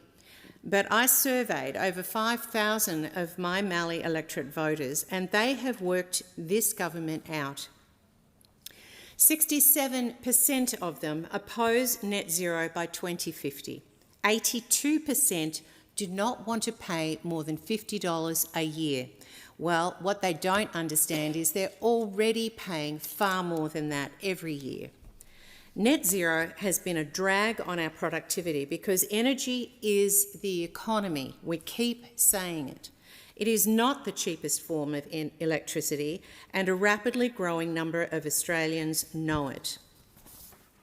On productivity today, the Reserve Bank of Australia kept interest rates on hold, and we saw the RBA recently downgrade its productivity estimates to 0.7% a year rather than 1%.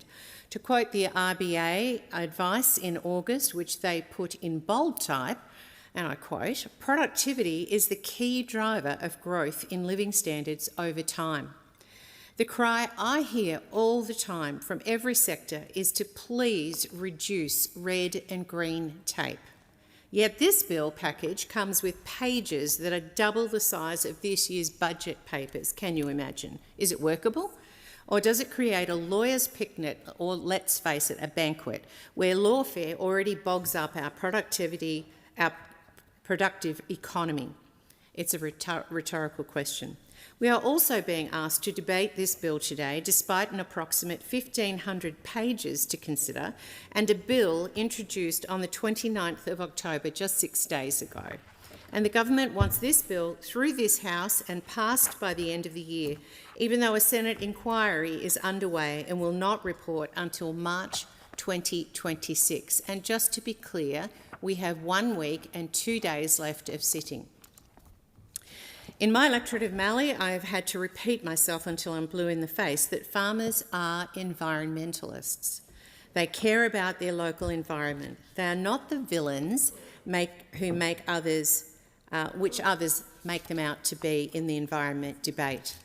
The National Farmers Federation said on the 30th of October concerning this package of bills, and I quote, that farmers manage more than half of Australia's land mass. They live and breathe environmental stewardship every day. Their budget depends on it. The welfare of their animals depend on it. Their crops depend on it.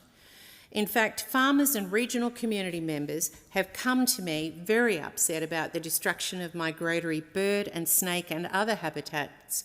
In the name of what? Saving the planet, would you believe? When it comes to the environment in Mallee, we have seen the environment thrown under the bus because of Labor's reckless, renewables-only energy approach to reach unattainable energy targets, creating immense environmental, social and economic harm. And I've spoken to 2 farmers this evening about this very fact.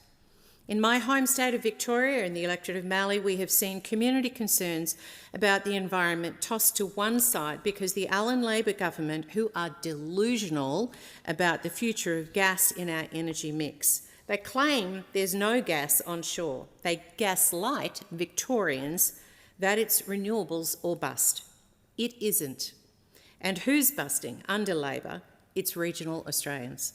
Their concerns about the environment set to one side, with the minister wielding enhanced powers to sideline proper planning processes to force transmission lines, wind turbines and blanket solar panels onto regional communities. That's without adding in mining. Referring again to the NFF statement on the 30th of October, they say, and I quote, "Concepts like bioregional planning, offsets, net gain and unacceptable impact tests need to be properly explained and practically tested. Otherwise, we risk creating confusion and unintended consequences. Further, we are very concerned about fast-tracking renewables, critical minerals or housing developments that could target agricultural land.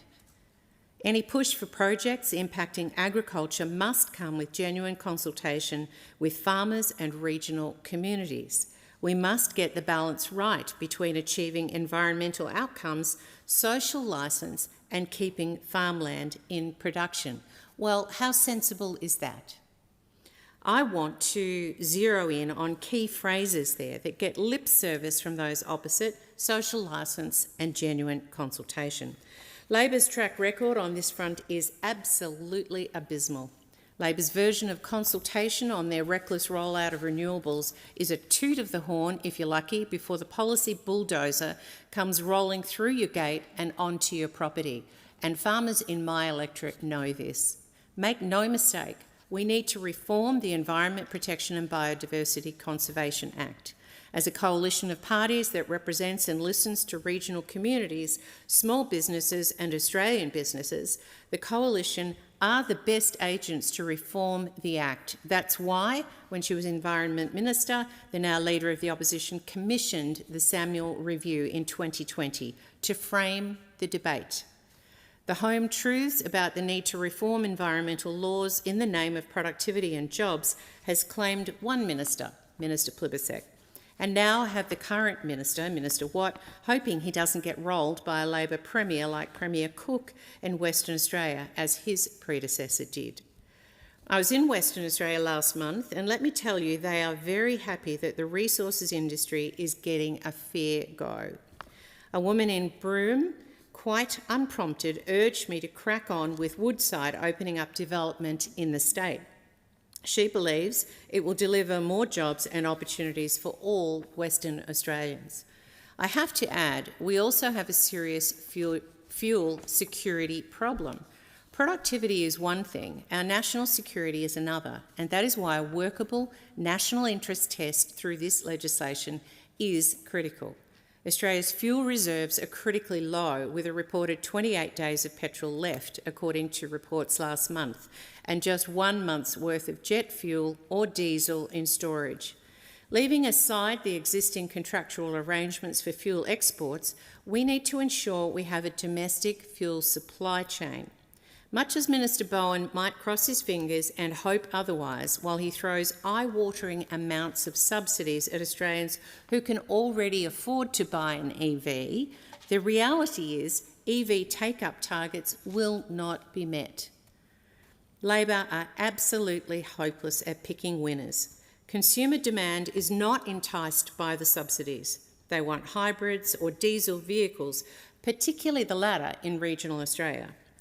We need to fully investigate biofuels, not just for our aviation sector, but as a potential addition or even substitute for petrol or diesel. Tractors, harvesters, mining machinery and many more productivity-driving machinery cannot abide the glorious coming of Bowen's batteries. Productivity depends on fuel, and we have dangerously small amounts of it onshore.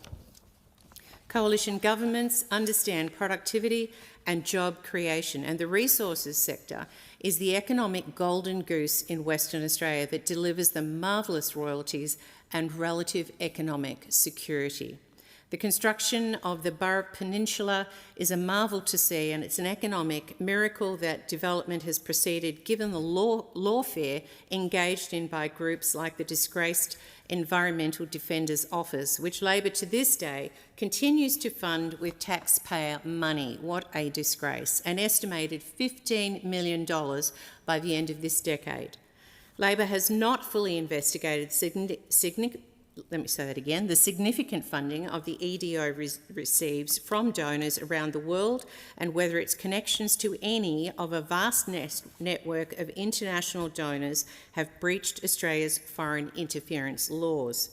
In January 2024, the Federal Court outed the EDO for its conduct and activities in a federal court case relating to Santos's pursuit of its Barossa gas pipeline project, the infamous Songlines case. Justice Natalie Charlesworth found that the EDO's legal team disgracefully manipulated and coached a number of witnesses and fabricated evidence in the case, and their claims were so lacking in integrity that no weight could be placed on them.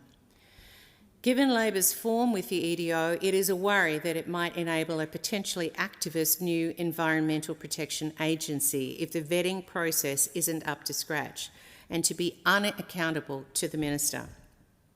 As one major stakeholder told me on Friday, constant, unjustified lawfare is the #1 enemy of industry, with endless lawsuits and stop work orders making industry unviable. We need to be vigilant when the prospect is a Labor Greens slapdash deal before Christmas. The last thing Australian productivity and job-creating businesses need is more green tape, not less. On this Melbourne Cup Day, Labor has a shocking record for picking winners, and I won't apologise for holding this Labor government accountable so we get this right in the national interest. The last thing Australia needs is for Labor to claim they have a winner because they hobbled the productivity horses. Basically, this legislation can only be described as a 6-7. And I call the member for Moreton. Thank you very much, Deputy Speaker. Deputy Speaker, my electorate of Moreton is home to some areas of absolutely outstanding natural beauty and diverse habitats. The Brisbane River, known locally and affectionately as the Brown Snake, meanders its way past Oxley, Corinda, Sherwood, Graceville, Chelmer, Tennyson, Yeronga and Fairfield, supporting a variety of freshwater, estuarine and marine-tolerant fish.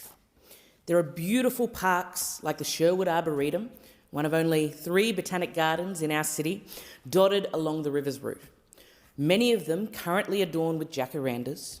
Soon, poincianas will cover the parks with a blaze of red.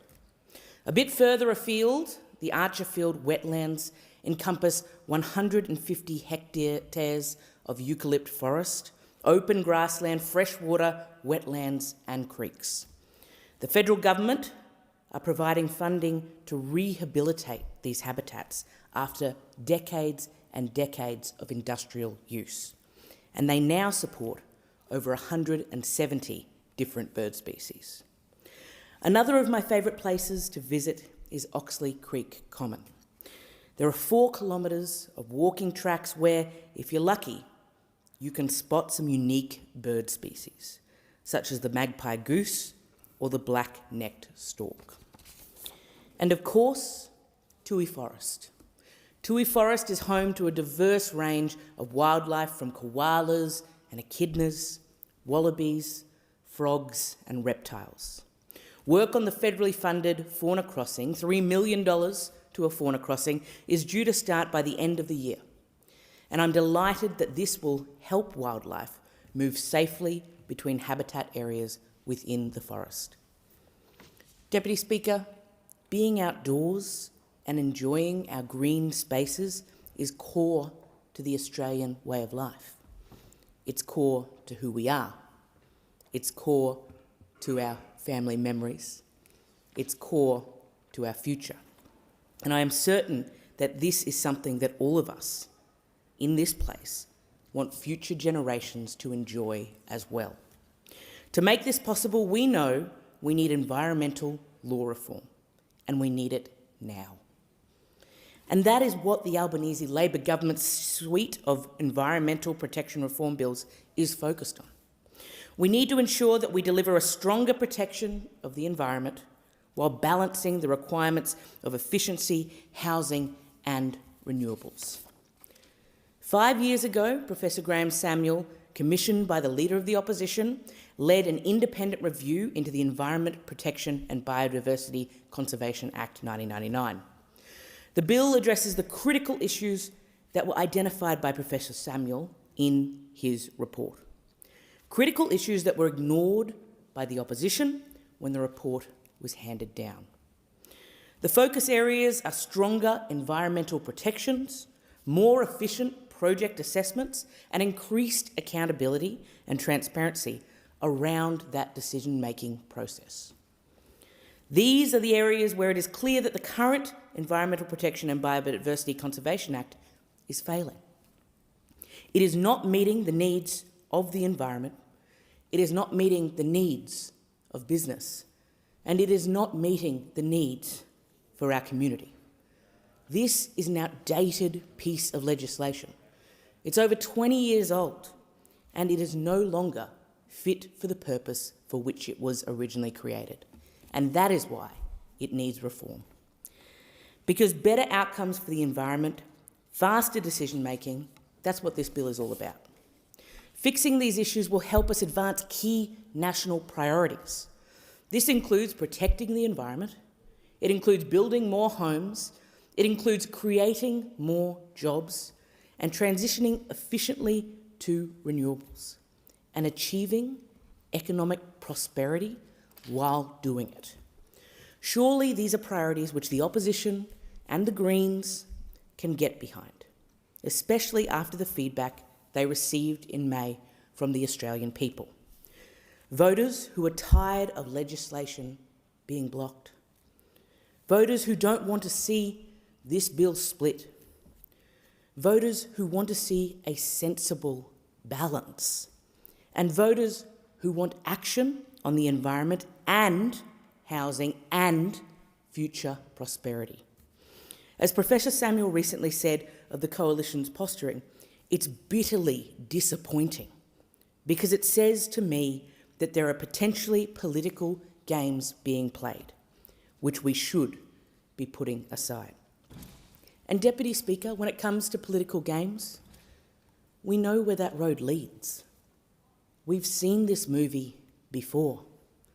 We know what the outcome will be because we saw it with the CPRS when the Greens and the Coalition teamed up. We saw it in the last Parliament with the EPA when the Greens and the Coalition teamed up. It's been 5 long years since the Samuel report was handed down, and it hasn't been able to go through the Parliament yet because of the political games that Professor Samuel himself is so concerned about. This is the opportunity to change that history. This is the opportunity to take action. This is the opportunity to make a change that is real and to make a change that will make a difference. This is the opportunity not to block, not to play politics. It's just the opportunity to do something about it. What this bill means in practice is more environmental protections and more restoration of critical national habitats, while benefiting from more transparent and efficient housing approvals. It also means faster progress on renewable energy infrastructure and the critical minerals projects that are vital for Australia's future. Labor is committed to establishing a strong and independent National Environment Protection Agency. The agency will ensure that rules are followed without any political pressure and that the same standards apply across the country.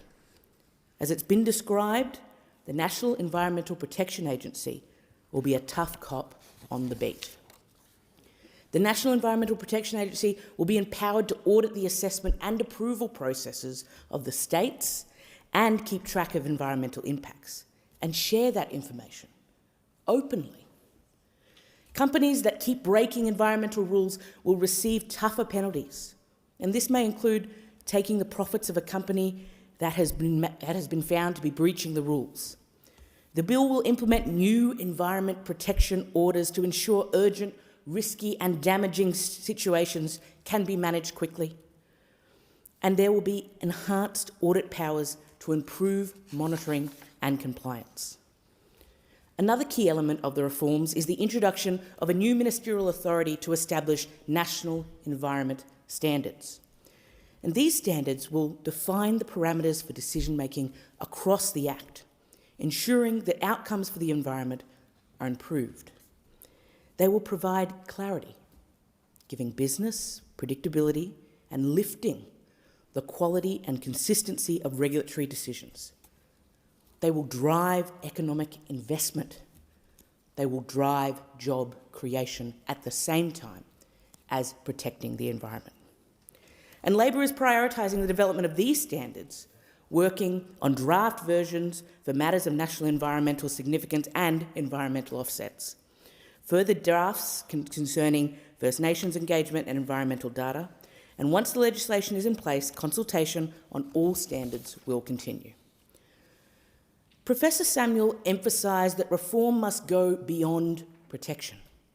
It must also drive restoration of habitats, and that's why the new laws will legally require projects to avoid, minimise and repair environmental damage wherever it's feasible.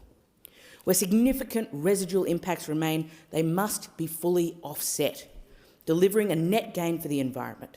And this is a crucial step beyond the current no net loss approach. This approach places the environment front and centre and enables a more strategic, large-scale investment in biodiversity and ecosystem repair. The reforms will also define, in law, what constitutes an unacceptable impact on the environment. Currently, the Environmental Protection and Biodiversity Conservation Act includes a clearly unacceptable category, but does not provide a definition. The new criteria will provide upfront clarity on what cannot be approved, making it clear from the start if a project is viable, and enabling faster, more transparent decisions.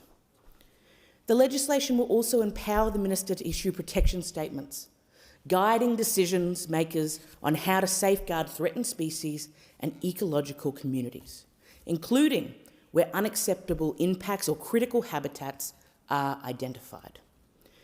The current assessment and approval process leads to lengthy delays, with companies having to deal with duplicated processes across federal, state and territory jurisdictions. And the Act will remove 3 of the 6 existing assessment pathways and introduce a new and efficient streamlined assessment pathway for project assessments and approvals. This will reduce both duplication of processes and time, cutting the process from the current 70-day statutory period to 50 days or less. There are also provisions for bilateral agreements with states and territories to apply Commonwealth assessment standards to projects, ensuring consistency and efficiency. This accreditation will be audited every 5 years to ensure that the new national environmental standards are being met. Deputy Speaker, the measures in this bill follow a proud Labor history of environmental protection. Labor governments created the Great Barrier Reef Marine Park. Labor governments saved the Franklin River from being dammed. And Labor governments protected the Daintree and Kakadu. In its first term, the Albanese Labor government protected over 95 million hectares of land and sea. 52% of our oceans are now protected, and Labor tripled the size of the Macquarie Island Marine Park.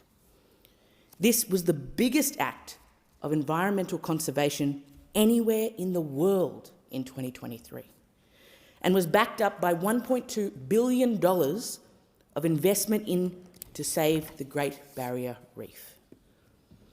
This government has also forced big polluters to cut their emissions. As part of our commitment to achieve net zero by 2050, as part of this journey, we have committed to 62 to 70% emissions by 2035. We have approved 111 renewable energy projects. That's enough to power 13 million homes. Renewable energy generation in Australia is at its highest level ever, up in volume by around 30% since Labor came to government. At the end of 2024, 46% of the national energy market was provided by renewables. and we are working towards 82% renewables by 2030. This forward-thinking act includes regional planning to streamline development in areas where it will have less impact on the environment and protect critical habitats of vulnerable species.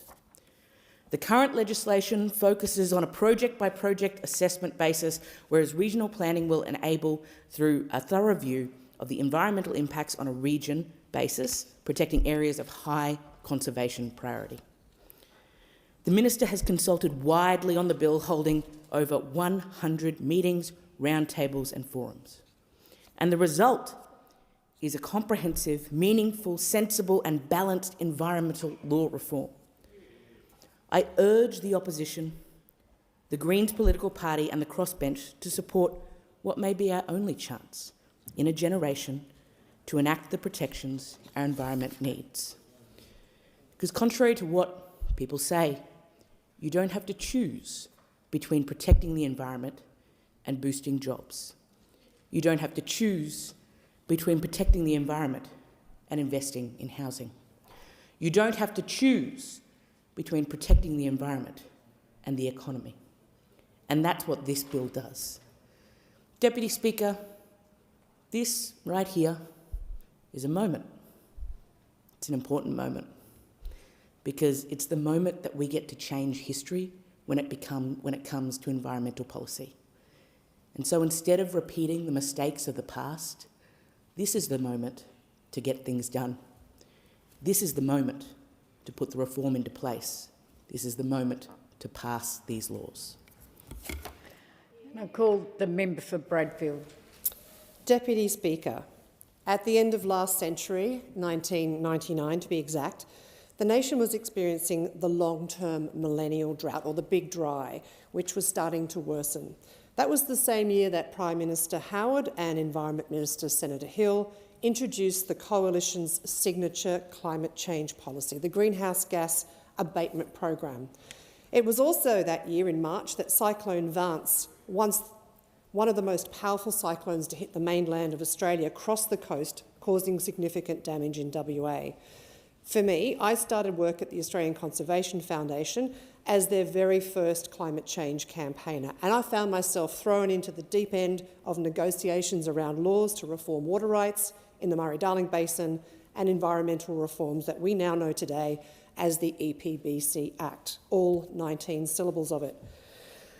25 years young, the Environmental Protection and Biodiversity Conservation Act, when originally birthed, was intended to provide a national framework for protecting the environment and conserving biodiversity, especially matters of national environmental significance, like our reefs, our precious forests and our Ramsar wetlands. It aimed to clarify the roles of the federal government and improve cooperation between states and territories. So how effective have these laws been in protecting the places that we love? Let's go to my happy place, science, and then straight to a less happy place, the facts. Australia's biodiversity has declined significantly over the last 25 years between 2000, when the EPBC Act was enacted, and today.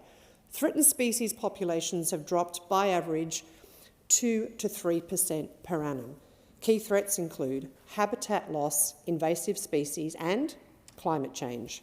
And while some conservation efforts have shown success in slowing decline, these have been insufficient to reverse the overall downward trend.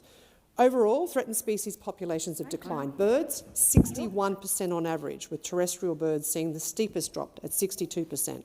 Amphibians, a 97% decline in relative abundance, and plants, a 68% decline in relative abundance. The number of species listed as threatened has increased significantly, with 130 species added in 2023 alone, bringing the total to 2,098. 741 species have been added to the threatened list since 2000. That's a 53% increase.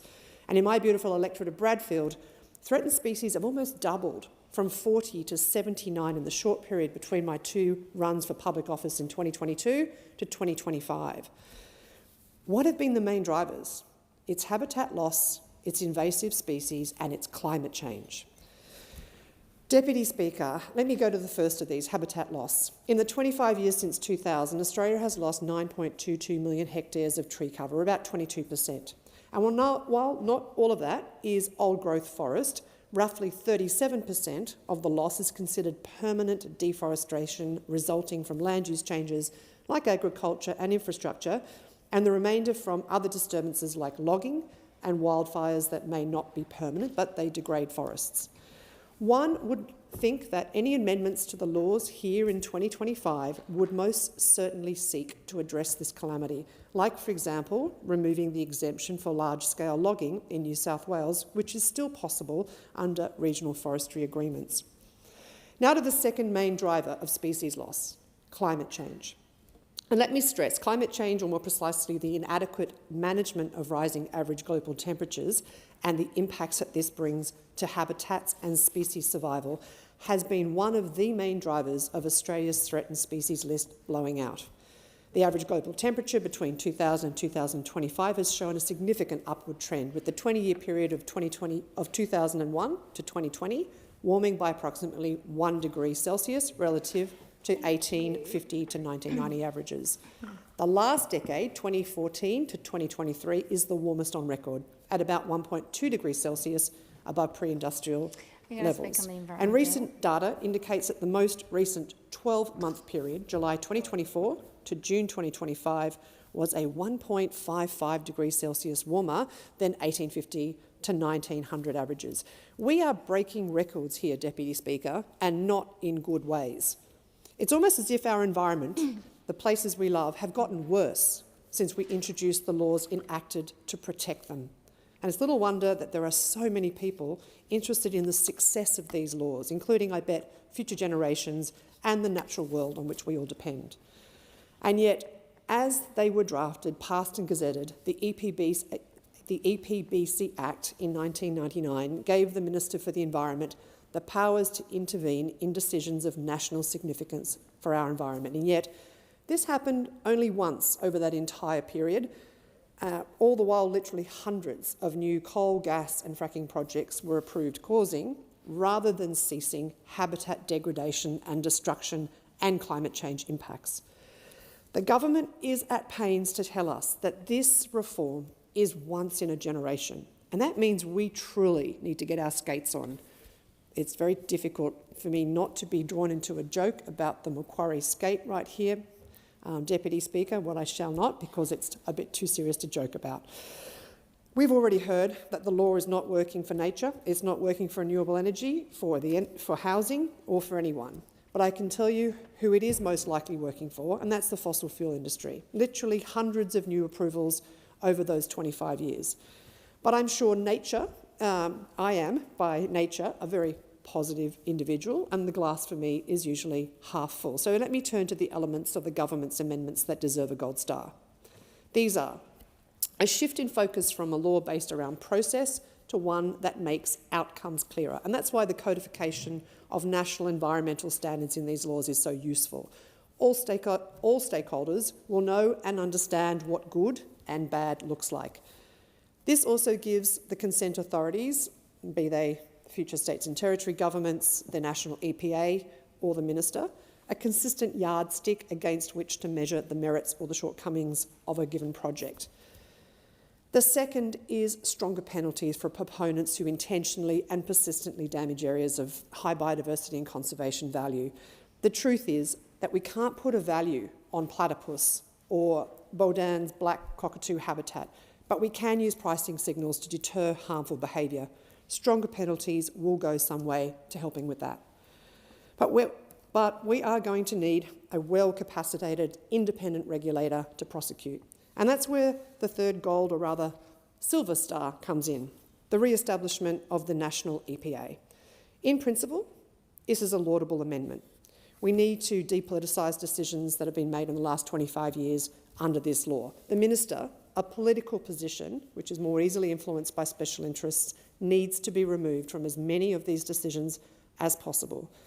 A competent, tightly codified and well-resourced independent national EPA is most likely to be able to deliver for nature and industry. So you may have noticed that there was a silver star here, and perhaps I've been a little too generous, because this takes me to the frowny face stamp, which is around the wide discretion provided for the minister to make decisions not in favour of nature, but possibly against it. And I'm referring to the national interest exemption, where the minister may consider Australia's national interest, be it defence, security, emergency needs, when ignoring the protections of nature. So far, the proposed law fails to define what projects could qualify for this exemption to protect the places we love. An acting CEO of the Australian Conservation Foundation says that he was deeply concerned with the proposed exemptions, arguing its application was wide open to interpretation and could easily be misused. Too often, the national interest is falsely conflated with coal and gas industry and their commercial interests. And if not the intention of this government Environment Minister to misuse it, what about a future government's Environment Minister? To be clear, we've had laws that for 25 years have given the minister the powers already to intervene to protect nature, and this has only been flexed once, to my knowledge, and that was arguably more about politics than it was about nature. So if the government is seeking to broaden the discretion provided to the minister to weigh in on decisions, then hold tight for even more decisions that favour industry over nature. And as I've said before, if these laws don't protect nature, then which laws will? The way these amendments are drafted, there remain major loopholes, and restrictions on improving unacceptable impacts via ministerial discretion is just one of them. So what about the specifics? The proposed new laws do nothing to end land clearing or old growth logging. The RFA and continuous use exemptions, the failure to address large-scale deforestation remain. And this is despite knowing that habitat loss is one of the three main reasons for species extinction. Despite the government's rhetoric on understanding the science of nature, there is very little regard, if any, for climate in these nature laws. And there's no requirement that major polluting projects be assessed for their climate impacts, contrary to international law and the recent ICJ opinion, nor is there a requirement for natural systems or ecosystem services to be assessed for their contribution to helping address climate impacts, be they mitigation, adaptation or recovery. And this is despite climate being also on the top three reasons that Australia, and in fact the globe, has a species extinction crisis. The government is quick to criticise the coalition for not understanding the severities of the climate crisis, but the lack of climate consideration in these proposed nature laws makes me want them to take a look in the mirror. How is it possible that in 2025 that strong nature laws are drafted without any consideration for human-induced climate crisis in which we and future generations must live? And finally, and I'm running out of time here, Deputy Speaker, that's why I'm going to, finally because I am running out of time, not because I'm running out of amendments to critique, I want to talk about the process of drafting and creating the national environmental standards. We won't see them before the bill is passed. And the Samuel review into the EPBC Act could not have been clearer that the NES is the fulcrum, the foundation of reform. So, to quote the Minister, this is a once-in-a-generation opportunity to do what we can for nature. Because when we do, we help not just other species and future generations, we help ourselves here in this lifetime. And I support the intention of strengthening our nature laws. The government's made a good start, but given the size of the crisis at hand and the responsibilities given to me by the people of Bradfield, I won't be supporting the amendments to our nature laws as proposed. My hope is that when these laws go to the Senate, our House of Review, that they will return here to this chamber with some additional safeguards attached, particularly for forestry protection, ministerial discretion and climate. And when I see movement on these issues, I look forward to supporting the bills as amended because, Deputy Speaker, our communities, our nation and our planet are depending on it. The question is that the amendment be agreed to, and I give the call to the member for Griffith. Thank you, Deputy Speaker. Every generation gets only a few chances to do something significant that truly lasts. For ours, this is one of them, to renew the laws that protect the only home we have. These reforms are a once-in-a-generation opportunity to protect and restore our natural world and to pass on an Australia that is cleaner, greener and fairer than the one we inherited. In Griffith, we don't have to look far to see what's at stake. From the mangrove edges of Norman Creek to the summit views at Whites Hill Reserve, our community is stitched together by green corridors that give life and character to our suburbs. At dawn, rowers cut through the Brisbane River as mist hangs over the water. By dusk, lorikeets return to the canopies in our many bush corridors. These rhythms are part of who we are. Every weekend, I meet locals who tell me how much they treasure these places. People who walk our bush trails in the Seven Hills Bushland Reserve, kayak the reaches of the Brisbane River, or volunteer with our many local conservation groups. Their work is quiet, local, and deeply powerful. They plant, they restore, and they remind us that protecting the environment starts right here in our own backyards. This bill honours their work and gives Australia a framework that finally matches their local efforts. The current EPBC laws date back to the Howard era in 1999, more than a quarter of a century ago. We all know these laws are simply not fit for purpose. They're outdated and broken. Across Australia, too many species are in decline, too many habitats are shrinking, and too many communities are weighed down by processes that are slow, inconsistent, lacking in transparencies that our communities rightly demand. Independent experts have urged us to act. In 2020, Professor Graham Samuel's review told us the truth. The system is failing the environment and the people who depend on it. He has been plain about the urgency, saying this has been urgent for decades. And from an economic perspective, as Dr. Ken Henry warned at the National Press Club in July, policy paralysis must be unacceptable. These reforms answer that call. They bring our environmental laws into the 21st century, making them balanced, robust and forward-looking. Laws that protect what's precious while giving our communities and industry the clarity and rule books to support our local and national needs.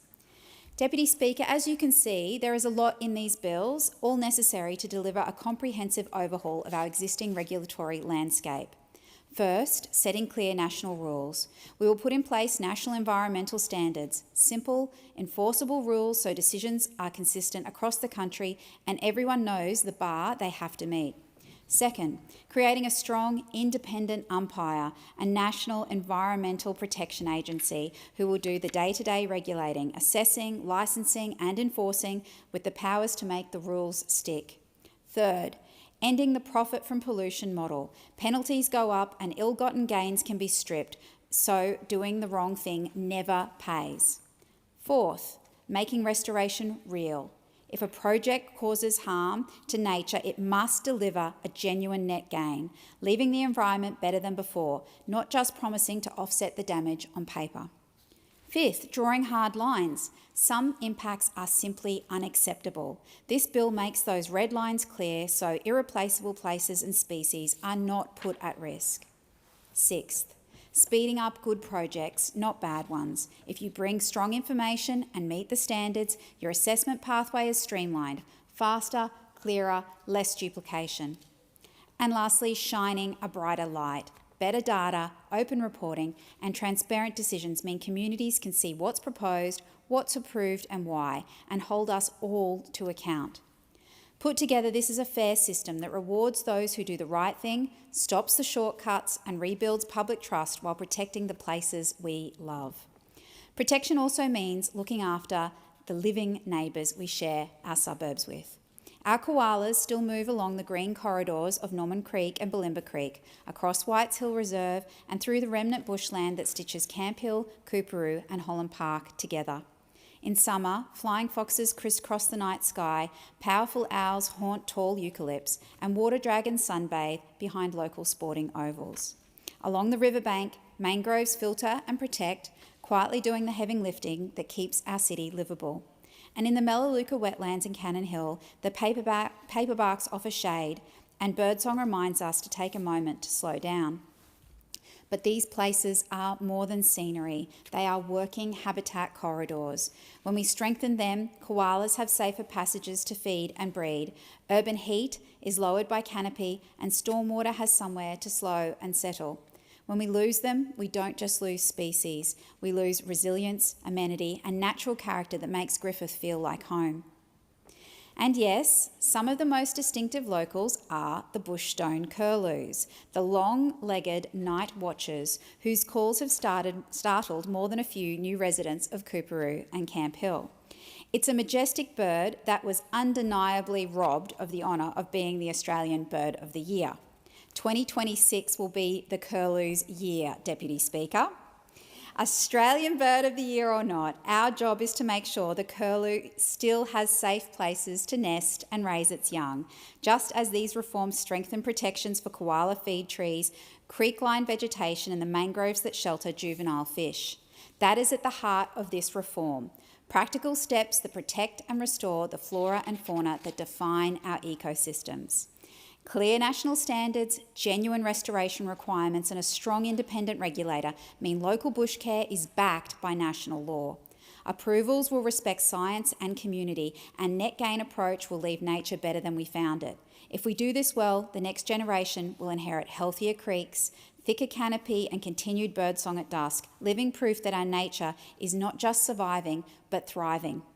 Conservation decisions outlive us, Deputy Speaker. The Franklin, the Daintree and Kakadu endure because previous generations acted with courage. Koongarra, Ningaloo, the Murray-Darling and our oceans stand protected because leaders chose to protect what we love.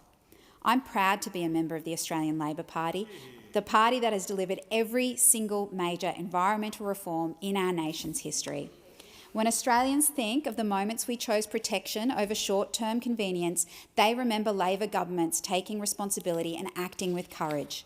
In the 70s, it was under Gough Whitlam that we established the first Federal Department of Environment, blocked drilling plans in the Great Barrier Reef, ratified World Heritage Convention, passed the National Parks and Wildlife Conservation Act and the Great Barrier Reef Marine Park Act. In the 80s, it was under Bob Hawke that we used World Heritage powers to protect wild rivers, returned Uluru to traditional owners, launched land care, led the international push to ban mining in Antarctica and adopted greenhouse gas reduction targets.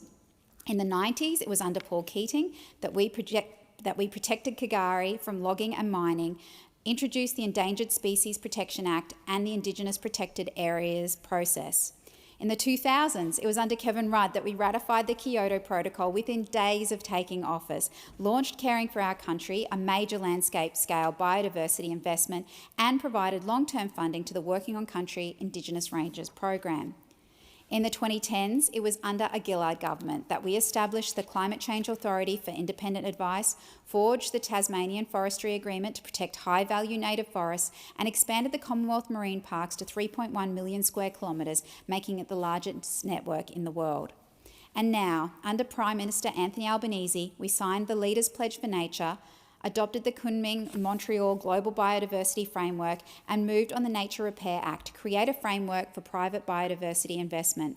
We've protected an extra 95 million hectares of Australian oceans and land, extending marine parks around Macquarie, Heard and McDonald Islands. We've established Environment Information Australia to give the public and businesses easier access to the latest environmental data. We've doubled funding to better look after our national parks, including Kakadu, and doubled the Indigenous Ranger program, invested over $600 million to protect threatened flora and fauna and tackle feral animals and weeds, and invested $200 million to clean up our rivers. This is by no means an exhaustive list, but it demonstrates our courage to rise to the challenge and do the work to put in place effective laws that protect our natural environment. Deputy Speaker, while those opposite are tearing themselves apart and wanting to take Australia backwards, this bill continues this proud Labor story, looking forward, not backward. These reforms are the product of years of listening. I want to acknowledge the scientists, conservationists, renewable energy advocates, farmers, planners, local councils and industry groups who have shared their expertise and passion. And I want to thank Labor's Environment Action Network, LEAN, whose persistence and vision have helped keep environmental reform on the national agenda. I've been a proud member of LEAN for many years, part of a grassroots movement of Labor members and supporters working to ensure the environment remains at the centre of our politics. As an ALP National Conference delegate last year, I supported a motion from LEAN about the proposed development at Moreton Bay's Toondah Harbour. The development would have had an absolutely unacceptable impact on the Ramsar-listed wetland and threatened species such as the critically endangered eastern curlew. With my support, this motion was passed at National Conference in August 2024. Shortly following this, Minister Tanya Plibersek proposed rejecting the development due to its unacceptable environmental impact, and the proposal was soon withdrawn. Deputy Speaker, it meant a lot to me when I was identified as a lean climate and environment champion nationally, and now, as a member of this place, I am proud to continue this agenda. Since coming into office, I have met with climate action and environment groups in my electorate of Griffith and nationally to listen to their concerns and to share important messages from the government. In these first few months, I have met with more than 20 groups and local constituents to discuss climate change and the environment, and I want to acknowledge their advocacy. The groups have included the Griffith Australian Conservation Foundation and Wilderness Society groups and their federal counterparts, the Australian Youth Climate Coalition, Parents for Climate, WWF Australia, and many more. We have also hosted a roundtable with local environmental and climate change groups with the Assistant Minister for Climate Change, Josh Wilson, and Dornoch local residents in my community alongside Minister for the Environment and Water, Senator Murray Watt. Environmental reform sits at the centre of nearly every challenge our nation faces, whether it's building homes for transport, securing clean and reliable energy, supporting farmers and fishers, protecting water systems and preparing for a changing climate. All of it depends on the health of our environment and the rules that approvals are pinned to. These reforms give clarity to those who build, who invest, who grow and who care for the land. They ensure progress does not come at the expense of nature, but in partnership with it. This is not about saying no to development, it's about saying yes to doing it better. When we get that balance right, we build not just environmental protection, we build national resilience, confidence and pride. I want to acknowledge Professor Samuel for his excellent work in delivering recommendations that were supported by environment, First Nations and industry stakeholders alike. This is our moment to show courage and leadership together. Australians want us to act.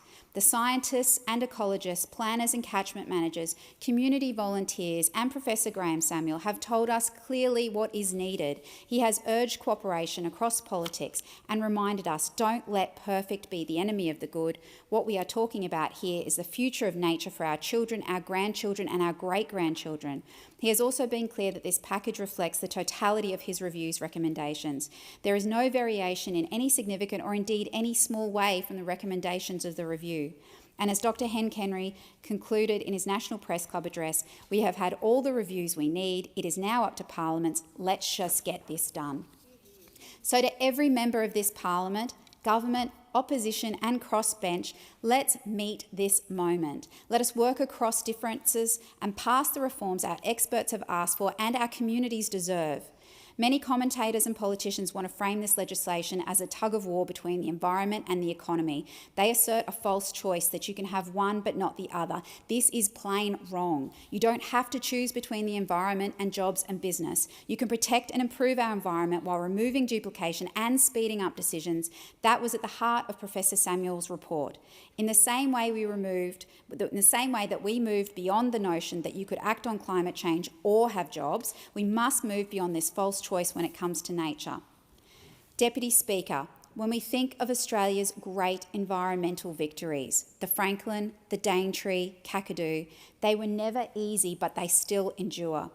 And in this moment, our communities and experts are asking us to choose progress over protest and outcomes over outrage, to work side by side, to deliver for the environment, to support business, to deliver the homes and clean energy that we need, and hand on a healthier environment to the next generation. Deputy Speaker, let us not miss this chance. The question is that the amendment be agreed to, and I give the call to the member for Kooyong.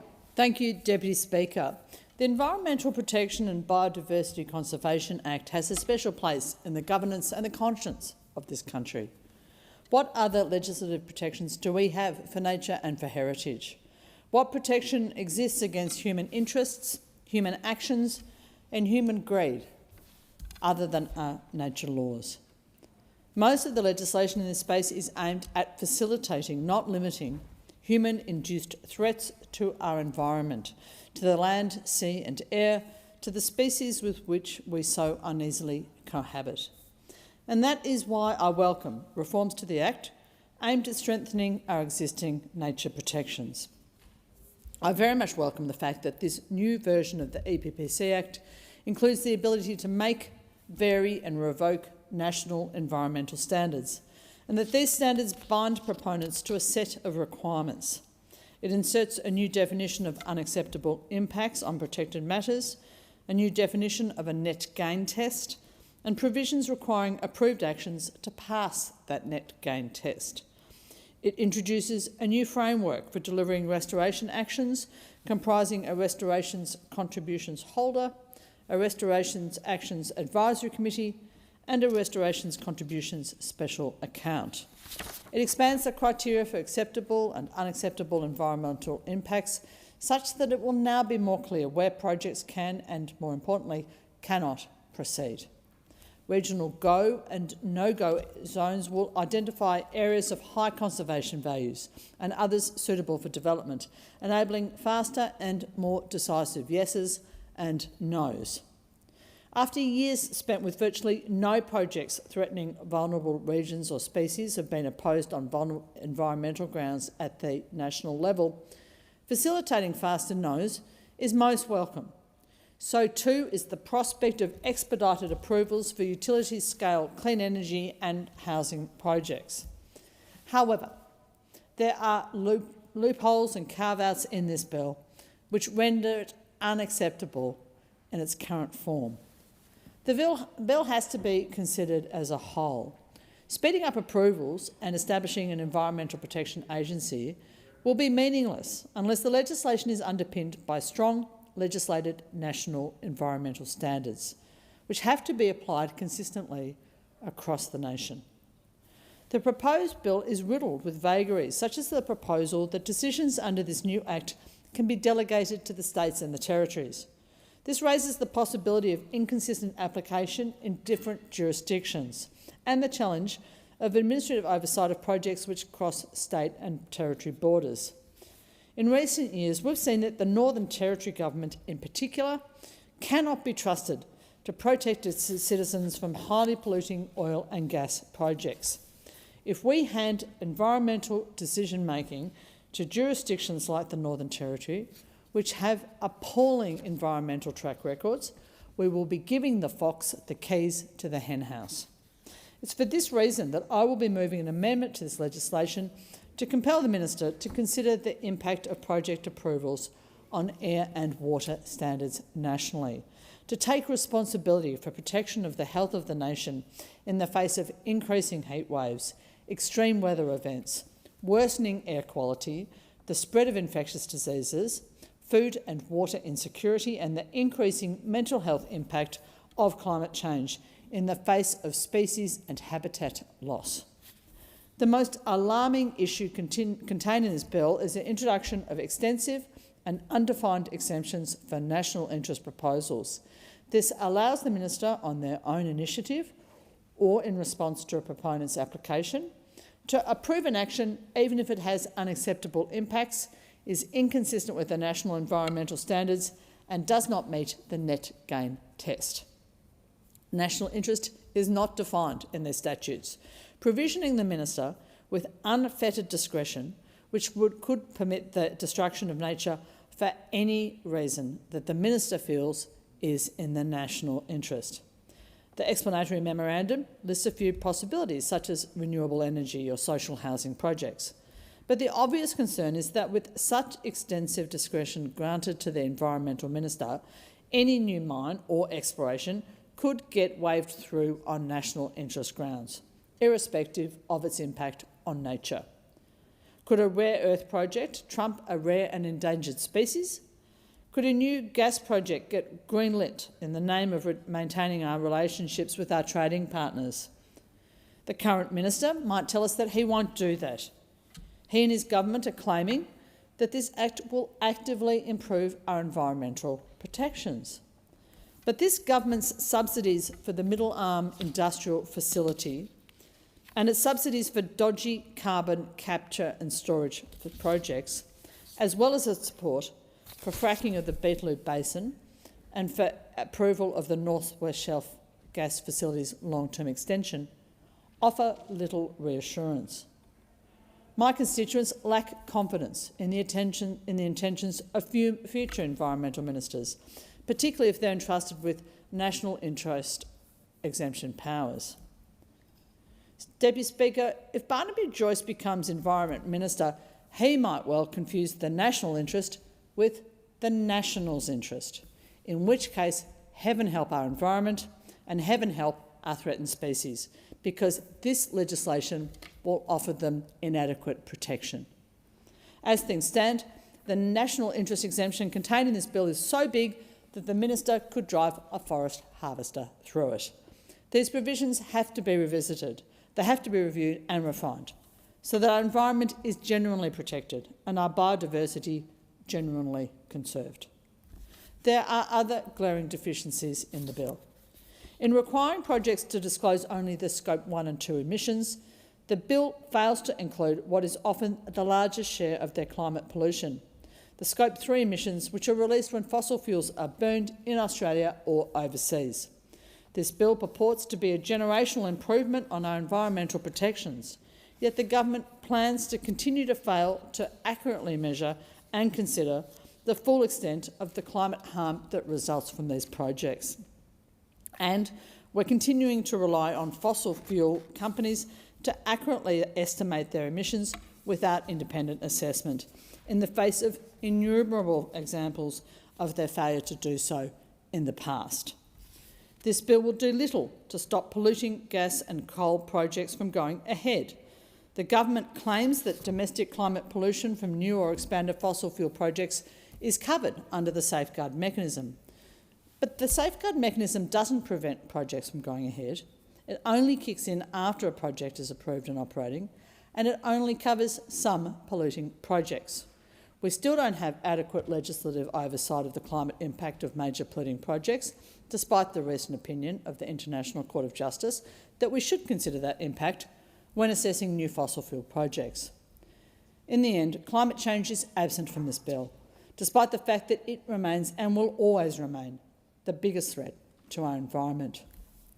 The same conspicuous absence applies to forestry. The carve-out applied to forestry operations, the exemption of the Regional Forestry Agreements, or RFAs, has long been a weak point in Australia's environmental laws. Since these laws were first passed 26 years ago, logging has been repeatedly linked to declines in threatened species like the greater glider and the leadbeater's possum. This led the Samuel Review to recommend ending exemptions that undermine environmental protections and which enable weak forestry standards. It's inexplicable that the minister has failed to act on these recommendations, these key recommendations, at this time. He needs to do that now, if for no other reason than as a show of faith to those who care about our forests and those who care about the species that rely on our forests for survival. The bill also fails to address the loophole relating to the EPBC Act's 2000 clause, allowing grandfathering of ongoing deforestation programs. This exemption has enabled the ongoing large-scale destruction of native woodlands, forests, wetlands and grasslands, most notably in the catchment areas for the Great Barrier Reef. Agriculture and native forest logging remain largely exempt from oversight by the EPBC Act, especially in respect to their cumulative impact. The bill still has offsets front and centre of the government's response to environmental damage and biodiversity loss. It presents some improvement on conservation grounds, requiring projects with significant impacts on matters of national environmental significance to meet a net gain test, ensuring that projects which cause an unacceptable impact cannot be approved through offsets, and enforcing that contributions to nature restoration can be managed through an independent fund, which should result in measurable improvements to environmental outcomes. But it doesn't require project developers to explore avoiding or reducing damage before they move to offsets under its mitigation hierarchy. The Minister has to consider the hierarchy, but is not obliged to apply it. The bill establishes a fund for environmental restoration, but it doesn't require consideration of whether offsets are actually feasible for the project. Similar schemes in states like New South Wales have collected such funds, but have been unable to spend them on suitable replacement habitat. Offsets should only ever be an option where habitat is actually replaceable with a like-for-like option. Deputy Speaker, Australia's nature laws are the most powerful protection that we have against environmental destruction and species extinction. They hold a special significance to millions of Australians.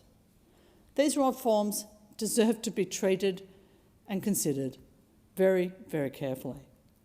Australia's nature laws are broken, but unfortunately so too is this bill, which was purported to be designed to fix them. Nothing is more in Australia's national interest than preserving our nature, and that's why we need to see these laws strengthened. I ask the Minister and the Government to do that, to accept the great responsibility given to them by those millions of voters who have entrusted them with government, and to work with those of us in this House and in the Senate who care desperately about our environment to improve this legislation. The question is that the amendment be agreed to, and I give the call to the member for Chisholm. Thank you so much, Deputy Speaker. It is really clear that we must act now to protect our environment, and I urge those opposite to work with us and get out of the way of meaningful reform. Labor is the party of the environment, Deputy Speaker. It's Labor that has delivered every single major environmental reform in Australia's history. Labor has a legacy of leadership when it comes to our beautiful natural world. It was a Labor government, the Whitlam government, that established the first Environment Department in 1973. And, of course, the Whitlam government was one of the very first governments in the world to support and ratify the World Heritage Convention over 50 years ago. This was a significant moment for our nation and demonstrated not only that we absolutely value and will protect the natural environment here in Australia, but that we recognise we have a role to play in joining global efforts to protect the planet. It was 50 years ago too that the Whitlam government passed the National Parks and Wildlife Conservation Act. To follow, the Hawke government made the decision in 1983 to stop the damming of the Franklin River and launched Landcare, which was expanded under Prime Minister Keating. The Keating government commissioned Australia's first State of the Environment report, demonstrating how central environmental protection and accountability is to Labor governments. The Rudd government ratified the Kyoto Protocol, and more recently the Gillard government expanded protection of areas in the Kakadu National Park. There are many more examples that I could detail, Deputy Speaker. History is full of examples of Labor government standing up for the environment and for our communities. And today, the legislation before the House adds to that very significant legacy. It's always been up to Labor governments to deliver for our environment, and I'm very proud to be here today. I'm very proud to be part of a government that recognises our obligations to our communities, to nature, and to ensuring that we live in a prosperous nation with a strong economy, an ambitious plan for housing and a renewables industry. This legislation delivers modern, fit-for-purpose national environmental laws that ensure big gains for both the environment and for business.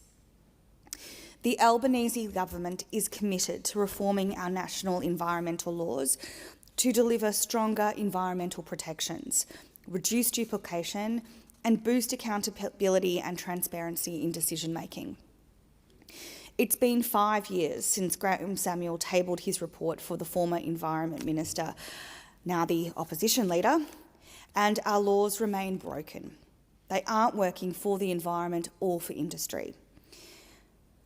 What is before the House today is a significant piece of work, a significant bill that goes to protecting our very, very precious natural environment. We owe it to future generations to do everything we can in the time that we have here as legislators to protect it. And I know how important environmental laws are to my community in Chisholm and how important they are to me. We live in a beautiful part of the world in Chisholm, in Melbourne, with beautiful parks, creeks and bushland.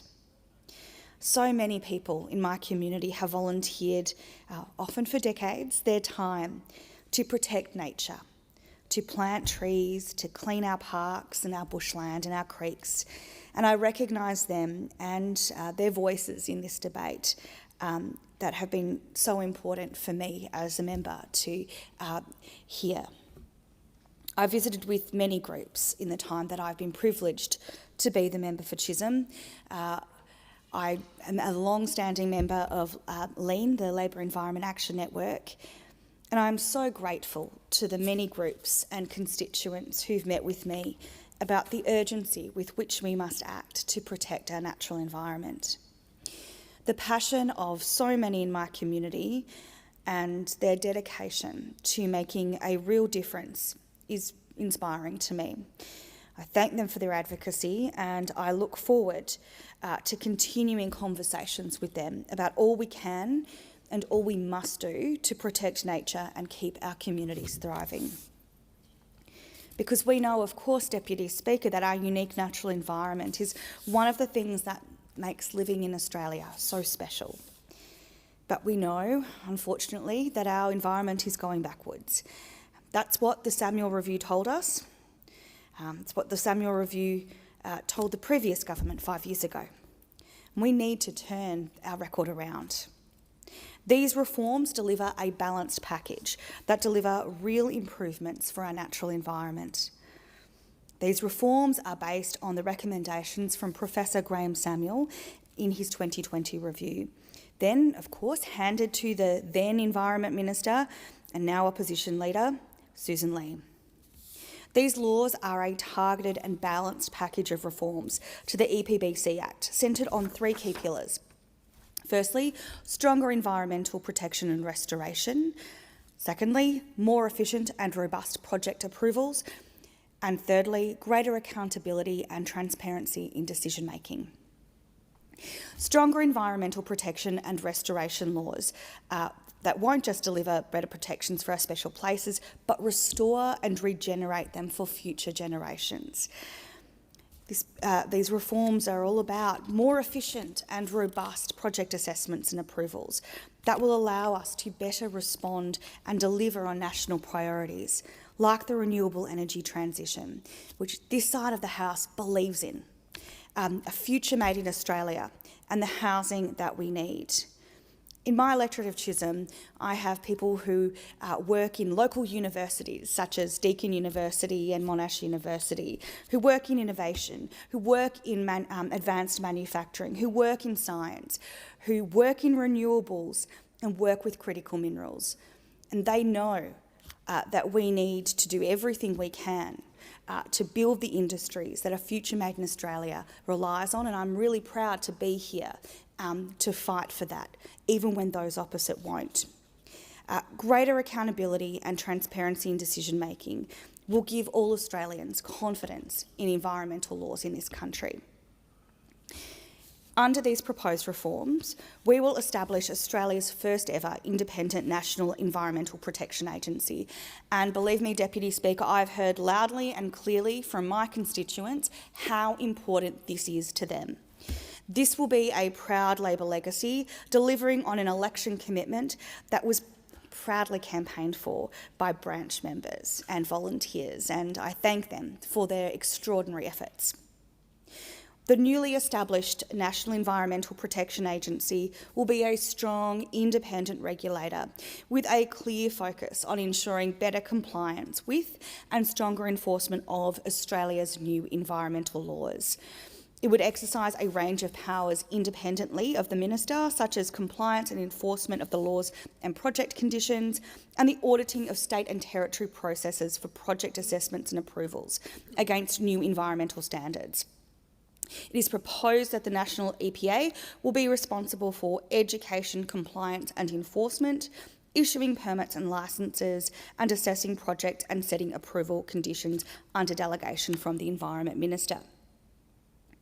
These reforms will allow the Environment Minister to make national environmental standards. This is really significant. These standards will set the boundaries for decisions to ensure they deliver improved environmental outcomes. Standards will protect the environment, give businesses clear rules, help decision makers be fair and consistent. And these standards aim to protect, conserve and restore important environmental areas and species, truly make up for environmental damage and deliver a net gain for the environment, support better decision making and help the public understand and comment on projects. There are some impacts, Deputy Speaker, that can't be approved unless it's in the national interest.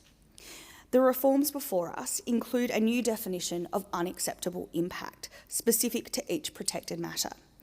This will set clear and upfront criteria for impacts that cannot be approved unless a project meets the national interest tests, increase transparency, consistency and certainty of decisions, and provide a safeguard against impacts that cause the irreversible loss of Australia's biodiversity and heritage. The proposed reforms will clearly define what types of environmental harm must be avoided and cannot be offset. And this applies to protected matters under the EPBC Act, including World Heritage Areas, threatened species and wetlands of international importance. These proposed changes aim to make it clear what impacts are unacceptable and to support fairer and more consistent decisions. The decision maker will still have discretion to determine what constitutes an unacceptable impact based on the legislative criteria and supporting guidance. Deputy Speaker, the legislation before us ensures that projects must leave the environment better off by introducing the concept of net gain for environmental offsets.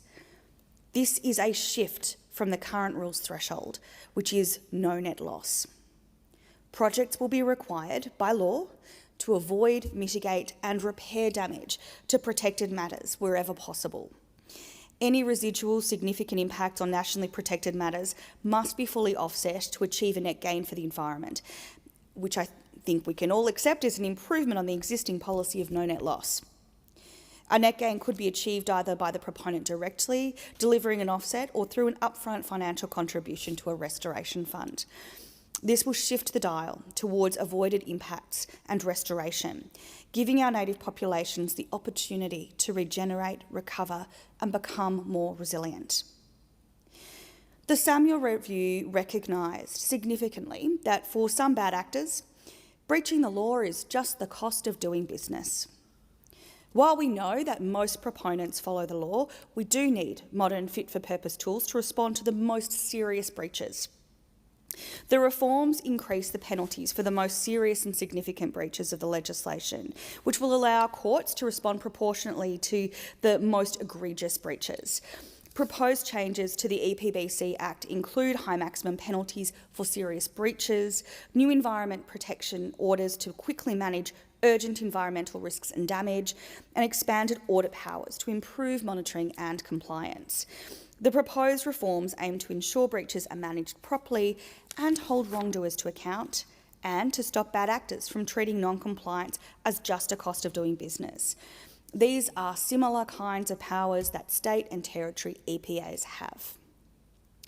Sometimes projects can harm the environment in ways that can't be avoided, but when this happens, steps must be taken to compensate or make up for that damage. That's called an environmental offset. The offset could take the form of an action, a payment or both. Proposed changes to the EPBC Act will require project managers to avoid harm in the first place and to offset any remaining impact to deliver a net gain.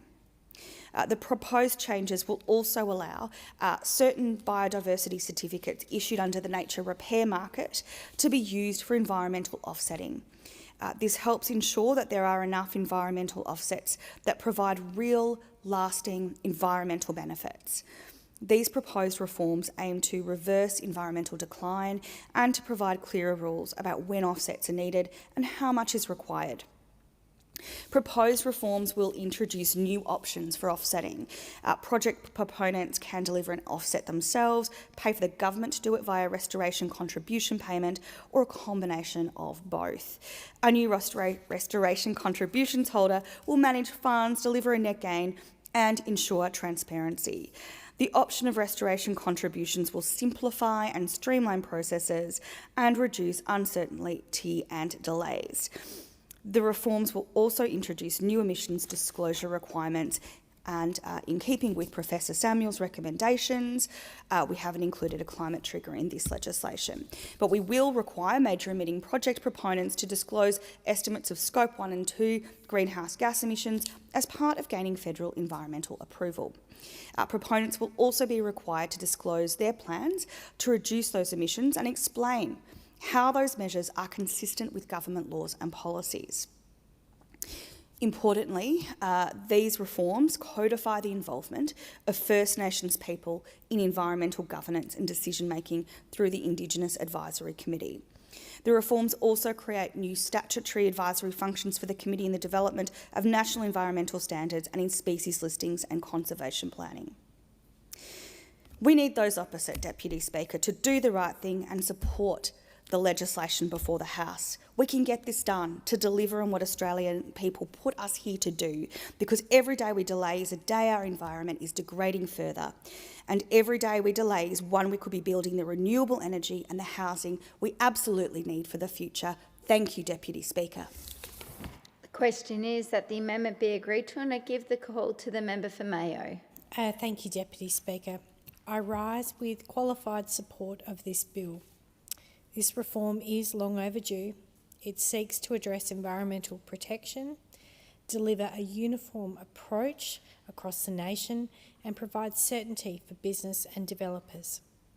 This bill marks the second attempt in the last few years to address the independent review of the EPBC Act handed down by Professor Graham Samuel 5 years ago. And I was in this Parliament 5 years ago, and I remember the debacle that was with the original proposal by the then government, now opposition. Professor Samuel called for legislation that was balanced, offering real gains for both the environment and for business. And this bill is broadly consistent with the Samuel Review. His view is that this bill delivers for both business and for nature. Key features of the reform include a National Environmental Protection Agency to be an independent regulator that enforces compliance, required audits and issues environmental protection orders. Regional planning that maps areas for development and protection, so-called GO and no-go zones, are seeking to streamline approvals for compliant projects and refusals for those that are not compliant. Making it simpler for a developer to see where the making it simpler for a developer to see from the very beginning, from the get-go, whether a proposal is consistent or not with regional plans. And I think that this is really important for certainty. I actually also think it's important for environmental groups in a particular area. It will give them, I think, comfort and confidence, while also ensuring that those who are wanting to do a development do not waste time and money on a proposal that has very little chance of approval. National environmental standards, which are measurable and legally binding for matters of national environmental significance, regional planning, restoration actions and contributions, community engagement, consultation and First Nations engagement. A streamlined environmental impact assessment under which actions with unacceptable impacts on protected matters will not be approved. But, and this is something that I am concerned about, the Minister of the day has the power to override the rules if a project is indeed deemed to be in the national interest. Now, I have no issue with the minister having that discretion. That's kind of really essential part of our Westminster system, that the minister has that responsibility, but also that capacity. What I am concerned about is the term national interest. And my great concern is that there is some ambiguity about what is in the national interest. It's not defined, it's subjective, and it may change with the government of the day. Now, in briefings I've heard the minister say, well, there's been significant common law interpretation of the term national interest across, a variety of different areas. But I just think what we're doing is we're then opening up for applications under the EPBC Act to then go through that process of going through the courts, which again include delays and include enormous costs. So wouldn't it be wiser to have it more defined on what is in the national interest? I did hear Minister Bowen talk on the radio a few mornings ago that he was sort of in connection with this EPBC Act, and he talked about housing and he talked about renewable energy projects. Is that minister assuming that those two issues are deemed in the national interest with respect to this Act? I don't know. Again, it's that ambiguity, and I really do think that we need to have a far more tightened, defined terminology on what is in the national interest.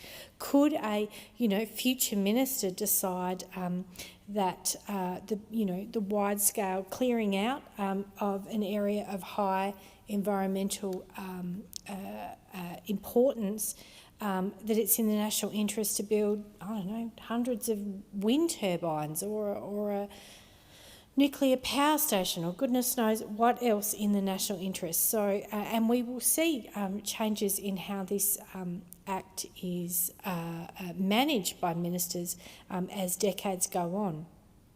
So I just think that is one area that the government absolutely needs to improve this bill in the Senate. The minister's discretion is broad, and the power is so significant that, as I said, a definition or other guidance, I believe, is required.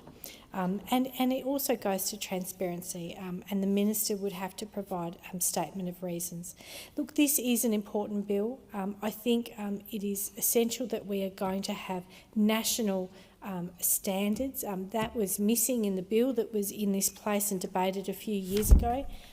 If we all remember, it was the plan was to just let every state have their own free-for-all with respect to environmental standards. So I'm well pleased that we have those national environmental standards going forward. And this is an important bill. I am also concerned that we are rushing this bill. We're rushing this bill through this place. It's now 9:30 at night. And the bill was only introduced last week. This bill will then be going up to the Senate. I understand that there has been a number of inquiries on issues that surround this, that we've had the Samuels report for a long time. However, when we're undertaking to change laws in this place, I'm always very cautious when we're rushing things through. I think it's better to do it once and do it right. But having said that, and in conclusion, I do support this bill. It is a qualified support. It is an improvement on what currently exists. And if nothing else, I think in this place we must all ensure that we don't let the desire for perfection to be the enemy of the good. Thank you. Question is that the bill be now read. The question is that the amendment be agreed to. And I give the call to the member for Brisbane. Thank you, Deputy Speaker. I rise in support of the multiple environmental reform bills that are before the House. Whether it's from the Great Barrier Reef to the Franklin, from Gowrie to Pilbara, Australia's environment is some of the best in the world, and it is worth protecting. We all know that Labor is the only party that will deliver for the environment. We look across our great country and we see the beautiful ecosystems and national parks that Labor governments have continued to protect over the years. One of these places you can see as you follow the Great Dividing Range that snakes up Australia's east coast.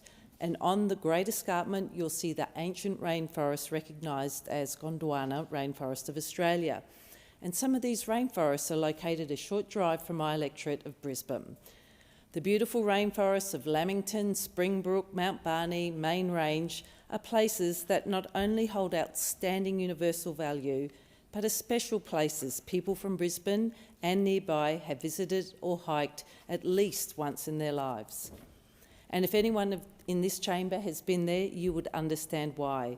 These ancient rainforests have an important lineage and history to an ancient land when Australia was connected to Antarctica and was part of a supercontinent more than hundreds of millions of years ago. First Nations people, including in the Queensland section, the Ugaba, the Ugara, Ugarapul and the Gidabul people, have had continuous and enduring relationships to the rainforests of Gondwana. And I acknowledge the First Nations stewardship and enduring connections to these rainforests over tens of thousands of years. Lamington National Park and its mountains are a sacred and spiritual place for First Nations communities who are connected by ceremony, language and traditional pathways. When you go and walk through the rainforest, you really feel something very special. The temperature drops, the lyrebird songs can often be heard floating through the forest, and if you're lucky, you might even get to see the blue Lamington crayfish scuttling along the ancient forest floors. I'm an avid camper and an avid hiker, and I've spent many a time getting lost amongst our beautiful environment. And places like these were protected by the Labor government led by Bob Hawke. It was under the leadership of a Labor government that the Gondwana rainforest became internationally recognised and protected. Labor is the only party that has delivered every single major environmental reform in Australia's history, whether that be creating Landcare, which has led to more sustainable agricultural practices, or to protecting ecosystems across Australia. It was Labor that protected the Franklin River, Kakadu, the Daintree, Gowrie and the Great Barrier Reef. Across the states, Labor has built a national park system which has attracted thousands of tourists every year and is the envy of the world. This is our legacy and this is one we must defend. Australia's national parks are one of Labor's greatest and proudest achievements, and these bills have been introduced into the House are now steps to protecting our national environment.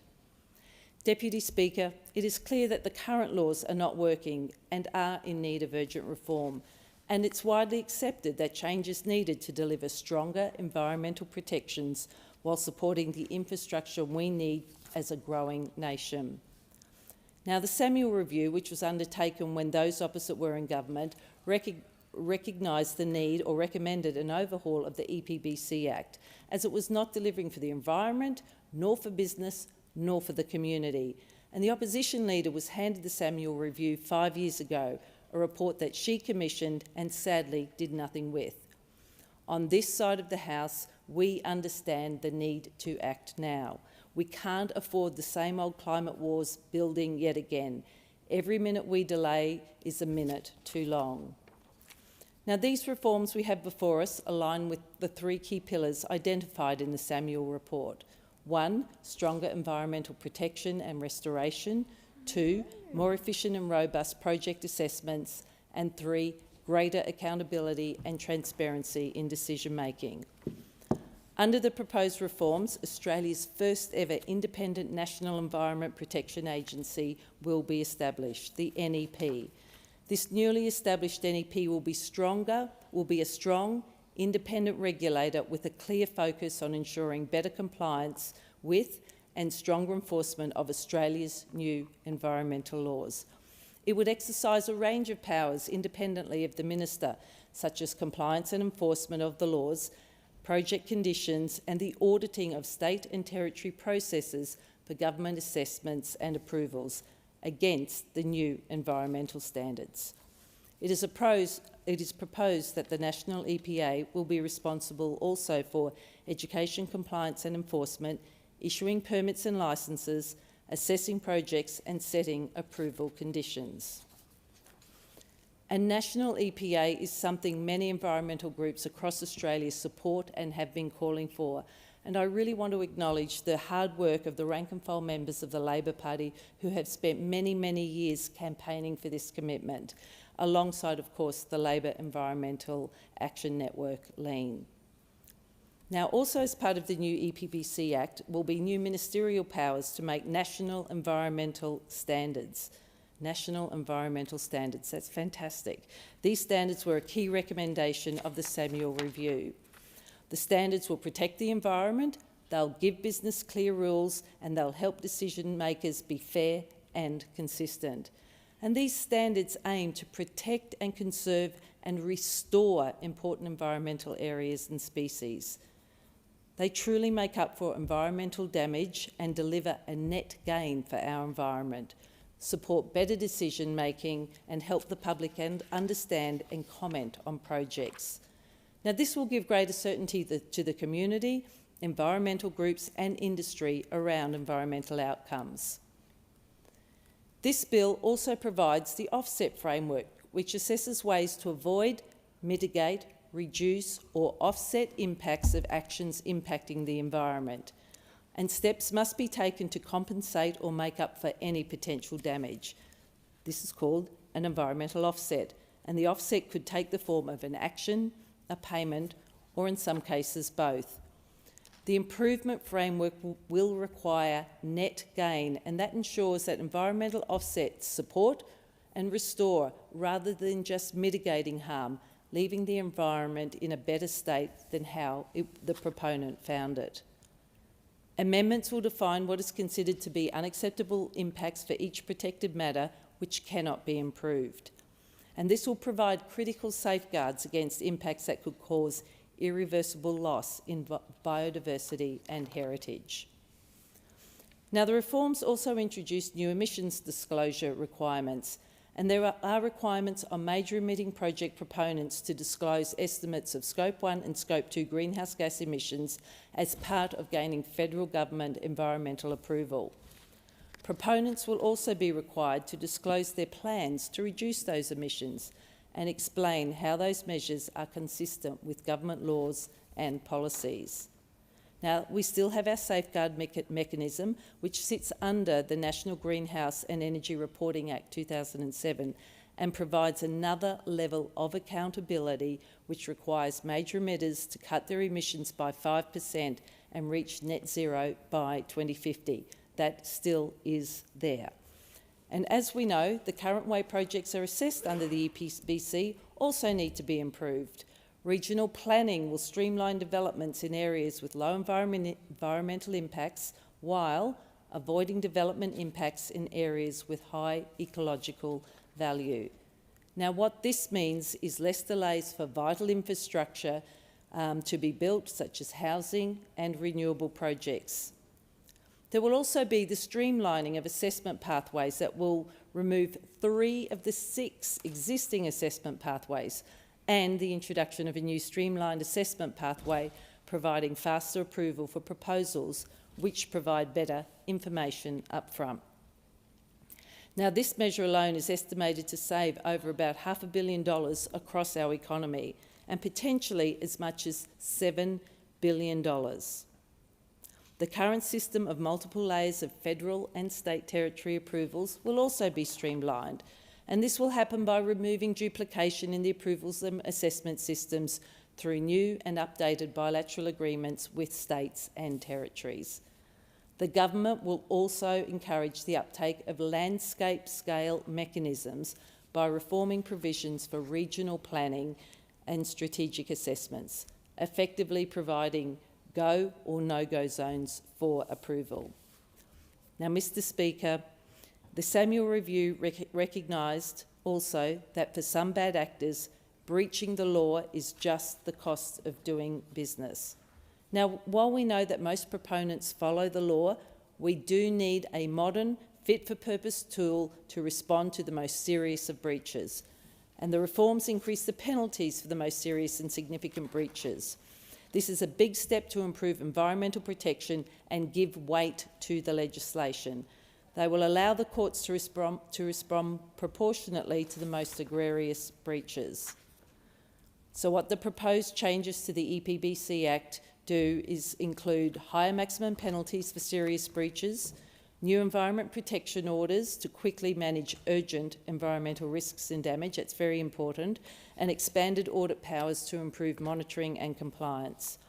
And these reforms aim to ensure breaches are managed properly and wrongdoers are held to account. The reforms also codify the involvement of First Nations people in environmental governance and decision-making through the Indigenous Advisory Committee. The reforms also create a new statutory advisory function for that committee in the development of national environmental standards and in species listings and conservation planning. Now, this is just common sense, given First Nations have had continuous custodianship of our land for millennia. But, Mr. Speaker, once again, these reforms are at risk. It really is Groundhog Day. The question now is whether the opposition and the Greens will stand on the side of the environment or stand in the way of progress. And the message from the last election is clear. The message from Brisbane and Queensland is clear. And I spoke to so many people in our community who didn't want delays. They're sick of inaction. They're sick of cynicism peddled by others in this chamber. And during the last election campaign, I door-knocked every suburb across the Brisbane electorate, and people wanted action on the environment. People want to see delivery, they want action, they want stability, and they don't want the opposition and the Greens to form a coalition again. My question is, will the Greens political party really vote against the delivery of the new national environmental standards, higher penalties for environmental wrongdoers, and the establishment of an EPA? And voting against the protections for the environment is just wrong and damaging. As for the coalition, where do I start? They're still debating whether or not climate change is real. The climate wars have to stop now. Industry and business are crying out for political stability, and nothing that the opposite is giving at the moment provides any form of stability. These reforms do. The message from environmental groups and the industry has been very clear. They want Parliament to get on with the job of reforming Australia's environment laws, and this government intends to deliver this. Now, just like we saw in the past when Labor governments led the building of our national parks network, we are actually at a turning point. It's the same when the government legislated for net zero. That was a turning point. And now these reform packages are at a turning point. We are at a turning point to create a future Australia that delivers increased environmental protections, brings in hefty penalties and establishes the EPA, amongst other things. This is an historic moment for the environment, and we must pass these laws. And when we look to the future and our vision for the future, I know that my electorate of Brisbane, the people want to see delivery, they want to see more homes built, they want clean energy. They also want to be able to have breakfast with the kangaroos and swim in our pristine oceans. They don't want to see us go backwards and for the perfect to be the enemy of the good. And it doesn't have to be an either or. This bill package strikes the right balance to achieve this future. It means stronger environmental protections to protect and restore our precious natural habitats while also creating more certainty for business. It means modernising our environmental laws to reflect a modern Australia. This bill package includes many positive reforms that will better recognise and protect our unique Australia environment. And after more than a decade of inaction by the Coalition to protect the environment and the Greens teaming up to block reforms, we need to act now. And as representatives in this House, as I am, I'll be listening to our communities, and we need to get on with the job. And I urge all those opposite and on the crossbench to help take that big leap forward to better protect our environment and create a more robust system. I commend this bill to the House, these reforms to the House. The system will deliver everything we need for our environment. The question is the amendment be agreed to. Give the call to the member for Warringah. Thank you, Mr Speaker. Well, at the outset, I have to say how incredibly disappointed I am with the Labor government in the process they have followed. And the contributions by Labor members in this debate are just clearly, the greenwashing that is going on around this legislation. Can I say, for the merit of those observing, this is a legislation that was provided in full on Thursday last week, and this is the explanatory memorandum that was provided on Thursday as well. I would challenge any members, backbenchers of government, whether they have actually read this legislation, some 1,500 pages. Because the question is, are we supposed to take the government on good faith that what is said to be in this legislation actually is in the legislation? Because there is no way, unless there's been months of consultation with backbenchers by the minister, there is no way members in this place have properly digested this legislation to be in a position to genuinely vote on its merits. This is the biggest reform to Australia's environmental laws in 25 years. It's a major opportunity to better protect nature and the environment and ensure efficient and clear approvals for projects. We know that the current laws are broken. No one is disputing that. Australia's rate of biodiversity loss has reached crisis point. The government's own recent State of the Environment report found that at least 19 Australian ecosystems have shown signs of collapse or near collapse. These ecosystems span the entire Australian continent and include Antarctic and subantarctic ecosystems.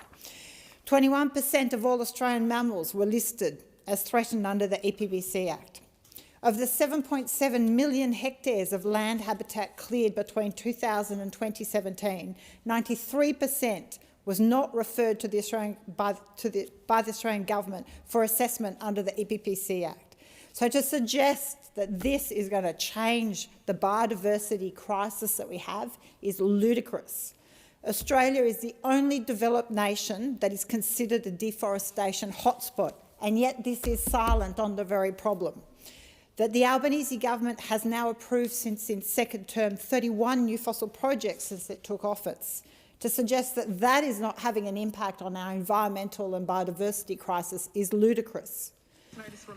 When the North West Gas Shelf was approved just in this term of government, just after the election, my community and we were outraged, because you cannot talk about caring for the environment, protecting the environment or for climate and go ahead and approve projects like that. According to Climate Analytics, the emissions from the North West Gas Shelf plant alone from now to 2070 will likely cause a loss of around 11,000 square kilometres of Arctic sea ice. Yet this legislation does nothing to stop these kind of projects. So I've sat here and listened to members of the government talk about how this is going to help the climate crisis and this is going to help address biodiversity and environmental protection. And seriously, it's just astounding that that is the level of integrity that is being put into this assessment. We know that through the National Climate Risk Assessment that the government released just a few weeks ago, it showed nature protection and climate action cannot be separated. It found Australia's unique ecosystems are under serious threat from climate change. By 2050, for example, up to 70% of native plant species could face conditions outside their current climate range. And it found ecosystems that perform critical ecosystem functions, such as providing habitat and storing carbon, are at risk. And yet this legislation does nothing to address that. Environment and climate are top concerns of Warringah and many, many voters around the nation. Our office has received so many messages of people from Warringah and across Australia who are concerned about the current state of our nature laws and the need to get on with protecting our environment, biodiversity and improving these laws. The government, this Albanese government, was elected twice on a platform to reform environmental laws, and yet it's clear that this bill is not delivering. Nature and our environment need a better system, and this bill is not the saviour that's required. It's been a long time coming. I've been in this place when the Samuels Review was first handed down. And we know that for too long it's been a political football. But rather than genuinely create an open process with an exposure draft and consultation, the government has chosen a course of secrecy, of last-minute dumping of a massive bill with no respect for this chamber by allowing a curtailed debate, no proper consideration of this legislation and its effects. The Australian public deserves better. The Australian environment deserves better. Australian business deserves better to properly understand how this legislation in fact will work. Now, there are good new concepts in this bill, but unfortunately we can't even properly give them the real consideration they deserve. A commitment to enforceable national environmental standards. I strongly agreed and welcomed that recommendation from the Samuels Review, and they have been a long time, for too long they haven't been implemented. But the problem is there are still exemptions, and I will get to that, so that they are not universal. They are not ultimately a promise that they will protect the environment. There is a definition of unacceptable impact for nationally protected matters where environmental destruction cannot be offset, so therefore should not be touched. But again, there's always this provision that it can always be offset. Can we pay to destruct first? There's an inclusion of a hierarchy of mitigation in the offset regime. Now again, that always raises the question, is can we always pay to offset the impacts and the destruction of the environment? The inclusion of a net gain test, that is welcome, but again, there are exceptions to it. It would mean that any damage to nationally important environmental assets is not just that can't be offset by buying land with similar habitat, but actually creating more. A net gain would be good, but again, this bill does not create an absolute certainty that you will get a net gain. The creation of a federal EPA, again, strongly support that, but there is because currently we don't have a watchdog. And I acknowledge there are stronger compliance powers and penalties in this legislation, but there is still, peppered through this legislation, ministerial discretion. And what we've seen is all too often ministerial discretion involves decisions that go towards approving environmental destruction, not protecting the environment. We see there's a failure to address the compounding effect of multiple applications. This is intended to be addressed, I understand, by bioregional planning for development and conservation, which should identify clear yes and no zones, and it's being put to the House that this creates certainty for business and the environment. But again, there are exemptions to that, and there are ways in which the minister, through discretion, can actually get around those provisions. Now, with other members of the crossbench, in the limited time we've had, we've already identified so many weaknesses in this bill. Discretionary and subjective language, all peppered all throughout the bill. That an approval must not be inconsistent with national environmental standards, subject to the minister's satisfaction. That there's a net gain test, an important guardrail of offset principle, again, subject to the minister's satisfaction.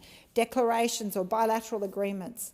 The implementation of an offset fund through a model that enables a pay-to-destroy model is incredibly concerning. It's been shown not to work in other jurisdictions in state laws. Why are we replicating this again here?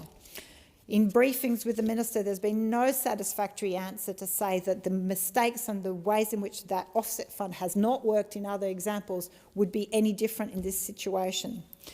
Divesting ministerial approvals to state governments, where we know we have state governments with incredibly poor record when it comes to approvals and environmental protections. I'm told the Premier of WA is in the Parliament today. Geez, I wonder why he's in this Parliament, other than to make sure we do not have strong environmental protection laws that would get in the way of numerous gas approvals in WA. We know that there is a national interest exemption that allows the minister to override any existing standards, unacceptable impacts, or even an impact on matters of national significance. And again, there is no definition of natural interest in this legislation. It's identified in the explanatory memorandum. Again, our nice little doorstop here as potentially applying to defence matters, national emergencies, or even compliance with international agreements. There is no certainty, and we are being asked to just take on good faith that somehow that discretion, those exemptions will be okay. Ken Henry has warned that this could result in a conga line of developers seeking to exploit the exemptions. Concerns have been raised that the current government has shown a willingness to approve projects. We see that with the regular fossil fuel projects approved. A major issue that we continue to have is the land clearing on agricultural land, and they rely on the continuous use and prior exemption provisions of the EPBC Act. This isn't addressed in any way in this bill. In New South Wales, agriculture remains the biggest driver of land clearing, with 77% of all clearing in 2024 due to agriculture. However, there is absence of reform for this provision means that this land clearing will continue under this EPBC Act. Following this, a removal of the existing exemption for regional forestry amendments under the EPBC remains completely absent from this bill. So we talk about protecting the environment, but there is nothing about that exemption to regional forestry agreements. Again, I ask all the members of the government that have waxed lyrical about the benefits of this legislation, where is the removal of that existing exemption? And we cannot seriously talk about protecting the environment without talking about the impact on the environment from climate change. We know one of the biggest threats to biodiversity loss is the changing environment within it is. The government adamantly tries to artificially separate climate from the environment when one is the biggest threat to the other. The environment and the climate cannot be treated separately. The government repeatedly relies on the safeguard mechanism as somehow addressing climate impacts. But that's fundamentally flawed because so many projects and impacts are not caught. We also know the current measurement of emissions is profoundly flawed. We know under ENGA Act review that there is so much work to be done. And then, of course, the process around this legislation has been so deeply flawed that under the current circumstances, it is simply impossible to support this legislation. I have no way of being satisfied that on the balance of these two, on the explanatory memorandum of this legislation, I cannot in good faith say to the people of Warringah that this is good legislation that deserves support. I note that the other place has agreed to has voted, the opposition crossbench have voted for an inquiry into this legislation to report back by March 2026. So what is the rush in this place other than a complete disrespect and disregard for a due process and due scrutiny of this legislation? If it's as good as you say it is, let it be scrutinised. Let us actually properly consider it. Let non-for-profit groups and all interest groups actually properly analyse it. A respect for this chamber would be to allow proper consultation and proper analysis of this legislation. So there will be amendments, and who knows how much time we will be granted for consideration in detail process. I'll be moving amendments around cumulative impacts of this legislation because we know that too often proponents break up components of projects to seek individual approvals so that the sum total of the environmental impact is not truly known. We know there has to be clear lines in the sand for unacceptable impact. There has to be a consideration of stranded assets.